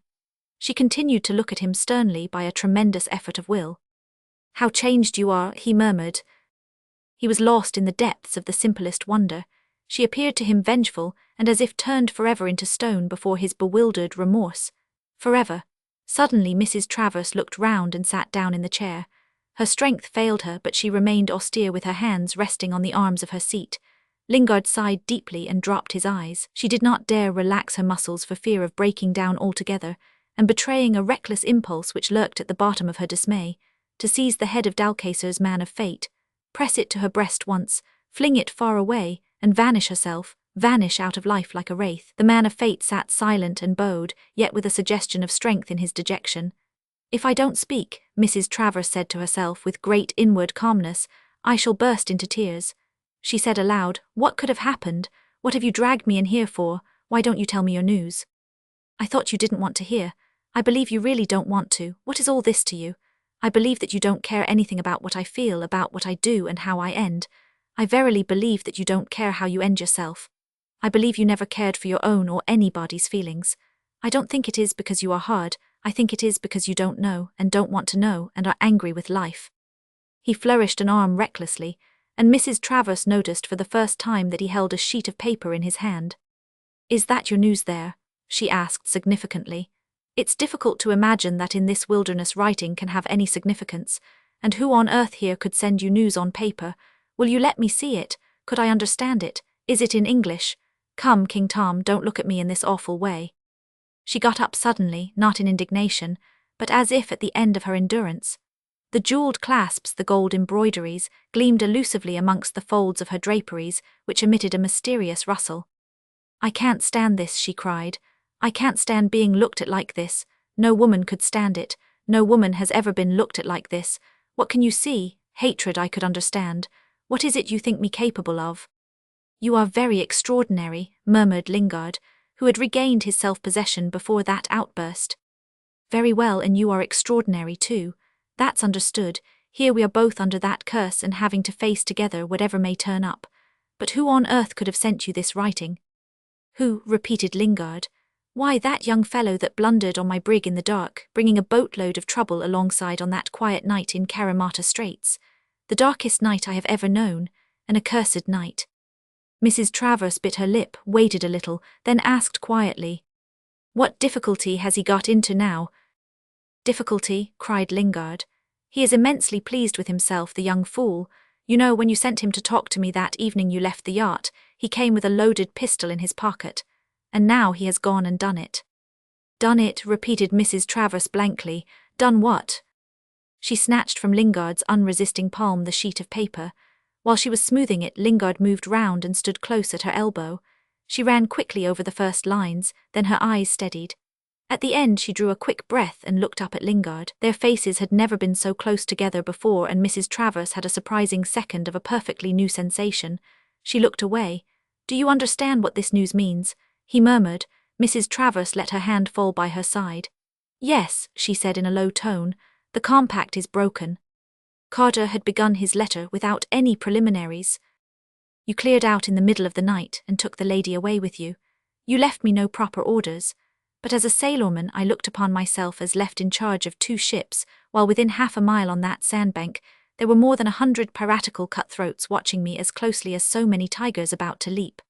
Days went by without a word of you or the lady. To leave the ships outside and go inland to look for you was not to be thought of with all those pirates within springing distance. Put yourself in my place. Can't you imagine my anxiety, my sleepless nights, each night worse than the night before, and still no word from you? I couldn't sit still and worry my head off about things I couldn't understand. I am a sailorman. My first duty was to the ships. I had to put an end to this impossible situation, and I hope you will agree that I have done it in a seaman-like way. One misty morning I moved the brig nearer the sandbank, and directly the mist cleared I opened fire on the prows of those savages which were anchored in the channel. We aimed wide at first to give those vagabonds that were on board a chance to clear out and join their friends camped on the sands. I didn't want to kill people. Then we got the long gun to bear, and in about an hour we had the bottom knocked out of the 2 prows. The savages on the bank howled and screamed at every shot. They are mighty angry, but I don't care for their anger now, for by sinking their prows I have made them as harmless as a flock of lambs. They needn't starve on their sandbank because they have 2 or 3 dugouts hauled up on the sand, and they may ferry themselves and their women to the mainland whenever they like. I fancy I have acted as a seaman, and as a seaman I intend to go on acting. Now I have made the ships safe, I shall set about without loss of time trying to get the yacht off the mud. When that's done, I shall arm the boats and proceed inshore to look for you and the yacht's gentry, and shan't rest till I know whether any or all of you are above the earth yet. I hope these words will reach you. Just as we had done the business of those prows, the man you sent off that night in Karamata to stop our chief officer came sailing in from the west with our first gig in tow, and the boat's crew all well. Your Sarang tells me he is a most trustworthy messenger, and that his name is Jaffir. He seems only too anxious to try to get to you as soon as possible. I repeat, ships and men have been made safe, and I don't mean to give you up dead or alive. You are quick in taking the point, said Lingard in a dull voice, while Mrs. Travers, with the sheet of paper gripped in her hand, looked into his face with anxious eyes. He has been smart and no mistake. He didn't know, murmured Mrs. Travers.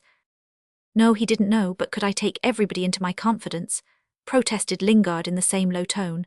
And yet who else could I trust? It seemed to me that he must have understood without being told. But he is too young, he may well be proud according to his lights. He has done that job outside very smartly, damn his smartness. And here we are with all our lives depending on my word, which is broken now, Mrs. Travers. It is broken. Mrs. Travers nodded at him slightly. They would sooner have expected to see the sun and the moon fall out of the sky. Lingard continued with repressed fire. Next moment it seemed to have gone out of him, and Mrs. Travers heard him mutter a disconnected phrase. The world down about my ears. What will you do? She whispered. What will I do? Repeated Lingard gently. Oh yes, do. Mrs. Travers, do you see that I am nothing now, just nothing? He had lost himself in the contemplation of her face, turned to him with an expression of awed curiosity. The shock of the world coming down about his ears in consequence of Carter's smartness was so terrific that it had dulled his sensibilities in the manner of a great pain or of a great catastrophe. What was there to look at but that woman's face, in a world which had lost its consistency, its shape, and its promises in a moment? Mrs. Travers looked away. She understood that she had put to Lingard an impossible question. What was presenting itself to her as a problem was to that man a crisis of feeling. Obviously Carter's action had broken the compact entered into with Damon, and she was intelligent enough to understand that it was the sort of thing that could not be explained away. It wasn't horror that she felt, but a sort of consternation, something like the discomfiture of people who have just missed their train. It was only more intense. The real dismay had yet to make its way into her comprehension. To Lingard it was a blow struck straight at his heart. He was not angry with Carter. The fellow had acted like a seaman. Carter's concern was for the ships. In this fatality Carter was a mere incident. The real cause of the disaster was somewhere else, was other and more remote. And at the same time Lingard could not defend himself from a feeling that it was in himself, too, somewhere in the unexplored depths of his nature, something fatal and unavoidable. He muttered to himself, "No, I am not a lucky man." This was but a feeble expression of the discovery of the truth that suddenly had come home to him, as if driven into his breast by a revealing power which had decided that this was to be the end of his fling. But he was not the man to give himself up to the examination of his own sensations. His natural impulse was to grapple with the circumstances, and that was what he was trying to do, but he missed now that sense of mastery which is half the battle. Conflict of some sort was the very essence of his life, but this was something he had never known before. This was a conflict within himself. He had to face unsuspected powers, foes that he could not go out to meet at the gate. They were within, as though he had been betrayed by somebody, by some secret enemy. He was ready to look round for that subtle traitor. A sort of blankness fell on his mind, and he suddenly thought, "Why, it's myself." Immediately afterward he had a clear, merciless recollection of Hassim and Imada. He saw them far off beyond the forests. Oh yes, they existed, within his breast. That was a night, he muttered, looking straight at Mrs. Travers. He had been looking at her all the time. His glance had held her under a spell, but for a whole interminable minute he had not been aware of her at all. At the murmur of his words she made a slight movement, and he saw her again. "What night?" she whispered timidly like an intruder. She was astonished to see him smile. "Not like this one," he said. "You made me notice how quiet and still it was. Yes, listen how still it is." Both moved their heads slightly and seemed to lend an ear. There was not a murmur, sigh, rustle, splash, or footfall. No whispers, no tremors, not a sound of any kind. They might have been alone on board the Emma, abandoned even by the ghost of Captain Jorgensen, departed to rejoin the bark Wild Rose on the shore of the Cimmerian Sea. "It's like the stillness of the end," said Mrs. Travers in a low, equable voice. "Yes, but that too is false," said Lingard in the same tone. "I don't understand," Mrs. Travers began hurriedly after a short silence. "But don't use that word. Don't use it, King Tom, it frightens me by its mere sound." Lingard made no sign. His thoughts were back with Hassim and Imada. The young chief and his sister had gone up country on a voluntary mission to persuade Balarab to return to his stockade and to take up again the direction of affairs. They carried urgent messages from Lingard, who for Balarab was the very embodiment of truth and force, that unquestioned force which had permitted Balarab to indulge in all his melancholy hesitations. But those two young people had also some personal prestige. They were Lingard's heart's friends. They were like his children. But beside that, their high birth, their warlike story, their wanderings, adventures, and prospects had given them a glamour of their own. The very day that Travers and Dalcacer had come on board the Emma Hassim and Imada had departed on their mission, for Lingard, of course, could not think of leaving the white people alone with Jorgensen. Jorgensen was all right, but his ineradicable habit of muttering in his moustache about throwing a lighted match amongst the powder barrels had inspired Lingard with a certain amount of mistrust. And moreover, he did not want to go away from Mrs. Travers. It was the only correct inspiration on Carter's part to send Jaffir with his report to Lingard. That stout-hearted fighter, swimmer, and devoted follower of the princely misfortunes of Hassim and Imada had looked upon his mission to catch the chief officer of the yacht, which he had received from Lingard in Karamata, as a trifling job. It took him a little longer than he expected, but he had got back to the brig, just in time to be sent on to Lingard with Carter's letter after a couple of hours' rest. He had the story of all the happenings from Wasab before he left, and though his face preserved its grave impassivity, in his heart he did not like it at all. Fearless and wily, Jaffir was the man for difficult missions and a born messenger, as he expressed it himself, to bear weighty words between great men. With his unfailing memory he was able to reproduce them exactly, whether soft or hard in council or in private, for he knew no fear. With him there was no need for writing which might fall into the hands of the enemy. If he died on the way, the message would die with him. He had also the gift of getting at the sense of any situation and an observant eye. He was distinctly one of those men from whom trustworthy information can be obtained by the leaders of great enterprises. Lingard did put several questions to him, but in this instance, of course, Jaffir could have only very little to say. Of Carter, whom he called the young one, he said that he looked as white men look when they are pleased with themselves, then added without waiting for a definite question, "The ships out there are now safe enough, oh Roger Lout." There was no elation in his tone. Lingard looked at him blankly. When the greatest of white men remarked that there was yet a price to be paid for that safety, Jaffir assented by a "yes, by Allah," without losing for a moment his grim composure. When told that he would be required to go and find his master and the Lady Amada, who were somewhere in the back country, in Belarab's travelling camp, he declared himself ready to proceed at once. He had eaten his fill and had slept 3 hours on board the brig, and he was not tired. When he was young he used to get tired sometimes, but for many years now he had known no such weakness. He did not require the boat with paddlers in which he had come up into the lagoon. He would go alone in a small canoe. This was no time, he remarked, for publicity and ostentation. His pent-up anxiety burst through his lips. "It is in my mind, Tuan, that death has not been so near them since that night when you came sailing in a black cloud and took us all out of the stockade." Lingard said nothing, but there was in Jaffir a faith in that white man which was not easily shaken. "How are you going to save them this time, O Roger Lout?" he asked simply. "Belarab is my friend," murmured Lingard. In his anxiety Jaffir was very outspoken. "A man of peace," he exclaimed in a low tone. "Who could be safe with a man like that?" he asked contemptuously. "There is no war," said Lingard. "There is suspicion, dread and revenge and the anger of armed men," retorted Jaffir. "You have taken the white prisoners out of their hands by the force of your words alone. Is that so, Tuan?" "Yes," said Lingard. "And you have them on board here?" asked Jaffir, with a glance over his shoulder at the white and misty structure within which, by the light of a small oil-flamed Dalcacer and Mrs. Travers were just then conversing. "Yes, I have them here." "Then, Roger Lout," whispered Jaffir, "you can make all safe by giving them back." "Can I do that?" were the words breathed out through Lingard's lips to the faithful follower of Hassim and Imada. "Can you do anything else?" was the whispered retort of Jaffir, the messenger accustomed to speak frankly to the great of the earth. "You are a white man and you can have only one word, and now I go." A small, rough dugout belonging to the Emma had been brought round to the ladder. A shadowy calash hovering respectfully in the darkness of the deck had already cleared his throat twice in a warning manner. "Yes, Jaffir, go," said Lingard, "and be my friend." "I am the friend of a great prince," said the other sturdily. "But you, Roger Lout, were even greater, and great you will remain while you are with us, people of this sea and of this land. But what becomes of the strength of your arms before your own white people? Where does it go to, I say? Well then, we must trust in the strength of your heart." "I hope that will never fail," said Lingard, and Jaffir emitted a grunt of satisfaction.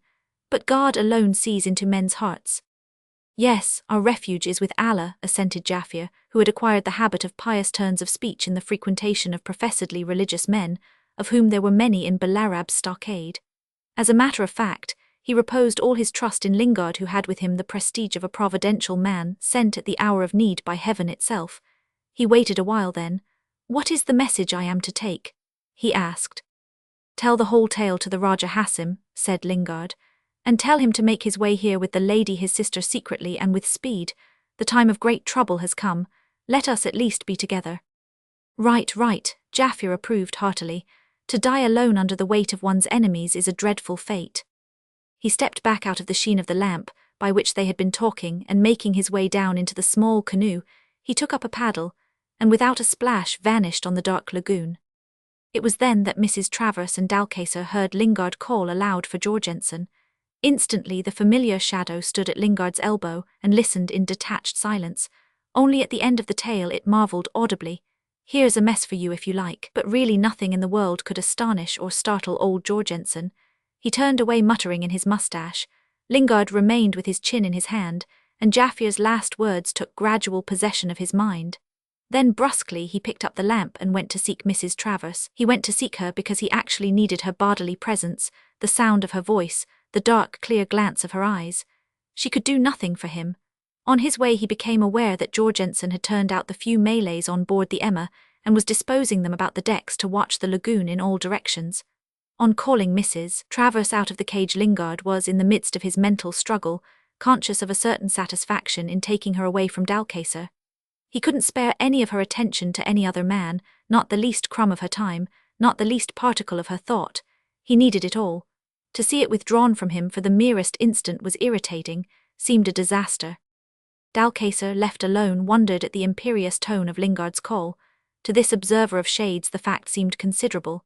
Sheer nerves, he concluded to himself. The man is overstrung, he must have had some sort of shock. But what could it be, he wondered to himself. In the tense stagnation of those days of waiting, the slightest tremor had an enormous importance. Dalcacer did not seek his camp bedstead. He didn't even sit down. With the palms of his hands against the edge of the table, he leaned back against it. In that negligent attitude, he preserved an alert mind, which for a moment wondered whether Mrs. Travers had not spoiled Lingard a little. Yet in the suddenness of the forced association, where, too, Dalcacer was sure there was some moral problem in the background, he recognized the extreme difficulty of weighing accurately the imperious demands against the necessary reservations, the exact proportions of boldness and caution. And Dalcacer admired upon the whole Mrs. Travers' cleverness. There could be no doubt that she had the situation in her hands. That, of course, did not mean safety. She had it in her hands as one may hold some highly explosive and uncertain compound.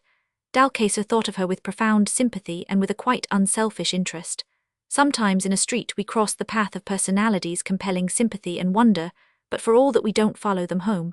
Dalcacer refrained from following Mrs. Travers any further. He had become suddenly aware that Mr. Travers was sitting up on his camp bedstead. He must have done it very suddenly. Only a moment before he had appeared plunged in the deepest slumber, and the stillness for a long time now had been perfectly unbroken. Dalcacer was startled enough for an exclamation, and Mr. Travers turned his head slowly in his direction. Dalcacer approached the bedstead with a certain reluctance. "Awake," he said. "A sudden chill," said Mr. Travers, "but I don't feel cold now. Strange, I had the impression of an icy blast." "Ah," said Dalcacer. "Impossible, of course," went on Mr. Travers. "This stagnating air never moves, it clings odiously to one. What time is it?" "Really, I don't know.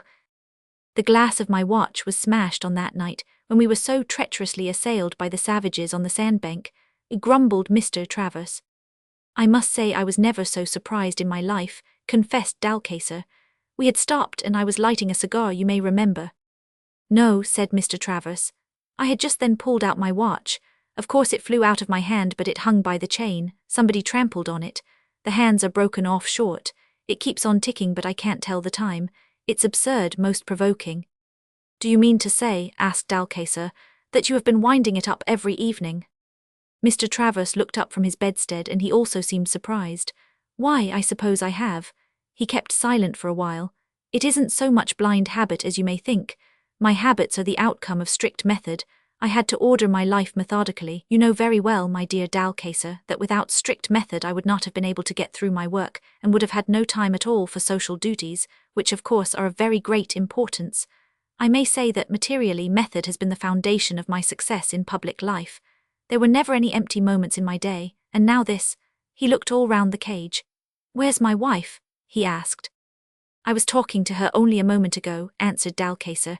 I don't know the time. My watch is on board the yacht, but it isn't late, you know. Mr. Travers flung off with unwonted briskness the light cotton sheet which covered him. He buttoned hastily the tunic which he had unfastened before lying down, and just as Dalcacer was expecting him to swing his feet to the deck impetuously, he lay down again on the pillow and remained perfectly still. Dalcacer waited a while and then began to pace the cage. After a couple of turns he stopped and said gently, I am afraid, Travers, you are not very well. I don't know what illness is, answered the voice from the pillow to the great relief of Dalcacer, who really had not expected an answer. Good health is a great asset in public life. Illness may make you miss a unique opportunity. I was never 99. All this came out deadened in tone, as if the speaker's face had been buried in the pillow. Dalcacer resumed his pacing. I think I asked you where my wife was, said the muffled voice. With great presence of mind Dalcacer kept on pacing the cage as if he had not heard. You know, I think she is mad, went on the muffled voice. Unless I am. Again Dalcacer managed not to interrupt his regular pacing. Do you know what I think? He said abruptly. I think, Travers, that you don't want to talk about her. I think that you don't want to talk about anything, and to tell you the truth I don't want to either. Dalcacer caught a faint sigh from the pillow, and at the same time saw a small, dim flame appear outside the cage, and still he kept on his pacing. Mrs. Travers and Lingard, coming out of the deckhouse, stopped just outside the door, and Lingard stood the deck lamp on its roof. They were too far from Dalcacer to be heard, but he could make them out. Mrs. Travers as straight as an arrow, and the heavy bulk of the man who faced her with a lowered head. He saw it in profile against the light, and as if deferential in its slight droop. They were looking straight at each other. Neither of them made the slightest gesture. There is that in me, Lingard murmured deeply, which would set my heart harder than a stone. I am King Tom Roger Lout, and fit to look any man hereabouts in the face. I have my name to take care of. Everything rests on that. Mr. Dalcacer would express this by saying that everything rested on honor, commented Mrs. Travers with lips that did not tremble, though from time to time she could feel the accelerated beating of her heart. Call it what you like, it's something that a man needs to draw a free breath, and look, as you see me standing before you here, I care for it no longer. But I do care for it, retorted Mrs. Travers. As you see me standing here, I do care. This is something that is your very own, you have a right to it, and I repeat I do care for it. Care for something of my own, murmured Lingard very close to her face. Why should you care for my rights? Because, she said, holding her ground though their foreheads were nearly touching, because if I ever get back to my life, I don't want to make it more absurd by real remorse.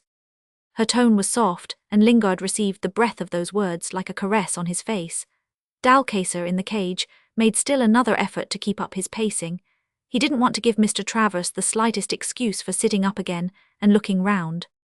That I should live to hear anybody say they cared anything for what was mine, whispered Lingard, and that it should be you who have taken all hardness out of me. I don't want your heart to be made hard, I want it to be made firm. You couldn't have said anything better than what you have said just now to make it steady, flowed the murmur of Lingard's voice with something tender in its depth. Has anybody ever had a friend like this? He exclaimed, raising his head as if taking the starry night to witness.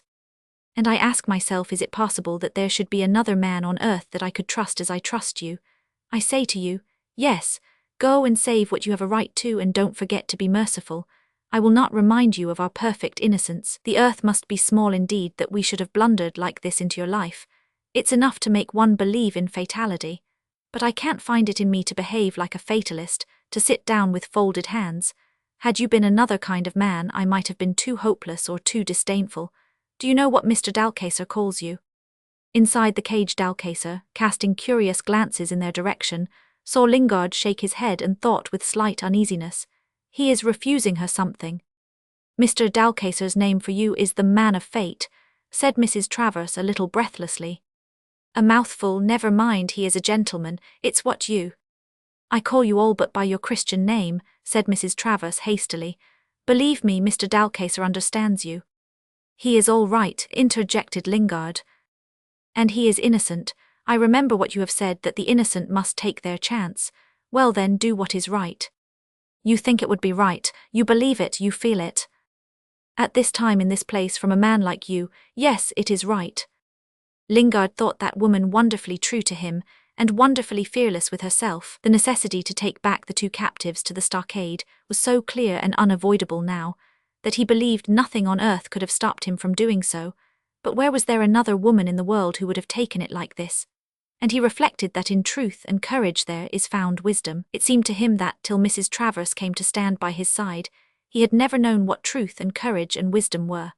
With his eyes on her face, and having been told that in her eyes he appeared worthy of being both commanded and entreated, he felt an instant of complete content, a moment of, as it were, perfect emotional repose.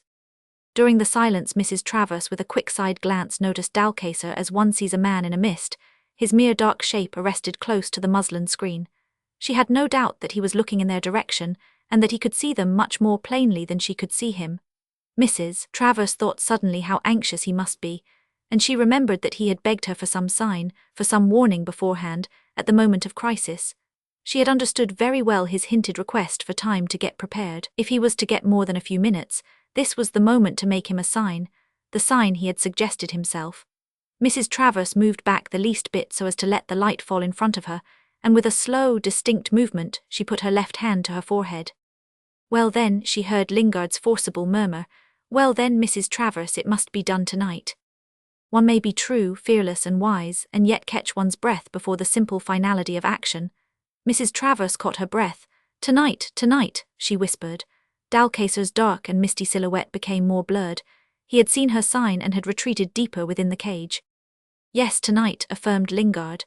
Now, at once, within the hour, this moment, he murmured fiercely, following Mrs. Travers in her recoiling movement. She felt her arm being seized swiftly. Don't you see that if it is to do any good, that if they are not to be delivered to mere slaughter, it must be done while all is dark ashore, before an armed mob in boats comes clamouring alongside? Yes, before the night is an hour older, so that I may be hammering at Belarab's gate while all the settlement is still asleep. Mrs. Travers didn't dream of protesting. For the moment she was unable to speak. This man was very fierce, and just as suddenly as it had been gripped, making her think incongruously in the midst of her agitation that there would be certainly a bruise there in the morning, she felt her arm released and a penitential tone come into Lingard's murmuring voice. And even now it's nearly too late. The road was plain, but I saw you on it and my heart failed me. I was there like an empty man and I dared not face you. You must forgive me. No, I had no right to doubt you for a moment. I feel as if I ought to go on my knees and beg your pardon for forgetting what you are, for daring to forget. Why, King Tom, what is it? It seems as if I had sinned, she heard him say. He seized her by the shoulders, turned her about, moved her forward a step or two. His hands were heavy, his force irresistible, though he himself imagined he was handling her gently. Look straight before you, he growled into her ear. Do you see anything? Mrs. Travers, passive between the rigid arms, could see nothing but far off the massed, featureless shadows of the shore. No, I see nothing, she said. You can't be looking the right way, she heard him behind her, and now she felt her head between Lingard's hands. He moved it the least bit to the right. There, see it. No, what am I to look for? A gleam of light, said Lingard, taking away his hands suddenly. A gleam that will grow into a blaze before our boat can get halfway across the lagoon. Even as Lingard spoke, Mrs. Travers caught sight of a red spark far away. She had looked often enough at the settlement, as on the face of a painting on a curtain, to have its configuration fixed in her mind, to know that it was on the beach at its end, furthest from Belarab's stockade. The brushwood is catching, murmured Lingard in her ear. If they had some dry grass, the whole pile would be blazing by now. And this means It means that the news has spread, and it is before Tenga's enclosure on his end of the beach. That's where all the brains of the settlement are. It means talk and excitement and plenty of crafty words. Tenga's fire. I tell you, Mrs. Travers, that before half an hour has passed, Daman will be there to make friends with the fat Tenga, who is ready to say to him, I told you so. I see, murmured Mrs. Travers. Lingard drew her gently to the rail. And now look over there at the other end of the beach where the shadows are heaviest. That is Belarab's fort, his houses, his treasure, his dependents.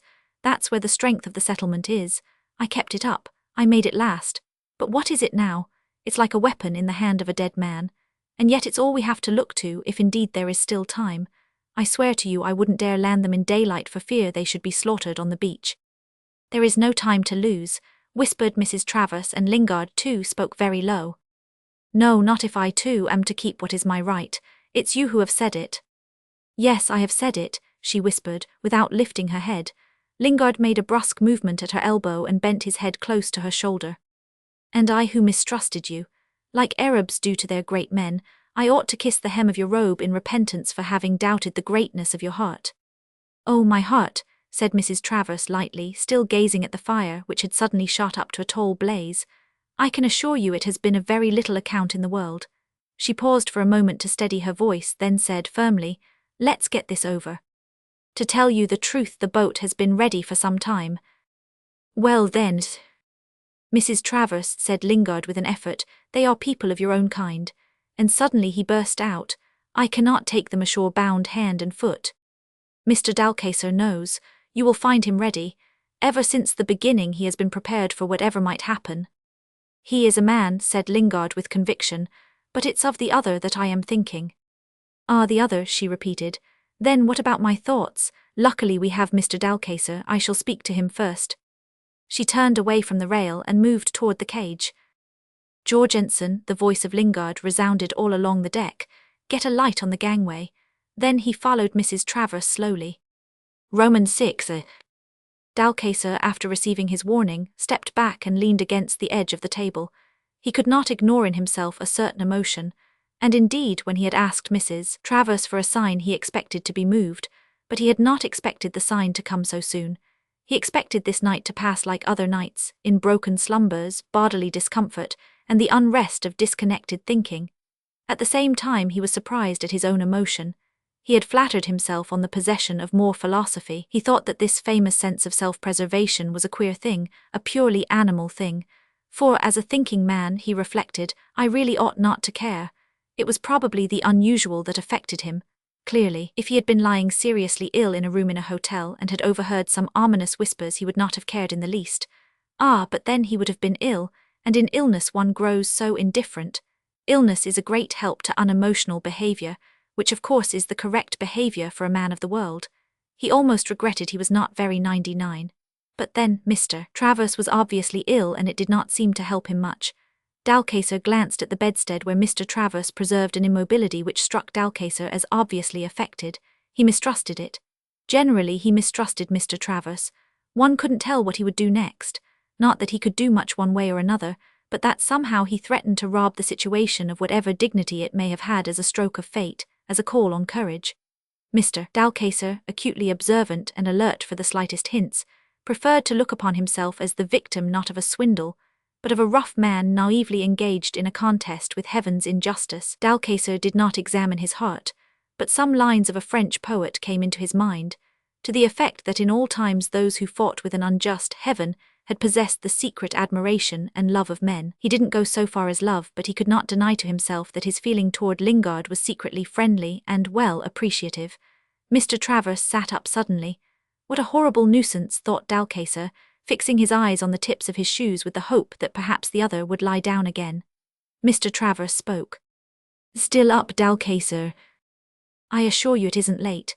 It's dark at 6, we dine before 7, that makes the night long and I am not a very good sleeper. That is, I cannot go to sleep till late in the night. I envy you, said Mr. Travers, speaking with a sort of drowsy apathy. I am always dropping off and the awakenings are horrible. Dalcaster, raising his eyes, noticed that Mrs. Travers and Lingard had vanished from the light. They had gone to the rail where Dalcaster could not see them. Some pity mingled with his vexation at Mr. Travers' snatchy wakefulness. There was something weird about the man, he reflected. Jorgensen, he began aloud. What's that? Snapped Mr. Travers. It's the name of that lanky old storekeeper who is always about the decks. I haven't seen him, I don't see anybody, I don't know anybody, I prefer not to notice. I was only going to say that he gave me a pack of cards. Would you like a game of piquet? I don't think I could keep my eyes open, said Mr. Travers in an unexpectedly confidential tone. Isn't it funny, Dalcaster? And then I wake up, it's too awful. Dalcaster made no remark, and Mr. Travers seemed not to have expected any. When I said my wife was mad, he began suddenly, causing Dalcacer to start. I didn't mean it literally, of course. His tone sounded slightly dogmatic, and he didn't seem to be aware of any interval during which he had appeared to sleep. Dalcacer was convinced more than ever that he had been shamming, and resigned himself wearily to listen, folding his arms across his chest. What I meant, really, continued Mr. Travers, was that she is the victim of a craze. Society is subject to crazes, as you know very well. They are not reprehensible in themselves, but the worst of my wife is that her crazes are never like those of the people with whom she naturally associates. They generally run counter to them. This peculiarity has given me some anxiety, you understand, in the position we occupy. People will begin to say that she is eccentric. Do you see her anywhere, Dalcacer? Dalcacer was thankful to be able to say that he didn't see Mrs. Travers. He didn't even hear any murmurs, though he had no doubt that everybody on board the Emma was wide awake by now. But Mr. Travers inspired him with invincible mistrust, and he thought it prudent to add, "You forget that your wife has a room in the deck-house." This was as far as he would go, for he knew very well that she was not in the deck-house. Mr. Travers, completely convinced by the statement, made no sound, but neither did he lie down again. Dalcacer gave himself up to meditation. The night seemed extremely oppressive. At Lingard's shout for Jorgensen, that in the profound silence struck his ears ominously, he raised his eyes and saw Mrs. Travers outside the door of the cage. He started forward, but she was already within. He saw she was moved. She seemed out of breath and as if unable to speak at first. "Hadn't we better shut the door?" suggested Dalcacer. "Captain Lingard's coming in," she whispered to him. "He has made up his mind." "That's an excellent thing," commented Dalcacer quietly. "I conclude from this that we shall hear something." "You shall hear it all from me," breathed out Mrs. Travers. "Ah!" exclaimed Dalcacer very low. By that time Lingard had entered too, and the decks of the Emma were all astir with moving figures. Jorgensen's voice was also heard giving directions. For nearly a minute the 4 persons within the cage remained motionless. A shadowy Malay in the gangway said suddenly, "Suda Tuan," and Lingard murmured, "Ready, Mrs. Travers." She seized Dalcacer's arm and led him to the side of the cage furthest from the corner in which Mr. Travers' bed was placed, while Lingard busied himself in pricking up the wick of the cage lantern, as if it had suddenly occurred to him that this, whatever happened, should not be a deed of darkness. Mr. Travers did nothing but turn his head to look over his shoulder. "One moment," said Dalcacer in a low tone and smiling at Mrs. Travers' agitation. "Before you tell me anything, let me ask you, have you made up your mind?" He saw with much surprise a widening of her eyes. Was it indignation? A pause as of suspicion fell between those two people. Then Dalcacer said apologetically, "Perhaps I ought not to have asked that question," and Lingard caught Mrs. Travers' words, "Oh, I am not afraid to answer that question." Then their voices sank. Lingard hung the lamp up again and stood idle in the revived light, but almost immediately he heard Dalcacer calling him discreetly. "Captain Lingard." He moved toward them at once. At the same instant Mr. Travers' head pivoted away from the group to its frontal position. Dalcacer, very serious, spoke in a familiar undertone. "Mrs. Travers tells me that we must be delivered up to those Moors on shore." "Yes, there is nothing else for it," said Lingard. "I confess I am a bit startled," said Dalcacer, but except for a slightly hurried utterance nobody could have guessed at anything resembling emotion. "I have a right to my good name," said Lingard, also very calm, while Mrs. Travers near him, with half-veiled eyes, listened impassive like a presiding genius. "I wouldn't question that for a moment," conceded Dalcacer. "A point of honor is not to be discussed, but there is such a thing as humanity, too, to be delivered up helplessly." "Perhaps," interrupted Lingard, "but you needn't feel hopeless. I am not at liberty to give up my life for your own. Mrs. Travers knows why, that too is engaged." "Always on your honor?" "I don't know, a promise is a promise." "Nobody can be held to the impossible," remarked Dalcacer. "Impossible? What is impossible? I don't know it. I am not a man to talk of the impossible or dodge behind it. I did not bring you here." Dalcacer lowered his head for a moment. "I have finished," he said gravely. "That much I had to say. I hope you don't think I have appeared unduly anxious." "It's the best policy too." Mrs. Travers made herself heard suddenly. Nothing of her moved but her lips. She did not even raise her eyes. "It's the only possible policy. You believe me, Mr. Dalcacer?" He made an almost imperceptible movement of the head. Well then, I put all my hope in you, Mr. Dalcacer, to get this over as easily as possible and save us all from some odious scene. You think perhaps that it is I who ought to. No, no, I don't think so, interrupted Dalcacer. It would be impossible. I am afraid it would, she admitted nervously. Dalcacer made a gesture as if to beg her to say no more, and at once crossed over to Mr. Travers' side of the cage. He did not want to give himself time to think about his task. Mr. Travers was sitting up on the camp bedstead with a light cotton sheet over his legs. He stared at nothing, and on approaching him Dalcacer disregarded the slight sinking of his own heart at this aspect, which seemed to be that of extreme terror. This is awful, he thought. The man kept as still as a hair in its form. The impressed Dalcacer had to make an effort to bring himself to tap him lightly on the shoulder. The moment has come, Travers, to show some fortitude, he said with easy intimacy. Mr. Travers looked up swiftly. I have just been talking to your wife. She had a communication from Captain Lingard for us both. It remains for us now to preserve as much as possible our dignity. I hope that if necessary we will both know how to die. In a moment of profound stillness, Dalcacer had time to wonder whether his face was as stony in expression as the one upturned to him, but suddenly a smile appeared on it, which was certainly the last thing Dalcacer expected to see. An indubitable smile, a slightly contemptuous smile. My wife has been stuffing your head with some more of her nonsense. Mr. Travers spoke in a voice which astonished Dalcacer as much as the smile, a voice that was not irritable nor peevish, but had a distinct note of indulgence. My dear Dalcacer, that craze has got such a hold of her that she would tell you any sort of tale. Social impostors, mediums, fortune-tellers, charlatans of all sorts do obtain a strange influence over women. You have seen that sort of thing yourself. I had a talk with her before dinner. The influence that Bandit has got over her is incredible. I really believe the fellow is half crazy himself.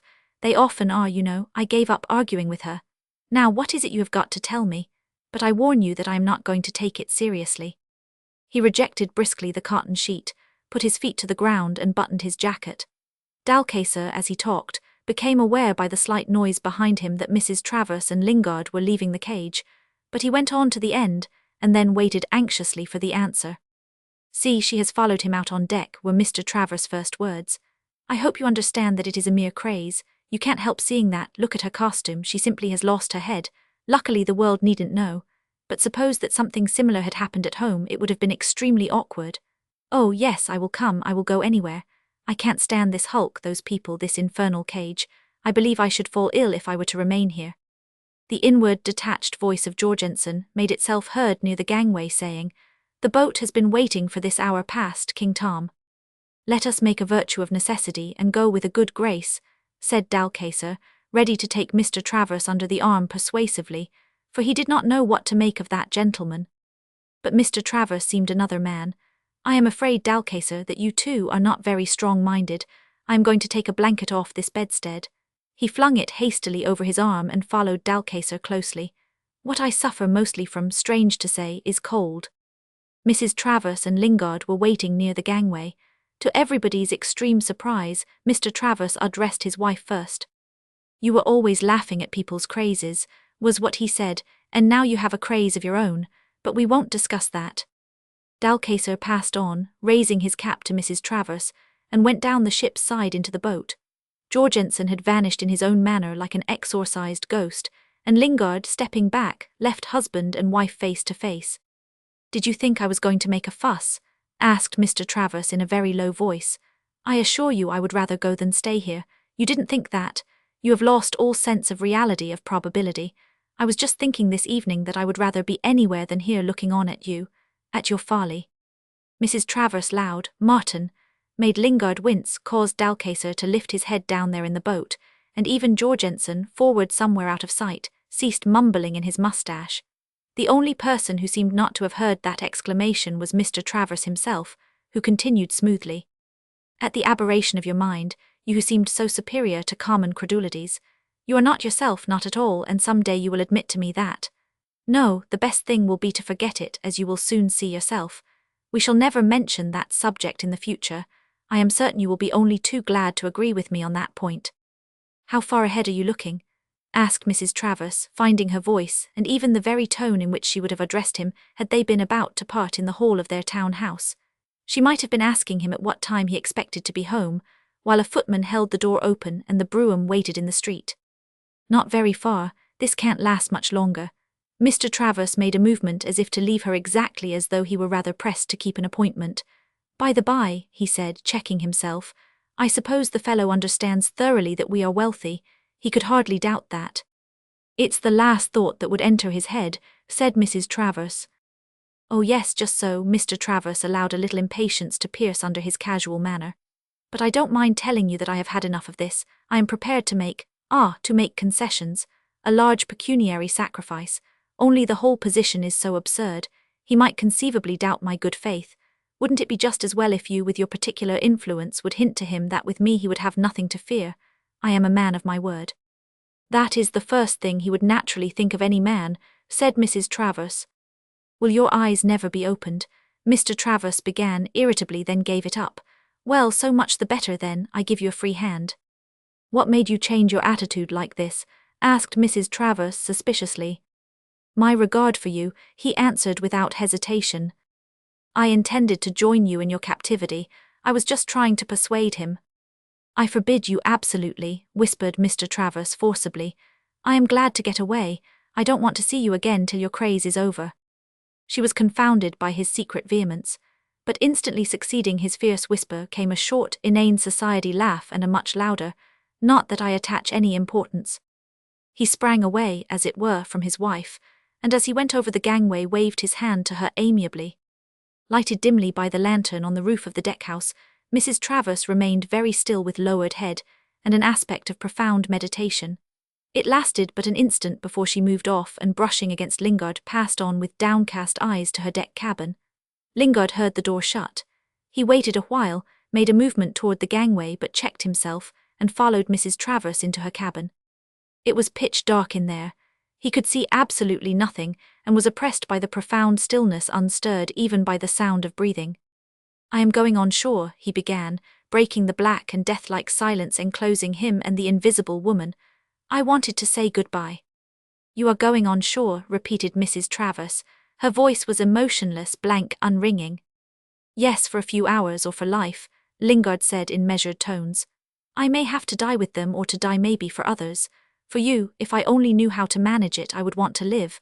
I am telling you this because it is dark. If there had been a light in here, I wouldn't have come in. I wish you had not, uttered the same unringing woman's voice. You are always coming to me with those lives and those deaths in your hand. Yes, it's too much for you, was Lingard's undertoned comment. You could be no other than true, and you are innocent. Don't wish me life but wish me luck, for you are innocent, and you will have to take your chance.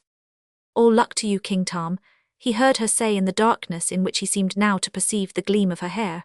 I will take my chance, and try not to come near me again, for I am weary of you. I can well believe it, murmured Lingard, and stepped out of the cabin, shutting the door after him gently. For half a minute perhaps the stillness continued, and then suddenly the chair fell over in the darkness. Next moment Mrs. Travers' head appeared in the light of the lamp left on the roof of the deck-house. Her bare arms grasped the door-posts. Wait a moment, she said loudly into the shadows of the deck. She heard no footsteps, saw nothing moving except the vanishing white shape of the late Captain H-100, Jorgensen, who was indifferent to the life of men. Wait, King Tom, she insisted, raising her voice then. I didn't mean it, don't believe me, she cried recklessly.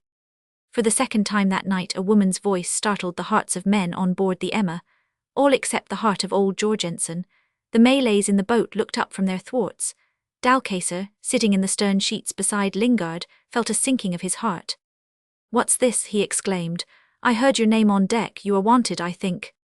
Shove off, ordered Lingard inflexibly, without even looking at Dalcaser. Mr. Travers was the only one who didn't seem to be aware of anything. A long time after the boat left the Emma's side, he leaned toward Dalcaser. I have a most extraordinary feeling, he said in a cautious undertone. I seem to be in the air, I don't know. Are we on the water, Dalcaser? Are you quite sure? But of course we are on the water. Yes, said Dalcaser in the same tone. Crossing the Styx perhaps. He heard Mr. Travers utter an unmoved very likely, which he did not expect. Lingard, his hand on the tiller, sat like a man of stone.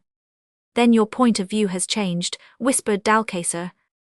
I told my wife to make an offer, went on the earnest whisper of the other man. A sum of money, but to tell you the truth I don't believe very much in its success. Dalcaster made no answer and only wondered whether he didn't like better Mr. Travers' other unreasonable mood. There was no denying the fact that Mr. Travers was a troubling person. Now he suddenly gripped Dalcaster's forearm and added under his breath, "I doubt everything. I doubt whether the offer will ever be made." All this was not very impressive. There was something pitiful in it, whisper, grip, shudder, as of a child frightened in the dark, but the emotion was deep. Once more that evening, but this time aroused by the husband's distress, Dalcaster's wonder approached the borders of awe. Part 6, The Claim of Life and the Toll of Death. "Have you got King Tom's watch in there?" said a voice that seemed not to attach the slightest importance to the question. Jorgensen, outside the door of Mrs. Travers' part of the deck-house, waited for the answer. He heard a low cry very much like a moan, the startled sound of pain that may be sometimes heard in sick rooms, but it moved him not at all. He would never have dreamt of opening the door unless told to do so, in which case he would have beheld, with complete indifference, Mrs. Travers extended on the floor with her head resting on the edge of the camp bedstead, on which Lingard had never slept, as though she had subsided there from a kneeling posture, which is the attitude of prayer, supplication, or defeat. The hours of the night had passed Mrs. Travers by. After flinging herself on her knees, she didn't know why, since she could think of nothing to pray for, had nothing to invoke, and was too far gone for such a futile thing as despair.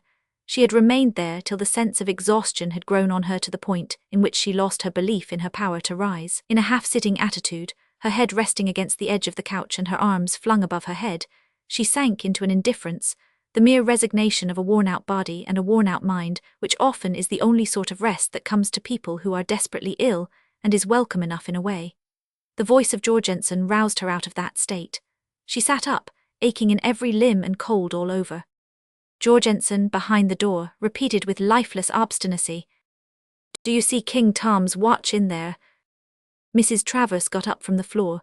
She tottered, snatching at the air, and found the back of the armchair under her hand. "Who's there?" She was also ready to ask, "Where am I?" but she remembered and at once became the prey of that active dread which had been lying dormant for a few hours in her uneasy and prostrate body. "What time is it?" she faltered out. "Dawn," pronounced the imperturbable voice at the door. It seemed to her that it was a word that could make any heart sink with apprehension. "Dawn," she stood appalled, and the toneless voice outside the door insisted, "You must have Tom's watch there." "I haven't seen it," she cried as if tormented by a dream. "Look in that desk thing. If you push open the shutter you will be able to see." Mrs. Travers became aware of the profound darkness of the cabin. Jorgensen heard her staggering in there. After a moment a woman's voice, which struck even him as strange, said in faint tones, "I have it, it's stopped." "It doesn't matter, I don't want to know the time. There should be a key about, see it anywhere." "Yes, it's fastened to the watch," the dazed voice answered from within. Jorgensen waited before making his request. "Will you pass it out to me? There's precious little time left now." The door flew open, which was certainly something Jorgensen had not expected. He had expected but a hand with the watch protruded through a narrow crack, but he didn't start back or give any other sign of surprise at seeing Mrs. Travers fully dressed. Against the faint clearness in the frame of the open shutter, she presented to him the dark silhouette of her shoulders surmounted by a sleek head, because her hair was still in the two plaits. To Jorgensen, Mrs. Travers in her un-European dress had always been displeasing, almost monstrous. Her stature, her gestures, her general carriage struck his eye as absurdly incongruous with a Malay costume, too ample, too free, too bold, offensive. To Mrs. Travers, Jorgensen in the dusk of the passage had the aspect of a dim white ghost, and he chilled her by his ghost's aloofness. He picked up the watch from her outspread palm without a word of thanks, only mumbling in his moustache, "Yes, that's it. I haven't yet forgotten how to count seconds correctly, but it's better to have a watch." She had not the slightest notion what he meant, and she did not care. Her mind remained confused and the sense of bodily discomfort oppressed her. She whispered shamefacedly, "I believe I've slept." "I haven't," mumbled Jorgensen, growing more and more distinct to her eyes. The brightness of the short dawn increased rapidly as if the sun were impatient to look upon the settlement. "No fear of that," he added boastfully. It occurred to Mrs. Travers that perhaps she had not slept either. Her state had been more like an imperfect, half-conscious, quivering death. She shuddered at the recollection. "What an awful night," she murmured drearily. There was nothing to hope for from Jorgensen. She expected him to vanish, indifferent, like a phantom of the dead, carrying off the appropriately dead watch in his hand for some unearthly purpose. Jorgensen didn't move. His was an insensible, almost a senseless presence. Nothing could be extorted from it, but a wave of anguish as confused as all her other sensations swept Mrs. Travers off her feet. "Can't you tell me something?" she cried. For half a minute perhaps Jorgensen made no sound, then, "For years I have been telling anybody who cared to ask," he mumbled in his mustache. "Telling Tom too, and Tom knew what he wanted to do. How's one to know what you are after?" She had never expected to hear so many words from that rigid shadow. Its monotonous mumble was fascinating, its sudden loquacity was shocking, and in the profound stillness that reigned outside it was as if there had been no one left in the world with her but the phantom of that old adventurer. He was heard again. "What I could tell you would be worse than poison." Mrs. Travers was not familiar with Jorgensen's consecrated phrases. The mechanical voice, the words themselves, his air of abstraction appalled her. And he hadn't done yet. She caught some more of his unconcerned mumbling. "There is nothing I don't know," and the absurdity of the statement was also appalling. Mrs. Travers gasped, and with a wild little laugh. "Then you know why I called after King Tom last night." He glanced away along his shoulder through the door of the deckhouse at the growing brightness of the day. She did so too. It was coming, it had come, another day, and it seemed to Mrs. Travers a worse calamity than any discovery she had made in her life, than anything she could have imagined to come to her. The very magnitude of horror steadied her, seemed to calm her agitation as some kinds of fatal drugs do before they kill.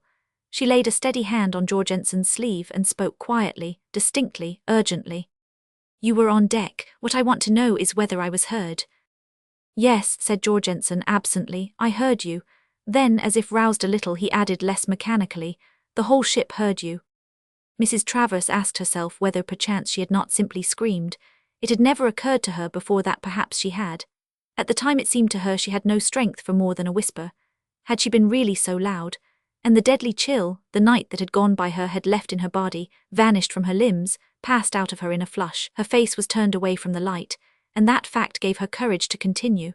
Moreover, the man before her was so detached from the shames and prides and schemes of life that he seemed not to count at all, except that somehow or other he managed at times to catch the mere literal sense of the words addressed to him, and answer them.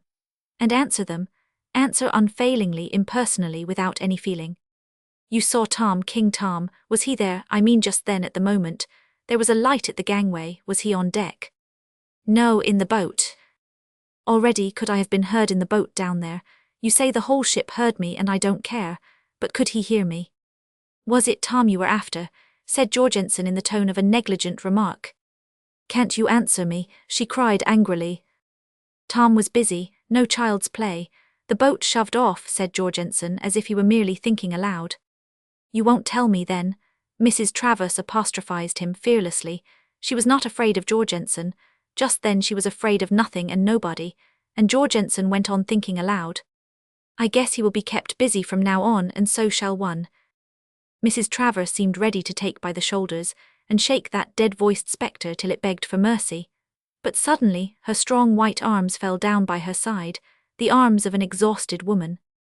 "I shall never find out," she whispered to herself. She cast down her eyes in intolerable humiliation, in intolerable desire, as though she had veiled her face. Not a sound reached the loneliness of her thought, but when she raised her eyes again Jorgensen was no longer standing before her. For an instant she saw him all black in the brilliant and narrow doorway, and the next moment he had vanished outside, as if devoured by the hot blaze of light. The sun had risen on the shore of refuge. When Mrs. Travers came out on deck herself, it was as it were with a boldly unveiled face, with wide-open and dry, sleepless eyes. Their gaze, undismayed by the sunshine, sought the innermost heart of things each day offered to the passion of her dread, and of her impatience. The lagoon, the beach, the colours and the shapes struck her more than ever as a luminous painting on an immense cloth hiding the movements of an inexplicable life. She shaded her eyes with her hand.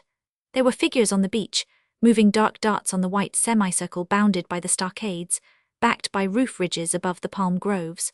Further back, the mass of carved white coral on the roof of the mosque shone like a white day-star. Religion and politics, always politics. To the left, before Tenga's enclosure, the loom of fire had changed into a pillar of smoke.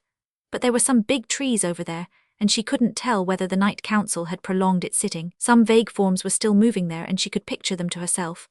Daman, the supreme chief of sea robbers with a vengeful heart and the eyes of a gazelle.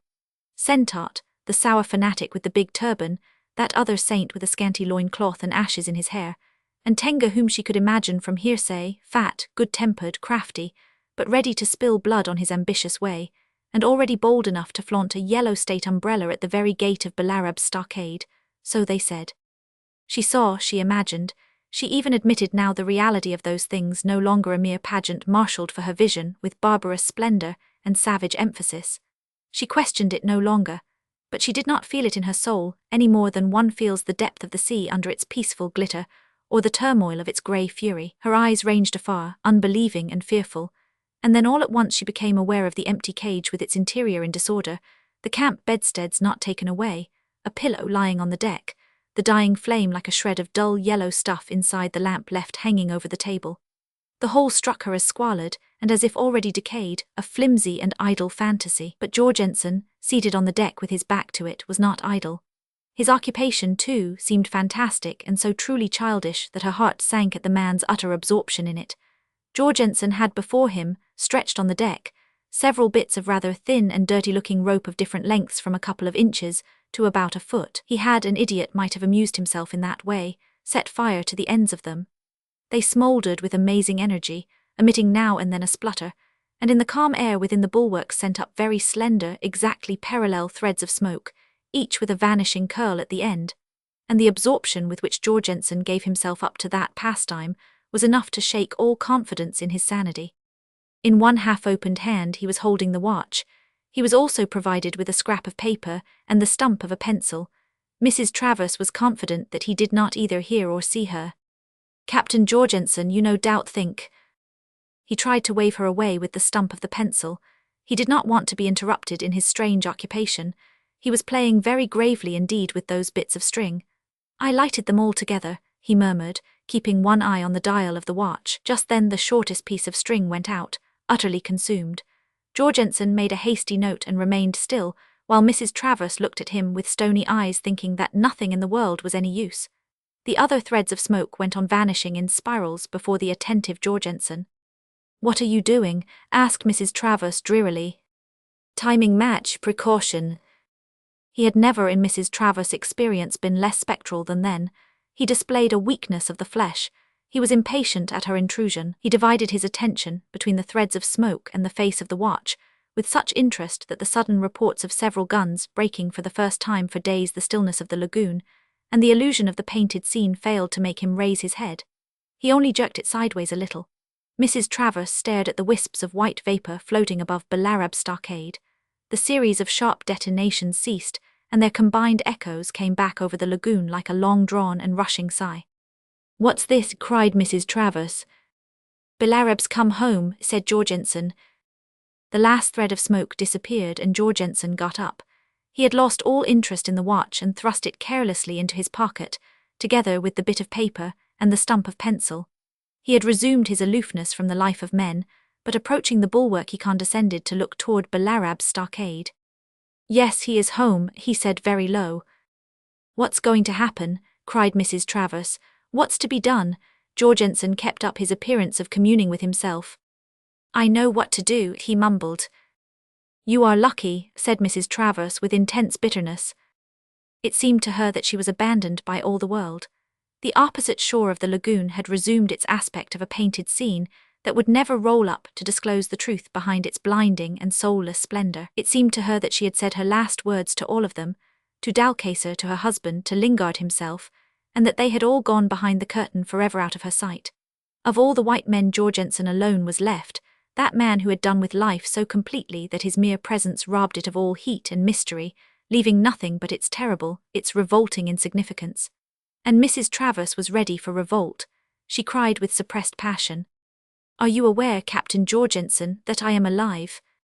He turned his eyes on her, and for a moment she was daunted by their cold glassiness. But before they could drive her away, something like the gleam of a spark gave them an instant's animation. "I want to go and join them. I want to go ashore," she said firmly. "There." Her bare and extended arm pointed across the lagoon, and Jorgensen's resurrected eyes glided along the white limb and wandered off into space. "No boat," he muttered. "There must be a canoe. I know there is a canoe. I want it." She stepped forward, compelling, commanding, trying to concentrate in her glance all her willpower, the sense of her own right to dispose of herself, and her claim to be served to the last moment of her life. It was as if she had done nothing. Jorgensen didn't flinch. "Which of them are you after?" asked his blank, unringing voice. She continued to look at him. Her face had stiffened into a severe mask. She managed to say distinctly, "I suppose you have been asking yourself that question for some time, Captain Jorgensen." "No, I am asking you now." His face disclosed nothing to Mrs. Travers' bold and weary eyes. "What could you do over there?" Jorgensen added, as merciless, as irrepressible, and sincere as though he were the embodiment of that inner voice that speaks in all of us at times, and, like Jorgensen, is offensive and difficult to answer. "Remember that I am not a shadow but a living woman still, Captain Jorgensen. I can live and I can die. Send me over to share their fate." "Sure you would like?" asked the roused Jorgensen in a voice that had an unexpected living quality, a faint vibration which no man had known in it for years. "There may be death in it," he mumbled, relapsing into indifference. "Who cares?" she said recklessly. "All I want is to ask Tom a question and hear his answer. That's what I would like, that's what I must have." Roman 2. Along the hot and gloomy forest path, neglected, overgrown and strangled in the fierce life of the jungle, there came a faint rustle of leaves.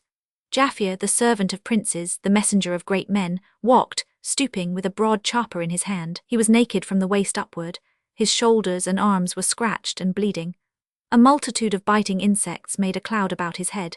He had lost his costly and ancient head kerchief, and when in a slightly wider space he stopped in a listening attitude, anybody would have taken him for a fugitive. He waved his arms about, slapping his shoulders, the sides of his head, his heaving flanks, then motionless listened again for a while. A sound of firing, not so much made faint by distance as muffled by the masses of foliage, reached his ears, dropping shots which he could have counted if he had cared to. "There is fighting in the forest already," he thought. Then putting his head low in the tunnel of vegetation, he dashed forward out of the horrible cloud of flies, which he actually managed for an instant to leave behind him. But it was not from the cruelty of insects that he was flying, for no man could hope to drop that escort, and Jaffir in his life of a faithful messenger had been accustomed, if such an extravagant phrase may be used, to be eaten alive. Bent nearly double he glided and dodged between the trees, through the undergrowth, his brown body streaming with sweat, his firm limbs gleaming like limbs of imperishable bronze, through the mass of green leaves that are forever born and forever dying. For all his desperate haste, he was no longer a fugitive. He was simply a man in a tremendous hurry. His flight, which had begun with a bound and a rush and a general display of great presence of mind, was a simple issue from a critical situation. Issues from critical situations are generally simple if one is quick enough to think of them in time. He became aware very soon that the attempt to pursue him had been given up. But he had taken the forest path, and had kept up his pace because he had left his Raja and the Lady Amada beset by enemies on the edge of the forest, as good as captives to a party of Tenga's men. Balarab's hesitation had proved too much even for Hassim's hereditary patience in such matters. It is but becoming that weighty negotiations should be spread over many days, that the same requests and arguments should be repeated in the same words, at many successive interviews, and receive the same evasive answers. Matters of state demand the dignity of such a procedure, as if time itself had to wait on the power and wisdom of rulers. Such are the proceedings of embassies and the dignified patience of envoys, but at this time of crisis, Hassim's impatience obtained the upper hand. And though he never departed from the tradition of soft speech and restrained bearing while following with his sister in the train of the pious Balarab, he had his moments of anger, of anxiety, of despondency. His friendships, his future, his country's destinies were at stake, while Balarab's camp wandered deviously over the back country, as if influenced by the vacillation of the ruler's thought, the very image of uncertain fate. Often no more than the single word "good" was all the answer vouchsafed to Hassim's daily speeches. The lesser men, companions of the chief, treated him with deference, but Hassim could feel the opposition from the women's side of the camp working against his cause, in subservience to the mere caprice of the new wife, a girl quite gentle and kind to her dependents, but whose imagination had run away with her completely and had made her greedy for the loot of the yacht from mere simplicity and innocence. What could Hassim, that stranger, wandering and poor, offer for her acceptance? Nothing. The wealth of his far-off country was but an idle tale, the talk of an exile looking for help. At night Hassim had to listen to the anguished doubts of Imada, the only companion of his life, child of the same mother, brave as a man, but in her fears a very woman. She whispered them to him far into the night, while the camp of the great Balarab was hushed in sleep, and the fires had sunk down to mere glowing embers. Hassim soothed her gravely. But he, too, was a native of Wajo, where men are more daring and quicker of mind than other Malays. More energetic, too, and energy does not go without an inner fire. Hassim lost patience, and one evening he declared to his sister Imada, "Tomorrow we leave this ruler without a mind and go back to our white friend." Therefore next morning, letting the camp move on the direct road to the settlement, Hassim and Imada took a course of their own. It was a lonely path between the jungle and the clearings. They had 2 attendants with them, Hassim's own men of Wajo, and so the Lady Imada, when she had a mind to, could be carried, after the manner of the great ladies of Wajo who need not put foot to the ground unless they like. The Lady Imada, accustomed to the hardships that are the lot of exiles, preferred to walk, but from time to time she let herself be carried for a short distance out of regard for the feelings of her attendants. The party made good time during the early hours, and Hassim expected confidently to reach before evening the shore of the lagoon at a spot very near the stranded Emma. At noon they rested in the shade near a dark pool within the edge of the forest, and it was there that Jaffir met them, much to his and their surprise. It was the occasion of a long talk. Jaffir, squatting on his heels, discoursed in measured tones. He had entranced listeners. The story of Carter's exploit amongst the shoals had not reached Balarab's camp. It was a great shock to Hassim, but the sort of half-smile with which he had been listening to Jaffir never altered its character. It was the Princess Imada who cried out in distress and wrung her hands. A deep silence fell. Indeed, before the fatal magnitude of the fact, it seemed even to those Malays that there was nothing to say, and Jaffir, lowering his head, respected his prince's consternation. Then, before that feeling could pass away from that small group of people seated round a few smouldering sticks, the noisy approach of a large party of men made them all leap to their feet.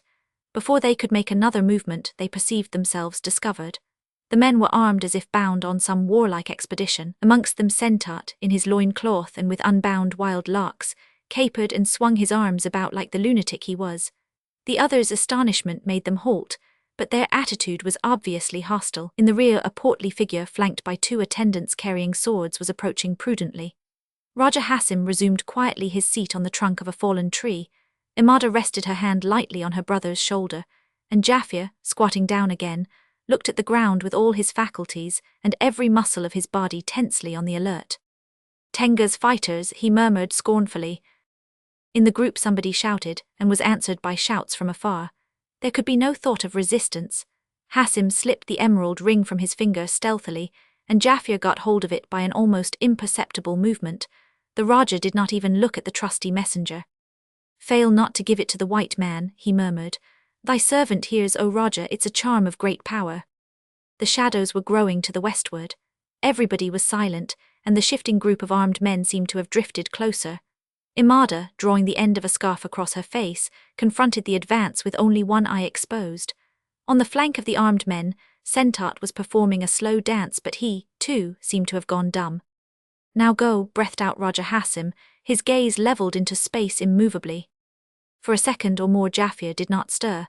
Then with a sudden leap from his squatting posture, he flew through the air and struck the jungle in a great commotion of leaves, vanishing instantly like a swimmer diving from on high. A deep murmur of surprise arose in the armed party. A spear was thrown, a shot was fired, 3 or 4 men dashed into the forest, but they soon returned crestfallen with apologetic smiles, while Jaffir, striking an old path that seemed to lead in the right direction, ran on in solitude, raising a rustle of leaves, with a naked parang in his hand and a cloud of flies about his head.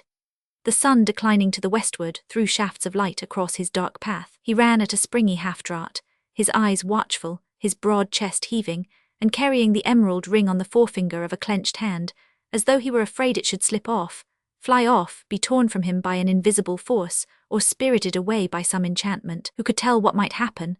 There were evil forces at work in the world, powerful incantations, horrible apparitions. The messenger of princes and of great men, charged with the supreme appeal of his master, was afraid in the deepening shade of the forest. Evil presences might have been lurking in that gloom. Still the sun had not set yet. He could see its face through the leaves as he skirted the shore of the lagoon. But what if Allah's call should come to him suddenly and he die as he ran? He drew a long breath on the shore of the lagoon within about 100 yards from the stranded bows of the Emma. The tide was out and he walked to the end of a submerged log and sent out a hail for a boat. Jorgensen's voice answered. The sun had sunk behind the forest belt of the coast. All was still as far as the eye could reach over the black water. A slight breeze came along it and Jaffir on the brink, waiting for a canoe, shivered a little. At the same moment Carter, exhausted by 30 hours of uninterrupted toil at the head of whites and Malays in getting the yacht afloat, dropped into Mrs. Travers' deck chair, on board the Hermit, said to the devoted Wasub, "Let a good watch be kept tonight, old man," glanced contentedly at the setting sun and fell asleep. Roman 3. There was in the bows of the Emma an elevated grating over the heel of her bowsprit, whence the eye could take in the whole range of her deck, and see every movement of her crew. It was a spot safe from eavesdroppers, though of course exposed to view. The sun had just set on the supreme content of Carter when Jorgensen and Jaffir sat down side by side between the knightheads of the Emma, and public but unapproachable, impressive and secret, began to converse in low tones. Every Wajo fugitive who manned the hulk felt the approach of a decisive moment. Their minds were made up and their hearts beat steadily. They were all desperate men determined to fight and to die, and troubling not about the manner of living or dying. This was not the case with Mrs. Travers, who, having shut herself up in the deckhouse, was profoundly troubled about those very things, though she too felt desperate enough to welcome almost any solution. Of all the people on board, she alone did not know anything of that conference. In her deep and aimless thinking, she had only become aware of the absence of the slightest sound on board the Emma. Not a rustle, not a footfall. The public view of Jorgensen and Jaffir in deep consultation had the effect of taking all wish to move from every man. Twilight enveloped the two figures forward while they talked, looking in the stillness of their pose like carved figures of European and Asiatic, contrasted in intimate contact. The deepening dusk had nearly effaced them when at last they rose without warning, as it were, and thrilling the heart of the beholders by the sudden movement. But they did not separate at once. They lingered in their high place as if awaiting the fall of complete darkness, a fit ending to their mysterious communion. Jaffir had given Jorgensen the whole story of the ring, the symbol of a friendship matured and confirmed on the night of defeat, on the night of flight from a far distant land, sleeping unmoved under the wrath and fire of heaven. Yes, Tuan, continued Jaffir, it was first sent out to the white man, on a night of mortal danger, a present to remember a friend by. I was the bearer of it then, even as I am now. Then, as now, it was given to me and I was told to save myself and hand the ring over in confirmation of my message. I did so, and that white man seemed to still the very storm to save my Raja. He was not one to depart and forget him whom he had once called his friend. My message was but a message of goodbye, but the charm of the ring was strong enough to draw all the power of that white man to the help of my master. Now I have no words to say. Raja Hassim asks for nothing, but what of that? By the mercy of Allah all things are the same, the compassion of the Most High, the power of the ring, the heart of the white man. Nothing is changed, only the friendship is a little older and love has grown because of the shared dangers and long companionship. Therefore, Tuan, I have no fear. But how am I to get the ring to the Raja Laut? Just hand it to him. The last breath would be time enough if they were to spear me at his feet.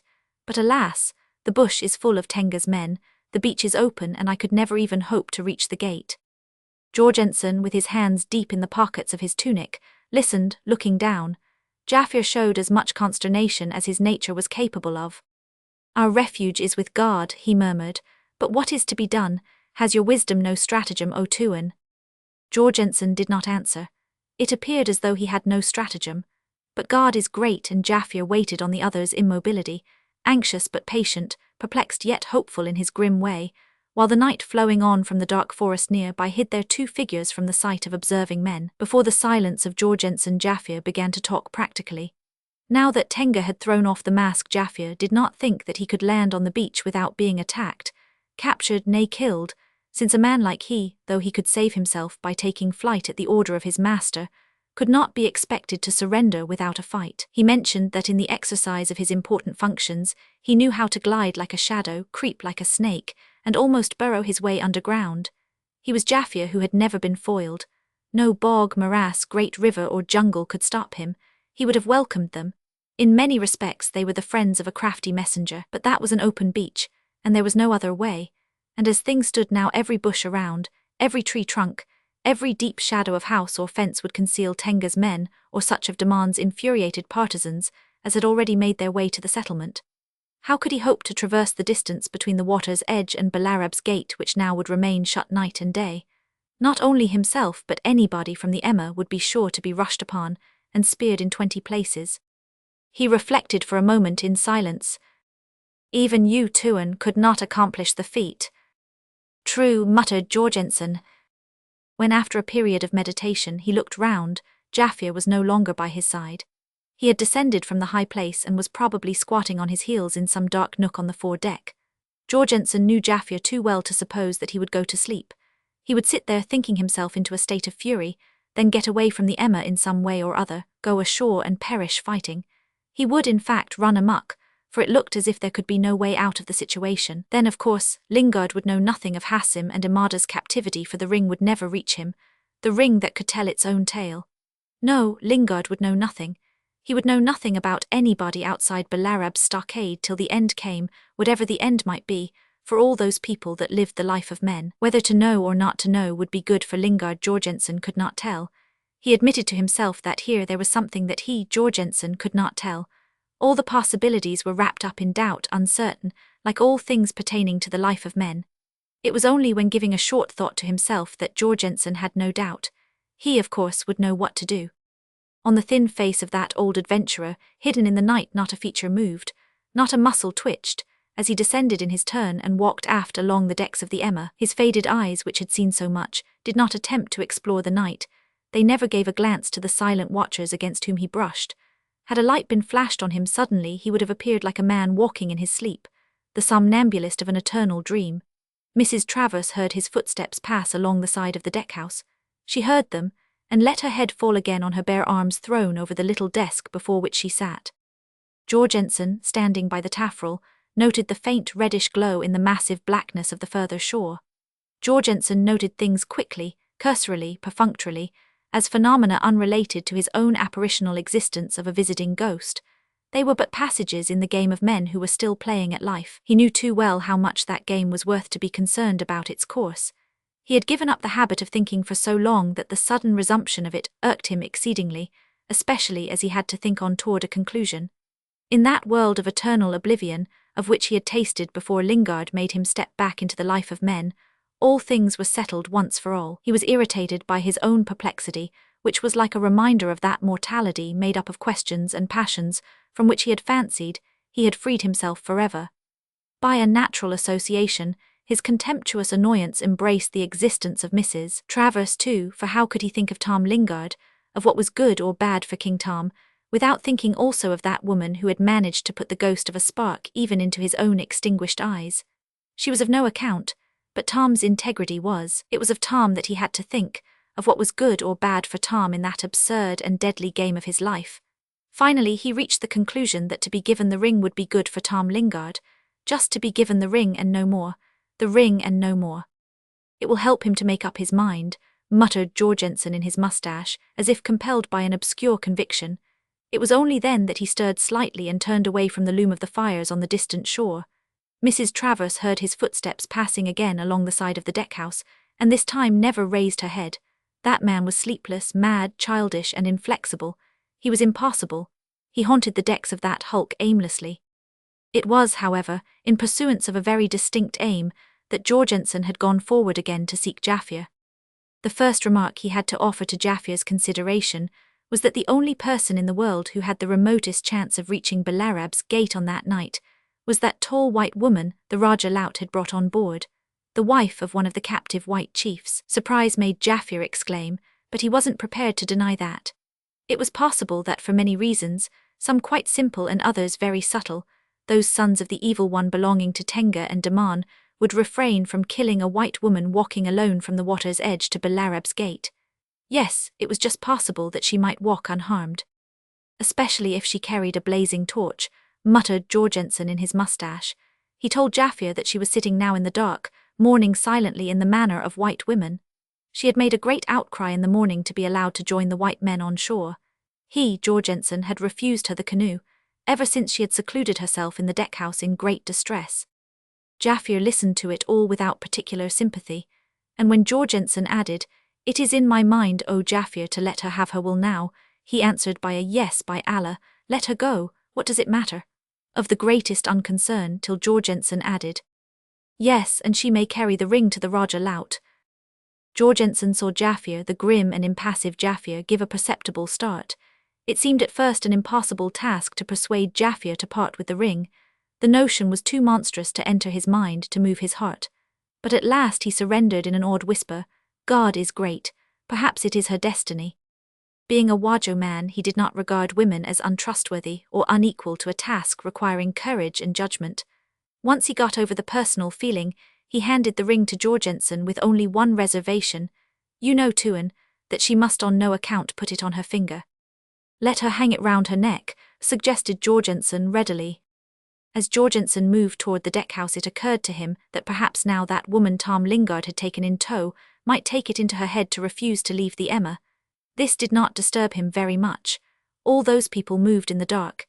He himself at that particular moment was moving in the dark, beyond the simple wish to guide Lingard's thought in the direction of Hassim and Imada, to help him to make up his mind at last to a ruthless fidelity to his purpose. Jorgensen had no other aim. The existence of those whites had no meaning on earth. They were the sort of people that pass without leaving footprints. That woman would have to act in ignorance, and if she refused to go, then in ignorance she would have to stay on board. He would tell her nothing. As a matter of fact, he discovered that Mrs. Travers would simply have nothing to do with him. She would not listen to what he had to say. She desired him, a mere weary voice confined in the darkness of the deck cabin, to go away and trouble her no more. But the ghost of Jorgensen was not easily exorcised. He, too, was a mere voice in the outer darkness, inexorable, insisting that she should come out on deck and listen. At last he found the right words to say. "It is something about Tom that I want to tell you. You wish him well, don't you?"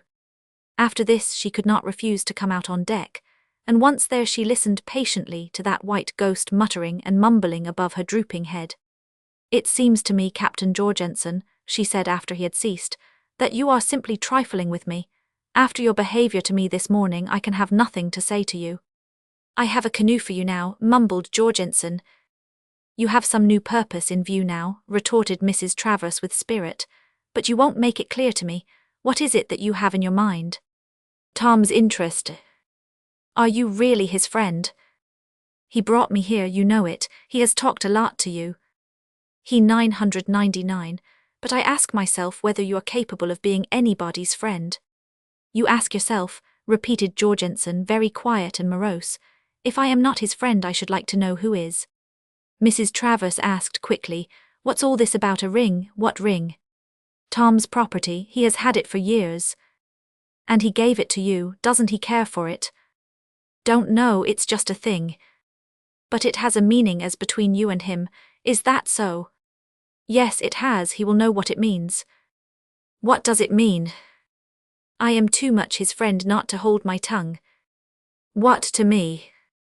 "And who are you?" was Jorgensen's unexpected remark. "He has told you too much already." "Perhaps he has," whispered Mrs. Travers as if to herself. "And you want that ring to be taken to him?" she asked in a louder tone. "Yes, at once, for his good." "Are you certain it is for his good? Why can't you?" She checked herself. That man was hopeless. He would never tell anything, and there was no means of compelling him. He was invulnerable, unapproachable. He was dead. "Just give it to him," mumbled Jorgensen as though pursuing a mere fixed idea. "Just slip it quietly into his hand. He will understand." "What is it? Advice, warning, signal for action?" "It may be anything," uttered Jorgensen morosely, but as it were in a mollified tone. "It's meant for his good." "Oh, if I only could trust that man," mused Mrs. Travers half aloud. Jorgensen's slight noise in the throat might have been taken for an expression of sympathy, but he remained silent. "Really, this is most extraordinary," cried Mrs. Travers, suddenly aroused. "Why did you come to me? Why should it be my task? Why should you want me specially to take it to him?" "I will tell you why," said Jorgensen's blank voice. "It's because there is no one on board this hulk that can hope to get alive inside that stockade. This morning you told me yourself that you were ready to die for Tom or with Tom. Well, risk it then. You are the only one that has half a chance to get through, and Tom maybe is waiting." "The only one," repeated Mrs. Travers with an abrupt movement forward and an extended hand before which Jorgensen stepped back a pace. "Risk it," Certainly, where's that mysterious ring? I have got it in my pocket, said Jorgensen readily, yet nearly half a minute elapsed before Mrs. Travers felt the characteristic shape being pressed into her half-open palm. Don't let anybody see it, Jorgensen admonished her in a murmur. Hide it somewhere about you, why not hang it round your neck? Mrs. Travers' hand remained firmly closed on the ring. Yes, that will do, she murmured hastily. I'll be back in a moment, get everything ready. With those words she disappeared inside the deck-house, and presently threads of light appeared in the interstices of the boards. Mrs. Travers had lighted a candle in there. She was busy hanging that ring round her neck. She was going, yes, taking the risk for Tom's sake. Nobody can resist that man, Jorgensen muttered to himself with increasing moroseness. I couldn't. Roman 4. Jorgensen, after seeing the canoe leave the ship's side, ceased to live intellectually. There was no need for more thinking, for any display of mental ingenuity. He had done with it all his notions were perfectly fixed, and he could go over them in the same ghostly way in which he haunted the deck of the Emma.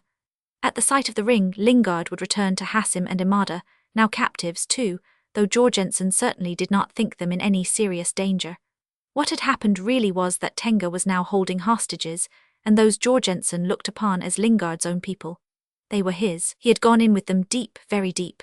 They had a hold and a claim on King Tom just as many years ago people of that very race had had a hold and a claim on him, Jorgensen.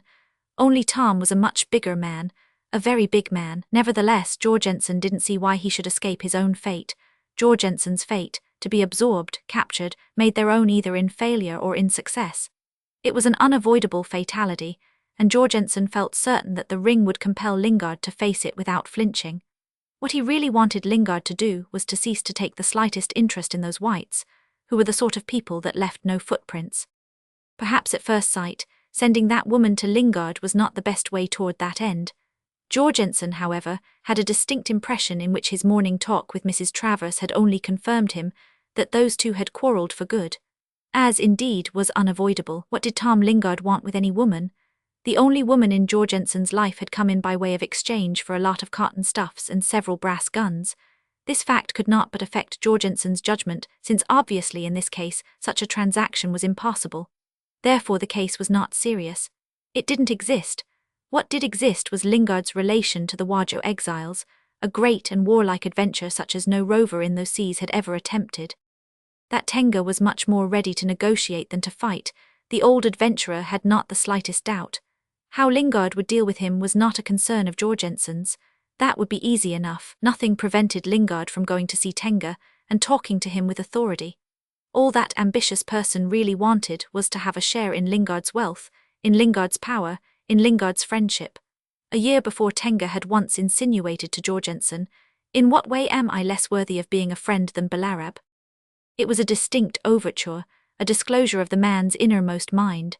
Jorgensen, of course, had met it with a profound silence. His task was not diplomacy but the care of stores.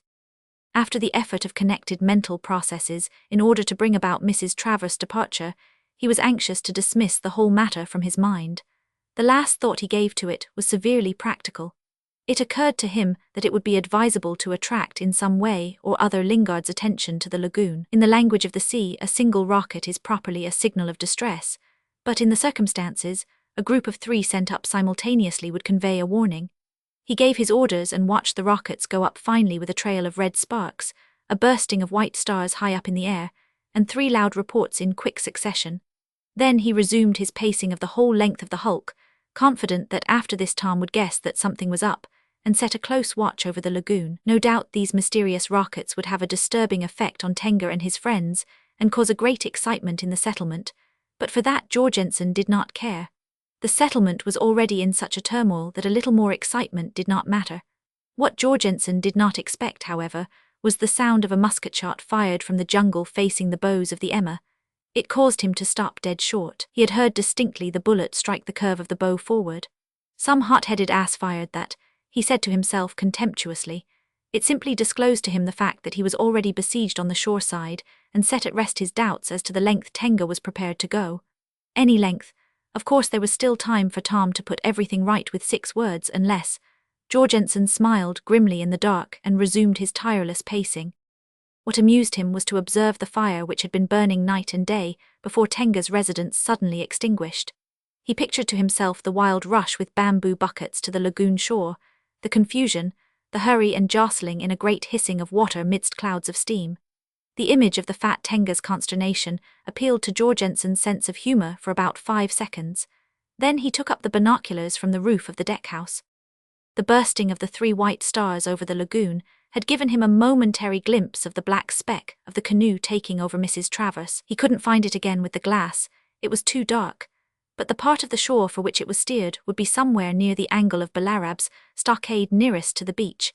This Jorgensen could make out in the faint rosy glare of fires burning inside. Jorgensen was certain that Lingard was looking toward the Emma through the most convenient loophole he could find.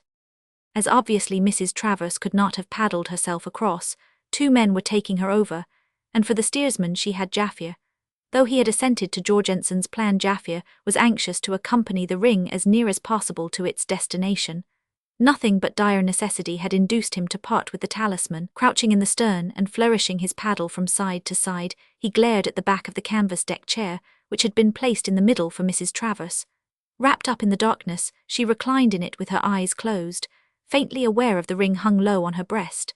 As the canoe was rather large, it was moving very slowly. The 2 men dipped their paddles without a splash, and surrendering herself passively, in a temporary relaxation of all her limbs, to this adventure Mrs. Travers had no sense of motion at all.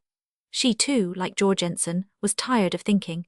She abandoned herself to the silence of that night full of roused passions and deadly purposes. She abandoned herself to an illusory feeling, to the impression that she was really resting. For the first time in many days she could taste the relief of being alone. The men with her were less than nothing. She could not speak to them, she could not understand them.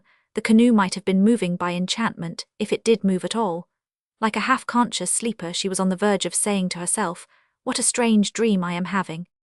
The low tones of Jaffir's voice stole into it, quietly telling the men to cease paddling, and the long canoe came to a rest slowly, no more than 10 yards from the beach. The party had been provided with a torch which was to be lighted before the canoe touched the shore, thus giving a character of openness to this desperate expedition. "And if it draws fire on us," Jaffir had commented to Jorgensen, "well then, we shall see whose fate it is to die on this night." "Yes," had muttered Jorgensen, "we shall see." Jorgensen saw at last the small light of the torch against the blackness of the stockade. He strained his hearing for a possible volley of musketry fire, but no sound came to him over the broad surface of the lagoon. Over there the man with the torch, the other paddler, and Jaffir himself impelling with a gentle motion of his paddle the canoe toward the shore, had the glistening eyeballs and the tense faces of silent excitement. The ruddy glare smote Mrs. Travers' closed eyelids, but she didn't open her eyes till she felt the canoe touch the strand. The 2 men leaped instantly out of it. Mrs. Travers rose abruptly. Nobody made a sound. She stumbled out of the canoe onto the beach, and almost before she had recovered her balance the torch was thrust into her hand. The heat, the nearness of the blaze confused and blinded her, till instinctively she raised the torch high above her head. For a moment she stood still, holding aloft the fierce flame from which a few sparks were falling slowly. A naked bronze arm lighted from above pointed out the direction, and Mrs. Travers began to walk toward the featureless black mass of the stockade. When after a few steps she looked back over her shoulder, the lagoon, the beach, the canoe, the men she had just left had become already invisible. She was alone, bearing up a blazing torch on an earth that was a dumb shadow shifting under her feet. At last she reached firmer ground, and the dark length of the palisade, untouched as yet by the light of the torch, seemed to her immense, intimidating.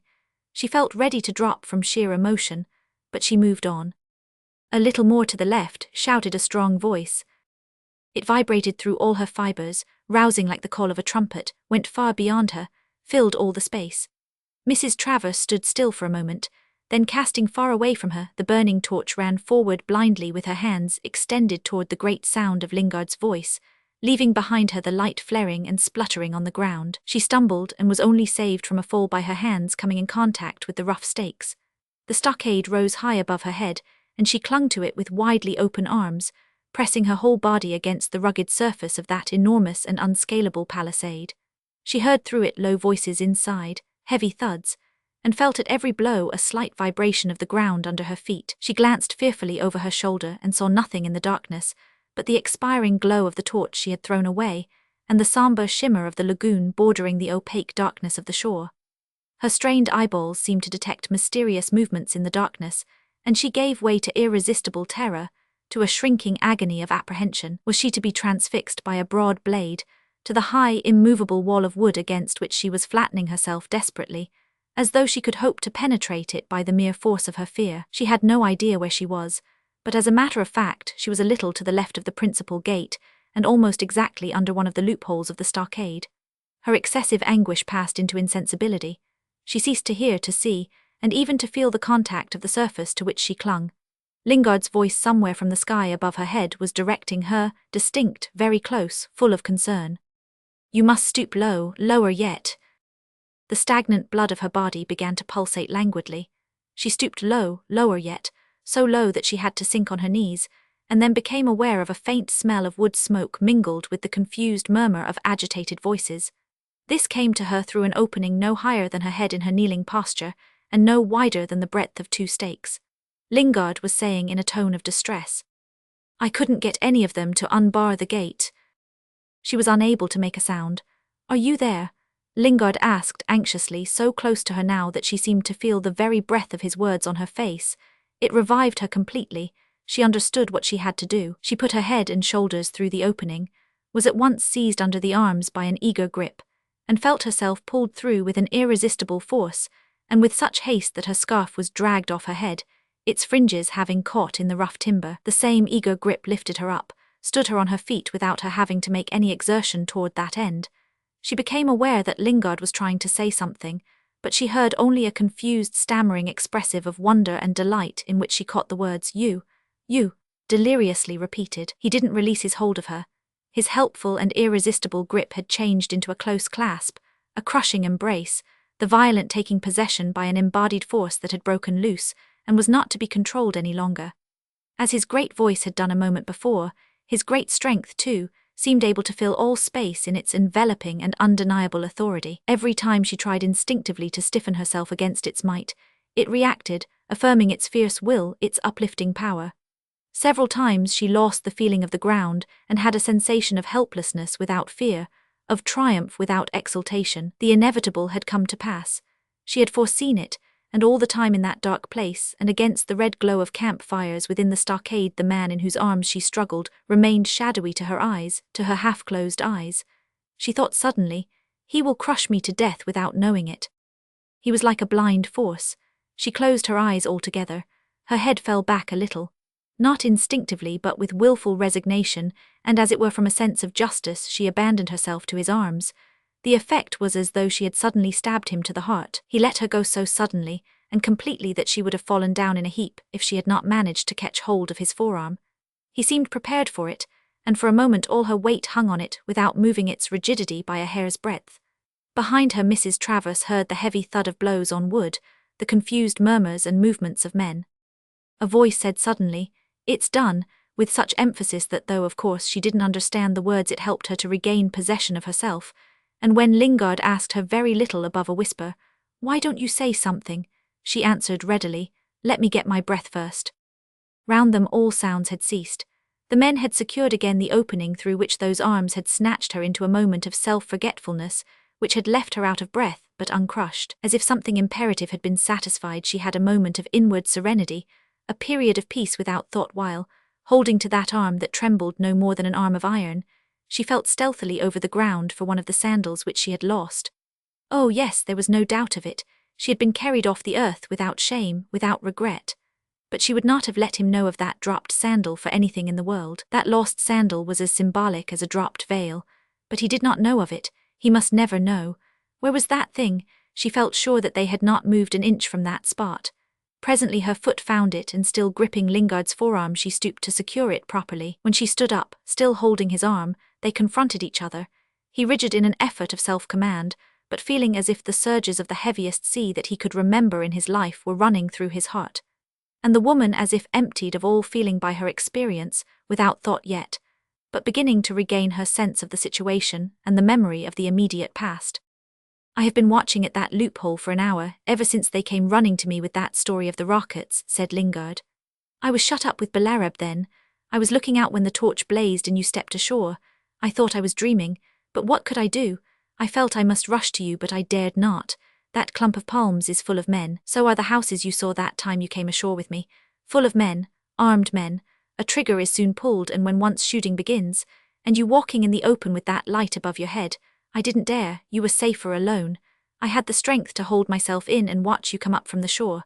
No man that ever lived had seen such a sight. What did you come for? Didn't you expect somebody? I don't mean me, I mean a messenger. No, said Lingard, wondering at his own self-control. Why did he let you come? You mean Captain Jorgensen? Oh, he refused at first. He said that he had your orders. How on earth did you manage to get round him? Said Lingard in his softest tones. I did not try, she began and checked herself. Lingard's question, though he really didn't seem to care much about an answer, had aroused afresh her suspicion of Jorgensen's change of front. I didn't have to say very much at the last, she continued, gasping yet a little and feeling her personality, crushed to nothing in the hug of those arms, expand again to its full significance before the attentive immobility of that man. Captain Jorgensen has always looked upon me as a nuisance.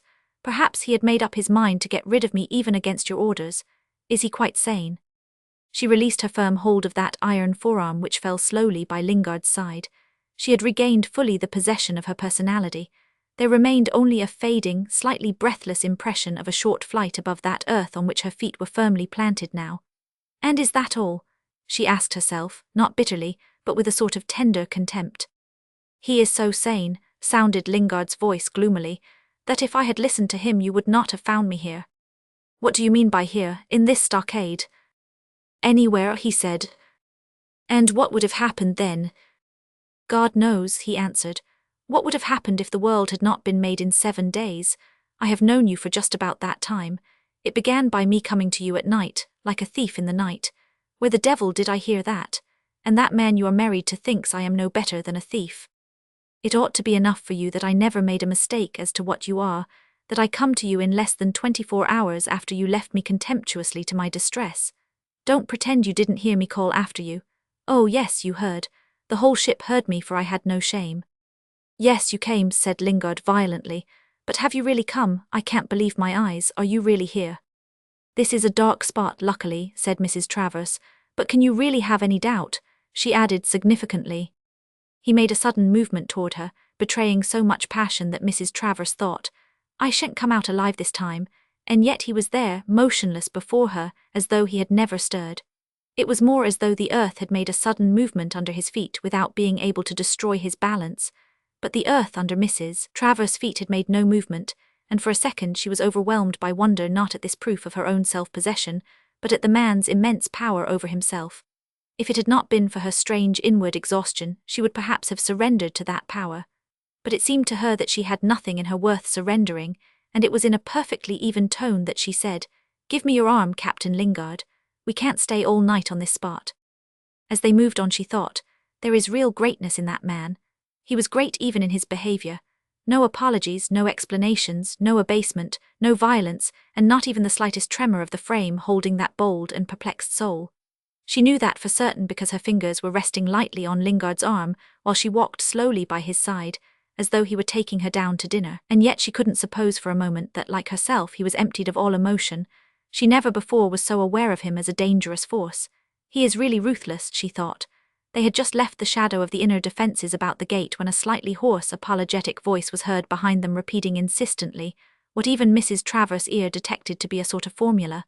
The words were, There is this thing, there is this thing, there is this thing. They turned round.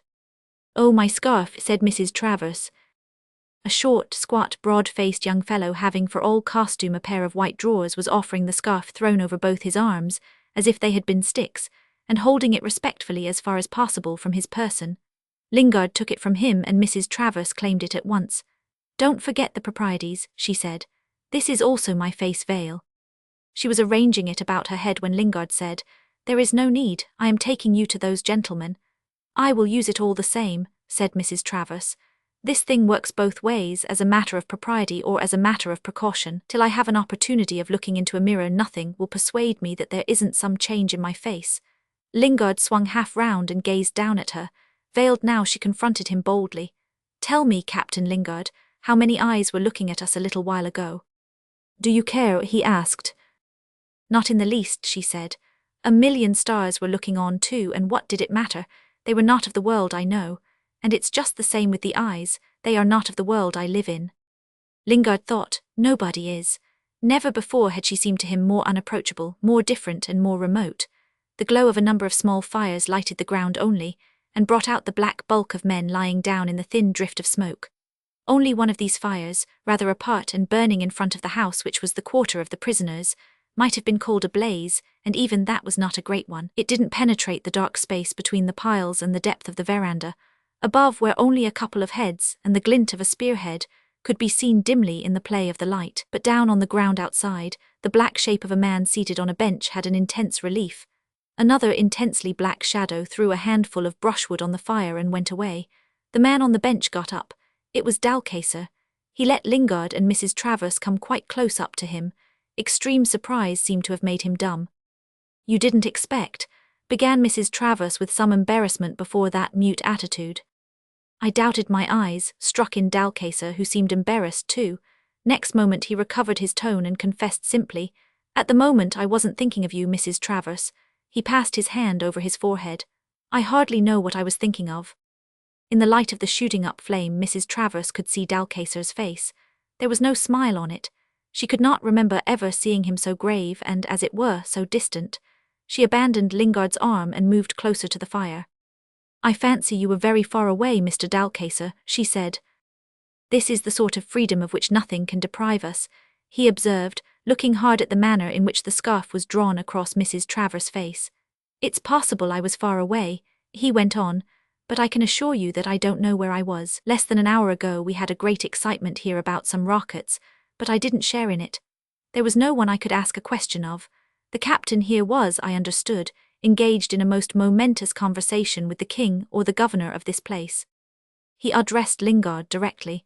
"May I ask whether you have reached any conclusion as yet? That Moore is a very dilatory person, I believe."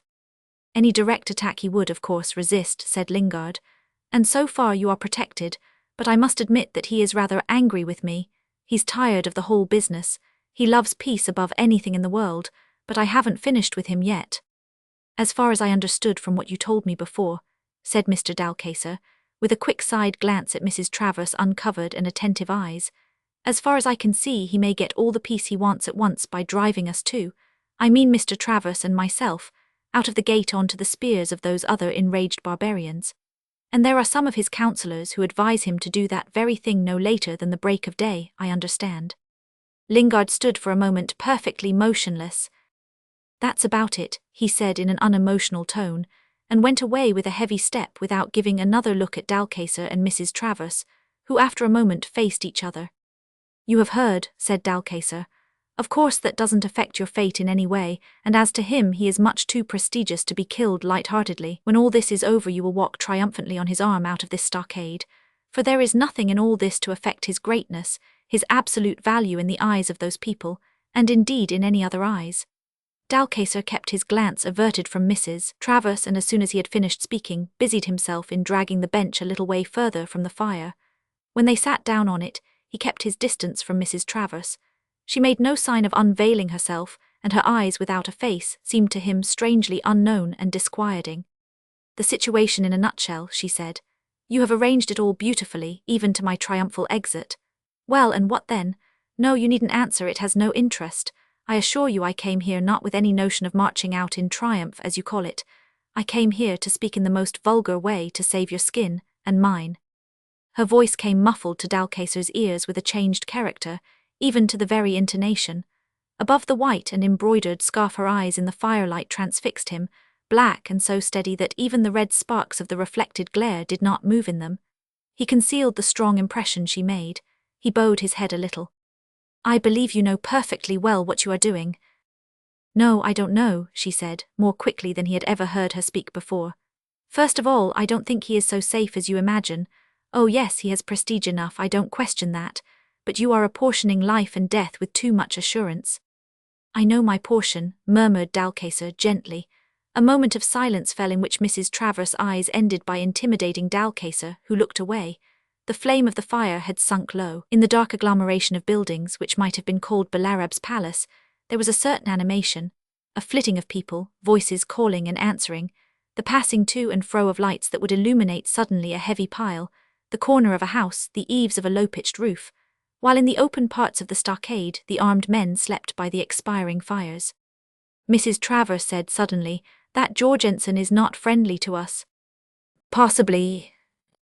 With clasped hands and leaning over his knees, Dalcaser had assented in a very low tone. Mrs. Travers, unobserved, pressed her hands to her breast and felt the shape of the ring, thick, heavy, set with a big stone. It was there, secret, hung against her heart and enigmatic. What did it mean? What could it mean? What was the feeling it could arouse or the action it could provoke? And she thought with compunction that she ought to have given it to Lingard at once, without thinking, without hesitating. "There, this is what I came for, to give you this." Yes, but there had come an interval when she had been able to think of nothing, and since then she had had the time to reflect, unfortunately, to remember Jorgensen's hostile, contemptuous glance enveloping her from head to foot at the break of a day after a night of lonely anguish. And now while she sat there veiled from his keen sight, there was that other man, that Dalcaser, prophesying. Oh yes, triumphant. She knew already what that was. Mrs. Travers became afraid of the ring. She felt ready to pluck it from her neck and cast it away. "I mistrust him," she said. "You do?" exclaimed Dalcaser very low. "I mean that Jorgensen, he seems a merciless sort of creature." "He is indifferent to everything," said Dalcaser. "It may be a mask. Have you some evidence, Mrs. Travers?" "No," said Mrs. Travers without hesitation. "I have my instinct." Dalcaser remained silent for a while as though he were pursuing another train of thought altogether. Then in a gentle, almost playful tone, "If I were a woman," he said, turning to Mrs. Travers, "I would always trust my intuition. If you were a woman, Mr. Dalcaser, I would not be speaking to you in this way, because then I would be suspect to you." The thought that before long perhaps he would be neither man nor woman but a lump of cold clay crossed Dalcaser's mind, which was living, alert, and unsubdued by the danger. He had welcomed the arrival of Mrs. Travers simply because he had been very lonely in that stockade, Mr. Travers having fallen into a phase of sulks complicated with shivering fits. Of Lingard, Dalcaser had seen almost nothing since they had landed, for the man of fate was extremely busy negotiating in the recesses of Balarab's main hut, and the thought that his life was being a matter of arduous bargaining was not agreeable to Mr. Dalcaser. The chief's dependents and the armed men garrisoning the stockade paid very little attention to him apparently, and this gave him the feeling of his captivity being very perfect and hopeless. During the afternoon, while pacing to and fro in the bit of shade thrown by the glorified sort of hut inside which Mr. Travers shivered and sulked misanthropically, he had been aware of the more distant verandas becoming filled now, and then by the muffled forms of women of Balarab's household taking a distant and curious view of the white man. All this was irksome. He found his menaced life extremely difficult to get through. Yes, he welcomed the arrival of Mrs. Travers, who brought with her a tragic note into the empty gloom. "Suspicion is not in my nature, Mrs. Travers, I assure you, and I hope that you on your side will never suspect either my reserve or my frankness. I respect the mysterious nature of your conviction, but hasn't Jorgensen given you some occasion to?" "He hates me," said Mrs. Travers, and frowned at Dalcaser's incipient smile. "It isn't a delusion on my part. The worst is that he hates me not for myself. I believe he is completely indifferent to my existence. Jorgensen hates me because as it were I represent you two who are in danger, because it is you two that are the trouble and I." "Well, yes, that's certain," said Dalcaser hastily. "But Jorgensen is wrong in making you the scapegoat. For if you were not here, cool reason would step in and would make Lingard pause in his passion to make a king out of an exile. If we were murdered, it would certainly make some stir in the world in time, and he would fall under the suspicion of complicity with those wild and inhuman Moors, who would regard the greatness of his daydreams, his engaged honor, his chivalrous feelings. Nothing could save him from that suspicion. And being what he is, you understand me, Mrs. Travers, but you know him much better than I do, it would morally kill him." "Heavens," whispered Mrs. Travers, "this has never occurred to me." Those words seemed to lose themselves in the folds of the scarf without reaching Dalcaser, who continued in his gentle tone. "However, as it is, he will be safe enough whatever happens. He will have your testimony to clear him." Mrs. Travers stood up suddenly, but still careful to keep her face covered. She threw the end of the scarf over her shoulder. "I fear that Jorgensen," she cried with suppressed passion. "One can't understand what that man means to do. I think him so dangerous that if I were, for instance, entrusted with a message bearing on the situation, I would suppress it." Dalcaser was looking up from the seat, full of wonder. Mrs. Travers appealed to him in a calm voice through the folds of the scarf. "Tell me, Mr. Dalcaser, you who can look on it calmly, wouldn't I be right?" Why, has Jorgensen told you anything? Directly nothing, except a phrase or two which really I could not understand. They seemed to have a hidden sense, and he appeared to attach some mysterious importance to them that he dared not explain to me. That was a risk on his part, exclaimed Dalcacer, and he trusted you. Why you, I wonder? Who can tell what notions he has in his head? Mr. Dalcacer, I believe his only object is to call Captain Lingard away from us. I understood it only a few minutes ago. It has dawned upon me. All he wants is to call him off. Call him off, repeated Dalcacer, a little bewildered by the aroused fire of her conviction. I am sure I don't want him called off any more than you do, and frankly, I don't believe Jorgensen has any such power. But upon the whole, and if you feel that Jorgensen has the power, I would, yes, if I were in your place, I think I would suppress anything I could not understand. Mrs. Travers listened to the very end. Her eyes, they appeared incredibly sombre to Dalcacer, seemed to watch the fall of every deliberate word, and after he had ceased they remained still for an appreciable time. Then she turned away with a gesture that seemed to say, so be it. Dalcacer raised his voice suddenly after her. Stay, don't forget that not only your husband's but my head too is being played at that game. My judgment is not. She stopped for a moment and freed her lips. In the profound stillness of the courtyard, her clear voice made the shadows at the nearest fires stir a little with low murmurs of surprise. Oh yes, I remember whose heads I have to save, she cried. But in all the world who is there to save that man from himself? V. Dalcacer sat down on the bench again. I wonder what she knows, he thought, and I wonder what I have done.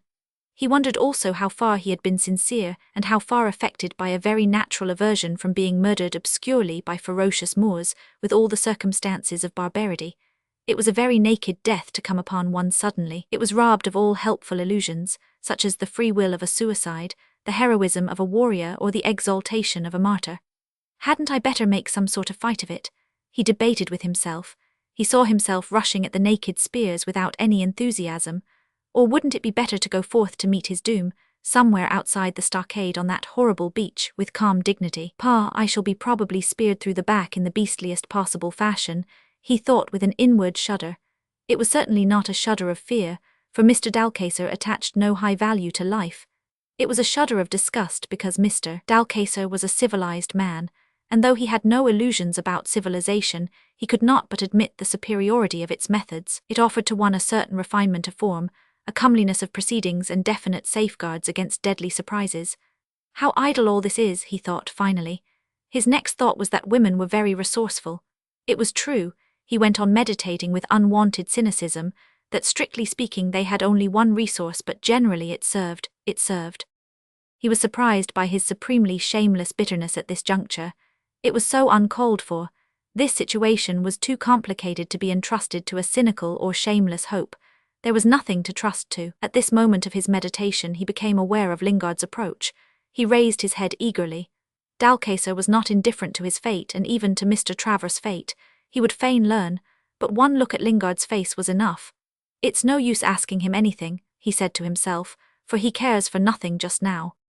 Lingard sat down heavily on the other end of the bench, and Dalcacer, looking at his profile, confessed to himself that this was the most masculinely good-looking face he had ever seen in his life. It was an expressive face too, but its present expression was also beyond Dalcacer's past experience. At the same time its quietness set up a barrier against common curiosities and even common fears. No, it was no use asking him anything, yet something should be said to break the spell, to call down again this man to the earth. But it was Lingard who spoke first. Where has Mrs. Travers gone? She has gone where naturally she would be anxious to go first of all, since she has managed to come to us, answered Dalcacer, wording his answer with the utmost regard for the delicacy of the situation. The stillness of Lingard seemed to have grown even more impressive. He spoke again. I wonder what those two can have to say to each other. He might have been asking that of the whole darkened part of the globe, but it was Dalcacer who answered in his courteous tones. Would it surprise you very much, Captain Lingard, if I were to tell you that those two people are quite fit to understand each other thoroughly?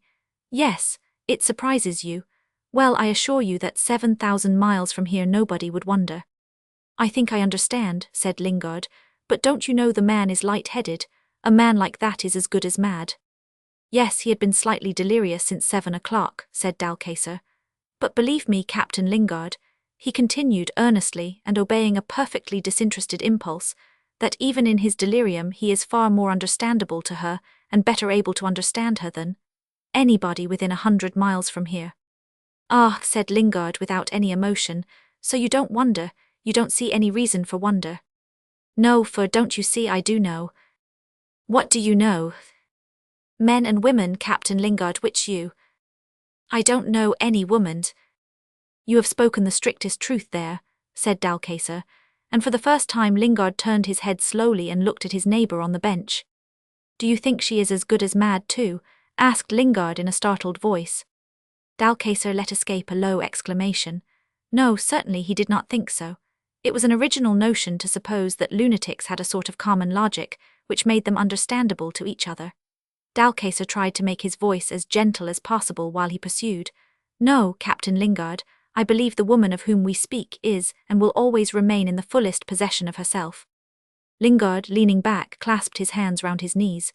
He seemed not to be listening, and Dalcacer, pulling a cigarette case out of his pocket, looked for a long time at the 3 cigarettes it contained. It was the last of the provision he had on him when captured. Dalcacer had put himself on the strictest allowance. A cigarette was only to be lighted on special occasions, and now there were only 3 left and they had to be made to last till the end of life. They calmed, they soothed, they gave an attitude. And only 3 left. One had to be kept for the morning to be lighted before going through the gate of doom, the gate of Balarab's stockade. A cigarette soothed, it gave an attitude. Was this the fitting occasion for one of the remaining 2? Dalcacer, a true Latin, was not afraid of a little introspection. In the pause he descended into the innermost depths of his being, then glanced up at the night sky. Sportsman, traveller, he had often looked up at the stars before to see how time went. It was going very slowly. He took out a cigarette, snapped to the case, bent down to the embers. Then he sat up and blew out a thin cloud of smoke. The man by his side looked with his bowed head and clasped knee like a masculine rendering of mournful meditation. Such attitudes are met with sometimes on the sculptures of ancient tombs. Dalcacer began to speak. She is a representative woman, and yet one of those of whom there are but very few at any time in the world. Not that they are very rare, but that there is but little room on top. They are the iridescent gleams on a hard and dark surface. For the world is hard, Captain Lingard. It is hard, both in what it will remember and in what it will forget. It is for such women that people toil on the ground and underground, and artists of all sorts invoke their inspiration. Lingard seemed not to have heard a word. His chin rested on his breast. Dalcacer appraised the remaining length of his cigarette, and went on in an equable tone through which pierced a certain sadness. No, there are not many of them, and yet they are all, they decorate our life for us. They are the gracious figures on the drab wall which lies on this side of our common grave. They lead a sort of ritual dance that most of us have agreed to take seriously. It is a very binding agreement with which sincerity and good faith and honour have nothing to do. Very binding, woe to him or her who breaks it. Directly they leave the pageant they get lost. Lingard turned his head sharply, and discovered Dalcacer looking at him with profound attention. They get lost in a maze, continued Dalcacer quietly. They wander in it lamenting over themselves. I would shudder at that fate for anything I loved. Do you know, Captain Lingard, how people lost in a maze end? He went on, holding Lingard by a steadfast stare. No, I will tell you then. They end by hating their very selves, and they die in disillusion and despair. As if afraid of the force of his words, Dalcacer laid a soothing hand lightly on Lingard's shoulder. But Lingard continued to look into the embers at his feet, and remained insensible to the friendly touch. Yet Dalcacer could not imagine that he had not been heard. He folded his arms on his breast. I don't know why I have been telling you all this, he said apologetically. I hope I have not been intruding on your thoughts. I can think of nothing, Lingard declared unexpectedly. I only know that your voice was friendly, and for the rest. One must get through a night like this somehow, said Dalcacer. The very stars seem to lag on their way. It's a common belief that a drowning man is irresistibly compelled to review his past experience. Just now I feel quite out of my depth, and whatever I have said has come from my experience. I am sure you will forgive me. All that it amounts to is this, that it is natural for us to cry for the moon, but it would be very fatal to have our cries heard. For what could any one of us do with the moon if it were given to him? I am speaking now of us, common mortals. It was not immediately after Dalcacer had ceased speaking, but only after a moment that Lingard unclasped his fingers, got up, and walked away.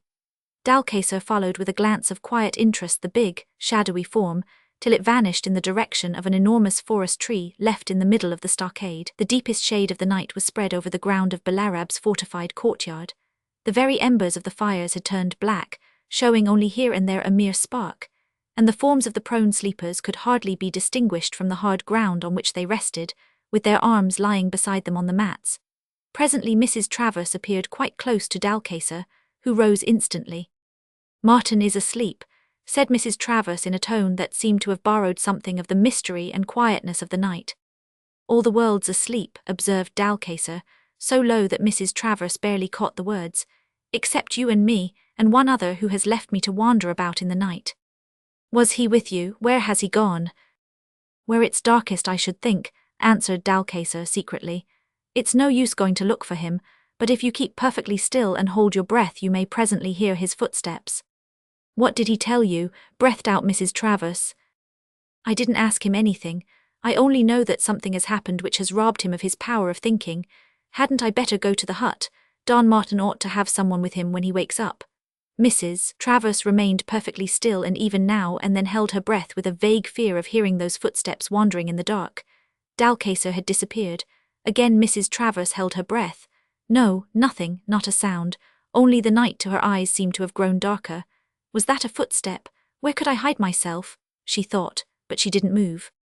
After leaving Dalcacer, Lingard, threading his way between the fires, found himself under the big tree. The same tree against which Daman had been leaning on the day of the great talk, when the white prisoners had been surrendered to Lingard's, keeping on definite conditions. Lingard passed through the deep obscurity made by the outspread boughs of the only witness left there of a past that for endless ages had seen no mankind on this shore defended by the shallows, around this lagoon overshadowed by the jungle. In the calm night the old giant, without shudders or murmurs in its enormous limbs, saw the restless man drift through the black shade into the starlight. In that distant part of the courtyard there were only a few sentries who, themselves invisible, saw Lingard's white figure pace to and fro endlessly. They knew well who that was. It was the great white man, a very great man, a very rich man, a possessor of firearms, who could dispense valuable gifts and deal deadly blows, the friend of their ruler, the enemy of his enemies, known to them for years and always mysterious. At their posts, flattened against the stakes near convenient loopholes, they cast backward glances and exchanged faint whispers from time to time. Lingard might have thought himself alone. He had lost touch with the world. What he had said to Dalcacer was perfectly true. He had no thought. He was in the state of a man who, having cast his eyes through the open gates of paradise, is rendered insensible by that moment's vision to all the forms and matters of the earth, and in the extremity of his emotion ceases even to look upon himself, but as the subject of a sublime experience which exalts or unfits, sanctifies or damns, he didn't know which. Every shadowy thought, every passing sensation was like a base intrusion on that supreme memory. He couldn't bear it. When he had tried to resume his conversation with Belarab, after Mrs. Travers' arrival, he had discovered himself unable to go on. He had just enough self-control to break off the interview in measured terms. He pointed out the lateness of the hour, a most astonishing excuse to people to whom time is nothing, and whose life and activities are not ruled by the clock. Indeed, Lingard hardly knew what he was saying or doing when he went out again, leaving everybody dumb with astonishment at the change in his aspect, and in his behaviour. A suspicious silence reigned for a long time in Belarab's great audience room, till the chief dismissed everybody by 2 quiet words and a slight gesture. With her chin in her hand in the pose of a sibyl trying to read the future in the glow of dying embers, Mrs. Travers, without holding her breath, heard quite close to her the footsteps which she had been listening for with mingled alarm, remorse and hope. She didn't change her attitude. The deep red glow lighted her up dimly, her face, the white hand hanging by her side, her feet in their sandals. The disturbing footsteps stopped close to her. "Where have you been all this time?" she asked without looking round. "I don't know," answered Lingard. He was speaking the exact truth. He didn't know. Ever since he had released that woman from his arms, everything but the vaguest notions had departed from him. Events, necessities, things, he had lost his grip on them all, and he didn't care. They were futile and impotent, he had no patience with them. The offended and astonished Belarab, Dalcacer with his kindly touch and friendly voice, the sleeping men, the men awake, the settlement full of unrestful life and the restless shallows of the coast, were removed from him into an immensity of pitying contempt. Perhaps they existed. Perhaps all this waited for him. Well, let all this wait. Let everything wait till tomorrow or to the end of time, which could now come at any moment for all he cared. but certainly till tomorrow. I only know, he went on with an emphasis that made Mrs. Travers raise her head, that wherever I go I shall carry you with me, against my breast. Mrs. Travers' fine ear caught the mingled tones of suppressed exultation and dawning fear, the ardour and the faltering of those words. She was feeling still the physical truth at the root of them so strongly that she couldn't help saying in a dreamy whisper, "Did you mean to crush the life out of me?" He answered in the same tone, "I could not have done it, you are too strong. Was I rough? I didn't mean to be. I have been often told I didn't know my own strength. You did not seem able to get through that opening, and so I caught hold of you. You came away in my hands quite easily. Suddenly I thought to myself, now I will make sure." He paused as if his breath had failed him. Mrs. Travers dared not make the slightest movement. Still in the pose of one in quest of hidden truth, she murmured, "Make sure." "Yes, and now I am sure. You are here, before I couldn't tell." "Oh, you couldn't tell before," she said. "No. So it was reality that you were seeking." He repeated as if speaking to himself, "And now I am sure." Her sandaled foot, all rosy in the glow, felt the warmth of the embers.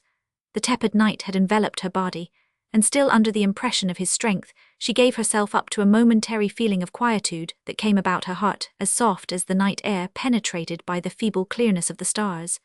"This is a limpid soul," she thought. "You know I always believed in you," he began again. "You know I 999. Well, I never believed in you so much as I do now, as you sit there just as you are and with hardly enough light to make you out by." It occurred to her that she had never heard a voice she liked so well, except one. But that had been a great actor's voice, whereas this man was nothing in the world but his very own self. He persuaded, he moved, he disturbed, he soothed by his inherent truth. He had wanted to make sure, and he had made sure apparently. And too weary to resist the waywardness of her thoughts, Mrs. Travers reflected with a sort of amusement that apparently he had not been disappointed. She thought, "He believes in me. What amazing words. Of all the people that might have believed in me, I had to find this one here. He believes in me more than in himself." A gust of sudden remorse tore her out from her quietness, made her cry out to him. "Captain Lingard, we forget how we have met, we forget what is going on. We mustn't. I won't say that you placed your belief wrongly, but I have to confess something to you. I must tell you how I came here tonight. Jorgensen." He interrupted her forcibly, but without raising his voice. "Jorgensen? Who's Jorgensen? You came to me because you couldn't help yourself." This took her breath away. "But I must tell you, there is something in my coming which is not clear to me." "You can tell me nothing that I don't know already," he said in a pleading tone. "Say nothing, sit still, time enough tomorrow, the night is drawing to an end and I care for nothing in the world but you. Let me be, give me the rest that is in you." She had never heard such accents on his lips, and she felt for him a great and tender pity. Why not humour this mood in which he wanted to preserve the moments that would never come to him again on this earth? She hesitated in silence. She saw him stir in the darkness as if he could not make up his mind to sit down on the bench. But suddenly he scattered the embers with his foot and sank on the ground against her feet, and she was not startled in the least to feel the weight of his head on her knee. Mrs. Travers was not startled, but she felt profoundly moved. Why should she torment him with all those questions of freedom and captivity, of violence and intrigue, of life and death? He was not in a state to be told anything, and it seemed to her that she did not want to speak, that in the greatness of her compassion she simply could not speak. All she could do for him was to rest her hand lightly on his head, and respond silently to the slight movement she felt, sigh or sob, but a movement which suddenly immobilized her in an anxious emotion. About the same time, on the other side of the lagoon, Jorgensen, raising his eyes, noted the stars and said to himself that the night would not last long now. He wished for daylight. He hoped that Lingard had already done something. The blaze in Tenga's compound had been relighted. Tom's power was unbounded, practically unbounded, and he was invulnerable. Jorgensen let his old eyes wander amongst the gleams and shadows of the great sheet of water between him and that hostile shore, and fancied he could detect a floating shadow, having the characteristic shape of a man in a small canoe. "Oh, yeah, man," he hailed, "what do you want?" Other eyes, too, had detected that shadow. Low murmurs arose on the deck of the Emma. "If you don't speak at once, I shall fire," shouted Jorgensen fiercely. "No, white man," returned the floating shape in a solemn drawl. "I am the bearer of friendly words, a chief's words. I come from Tenga." "There was a bullet that came on board not a long time ago, also from Tenga," said Jorgensen. "That was an accident," protested the voice from the lagoon. What else could it be? Is there war between you and Tenga? No, no, O white man, all Tenga desires is a long talk. He has sent me to ask you to come ashore. At these words Jorgensen's heart sank a little. This invitation meant that Lingard had made no move. Was Tom asleep or altogether mad? The talk would be of peace, declared impressively the shadow which had drifted much closer to the hulk now. It isn't for me to talk with great chiefs, Jorgensen returned cautiously. But Tenga is a friend, argued the nocturnal messenger. And by that fire there are other friends, your friends, the Raja Hassim and the Lady Amada, who send you their greetings and who expect their eyes to rest on you before sunrise. That's a lie, remarked Jorgensen perfunctorily and fell into thought, while the shadowy bearer of words preserved a scandalized silence, though of course he had not expected to be believed for a moment. But one could never tell what a white man would believe. He had wanted to produce the impression that Hassim and Imada were the honored guests of Tenga. It occurred to him suddenly that perhaps Jorgensen didn't know anything of the capture. And he persisted. My words are all true, Tuan. The Raja of Wajo and his sister are with my master. I left them sitting by the fire on Tenga's right hand. Will you come ashore to be welcomed amongst friends? Jorgensen had been reflecting profoundly. His object was to gain as much time as possible for Lingard's interference, which indeed could not fail to be effective, but he had not the slightest wish to entrust himself to Tenga's friendliness. Not that he minded the risk, but he did not see the use of taking it. No, he said, I can't go ashore. We white men have ways of our own and I am chief of this hulk. And my chief is the Raja Laut, a white man like myself. All the words that matter are in him, and if Tenga is such a great chief let him ask the Raja Laut for a talk. Yes, that's the proper thing for Tenga to do if he is such a great chief as he says. The Raja Laut has made his choice. He dwells with Balarab, and with the white people who are huddled together like trapped deer in Balarab's stockade. Why shouldn't you meantime go over where everything is lighted up and open and talk in friendship with Tenga's friends, whose hearts have been made sick by many doubts, Raja Hassim and the Lady Amada and Daman, the chief of the men of the sea, who do not know now whom they can trust unless it be you, Tuan, the keeper of much wealth. The diplomatist in the small dugout paused for a moment to give special weight to the final argument. Which you have no means to defend. We know how many armed men there are with you. They are great fighters, Jorgensen observed unconcernedly, spreading his elbows on the rail and looking over at the floating black patch of characteristic shape, whence proceeded the voice of the wily envoy of Tenga. Each man of them is worth 10 of such as you can find in the settlement. Yes, by Allah, even worth 20 of these common people. Indeed, you have enough with you to make a great fight, but not enough for victory. God alone gives victory, said suddenly the voice of Jaffia, who, very still at Jorgensen's elbow, had been listening to the conversation. Very true, was the answer in an extremely conventional tone. Will you come ashore, O white man, and be the leader of chiefs? I have been that before, said Jorgensen with great dignity, and now all I want is peace. But I won't come ashore amongst people whose minds are so much troubled, till Raja Hassim and his sister return on board this ship and tell me the tale of their new friendship with Tenga. His heart was sinking with every minute. The very air was growing heavier with the sense of oncoming disaster, on that night that was neither war nor peace, and whose only voice was the voice of Tenga's envoy, insinuating in tone though menacing in words. No, that cannot be, said that voice. But, Tuan, verily Tenga himself is ready to come on board here to talk with you. He is very ready to come, and indeed, Tuan, he means to come on board here before very long.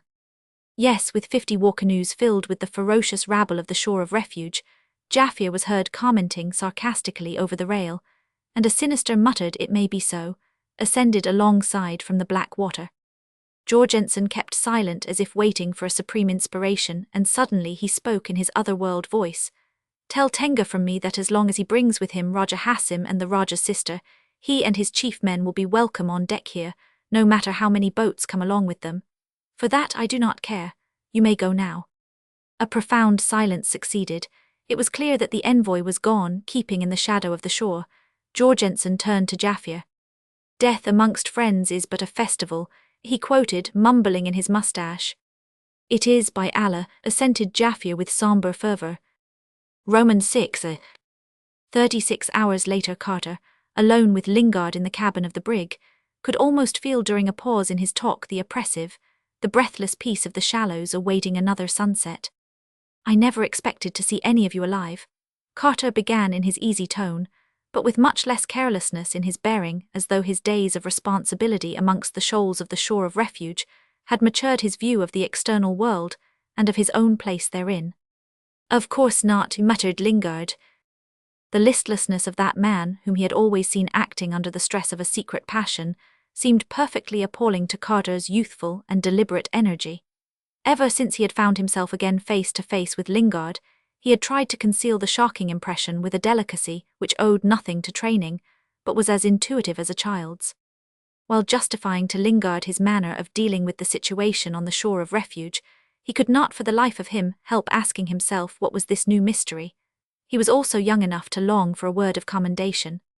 "Come, Captain," he argued, "how would you have liked to come out and find nothing but 2 half-burnt wrecks stuck on the sands, perhaps?"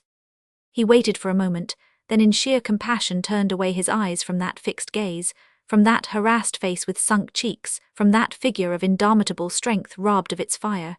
He said to himself, "He doesn't hear me," and raised his voice without altering its self-contained tone. "I was below yesterday morning when we felt the shock, but the noise came to us only as a deep rumble. I made one jump for the companion, but that precious Shaw was before me yelling, 'Earthquake! Earthquake!' and I am hanged if he didn't miss his footing and land down on his head at the bottom of the stairs. I had to stop to pick him up, but I got on deck in time to see a mighty black cloud that seemed almost solid pop up from behind the forest like a balloon. It stayed there for quite a long time. Some of our calashes on deck swore to me that they had seen a red flash above the treetops, but that's hard to believe. I guessed at once that something had blown up on shore. My first thought was that I would never see you any more, and I made up my mind at once to find out all the truth you have been keeping away from me. No, sir, don't you make a mistake. I wasn't going to give you up dead or alive." He looked hard at Lingard while saying these words, and saw the first sign of animation pass over that ravaged face. He saw even its lips move slightly, but there was no sound, and Carter looked away again. "Perhaps you would have done better by telling me everything, but you left me behind on my own to be your man here. I put my hand to the work I could see before me. I am a sailor. There were 2 ships to look after, and here they are both for you, fit to go or to stay, to fight or to run, as you choose." He watched with bated breath the effort Lingard had to make to utter the 2 words of the desired commendation. "Well done. And I am your man still," Carter added impulsively, and hastened to look away from Lingard, who had tried to smile at him and had failed. Carter didn't know what to do next, remain in the cabin or leave that unsupported strong man to himself. With a shyness completely foreign to his character, and which he could not understand himself, he suggested in an engaging murmur and with an embarrassed assumption of his right to give advice. "Why not lie down for a bit, sir? I can attend to anything that may turn up. You seem done up, sir." He was facing Lingard, who stood on the other side of the table in a leaning forward attitude propped up on rigid arms and stared fixedly at him. Perhaps, Carter felt on the verge of despair. This couldn't last. He was relieved to see Lingard shake his head slightly. "No, Mr. Carter, I think I will go on deck," said the captain of the famous brig Lightning, while his eyes roamed all over the cabin. Carter stood aside at once, but it was some little time before Lingard made a move. The sun had sunk already, leaving that evening no trace of its glory on a sky clear as crystal, and on the waters without a ripple. All colour seemed to have gone out of the world. The oncoming shadow rose as subtle as a perfume from the black coast lying athwart the eastern semicircle, and such was the silence within the horizon that one might have fancied oneself come to the end of time. Black and toy-like in the clear depths and the final stillness of the evening, the brig and the schooner lay anchored in the middle of the main channel with their heads swung the same way. Lingard, with his chin on his breast and his arms folded, moved slowly here and there about the poop. Close and mute like his shadow, Carter at his elbow followed his movements. He felt an anxious solicitude. It was a sentiment perfectly new to him. He had never before felt this sort of solicitude about himself or any other man. His personality was being developed by new experience, and as he was very simple, he received the initiation with shyness and self-mistrust. He had noticed with innocent alarm that Lingard had not looked either at the sky or over the sea, neither at his own ship nor the schooner astern. Not along the decks, not aloft, not anywhere. He had looked at nothing, and somehow Carter felt himself more lonely and without support than when he had been left alone by that man in charge of 2 ships entangled amongst the shallows and environed by some sinister mystery. Since that man had come back instead of welcome relief, Carter felt his responsibility rest on his young shoulders with tenfold weight. His profound conviction was that Lingard should be roused. Captain Lingard, he burst out in desperation, you can't say I have worried you very much since this morning when I received you at the side, but I must be told something. What is it going to be with us, fight or run? Lingard stopped short, and now there was no doubt in Carter's mind that the captain was looking at him. There was no room for any doubt before that stern and inquiring gaze. Aha, thought Carter. This has startled him, and feeling that his shyness had departed, he pursued his advantage. For the fact of the matter is, sir, that whatever happens, unless I am to be your man, you will have no officer. I had better tell you at once that I have bundled that respectable, crazy, fat Shaw out of the ship. He was upsetting all hands. Yesterday I told him to go and get his dunnage together, because I was going to send him aboard the yacht. He couldn't have made more uproar about it if I had proposed to chuck him overboard. I warned him that if he didn't go quietly I would have him tied up like a sheep ready for slaughter. However, he went down the ladder on his own feet, shaking his fist at me and promising to have me hanged for a pirate some day. He can do no harm on board the yacht. And now, sir, it's for you to give orders and not for me, thank God. Lingard turned away, abruptly. Carter didn't budge. After a moment he heard himself called from the other side of the deck and obeyed with alacrity. What's that story of a man you picked up on the coast last evening? Asked Lingard in his gentlest tone. Didn't you tell me something about it when I came on board? I tried to, said Carter frankly, but I soon gave it up. You didn't seem to pay any attention to what I was saying. I thought you wanted to be left alone for a bit. What can I know of your ways yet, sir? Are you aware, Captain Lingard, that since this morning I have been down 5 times at the cabin door to look at you? There you sat. He paused, and Lingard said, You have been 5 times down in the cabin. Yes, and the 6th time I made up my mind to make you take some notice of me. I can't be left without orders. There are 2 ships to look after, a lot of things to be done. There is nothing to be done, Lingard interrupted with a mere murmur, but in a tone which made Carter keep silent for a while. Even to know that much would have been something to go by, he ventured at last. I couldn't let you sit there with the sun getting pretty low and a long night before us. I feel stunned yet, said Lingard, looking Carter straight in the face, as if to watch the effect of that confession. Were you very near that explosion? Asked the young man with sympathetic curiosity and seeking for some sign on Lingard's person. But there was nothing. Not a single hair of the captain's head seemed to have been singed. Near, muttered Lingard, it might have been my head. He pressed it with both hands, then let them fall. What about that man? He asked brusquely. Where did he come from? I suppose he is dead now, he added in an envious tone. No, sir, he must have as many lives as a cat, answered Carter. I will tell you how it was. As I said before, I wasn't going to give you up dead or alive, so yesterday when the sun went down a little in the afternoon, I had 2 of our boats manned and pulled inshore, taking soundings to find a passage if there was one. I meant to go back and look for you with the brig or without the brig, but that doesn't matter now. There were 3 or 4 floating logs in sight. One of the calashes in my boat made out something red on one of them. I thought it was worthwhile to go and see what it was. It was that man's sarong. It had got entangled among the branches and prevented him rolling off into the water. I was never so glad, I assure you, as when we found out that he was still breathing. If we could only nurse him back to life, I thought, he could perhaps tell me a lot of things. The log on which he hung had come out of the mouth of the creek, and he couldn't have been more than half a day on it by my calculation. I had him taken down the main hatchway and put into a hammock in the 'tween decks. He only just breathed then, but some time during the night he came to himself and got out of the hammock to lie down on a mat. I suppose he was more comfortable that way. He recovered his speech only this morning, and I went down at once and told you of it, but you took no notice. I told you also who he was, but I don't know whether you heard me or not. I don't remember, said Lingard under his breath. They are wonderful, those Malays.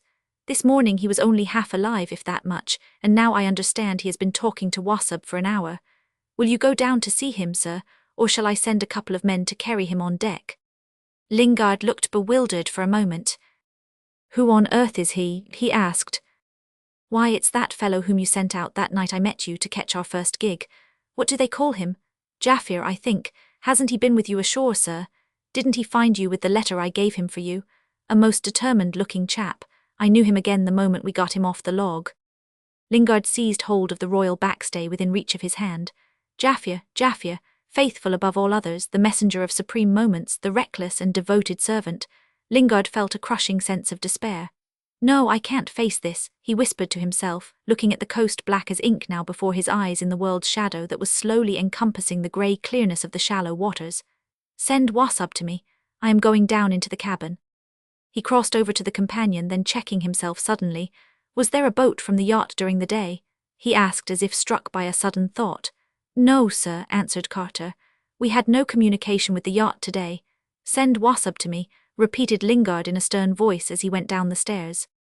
The old serang coming in noiselessly saw his captain as he had seen him many times before, sitting under the gilt thunderbolts, apparently as strong in his body, in his wealth, and in his knowledge of secret words that have a power over men and elements, as ever. The old Malay squatted down within a couple of feet from Lingard, leaned his back against the satinwood panel of the bulkhead, then raising his old eyes with a watchful and benevolent expression to the white man's face, clasped his hands between his knees.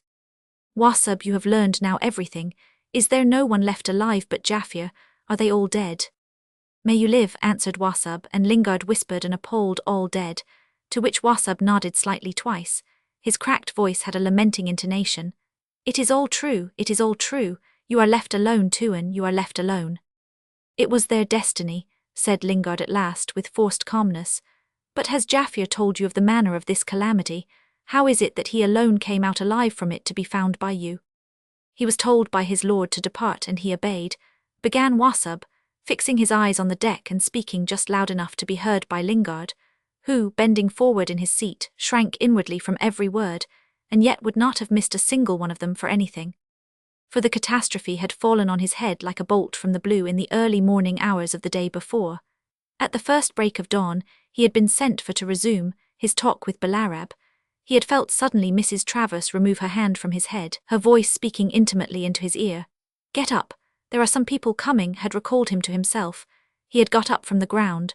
The light was dim, the air full of mist, and it was only gradually that he began to make out forms above his head and about his feet, trees, houses, men sleeping on the ground. He didn't recognize them. It was but a cruel change of dream. Who could tell what was real in this world? He looked about him dazedly. He was still drunk with the deep draught of oblivion he had conquered for himself. Yes, but it was she who had let him snatch the cup. He looked down at the woman on the bench. She moved not. She had remained like that, still for hours, giving him a waking dream of rest without end, in an infinity of happiness without sound and movement, without thought, without joy, but with an infinite ease of content, like a world embracing reverie, breathing the air of sadness and scented with love. For hours she had not moved. You are the most generous of women, he said. He bent over her. Her eyes were wide open. Her lips felt cold. It did not shock him. After he stood up he remained near her. Heat is a consuming thing, but she with her cold lips seemed to him indestructible, and perhaps immortal. Again he stooped, but this time it was only to kiss the fringe of her head scarf. Then he turned away to meet the three men, who, coming round the corner of the hut containing the prisoners, were approaching him with measured steps. They desired his presence in the council room. Balarab was awake. They also expressed their satisfaction at finding the white man awake, because Balarab wanted to impart to him information of the greatest importance. It seemed to Lingard that he had been awake ever since he could remember. It was as to being alive that he felt not so sure. He had no doubt of his existence. But was this life? This profound indifference, this strange contempt for what his eyes could see, this distaste for words, this unbelief in the importance of things and men? He tried to regain possession of himself, his old self which had things to do, words to speak as well as to hear, but it was too difficult. He was seduced away by the tense feeling of existence far superior to the mere consciousness of life, and which in its immensity of contradictions, delight, dread, exultation and despair could not be faced and yet was not to be evaded. There was no peace in it, but who wanted peace? Surrender was better, the dreadful ease of slack limbs in the sweep of an enormous tide, and in a divine emptiness of mind. If this was existence, then he knew that he existed, and he knew that the woman existed too in the sweep of the tide, without speech, without movement, without heat, indestructible, and perhaps immortal. Romans 7. With the sublime indifference of a man who has had a glimpse through the open doors of paradise, and is no longer careful of mere life, Lingard had followed Balarab's anxious messengers. The stockade was waking up in a subdued resonance of voices. Men were getting up from the ground, fires were being rekindled, draped figures flitted in the mist amongst the buildings, and through the mat wall of a bamboo house Lingard heard the feeble wailing of a child. A day of mere life was beginning. But in the chief's great council room, several wax candles and a couple of cheap European lamps kept the dawn at bay, while the morning mist which could not be kept out made a faint reddish halo round every flame. Belarab was not only awake, but he even looked like a man who had not slept for a long time, the creator of the shore of refuge, the weary ruler of the settlement, with his scorn of the unrest and folly of men, was angry with his white friend, who was always bringing his desires and his troubles to his very door. Belarab did not want anyone to die, but neither did he want anyone in particular to live. What he was concerned about was to preserve the mystery and the power of his melancholy hesitations. These delicate things were menaced by Lingard's brusque movements, by that passionate white man who believed in more than one god and always seemed to doubt the power of destiny. Belarab was profoundly annoyed. He was also genuinely concerned, for he liked Lingard. He liked him not only for his strength, which protected his clear-minded skepticism from those dangers that beset all rulers, but he liked him also for himself. That man of infinite hesitations, born from a sort of mystic contempt for Allah's creation, yet believed absolutely both in Lingard's power and in his boldness. Absolutely. And yet, in the marvelous consistency of his temperament, now that the moment had come, he dreaded to put both power and fortitude to the test. Lingard could not know that some little time before the first break of dawn, one of Belarab's spies in the settlement had found his way inside the stockade at a spot remote from the lagoon, and that a very few moments after Lingard had left the chief in consequence of Jorgensen's rockets, Belarab was listening to an amazing tale of Hassim and Imada's capture, and of Tenga's determination, very much strengthened by that fact, to obtain possession of the Emma, either by force or by negotiation, or by some crafty subterfuge in which the Raja and his sister could be made to play their part. In his mistrust of the universe, which seemed almost to extend to the will of God himself, Belarab was very much alarmed, for the material power of Daman's piratical crowd was at Tenga's command. And who could tell whether this Raja would remain loyal in the circumstances? It was also very characteristic of him, whom the original settlers of the shore of refuge called the father of safety, that he did not say anything of this to Lingard, for he was afraid of rousing Lingard's fierce energy, which would even carry away himself and all his people, and put the peace of so many years to the sudden hazard of a battle. Therefore Belarab set himself to persuade Lingard on general considerations to deliver the white men, who really belonged to Daman, to that supreme chief of the Alanans, and by this simple proceeding detach him completely from Tenga. Why should he, Belarab, go to war against half the settlement on their account? It was not necessary, it was not reasonable.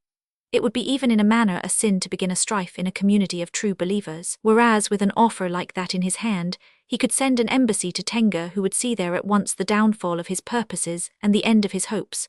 At once, that moment, afterward the question of a ransom could be arranged with Daman in which he, Belarab, would mediate in the fullness of his recovered power, without a rival, and in the sincerity of his heart. And then, if need be, he could put forth all his power against the chief of the sea vagabonds who would, as a matter of fact, be negotiating under the shadow of the sword. Belarab talked, low-voiced and dignified, with now and then a subtle intonation, a persuasive inflection or a half-melancholy smile in the course of the argument.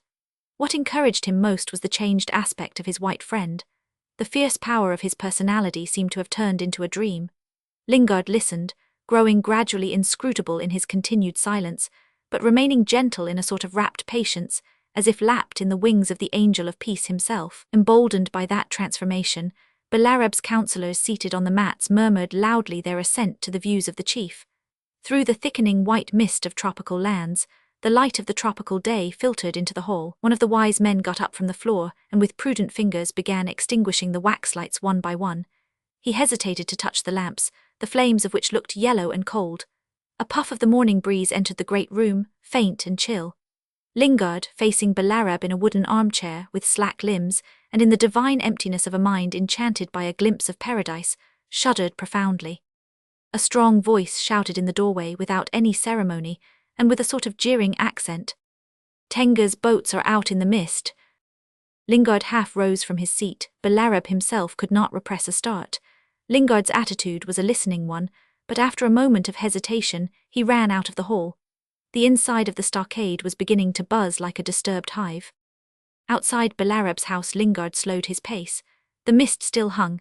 A great sustained murmur pervaded it, and the blurred forms of men were all moving outward from the centre toward the palisades. Somewhere amongst the buildings a gong clanged. Dalcaser's raised voice was heard. "What is happening?" Lingard was passing then close to the prisoner's house. There was a group of armed men below the veranda, and above their heads, he saw Mrs. Travers by the side of Dalcacer. The fire by which Lingard had spent the night was extinguished, its embers scattered, and the bench itself lay overturned. Mrs. Travers must have run up on the veranda at the first alarm. She and Dalcacer up there seemed to dominate the tumult which was now subsiding. Lingard noticed the scarf across Mrs. Travers' face. Dalcacer was bareheaded. He shouted again. "What's the matter?" "I am going to see," shouted Lingard back. He resisted the impulse to join those two, dominate the tumult, let it roll away from under his feet. The mere life of men, vain like a dream and interfering with the tremendous sense of his own existence. He resisted it, he could hardly have told why. Even the sense of self-preservation had abandoned him. There was a throng of people pressing close about him, yet careful not to get in his way. Surprise, concern, doubt were depicted on all those faces, but there were some who observed that the great white man making his way to the lagoon side of the stockade wore a fixed smile. He asked at large, "Can one see any distance over the water?" One of Balarab's headmen who was nearest to him answered, "The mist has thickened. If you see anything, Tuan, it will be but a shadow of things." The four sides of the stockade had been manned by that time. Lingard, ascending the banquette, looked out and saw the lagoon shrouded in white, without as much as a shadow on it, and so still that not even the sound of water lapping the shore reached his ears. He found himself in profound accord with this blind and soundless peace. "Has anything at all been seen?" he asked incredulously. 4 men were produced at once who had seen a dark mass of boats moving in the light of the dawn. Others were sent for. He hardly listened to them.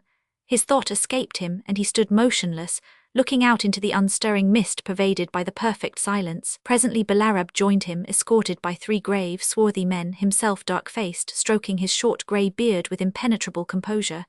He said to Lingard, "Your white man doesn't fight," to which Lingard answered, "There is nothing to fight against. What your people have seen, Balarab, were indeed but shadows on the water." Balarab murmured, "You ought to have allowed me to make friends with Daman last night."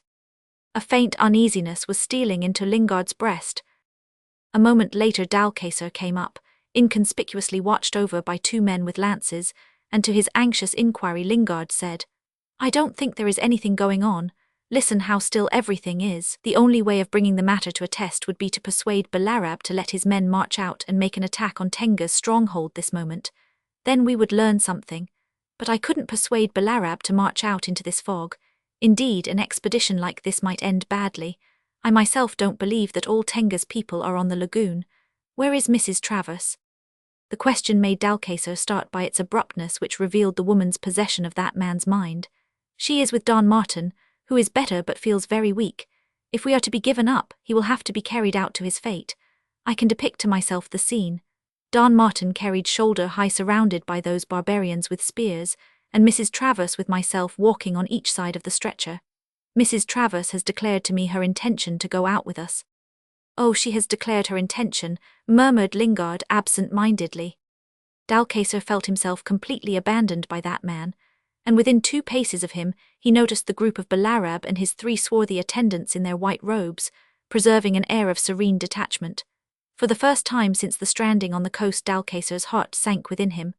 "But perhaps," he went on, "this Moor may not in the end insist on giving us up to a cruel death, Captain Lingard." "He wanted to give you up in the middle of the night a few hours ago," said Lingard, without even looking at Dalcacer, who raised his hands a little and let them fall.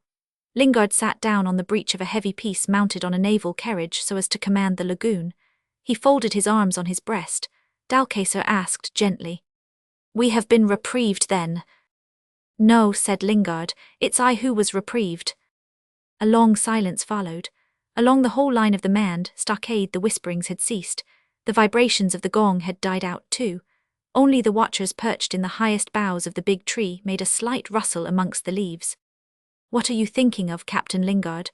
Dalcacer asked in a low voice. Lingard did not change his position. "I am trying to keep it off," he said in the same tone. "What, trying to keep thought off?" "Yes." "Is this the time for such experiments?" asked Dalcacer. "Why not? It's my reprieve. Don't grudge it to me, Mr. Dalcacer." "Upon my word I don't, but isn't it dangerous?" "You will have to take your chance." Dalcacer had a moment of internal struggle. He asked himself whether he should tell Lingard that Mrs. Travers had come to the stockade with some sort of message from Jorgensen. He had it on the tip of his tongue to advise Lingard to go and see Mrs. Travers and ask her point blank whether she had anything to tell him, but before he could make up his mind, the voices of invisible men high up in the tree were heard reporting the thinning of the fog. This caused a stir to run along the four sides of the stockade. Lingard felt the draft of air in his face. The motionless mist began to drive over the palisades, and suddenly, the lagoon came into view with a great blinding glitter of its wrinkled surface, and the faint sound of its wash rising all along the shore. A multitude of hands went up to shade the eager eyes, and exclamations of wonder burst out from many men at the sight of a crowd of canoes of various sizes and kinds lying close together with the effect as of an enormous raft. A little way off the side of the Emma, the excited voices rose higher and higher. There was no doubt about Tenga's being on the lagoon, but what was Jorgensen about?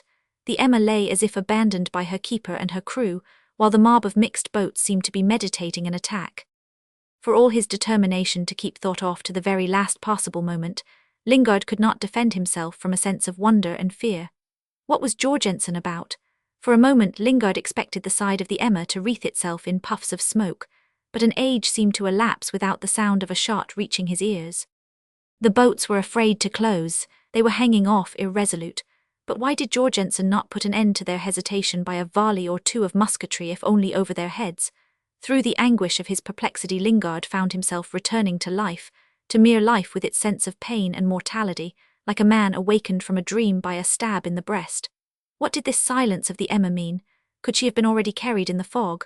But that was unthinkable. Some sounds of resistance must have been heard. No, the boats hung off because they knew with what desperate defense they would meet. And perhaps Jorgensen knew very well what he was doing by holding his fire to the very last moment, and letting the craven hearts grow cold with the fear of a murderous discharge that would have to be faced. What was certain was that this was the time for Belarab to open the great gate and let his men go out, display his power, sweep through the further end of the settlement, destroy Tenga's defences, do away once for all with the absurd rivalry of that intriguing amateur boat builder. Lingard turned eagerly toward Belarab, but saw the chief busy looking across the lagoon through a long glass resting on the shoulder of a stooping slave. He was motionless like a carving. Suddenly he let go the long glass which some ready hands caught as it fell, and said to Lingard, "No fight." "How do you know?" muttered Lingard, astounded. "There are 3 empty sampans alongside the ladder," said Belarab in a just audible voice.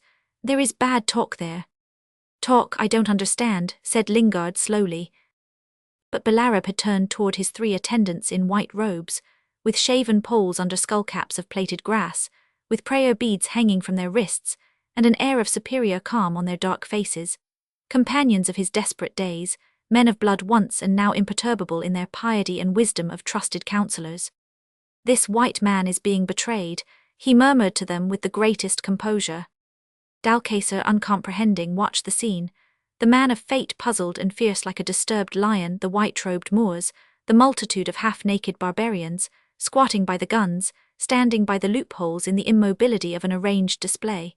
He saw Mrs. Travers on the veranda of the prisoner's house, an anxious figure with a white scarf over her head. Mr. Travers was no doubt too weak after his fit of fever to come outside. If it hadn't been for that, all the whites would have been in sight of each other at the very moment of the catastrophe which was to give them back to the claims of their life, at the cost of other lives, sent violently out of the world. Dalcacer heard Lingard asking loudly for the long glass, and saw Belarab make a sign with his hand, when he felt the earth receive a violent blow from underneath. While he staggered to it, the heavens split over his head with a crash in the lick of a red tongue of flame, and a sudden dreadful gloom fell all round the stunned Dalcacer, who beheld with terror the morning sun, robbed of its rays, glow dull and brown through the sombre murk which had taken possession of the universe. The Emma had blown up, and when the rain of shattered timbers and mangled corpses falling into the lagoon had ceased, the cloud of smoke hanging motionless under the livid sun cast its shadow afar on the shore of refuge where all strife had come to an end. A great wail of terror ascended from the settlement, and was succeeded by a profound silence. People could be seen bolting in unreasoning panic away from the houses and into the fields. On the lagoon the raft of boats had broken up. Some of them were sinking, others paddling away in all directions. What was left above water of the Emma had burst into a clear flame under the shadow of the cloud. the great smoky cloud that hung solid and unstirring above the tops of the forest, visible for miles up and down the coast and over the shallows. The first person to recover inside the stockade was Balarab himself. Mechanically he murmured the exclamation of wonder, "God is great," and looked at Lingard. But Lingard was not looking at him. The shock of the explosion had robbed him of speech and movement. He stared at the emma blazing in a distant and insignificant flame under the sinister shadow of the cloud created by Jorgensen's mistrust and contempt for the life of men. Balarab turned away. His opinion had changed. He regarded Lingard no longer as a betrayed man, but the effect was the same. He was no longer a man of any importance. What Balarab really wanted now was to see all the white people clear out of the lagoon as soon as possible. Presently he ordered the gate to be thrown open, and his armed men poured out to take possession of the settlement.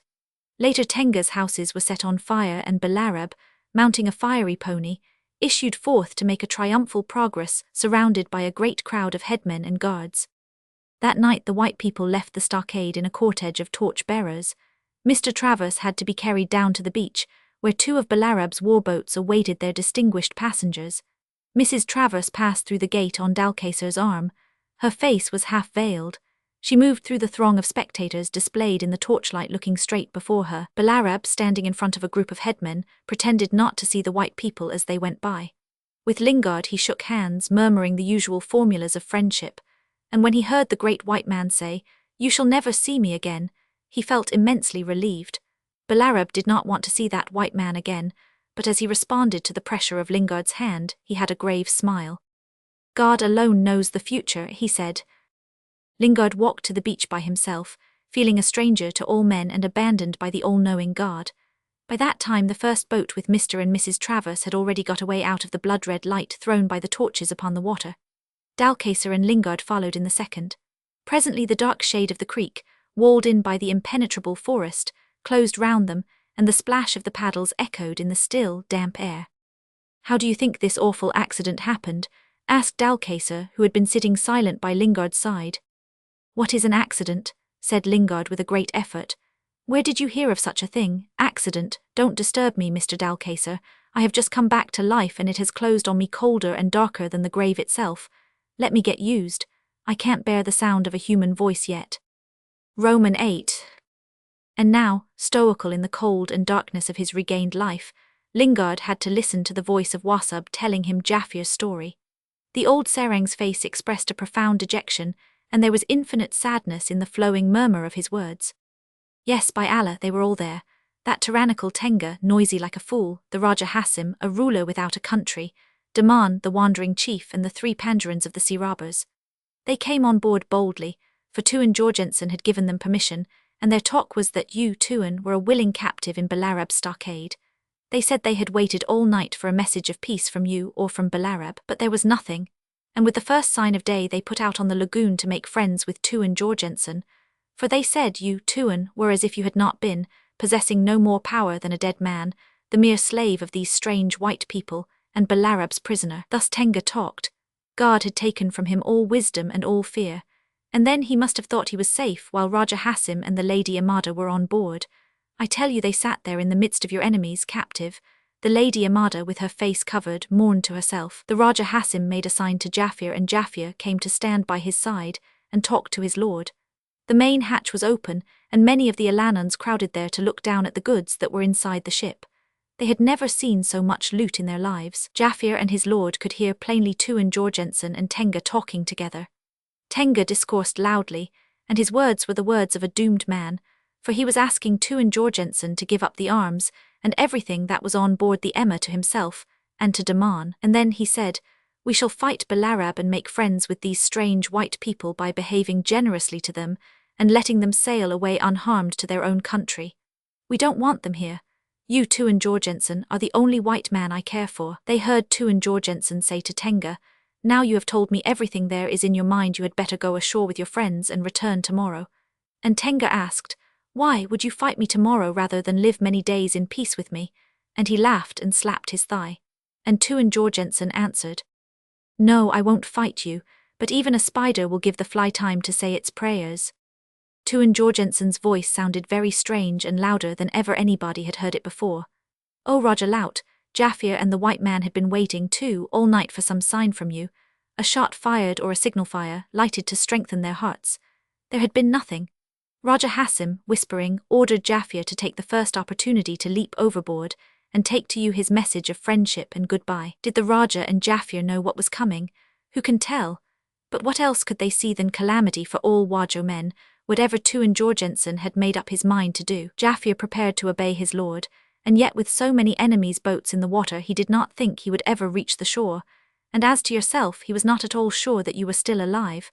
But he said nothing of this to his Raja. Nobody was looking their way. Jaffir pressed his lord's hand to his breast and waited his opportunity. The fog began to blow away and presently everything was disclosed to the sight. Jorgensen was on his feet. He was holding a lighted cigar between his fingers. Tenga was sitting in front of him on one of the chairs the white people had used. His followers were pressing round him, with Daman and Sentat, who were muttering incantations, and even the Pandurans had moved closer to the hatchway. Jaffir's opportunity had come, but he lingered by the side of his Raja. In the clear air the sun shone with great force.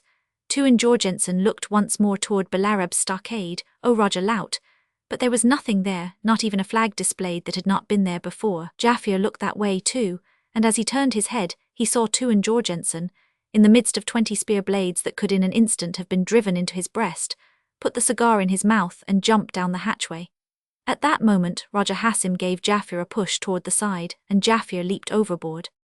He was still in the water when all the world was darkened round him as if the life of the sun had been blown out of it in a crash. A great wave came along and washed him on shore, while pieces of wood, iron, and the limbs of torn men were splashing round him in the water.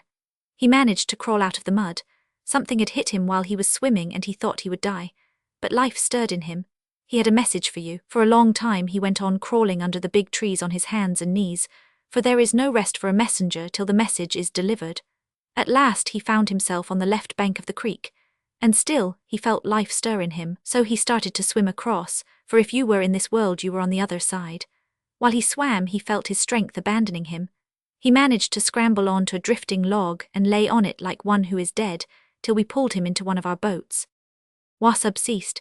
It seemed to Lingard that it was impossible for mortal man to suffer more than he suffered in the succeeding moment of silence, crowded by the mute images, as of universal destruction. He felt himself gone to pieces, as though the violent expression of Jorgensen's intolerable mistrust of the life of men had shattered his soul, leaving his body robbed of all power of resistance and of all fortitude, a prey forever to infinite remorse and endless regrets. "Leave me, Wasab," he said. "They are all dead, but I would sleep." Wasab raised his dumb old eyes to the white man's face. "Tuan, it is necessary that you should hear Jaffir," he said patiently. "Is he going to die?" asked Lingard in a low, cautious tone, as though he were afraid of the sound of his own voice. "Who can tell?" Wasab's voice sounded more patient than ever. "There is no wound on his body, but O Tuan, he does not wish to live." Abandoned by his guard, muttered Lingard to himself. Wasab waited a little before he went on, "And Tuan, he has a message for you." "Of course, well, I don't want to hear it." "It is from those who will never speak to you again," Wasab persevered sadly. "It is a great trust, a Raja's own words. It is difficult for Jaffir to die. He keeps on muttering about a ring that was for you and that he let pass out of his care. It was a great talisman." "Yes, but it did not work this time. And if I go and tell Jaffir, why he will be able to tell his Raja, O Wasab, since you say that he is going to die. I wonder where they will meet," he muttered to himself. Once more Wasab raised his eyes to Lingard's face. "Paradise is the lot of all true believers," he whispered, firm in his simple faith. The man who had been undone by a glimpse of paradise exchanged a profound look with the old Malay. Then he got up. On his passage to the main hatchway, the commander of the brig met no one on the decks, as if all mankind had given him up except the old man who preceded him, and that other man dying in the deepening twilight, who was awaiting his coming. Below, in the light of the hatchway, he saw a young Kalash with a broad yellow face, and his wiry hair sticking up in stiff wisps through the folds of his head kerchief, holding an earthenware water jar to the lips of Jaffir, extended on his back on a pile of mats. A languid roll of the already glazed eyeballs, a mere stir of black and white in the gathering dusk, showed that the faithful messenger of princes was aware of the presence of the man who had been so long known to him and his people as the king of the sea.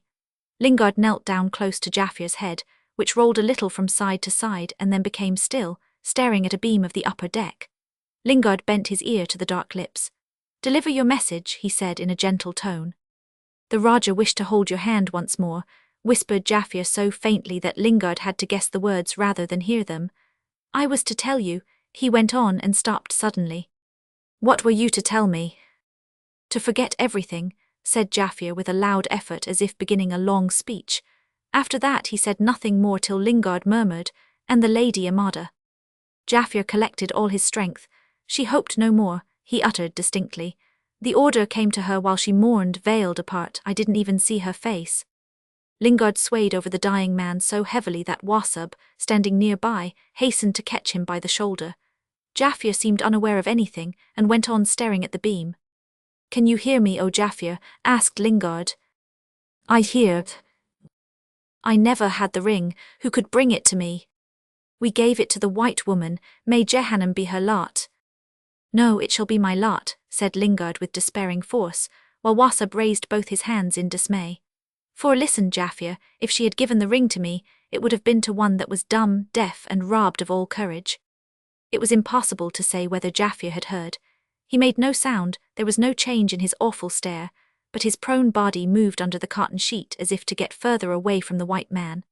Lingard got up slowly, and making a sign to Wasab to remain where he was, went up on deck without giving another glance to the dying man. Again it seemed to him that he was pacing the quarterdeck of a deserted ship. The mulatto steward, watching through the crack of the pantry door, saw the captain stagger into the cuddy and fling to the door behind him with a crash.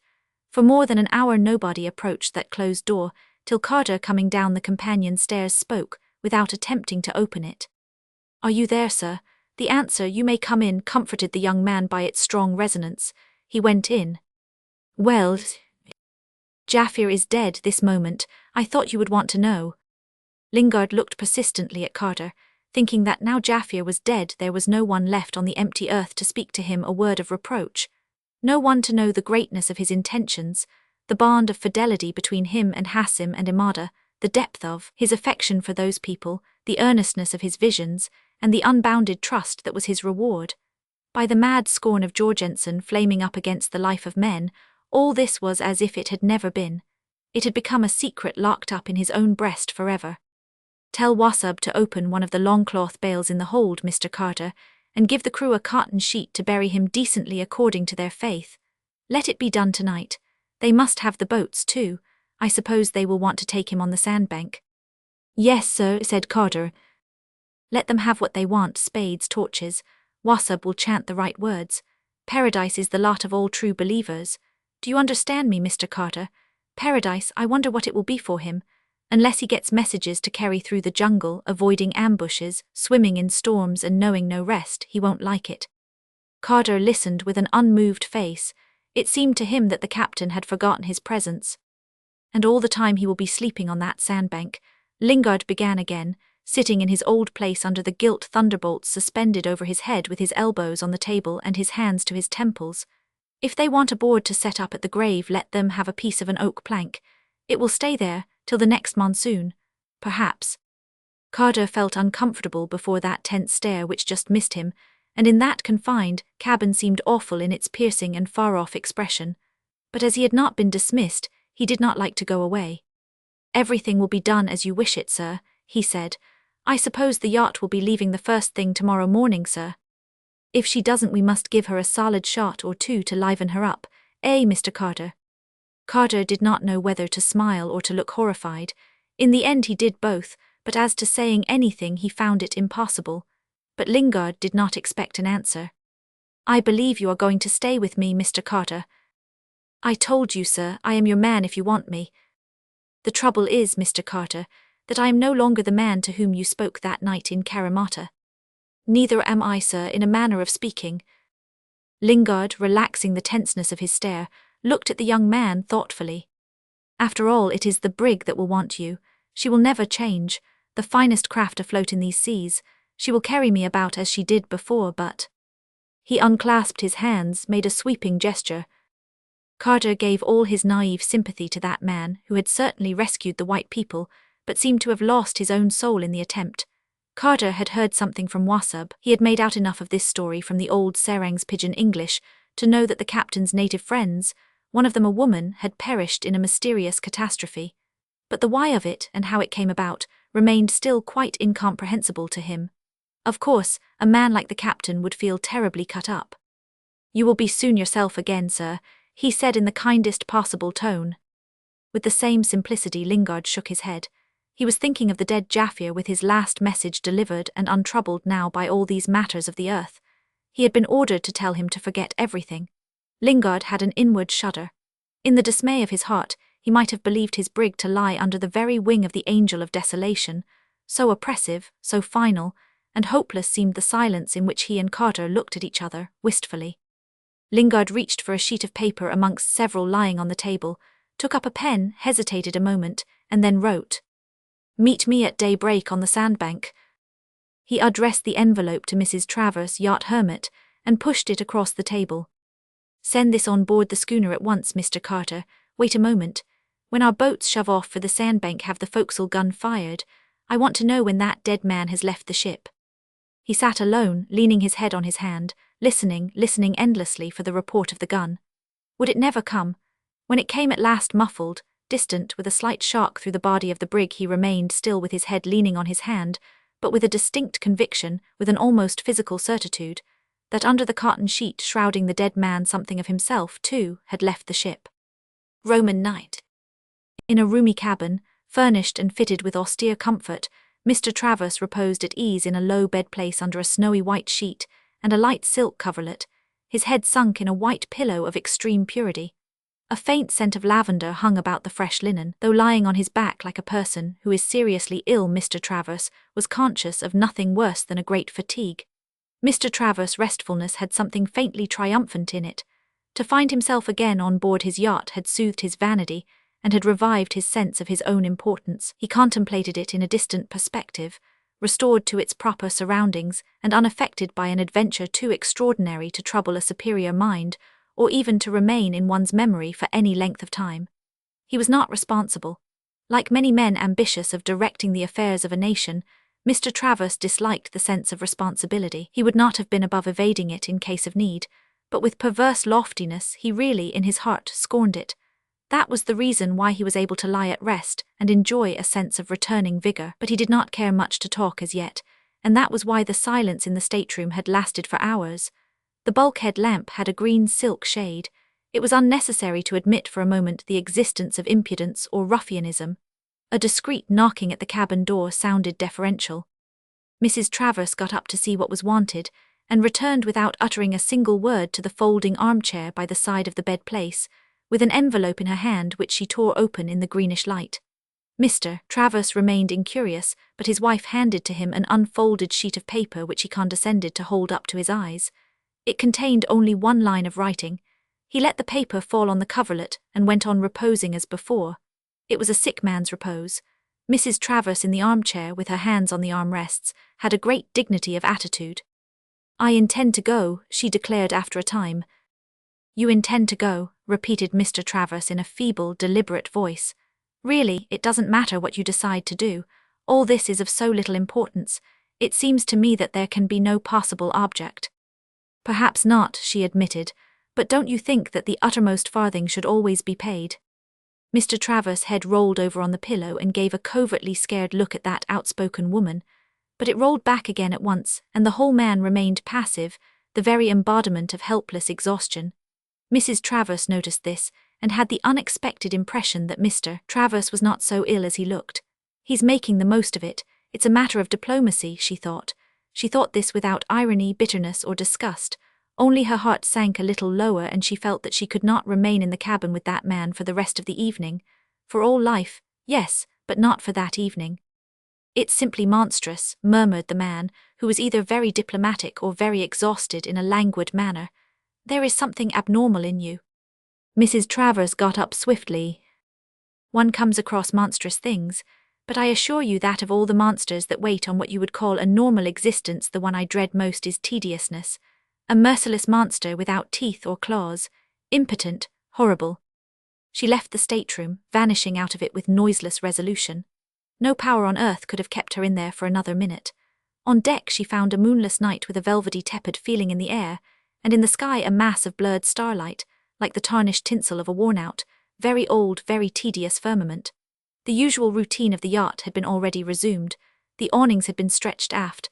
A solitary round lamp had been hung as usual under the main boom. Out of the deep gloom behind it, Dalcacer, a long, loose figure, lounged in the dim light across the deck.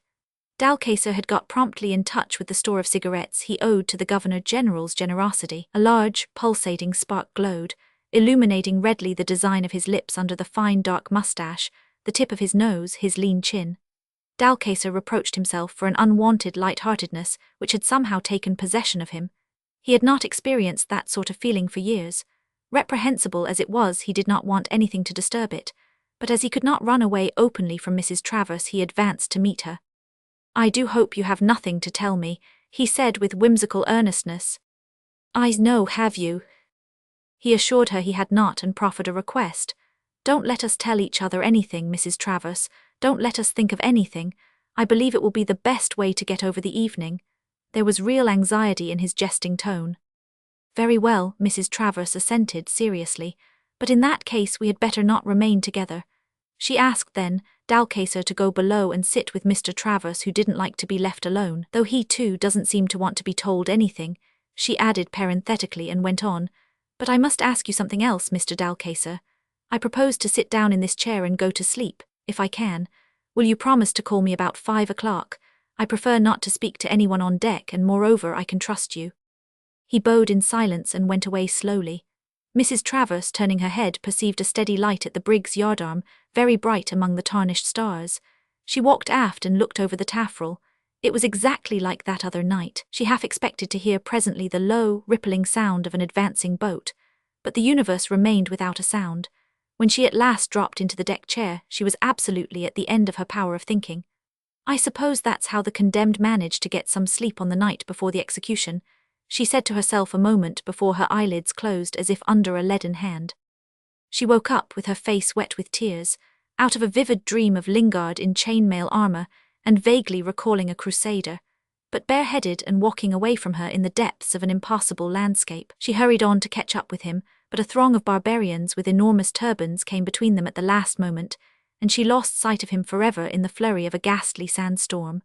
What frightened her most was that she had not been able to see his face. It was then that she began to cry over her hard fate. When she woke up, the tears were still rolling down her cheeks, and she perceived in the light of the deck lamp Dalcacer arrested a little way off. "Did you have to speak to me?" she asked. "No," said Dalcacer. "You didn't give me time. When I came as far as this I fancied I heard you sobbing. It must have been a delusion." "Oh no, my face is wet yet. It was a dream. I suppose it is 5 o'clock. Thank you for being so punctual. I have something to do before sunrise." Dalcacer moved nearer. "I know. You have decided to keep an appointment on the sandbank. Your husband didn't utter 20 words in all these hours, but he managed to tell me that piece of news." "I shouldn't have thought," she murmured vaguely. "He wanted me to understand that it had no importance," stated Dalcacer in a very serious tone. "Yes, he knows what he is talking about," said Mrs. Travers in such a bitter tone as to disconcert Dalcacer for a moment. "I don't see a single soul about the decks," Mrs. Travers continued almost directly. "The very watchmen are asleep," said Dalcacer. "There is nothing secret in this expedition, but I prefer not to call anyone. Perhaps you wouldn't mind pulling me off yourself in our small boat." It seemed to her that Dalcacer showed some hesitation. She added, "It has no importance, you know." He bowed his assent and preceded her down the side in silence. When she entered the boat he had the sculls ready, and directly she sat down he shoved off.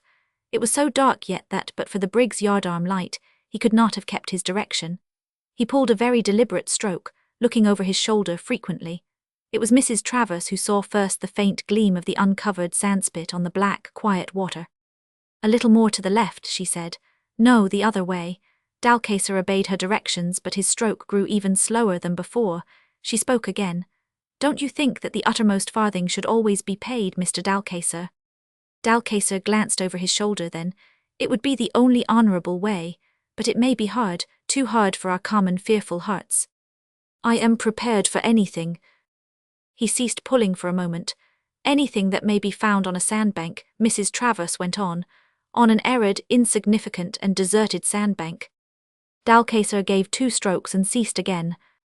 "There is room for a whole world of suffering on a sandbank, for all the bitterness and resentment a human soul may be made to feel.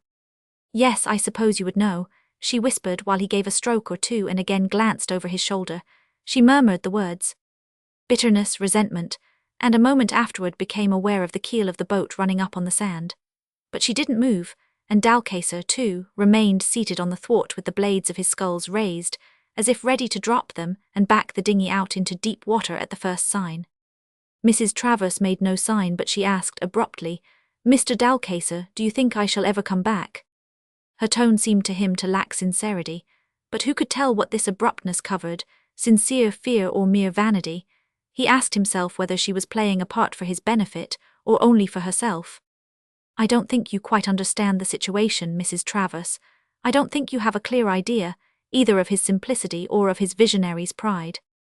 She thought contemptuously that there were other things which Dalcacer didn't know, and surrendered to a sudden temptation to enlighten him a little. You forget his capacity for passion, and that his simplicity doesn't know its own strength. There was no mistaking the sincerity of that murmur. She has felt it, Dalcacer said to himself with absolute certitude. He wondered when, where, how, on what occasion. Mrs. Travers stood up in the stern sheets suddenly, and Dalcacer leaped on the sand to help her out of the boat. Hadn't I better hang about here to take you back again? He suggested as he let go her hand. You mustn't, she exclaimed anxiously. You must return to the yacht. There will be plenty of light in another hour. I will come to this spot and wave my handkerchief when I want to be taken off. At their feet the shallow water slept profoundly. The ghostly gleam of the sands baffled the eye by its lack of form. Far off, the growth of bushes in the centre raised a massive black bulk against the stars to the southward. Mrs. Travers lingered for a moment near the boat, as if afraid of the strange solitude of this lonely sandbank, and of this lone sea that seemed to fill the whole encircling universe of remote stars and limitless shadows. There is nobody here, she whispered to herself. He is somewhere about waiting for you, or I don't know the man, affirmed Dalcacer in an undertone. He gave a vigorous shove which sent the little boat into the water. Dalcacer was perfectly right. Lingard had come up on deck long before Mrs. Travers woke up with her face wet with tears. The burial party had returned hours before, and the crew of the brig were plunged in sleep, except for 2 watchmen, who at Lingard's appearance retreated noiselessly from the poop. Lingard, leaning on the rail, fell into a sombre reverie of his past. Reproachful spectres crowded the air, animated and vocal, not in the articulate language of mortals, but assailing him with faint sobs, deep sighs, and fateful gestures. When he came to himself and turned about, they vanished, all but one dark shape without sound or movement. Lingard looked at it with secret horror. Who's that? He asked in a troubled voice. The shadow moved closer. It's only me, sir, said Carter, who had left orders to be called directly the captain was seen on deck. Oh yes, I might have known, mumbled Lingard in some confusion. He requested Carter to have a boat manned, and when after a time the young man told him that it was ready, he said all right, and remained leaning on his elbow. I beg your pardon, sir, said Carter after a longish silence, but are you going some distance? No, I only want to be put ashore on the sandbank. Carter was relieved to hear this, but also surprised. There is nothing living there, sir, he said. I wonder, muttered Lingard. But I am certain, Carter insisted. The last of the women and children belonging to those cutthroats were taken off by the sampans which brought you and the yacht party out. He walked at Lingard's elbow to the gangway and listened to his orders. Directly there is enough light to see flags by, make a signal to the schooner to heave short on her cable and loose her sails. If there is any hanging back, give them a blank gun, Mr. Carter. I will have no shilly-shallying. If she doesn't go at the word, by heavens, I will drive her out. I am still master here for another day. The overwhelming sense of immensity, of disturbing emptiness, which affects those who walk on the sands in the midst of the sea, intimidated Mrs. Travers. The world resembled a limitless flat shadow which was motionless and elusive. Then against the southern stars she saw a human form that, isolated and lone, appeared to her immense, the shape of a giant outlined amongst the constellations. As it approached her it shrank to common proportions, got clear of the stars, lost its awesomeness, and became menacing in its ominous and silent advance. Mrs. Travers hastened to speak. You have asked for me, I am come. I trust you will have no reason to regret my obedience. He walked up quite close to her, bent down slightly to peer into her face. The first of the tropical dawn put its characteristic cold sheen into the sky above the shore of refuge. Mrs. Travers did not turn away her head, Are you looking for a change in me? No, you won't see it. Now I know that I couldn't change even if I wanted to. I am made of clay that is too hard. I am looking at you for the first time, said Lingard. I never could see you before. There were too many things, too many thoughts, too many people. No, I never saw you before, but now the world is dead. He grasped her shoulders, approaching his face close to hers. She never flinched. Yes, the world is dead, she said. Look your fill then, it won't be for long. He let her go as suddenly as though she had struck him. The cold white light of the tropical dawn had crept past the zenith now, and the expanse of the shallow waters looked cold, too, without stir or ripple within the enormous rim of the horizon, where to the west a shadow lingered still. Take my arm, he said. She did so at once, and turning their backs on the two ships, they began to walk along the sands. But they had not made many steps when Mrs. Travers perceived an oblong mound with a board planted upright at one end. Mrs. Travers knew that part of the sands. It was here she used to walk with her husband and Dalcacer every evening after dinner, while the yacht lay stranded and her boats were away in search of assistance, which they had found. This was something that she had never seen there before. Lingard had suddenly stopped and looked at it moodily. She pressed his arm to rouse him and asked, "What is this?" "This is a grave," said Lingard in a low voice and still gazing at the heap of sand. "I had him taken out of the ship last night. Strange," he went on in a musing tone, "how much a grave big enough for one man only can hold." His message was to forget everything. "Never, never," murmured Mrs. Travers. "I wish I had been on board the Emma. You had a madman there," she cried out suddenly. They moved on again, Lingard looking at Mrs. Travers, who was leaning on his arm. "I wonder which of us two was mad," he said. "I wonder you can bear to look at me," she murmured. Then Lingard spoke again. "I had to see you once more. That abominable Jorgensen," she whispered to herself. No, he gave me my chance, before he gave me up." Mrs. Travers disengaged her arm and Lingard stopped, too, facing her in a long silence. "I could not refuse to meet you," said Mrs. Travers at last. "I could not refuse you anything. You have all the right on your side and I don't care what you do or say. But I wonder at my own courage when I think of the confession I have to make." She advanced, laid her hand on Lingard's shoulder and spoke earnestly. "I shuddered at the thought of meeting you again, and now you must listen to my confession." "Don't say a word," said Lingard in an untroubled voice and never taking his eyes from her face. "I know already." "You can't," she cried, her hand slipped off his shoulder. "Then why don't you throw me into the sea?" she asked passionately. "Am I to live on hating myself?" "You mustn't," he said with an accent of fear. "Haven't you understood long ago that if you had given me that ring it would have been just the same?" "Am I to believe this? No, you are too generous to a mere sham. You are the most magnanimous of men, but you are throwing it away on me.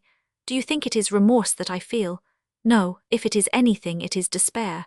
But you must have known that, and yet you wanted to look at me again."